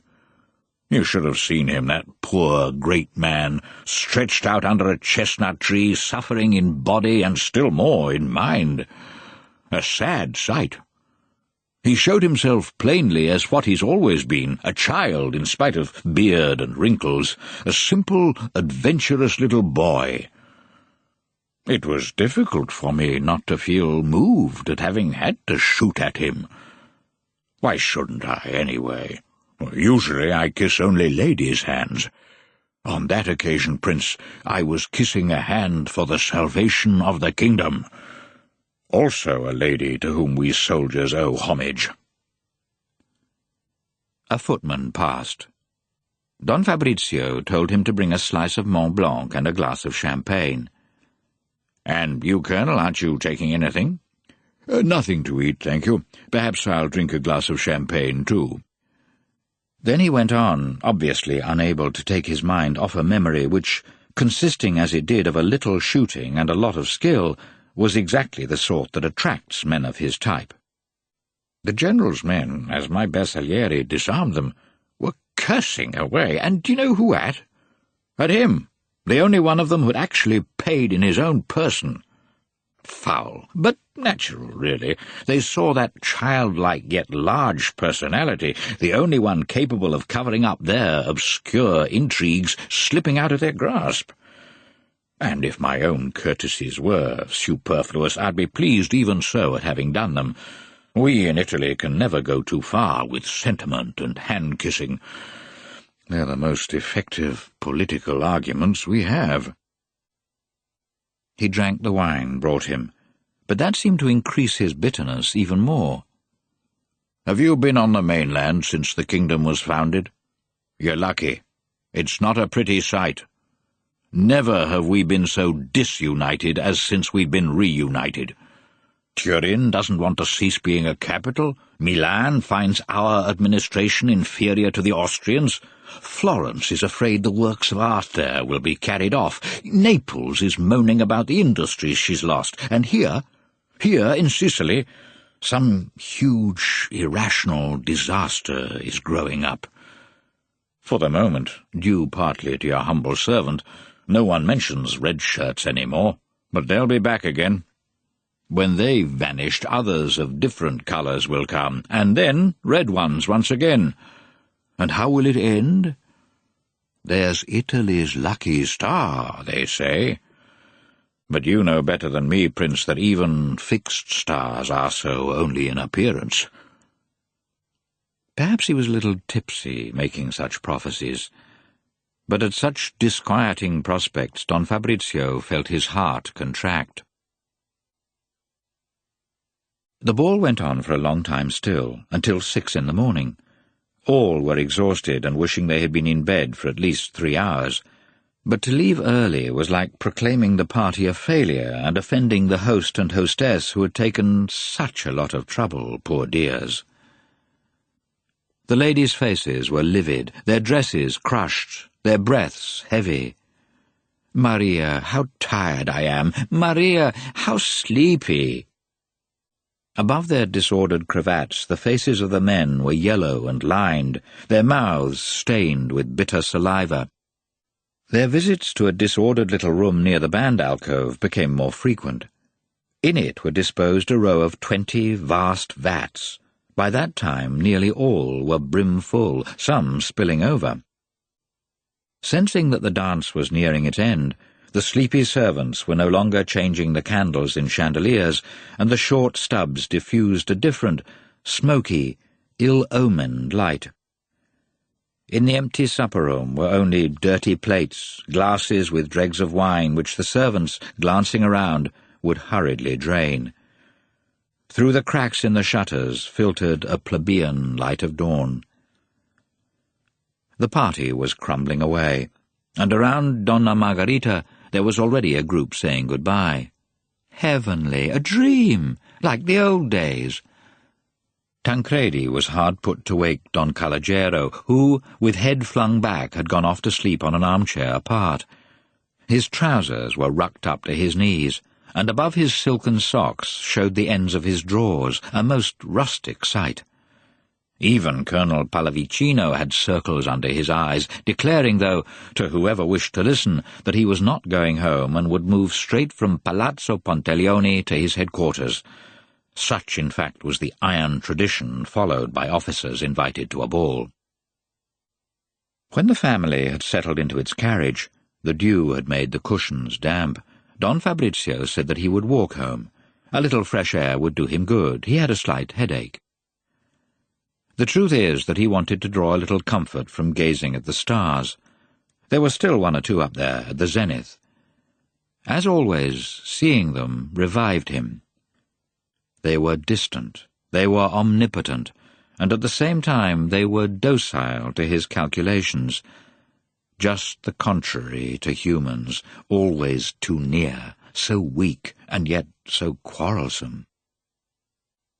There was already a little movement in the streets, a cart or 2 with rubbish heaped 4 times the height of the tiny grey donkey dragging it along. A long, open wagon came by, stacked with bulls killed shortly before at the slaughterhouse, already quartered and exhibiting their intimate mechanism with the shamelessness of death. At intervals, a big, thick red drop fell onto the paving stones. At the crossroads he glimpsed the sky to the east above the sea. There was Venus, wrapped in her turban of autumn mist. She was always faithful, always awaiting Don Fabrizio on his early morning outings, at Donnafugata before a shoot, now after a ball. Don Fabrizio sighed. When would she decide to give him an appointment less ephemeral, far from stumps and blood, in her own region of perennial certitude? 7. Death of a Prince. July 1883. Don Fabrizio had always known that sensation. For a dozen years or so he had been feeling as if the vital fluid, the faculty of existing, life itself in fact, and perhaps even the will to go on living, were ebbing out of him slowly but steadily, as grains of sand cluster and then line up one by one, unhurried, unceasing, before the narrow neck of an hourglass.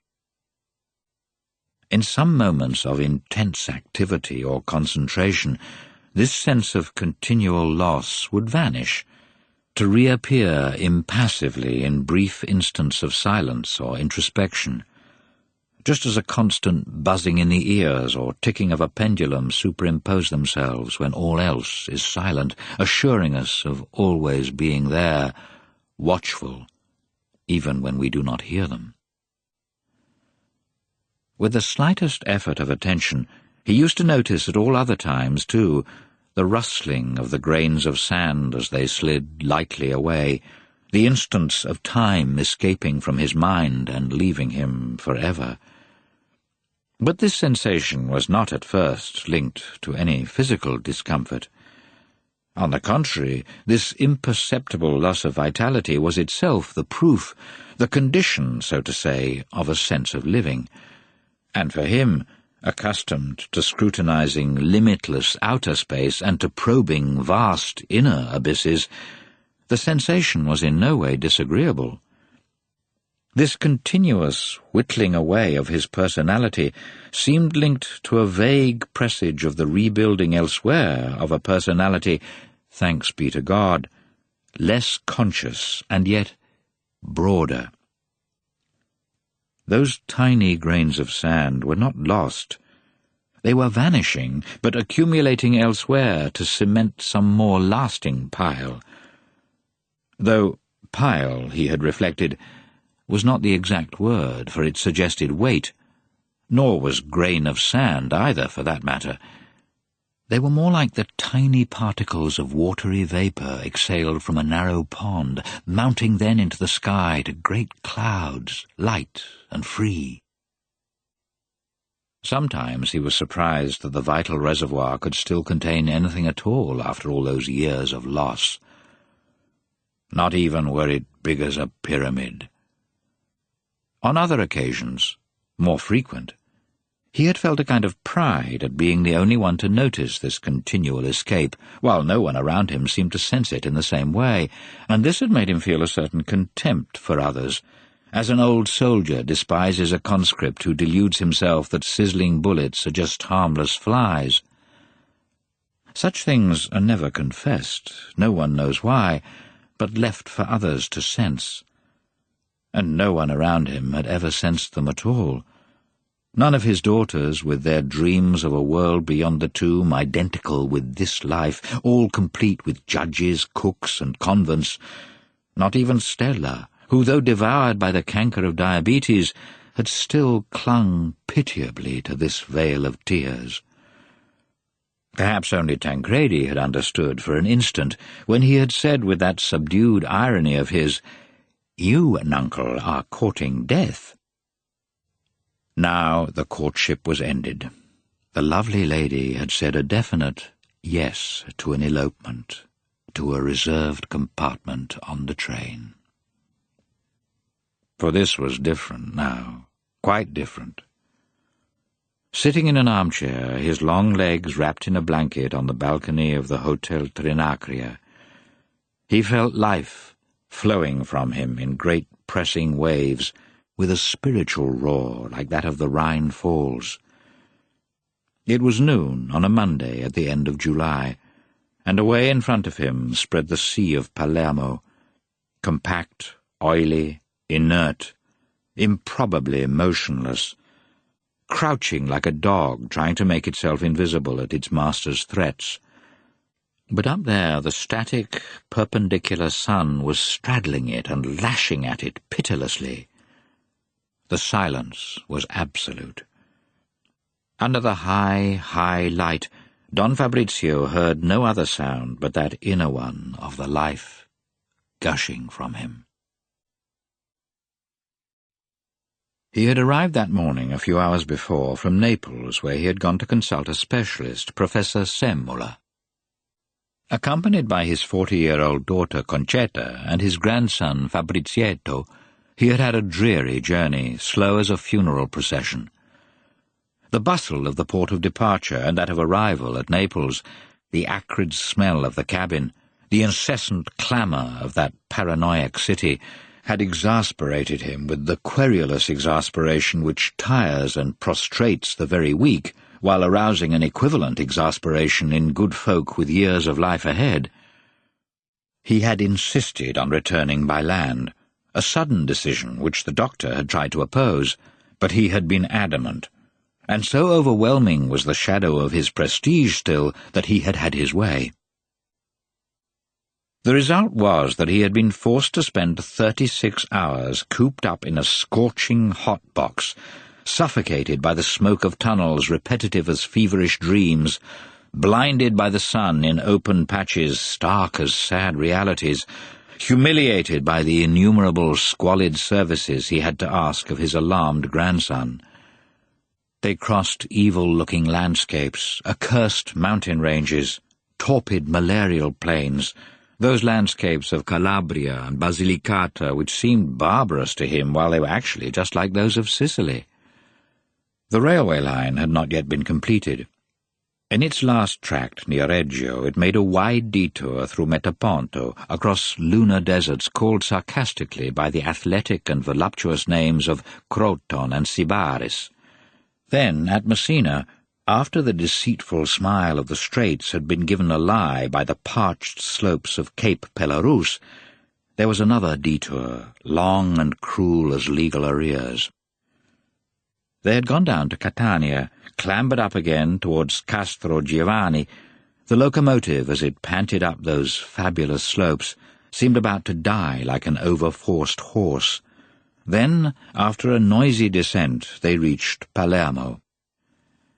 On the arrival platform were the usual masks of family faces with painted smiles of pleasure at the journey's happy outcome.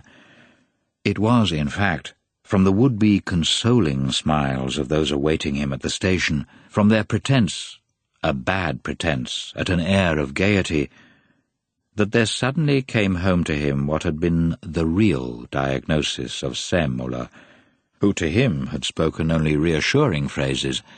And it was then, after getting down from the train, as he was embracing his daughter-in-law buried in widow's weeds, his children showing their teeth in smiles, Tancredi with anxious eyes, Angelica with her silken bodice over mature breasts, it was then that he heard the crash of the cascade. Probably he fainted, for he did not remember how he had reached the carriage. He found himself lying in it with his legs contracted, only Tancredi with him. The carriage had not yet moved, and from outside came voices of his family in confabulation. "It's nothing. The journey was too long.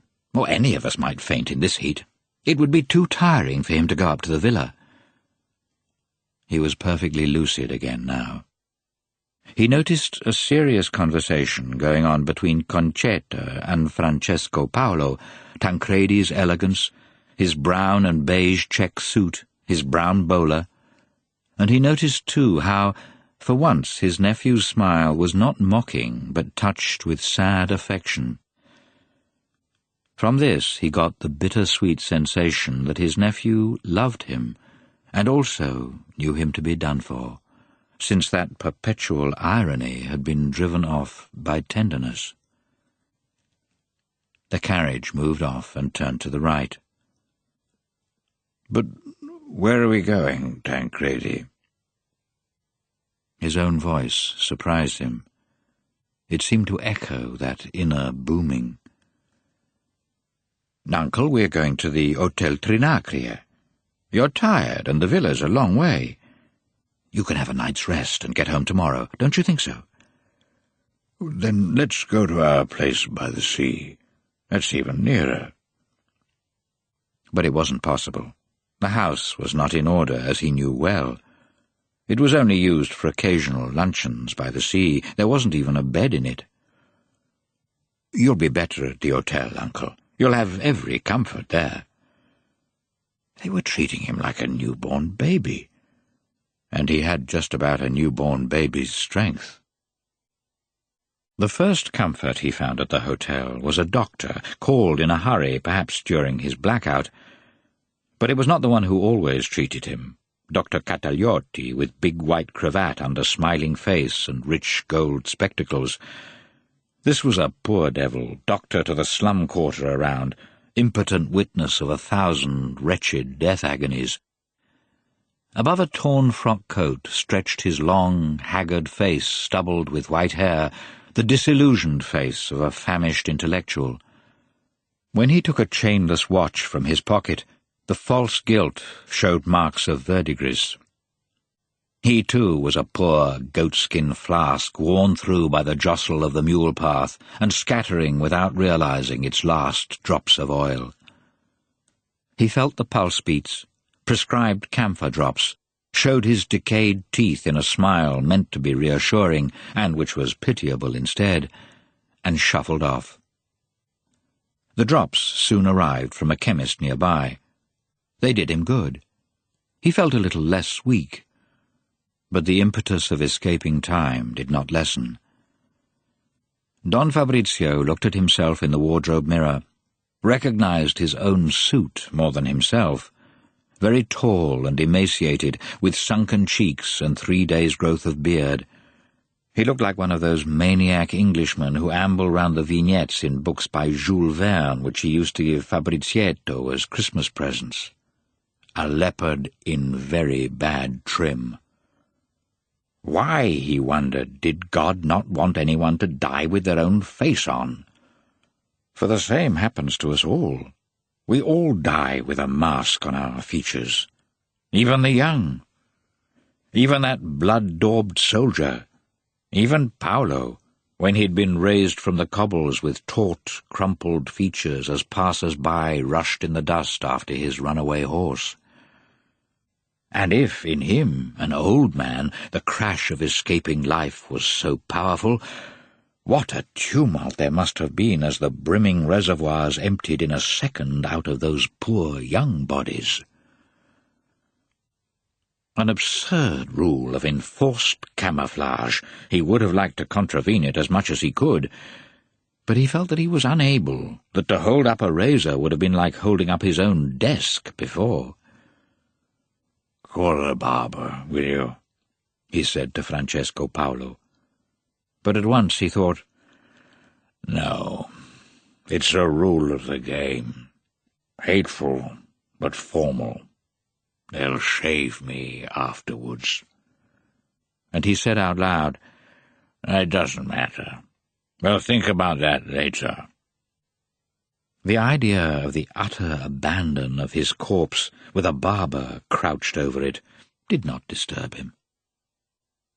A waiter came in with a basin of warm water and a sponge, took off his coat and shirt, and washed his face and hands, as one washes a child, as one washes the dead. Smuts from the day-and-a-half's train journey turned the water a funereal black. The low room was suffocating. The heat fomented smells, brought out the mustiness of ill-dusted plush. The ghosts of dozens of crushed cockroaches were manifested in a faint medicinal odour.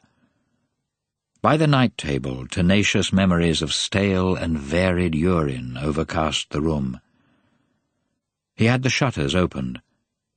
The hotel was in shadow, but a blinding light was reflected from the metallic sea, better, though, than that prison stink. He asked for an armchair to be taken on the balcony.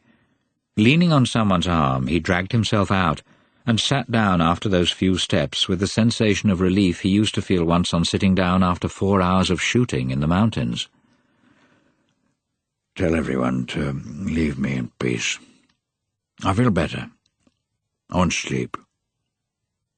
He did feel sleepy, but he found that to give way to drowsiness now would be as absurd as eating a slice of cake immediately before a longed-for banquet. He smiled. "I've always been a wise gourmet." And he sat there, immersed in that great outer silence, in that terrifying inner rumble. He could turn his head to the left. Beside Monte Pellegrino could be seen a cleft in the circle of hills, and beyond, 2 hillocks at whose feet lay his home. Unreachable to him as this was, it seemed very far away.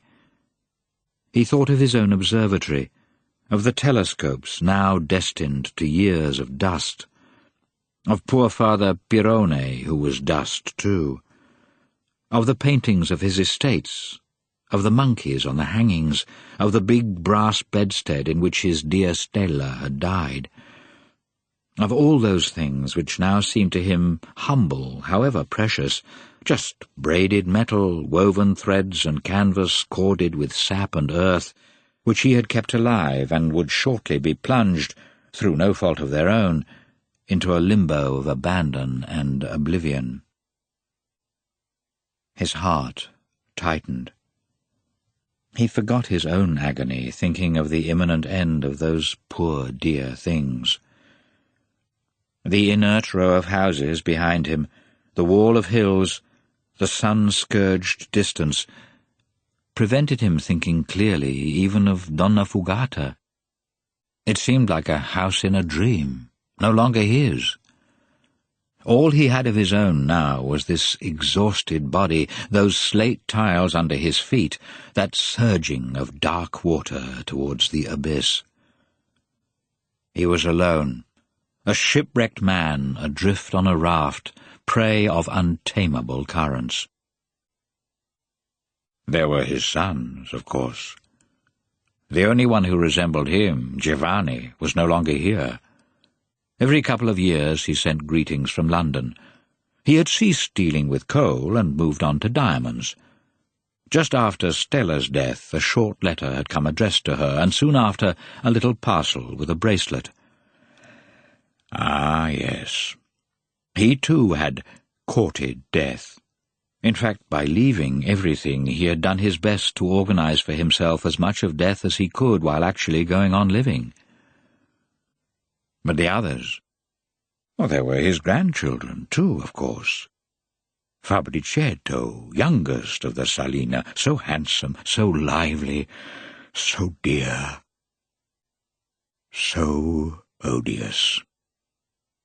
With his double dose of Malvica blood, with his good-time instincts, with his tendency to middle-class smartness. It was useless to try and avoid the thought, but the last of the Selena was really he himself, this gaunt giant now dying on a hotel balcony. For the significance of a noble family lies entirely in its traditions, that is, in its vital memories, and he was the last to have any unusual memories, anything different from those of other families. Fabricietto would only have banal ones, like his schoolfellows, of snacks, of spiteful little jokes against teachers, horses bought with an eye more to price than quality, and the meaning of his name would change more and more to empty pomp, embittered by the gadfly thought that others could outdo him in outward show. He would go hunting for a rich marriage when that would have become a commonplace routine and no longer a predatory adventure like Tancredi's. The tapestries of Donnafugata, the almond groves of Ragattisi, even, who knew, the fountain of Amphitrite, might suffer a grotesque metamorphosis from the age-old muted things they had been into pots of quickly swallowed foie gras, or can-can girls transient as their own rouge. And he himself would be only a memory of a choleric old grandfather who had collapsed one July afternoon just in time to prevent the boy going off to Livorno for sea-bathing. He had said that the Selena would always remain the Selena. He had been wrong. The last Selena was himself. That fellow Garibaldi, that bearded Vulcan, had won after all. From the room next door, open onto the same balcony, Concetta's voice reached him. "We simply must. He's got to be called. I should never forgive myself if he weren't." He understood at once. They were talking of a priest. For a moment he had an idea of refusing, of lying, of starting to shout that he was perfectly well, that he needed nothing. But soon he realized how ridiculous all that would be. He was the Prince of Selena, and as a Prince of Selena he must die with a priest by his side. Concetta was right. Why should he avoid what was longed for by thousands of other dying people? And he fell silent, waiting to hear the little bell with the last sacraments. It soon came. The parish church of the Pietà was almost opposite. The gay, silvery tinkle came climbing up the stairs, flowed along the passage, became sharp as the door opened. Preceded by the hotel manager, a Swiss, flustered at having a dying man on his hands, in came Father Balsamo, the parish priest, bearing the Blessed Sacrament in a leather-sheathed pyx. Tancredi and Fabricietto raised the armchair, buoyed back into the room. The others were kneeling, He signed more than said, "Away, away." He wanted to confess. Things should be done properly or not at all. Everyone went out. But when he was about to speak, he realized he had nothing to say. He could remember some definite sins, but they seemed so petty as not to be worth bothering a worthy priest about on a hot day. Not that he felt himself innocent, but his whole life was blameworthy, not this or that single act, and now he no longer had time to say so. His eyes must have expressed an uneasiness which the priest took for contrition, as, in fact, in a sense, it was. He was absolved. His chin seemed to be propped on his chest, for the priest had to kneel down to place the host between his lips. Then there was a murmur of the immemorial syllables which smoothed the way, and the priest withdrew. The armchair was not pulled back onto the balcony. Fabrizietto and Tancredi sat down next to him and held each of his hands. The boy was staring at him with the natural curiosity of one present at his first death agony, and no more. This dying person was not a man, he was a grandfather, which is a very different thing. Tancredi squeezed his hand tightly and talked to him, talked a great deal, talked gaily. He explained projects with which he was associated, commented on political developments. He was a deputy, had been promised the legation in Lisbon, knew many a secret and savoury tale. His nasal voice, his subtle vocabulary sketched a futile arabesque over the ever noisier surging away of the waters of life. The prince was grateful for the gossip, and he squeezed Tancredi's hand with a great effort, though with almost no perceptible result. He was grateful, but did not listen. He was making up a general balance sheet of his whole life, trying to sort out of the immense ash-heap of liabilities the golden flecks of happy moments. These were 2 weeks before his marriage, 6 weeks after. Half an hour when Paolo was born, when he felt proud at having prolonged by a twig the Selena tree. The pride had been misplaced, he knew that now, but there had been some genuine self-respect in it.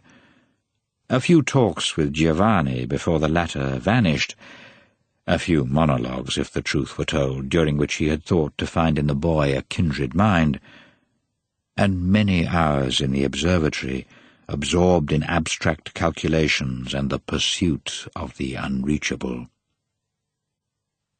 Could those latter hours be really put down to the credit side of life? Were they not some sort of anticipatory gift of the Beatitudes after death? It didn't matter. They had existed.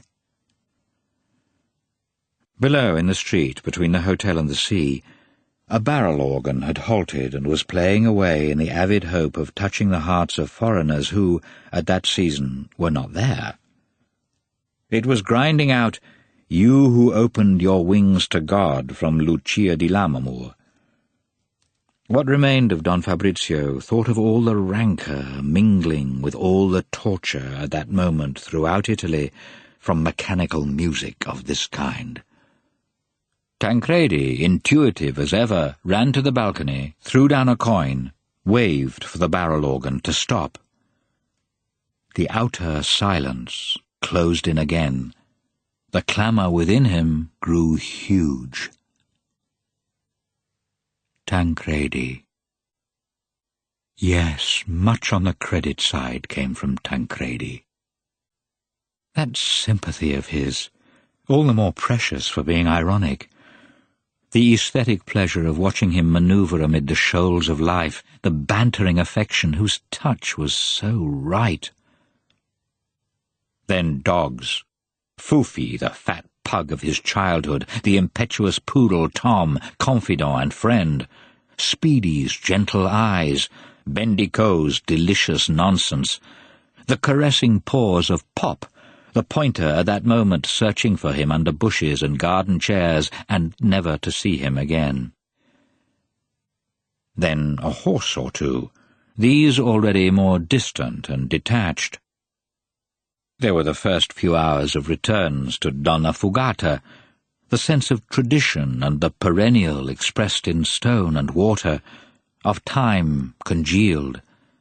A few carefree shoots, a cosy massacre or two of hares and partridges, some good laughs with Tomeo, a few minutes of compunction at the convent amid odours of must and confectionery.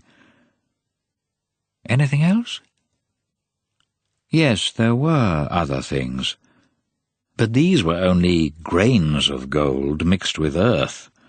Moments of satisfaction when he had made some biting reply to a fool, of content when he had realized that in Concetta's beauty and character was prolonged the true Selena strain.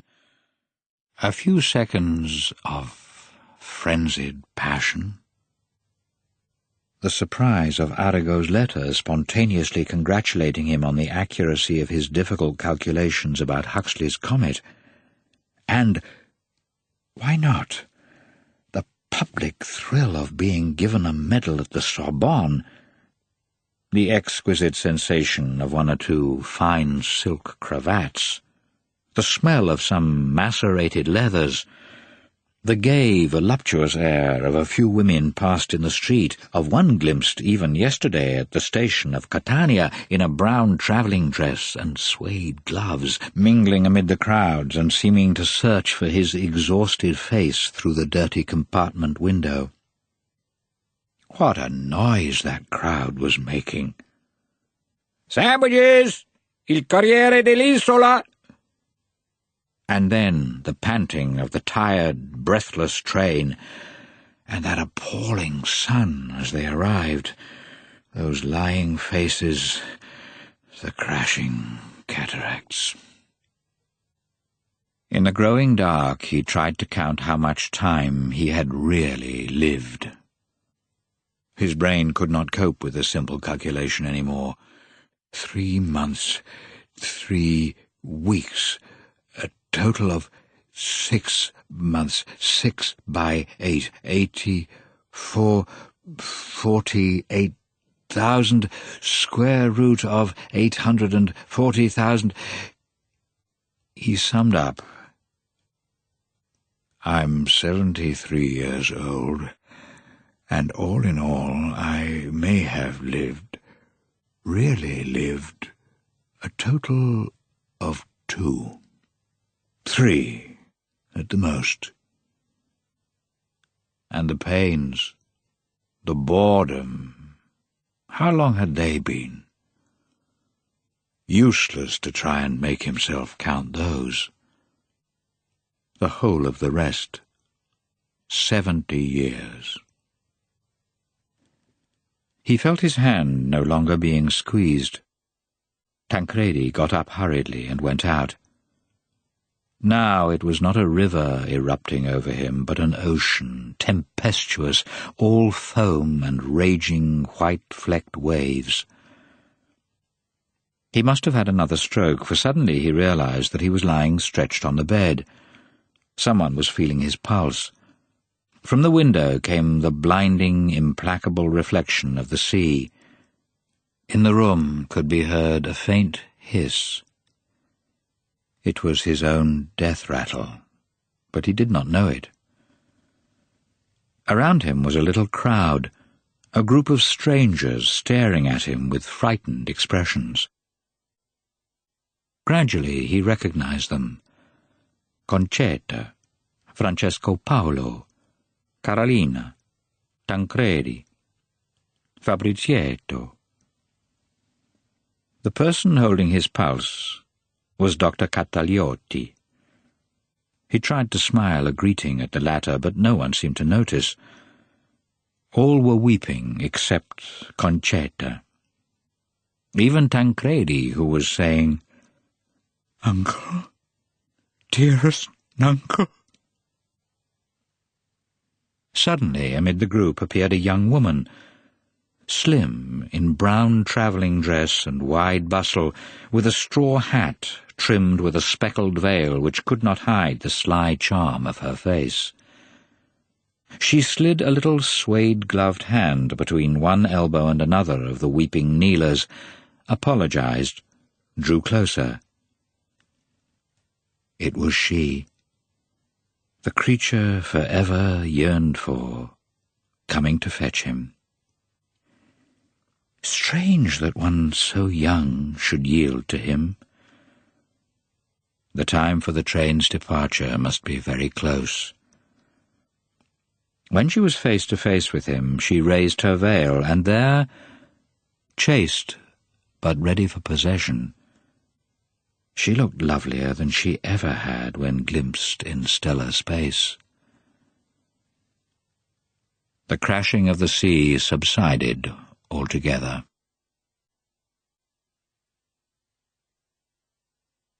(8) Relics. May 1910. Anyone paying a visit to the old Selena ladies would be apt to find at least one priest's hat on the hall chairs. All three were spinsters, and their household had been rent by secret struggles for power, so that each one, a strong character in her own way, wanted a separate confessor of her own. It was still the custom in that year 1910 for confessions to take place at home, and these penitent scruples required frequent repetition.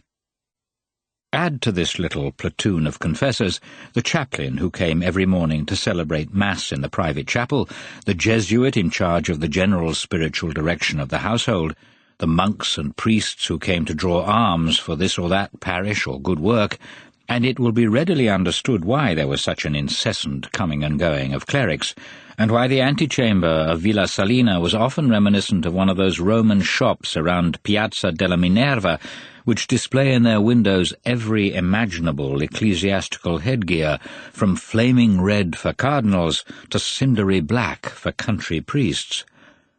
On that particular afternoon of May 1910, the parade of hats was quite unprecedented. The presence of the Vicar General of the Archdiocese of Palermo was announced by his huge hat of fine beaver in a delicate shade of fuchsia placed on a separate chair, with next to it a single glove, the right-hand one, in woven silk of the same delicate hue.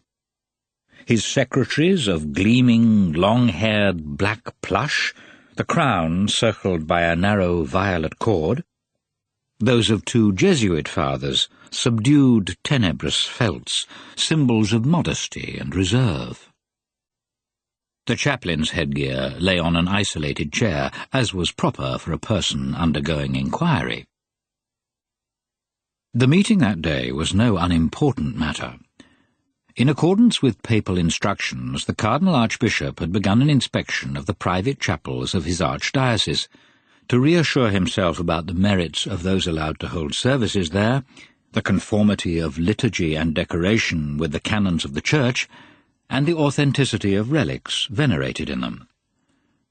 The Selena Chapel was the best known in the city, and one of the first which His Eminence proposed to visit. And it was in order to arrange for this event, fixed for next morning, that Monsignor the Vicar General had called at Villa Selena. Unfortunate rumours about that chapel, seeped through many a filter, had reached the archiepiscopal curia. Not, of course, anything about the merits of the owners or of their right to carry out their religious duties in their own home. Such subjects were beyond discussion. Nor was there any doubt thrown on the propriety or continuity of services held there, for these were as near perfection as may be, except perhaps for an overwhelming and perfectly comprehensible reluctance on the part of the Selena ladies to let anyone be present at the sacred rites who was outside their close family circle. The Cardinal's attention had been drawn to a picture venerated in the villa, and to the relics, the dozens of relics exposed in the chapel. There were the most disturbing rumours about the authenticity of these, and it was desired that their genuineness be proved. The chaplain, an ecclesiastic of some culture and high hopes, had been reprimanded severely for not having kept the old ladies sufficiently on the alert. He had had, as it were, a dressing down of the tonsure. The meeting was taking place in the main drawing-room of the villa, the one of the monkeys and cockatoos. On a sofa covered with blue material interwoven with pink, a purchase of 30 years earlier that clashed with the evanescent tints of the precious wall-hangings, sat the Signorina Concetta, with Monsignor the Vicar-General on her right. On each side of the sofa, in two similar armchairs, were the Signorina Carolina and one of the Jesuits, Father Corti, while the Signorina Caterina, whose legs were paralyzed, was in a wheelchair, and the other ecclesiastics had to be content with chairs covered in the same material as the walls, which seemed then far less valuable than the envied armchairs. The three sisters were all around 70, and Concetta was not the eldest. But the struggle for power, which has been hinted at earlier, had ended some time ago with the rout of her adversaries, so no one would now have dared contest her functions as mistress of the house. She still showed the vestiges of past beauty. Heavy and imposing in her stiff clothes of black watered silk, she wore her snow-white hair raised on her head so as to show her almost unfurrowed brow. This, together with contemptuous eyes and a resentful line above her nose, gave her an air that was authoritarian, almost imperial. So much so that a nephew of hers, having caught sight in some book or other of a picture of a famous Tsarina, used to call her in private Catherine the Great, an unsuitable name made quite innocent by the complete purity of Concetta's life and her nephew's total ignorance of Russian history. The conversation lasted an hour. Coffee had been taken, and it was getting late. Monsignor resumed his arguments. "It is His Eminence's paternal wish that Mass celebrated in private should conform to the purest rites of Holy Mother Church, and that is why, in his pastoral care, he is visiting your chapel first, for he knows your house to be a beacon for the laity of Palermo, and he desires that the authenticity of all objects venerated there should bring even more edification to yourselves and to all devout souls." Concetta was silent, but Carolina, the elder sister, exploded. "Now we are to appear as accused before our friends, are we?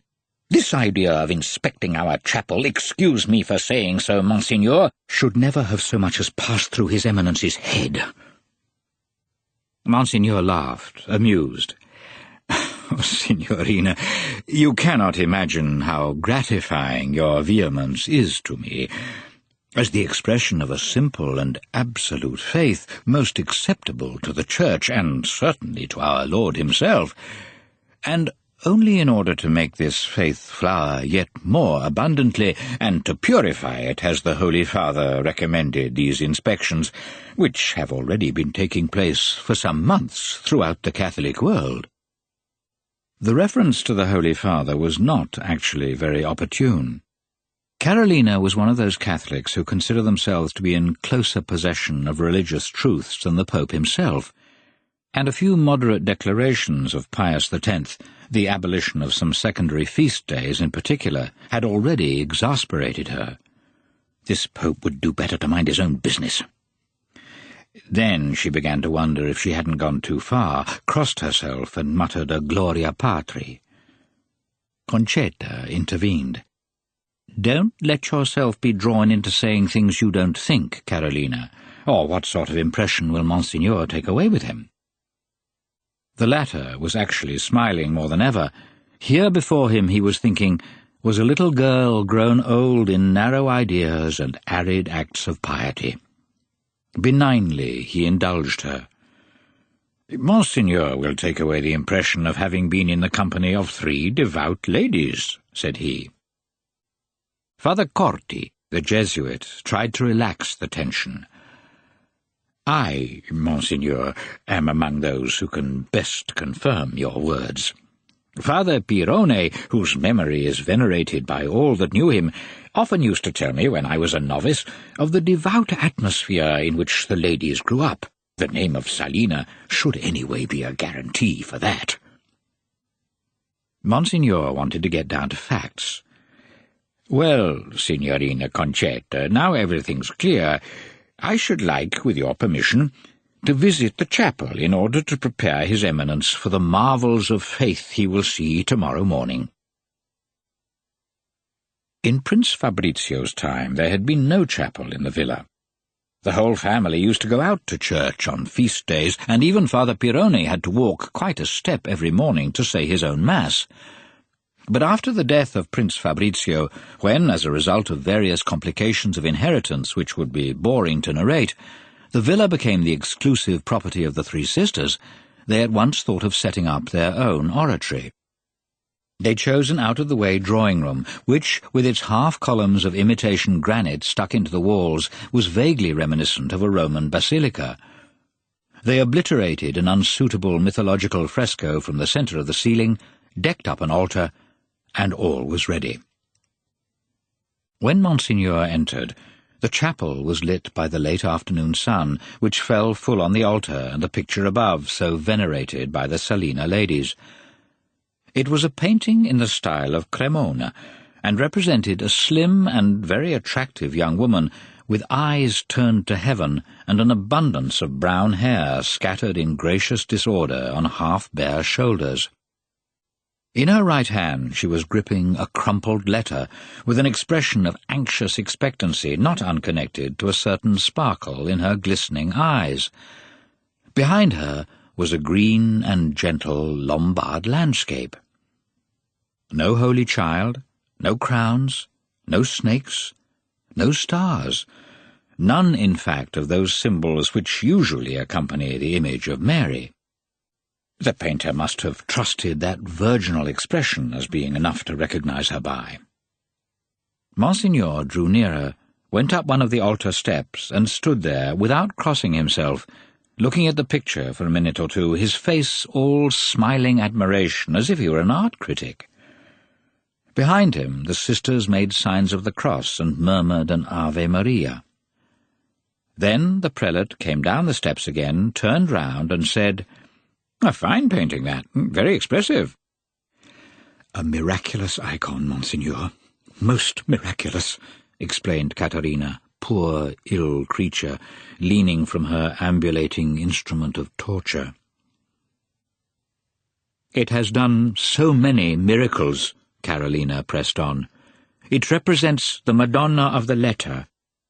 The Virgin is on the point of consigning the Holy Missive invoking her Divine Son's protection on the people of Messina, a protection which has been gloriously conceded, as is shown by the many miracles during the earthquake of 2 years ago."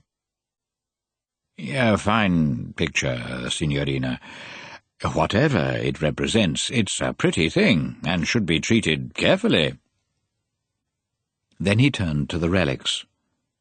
74 of them. They completely covered the 2 walls on each side of the altar. Each was enclosed in a frame which also contained a card with information about it and a number referring to the documents of authentication. These documents themselves, many voluminous and hung with seals, were locked into a damask-covered chest in a corner of the chapel.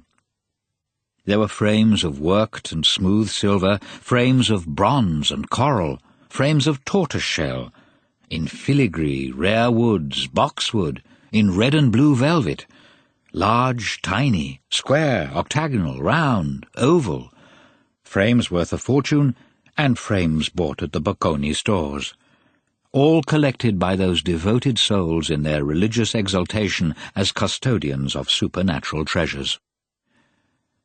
The real creator of this collection had been Carolina.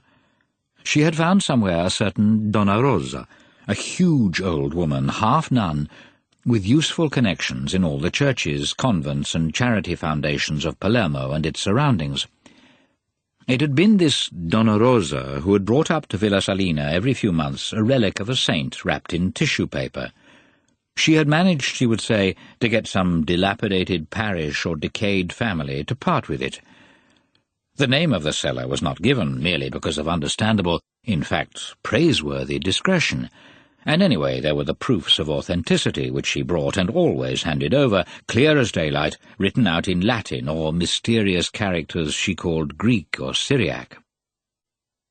Concetta, administrator and bursar, would pay. Then came a search and adaptation of frames, and once again the impassive Concetta would pay. There was a period, a couple of years ago, when a collecting mania even disturbed Caterina and Carolina's sleep. In the morning they would recount to each other dreams of miraculous discoveries, with the hope that they would be realized, as did indeed sometimes happen after the dreams had been confided to Donna Rosa. What Concetta dreamt, no one knew. Then Donna Rosa died, and the influx of relics stopped almost completely. Anyway, by then there was a certain superfluity. Monsignor glanced rather hurriedly at one or two of the nearest frames. "Treasures," he said. "Treasures! What lovely frames!" Then, congratulating them on the fine display, such was his word, and promising to return next day with his Eminence, "Yes, at 9 exactly," he genuflected, crossed himself towards a modest Madonna of Pompeii hung on a side wall, and left the oratory.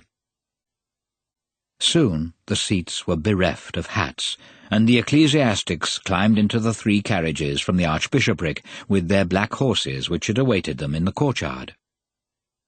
Monsignor made a point of asking the chaplain, Father Tita, to share his own carriage, much to the latter's solace. The carriages moved off, and Monsignor was silent.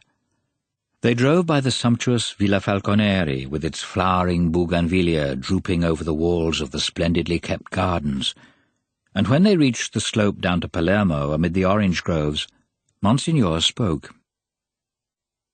"And so you, Father Tita, have actually said Mass for years in front of the picture of that girl? That girl with a rendezvous and waiting for her lover? Now don't tell me you too believed it was a holy icon." "Monsignor, I am to blame, I know. But it's not easy to gainsay the Signorina Carolina. That you cannot know." Monsignor shivered at the memory. "My son, you've put your finger on it, and that will be taken into consideration." Carolina had gone off to pour out her rage in a letter to Chiara, her married sister, in Naples. Caterina, tired by the long and painful conversation, had been put to bed. Concetta went back to her own solitary room.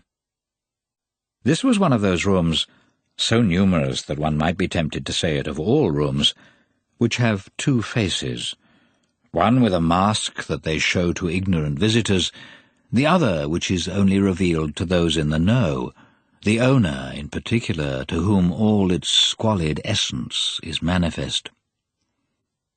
This particular room was airy and looked over the broad garden. In a corner was a high bed with 4 pillows. Concetta suffered from heart trouble and had to sleep almost sitting up. No carpets, but a fine white floor with intricate yellow tiles, a valuable money chest with dozens of little drawers covered with hardstone and worked stucco, the desk, central table, and all the furniture in breezy local inlay work, with figures of huntsmen, dogs, and game in amber colour on a rosewood background, furniture considered by Concetta herself as antiquated and even in bad taste, and which, sold at auction after her death, is today the pride of a prosperous shipping agent when his wife serves cocktails to envious friends. On the walls were portraits, watercolours, sacred images. All was clean, all ordered. 2 things only, perhaps, might have appeared unusual. In the corner opposite the bed towered 4 enormous wooden cases painted in green, each with a big padlock, and in front of these, on the floor, was a heap of mangy fur. To the lips of an ingenuous visitor, the little room might have brought a smile, so suggestive was it of an old maid's affectionate care. To one who knew the facts, Concetta herself, it was an inferno of mummified memories. The 4 green cases contained dozens of day and night shirts, dressing gowns, pillowcases, sheets carefully divided into best and second best, the trousseau collected by Concetta herself 50 years before. Now those padlocks were never opened, for fear incongruous demons might leap out, and under the ubiquitous Palermo damp the contents grew yellow and decayed, useless for ever and for anyone. The portraits were of dead people no longer loved, the photographs of friends who had hurt her in their lifetime, the only reason they were not forgotten in death. The watercolours showed houses and places, most of which had been sold, or rather stupidly bartered away by spendthrift nephews. Anyone looking carefully into the heap of moth-eaten fur would have noticed 2 erect ears, a snout of black wood, and 2 astonished eyes of yellow glass. It was Bendico, dead for 45 years, embalmed for 45 years, nest now of spiders' webs and moth, detested by the servants, who had been imploring Concetta for dozens of years to have it thrown on the rubbish heap, but she always refused, reluctant to detach herself from the only memory of her past which aroused no distressing sensations. But the distressing sensations of today, at a certain age every day punctually produces its own, all referred to the present. Much less devout than Carolina, much more sensitive than Caterina, Concetta had understood the meaning of the Vicar-General's visit and foreseen the consequences. Orders to take away all, or nearly all, the relics, the changing of the picture above the altar, an eventual reconsecration of the chapel. She had never really believed in the authenticity of these relics, and had paid up with the indifference of a father settling a bill for toys which are of no interest to himself, but help to keep the children quiet. To her, the removal of these objects was a matter of indifference. What did touch her, the day's real thorn, was the appalling figure the Selena family would now cut with ecclesiastical authorities, and soon with the entire city. The church kept its secrets much better than anyone else in Sicily, but that did not mean much yet.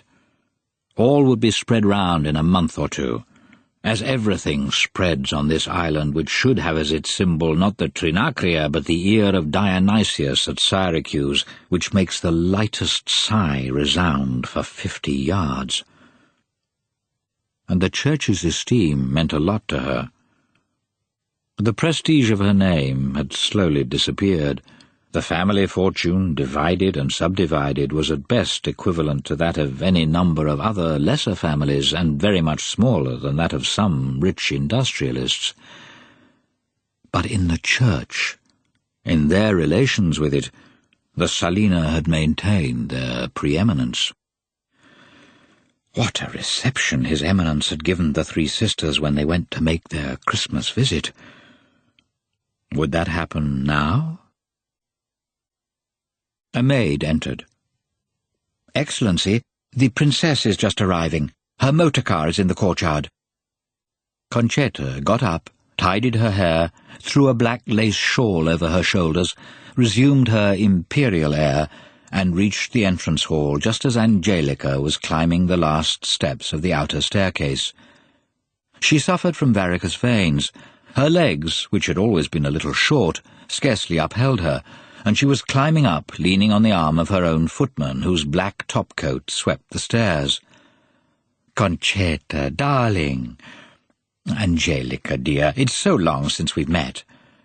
In fact, only 5 days had gone by since her last visit, but the intimacy between the 2 cousins, an intimacy similar in closeness and feeling to that which was to bind Italians and Austrians in their opposing trenches a few years later, was such that 5 days really could seem a long time. Angelica, now nearly 70, still showed many traces of beauty. The illness which was to transform her into a wretched spectre 3 years later was already active, but still secreted deep in her blood. Her green eyes were what they had been before, only slightly dulled by the years, and the wrinkles on her neck were hidden by the soft black folds of the hood and veil which she, a widow for the last 3 years, wore not without a certain nostalgic coquetry. "You see," she said to Concetta, as they moved entwined towards a drawing-room, "you see, with these imminent celebrations of the 50th anniversary of the 1000, there's never a minute's peace. Just imagine, a few days ago they told me I'd been put on the Committee of Honour. A homage to dear Tancredi's memory, of course, but such a lot for me to do. Finding lodgings for veterans coming from all over Italy, arranging invitations for the grandstand without offending anyone, taking care to invite the mayor of every commune in the island. Oh, by the way, dear, the mayor of Selena is a clerical and has refused to march past. So I thought at once of your nephew, of Fabrizio. He came to visit me, and I pinned him down there and then. He couldn't refuse. So at the end of the month we'll see him filing past, dressed to the nines, down Via Libertà, in front of a big placard with Selena on it in letters a foot high.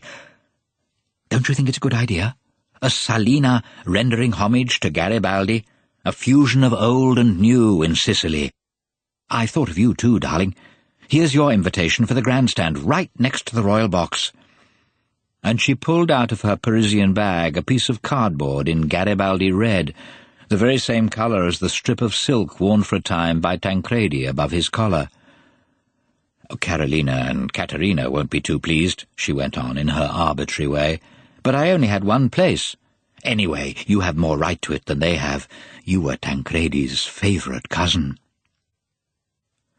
She talked a lot, and she talked well. 40 years of living with Tancredi, however tempestuous and interrupted, had been more than long enough to rub off the last traces of Donnafugata accent and manners. She had camouflaged herself even to the point of copying that graceful twining of the fingers which had been one of Tancredi's characteristics. She read a lot. On her table, the latest books by Anatole France and Bourget alternated with D'Annunzio and Serrao, and she had the reputation in the drawing-rooms of Palermo of being an expert on the architecture of the Chateau of the Loire, about which she would often discourse with somewhat hazy enthusiasm, contrasting perhaps unconsciously their Renaissance serenity with the restless baroque of the palace at Donnafugata, against which she nurtured an aversion inexplicable to anyone who knew nothing of her meek and slighted youth. "But what a head I have, my dear! I was forgetting to tell you that Senator Tassoni will soon be coming here. He's staying with me at Villa Falconeri and wants to meet you. He was a great friend of poor Tancredi's, a comrade in arms, too, and he's heard Tancredi talk of you, it seems." "Our dear Tancredi." The handkerchief with its narrow black border came out of her bag, and she dried a tear in eyes that were still fine. Concetta had been inserting, as always, an occasional phrase of her own into Angelica's continual flow, but at the name of Tassoni she was silent. Once again she saw a scene, very distant, but quite clear, as if through the other end of a telescope. The big white table surrounded by all those people now dead. Near her, Tancredi, dead too, as, anyway, really, she was herself. His brutal anecdote, Angelica's hysterical laughter, her own no less hysterical tears. It had been the turning point of her life, that. The road she had taken then had led her here, to this desert not even inhabited by extinct love or spent rancour. "Oh, I've heard of the bother you're having with the Curia. What a nuisance they are! But why didn't you tell me before? I could have done something. The Cardinal is always very good to me. I'm afraid that it's too late now, but I'll pull some strings. Anyway, it'll all blow over." Senator Tassoni, who arrived soon after, was a brisk and spruce old man. His wealth, which was great and growing, had been acquired by competition and hard struggle, and instead of making him flabby, it had kept him in a state of continual energy, which now seemed to conquer the years and made him almost fiery. From the few months spent with Garibaldi's southern army, he had acquired a military bearing destined never to be discarded. Blended with courtesy, it formed a filter which had gained him many successes in the past, and which now, joined to the number of his securities, was of great use for getting his own way with the boards of banks and cotton factories. Half Italy and a great part of the Balkan countries sewed on their own buttons with thread made by Tassoni & Co. "Signorina," he was saying to Concetta as he sat beside her on a low stool suitable for a page, which was just why he had chosen it.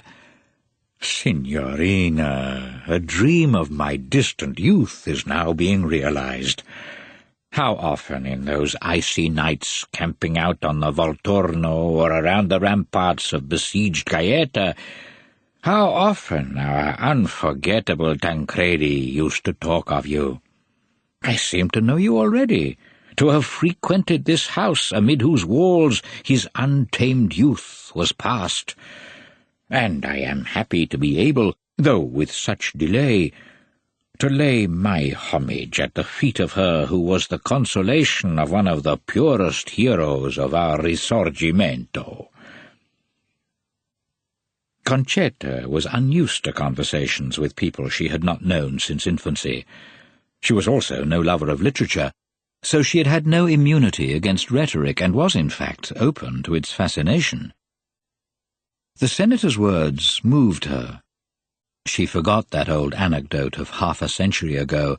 She no longer saw in Tassoni a violator of convents, a jeerer at poor, terrified nuns, but an old man, Tancredi's sincere friend, who talked of him with true affection, one who brought to her a shadow, a message from the dead man across the morass of time which the dead can so seldom cross. "And what did my dear cousin tell you about me?" she asked in a low voice, with a shyness that brought to life once more the 18-year-old girl from that bundle of black silk and white hair. "Ah, so many things. He talked of you almost as much as of Donna Angelica. She, for him, was love. You were the image of his sweet youth, that youth which for us soldiers passes so soon." Again an icy hand froze her old heart. But now Tassoni had raised his voice and turned to Angelica. "Do you remember, Princess, what he said at Vienna 10 years ago?" He turned back towards Concetta to explain. "I was there with the Italian delegation for the trade treaty. Tancredi put me up at the embassy, like the warm-hearted friend and comrade he was, with that great gentleman's affability of his. Perhaps seeing a comrade in arms again in that hostile city had moved him, for he told us so much about his past. In the back of a box at the opera, between one act and another of Don Giovanni, he confessed, in his incomparably ironic way, a sin, an unpardonable sin, which he said he'd committed against you. Yes, against you, Signorina." He interrupted himself a second to gain time to set his surprise. "He told us how one evening, during dinner at Donnafugata, he had allowed himself to invent a story and tell it to you. A tale of war connected with the fighting round Palermo, and how you believed it and were offended because the story was rather outspoken for the customs of 50 years ago. You had reproved him. She was so sweet," said he, as she fixed me with those angry eyes of hers, and as her lips swelled with anger so prettily, like a puppy's. She was so sweet that if I hadn't controlled myself, I'd have kissed her there and then in front of 20 people and that terrible old uncle of mine. You, Signorina, will have forgotten it, But Tancredi remembered it well. He had such delicacy of feeling. He also remembered it because it happened on the very day he met Donna Angelica for the first time. And he sketched towards the princess one of those gestures of homage with his right hand dropping away through the air, whose Goldoniesque tradition was preserved then only among senators of the kingdom. The conversation continued for some time, but it could not be said that Concetta took any great part in it. The sudden revelation penetrated into her mind slowly, and did not make her suffer much at first. But when the visitors had said goodbye and left, and she was alone, she began seeing more clearly, and so suffering more.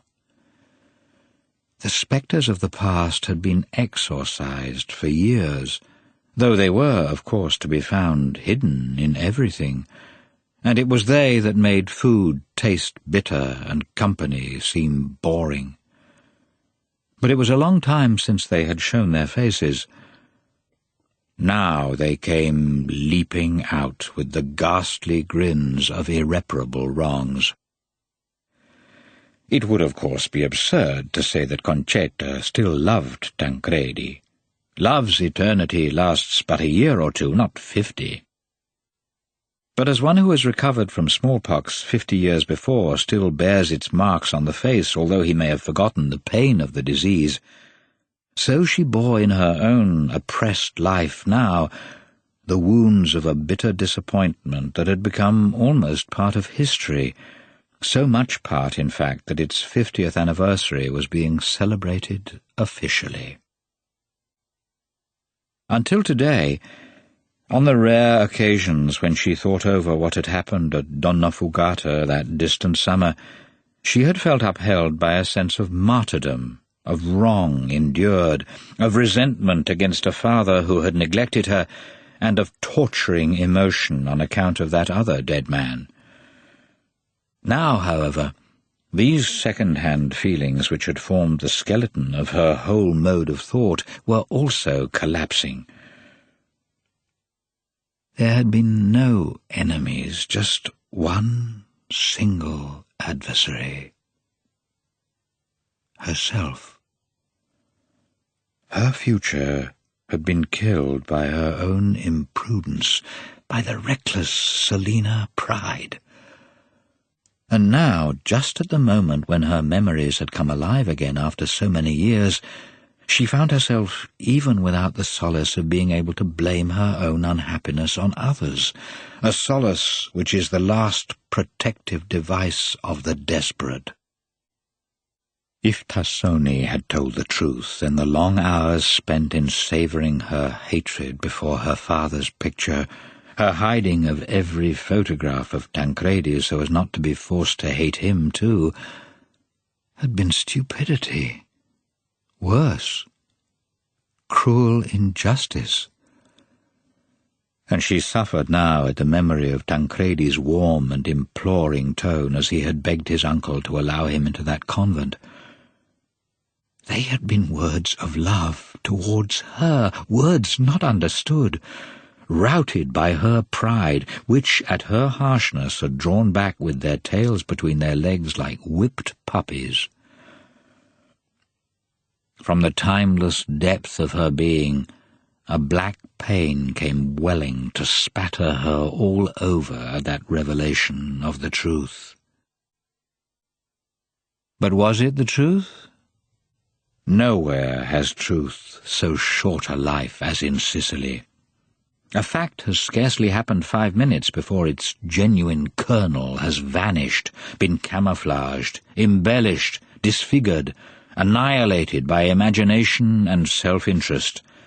Shame, fear, generosity, malice, opportunism, charity, all the passions, good as well as evil, fling themselves on the fact and tear it to pieces.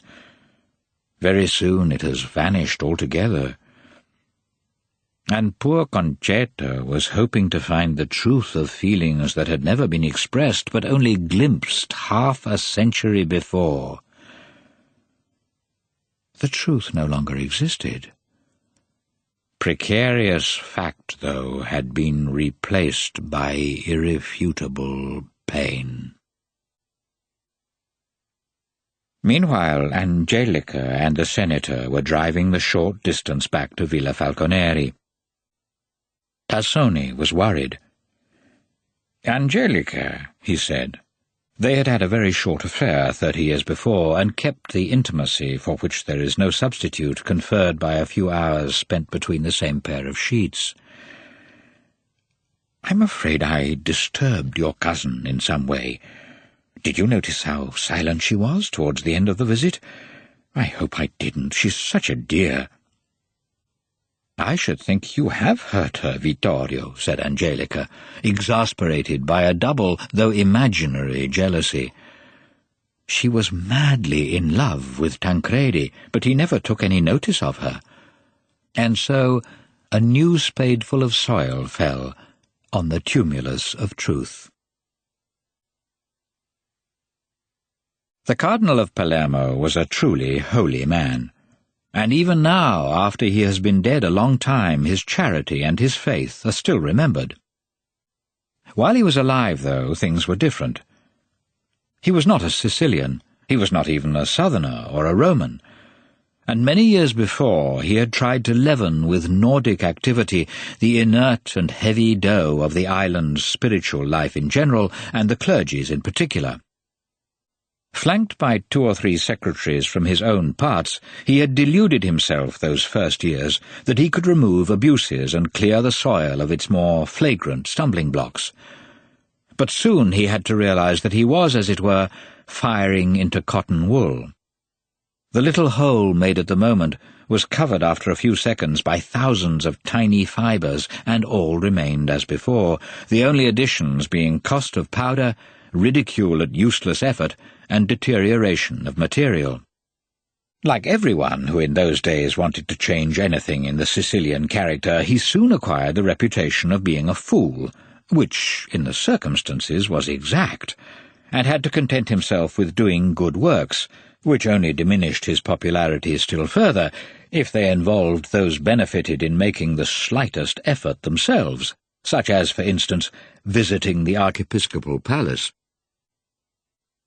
So the aged prelate who set out on the morning of the 14th of May to visit Villa Selena was a good man, but a disillusioned one, who had in the end assumed towards those in his own diocese an attitude of contemptuous pity, which was sometimes, after all, unjust. This made him adopt brusque and cutting ways that dragged him even farther into the swamps of unpopularity.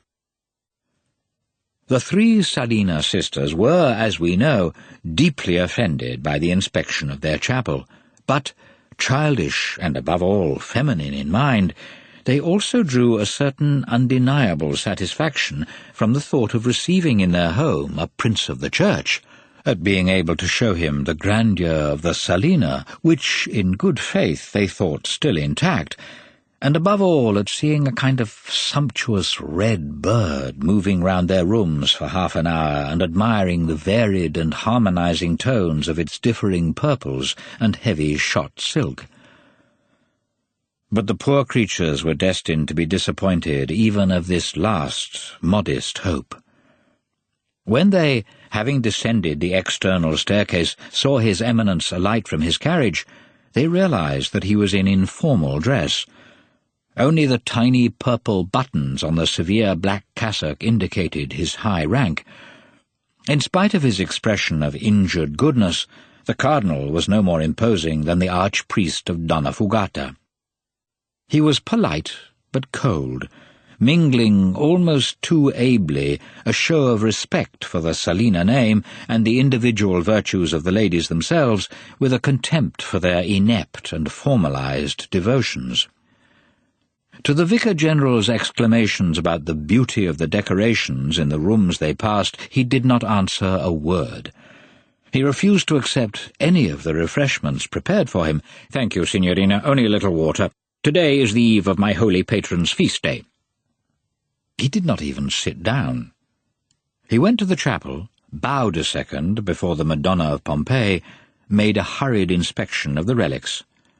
Then he blessed with pastoral benignity the mistresses of the house and the servants kneeling in the entrance hall, and said to Concetta, who bore on her face the signs of a sleepless night, "Signorina, for 3 or 4 days no divine service can be held in the chapel, but I will see that it is reconsecrated as soon as possible.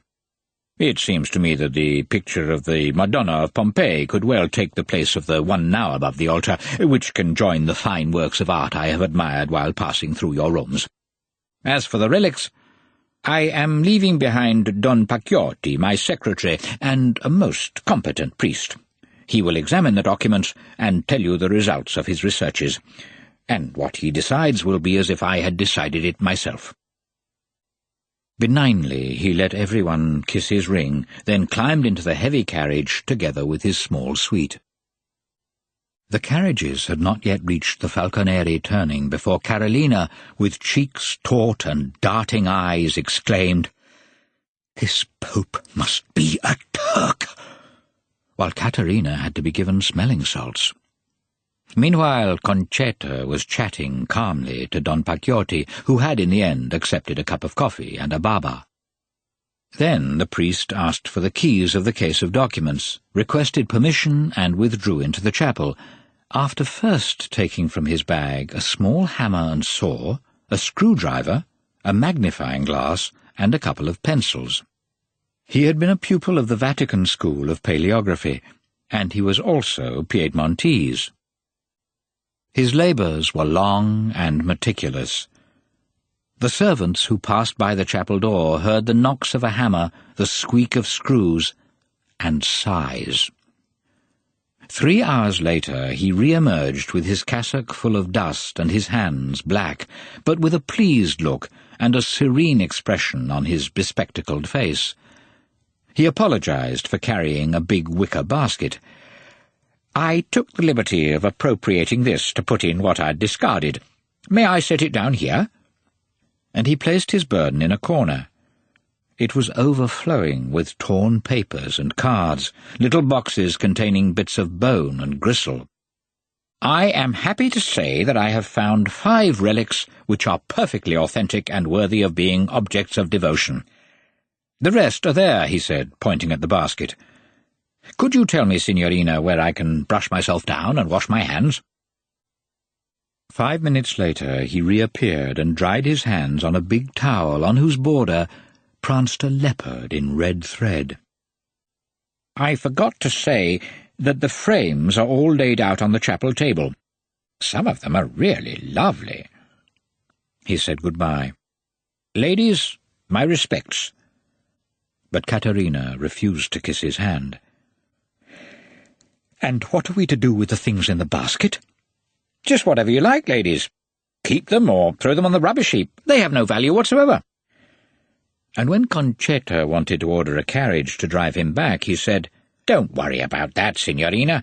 I'll lunch with the Oratorians a few steps away. I don't need a thing."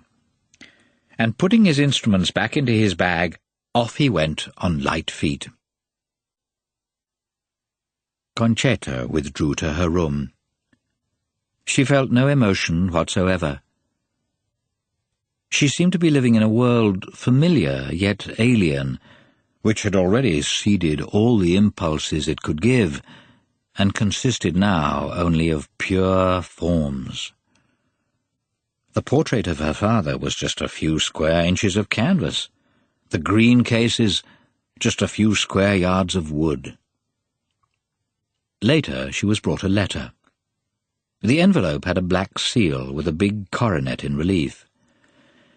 "Darling Concetta, I've heard of His Eminence's visit, and am so glad a few relics could be saved. I hope to get the Vicar-General to come and say the first Mass in the reconsecrated chapel. Senator Tassoni is leaving tomorrow, and recommends himself to your bon souvenir.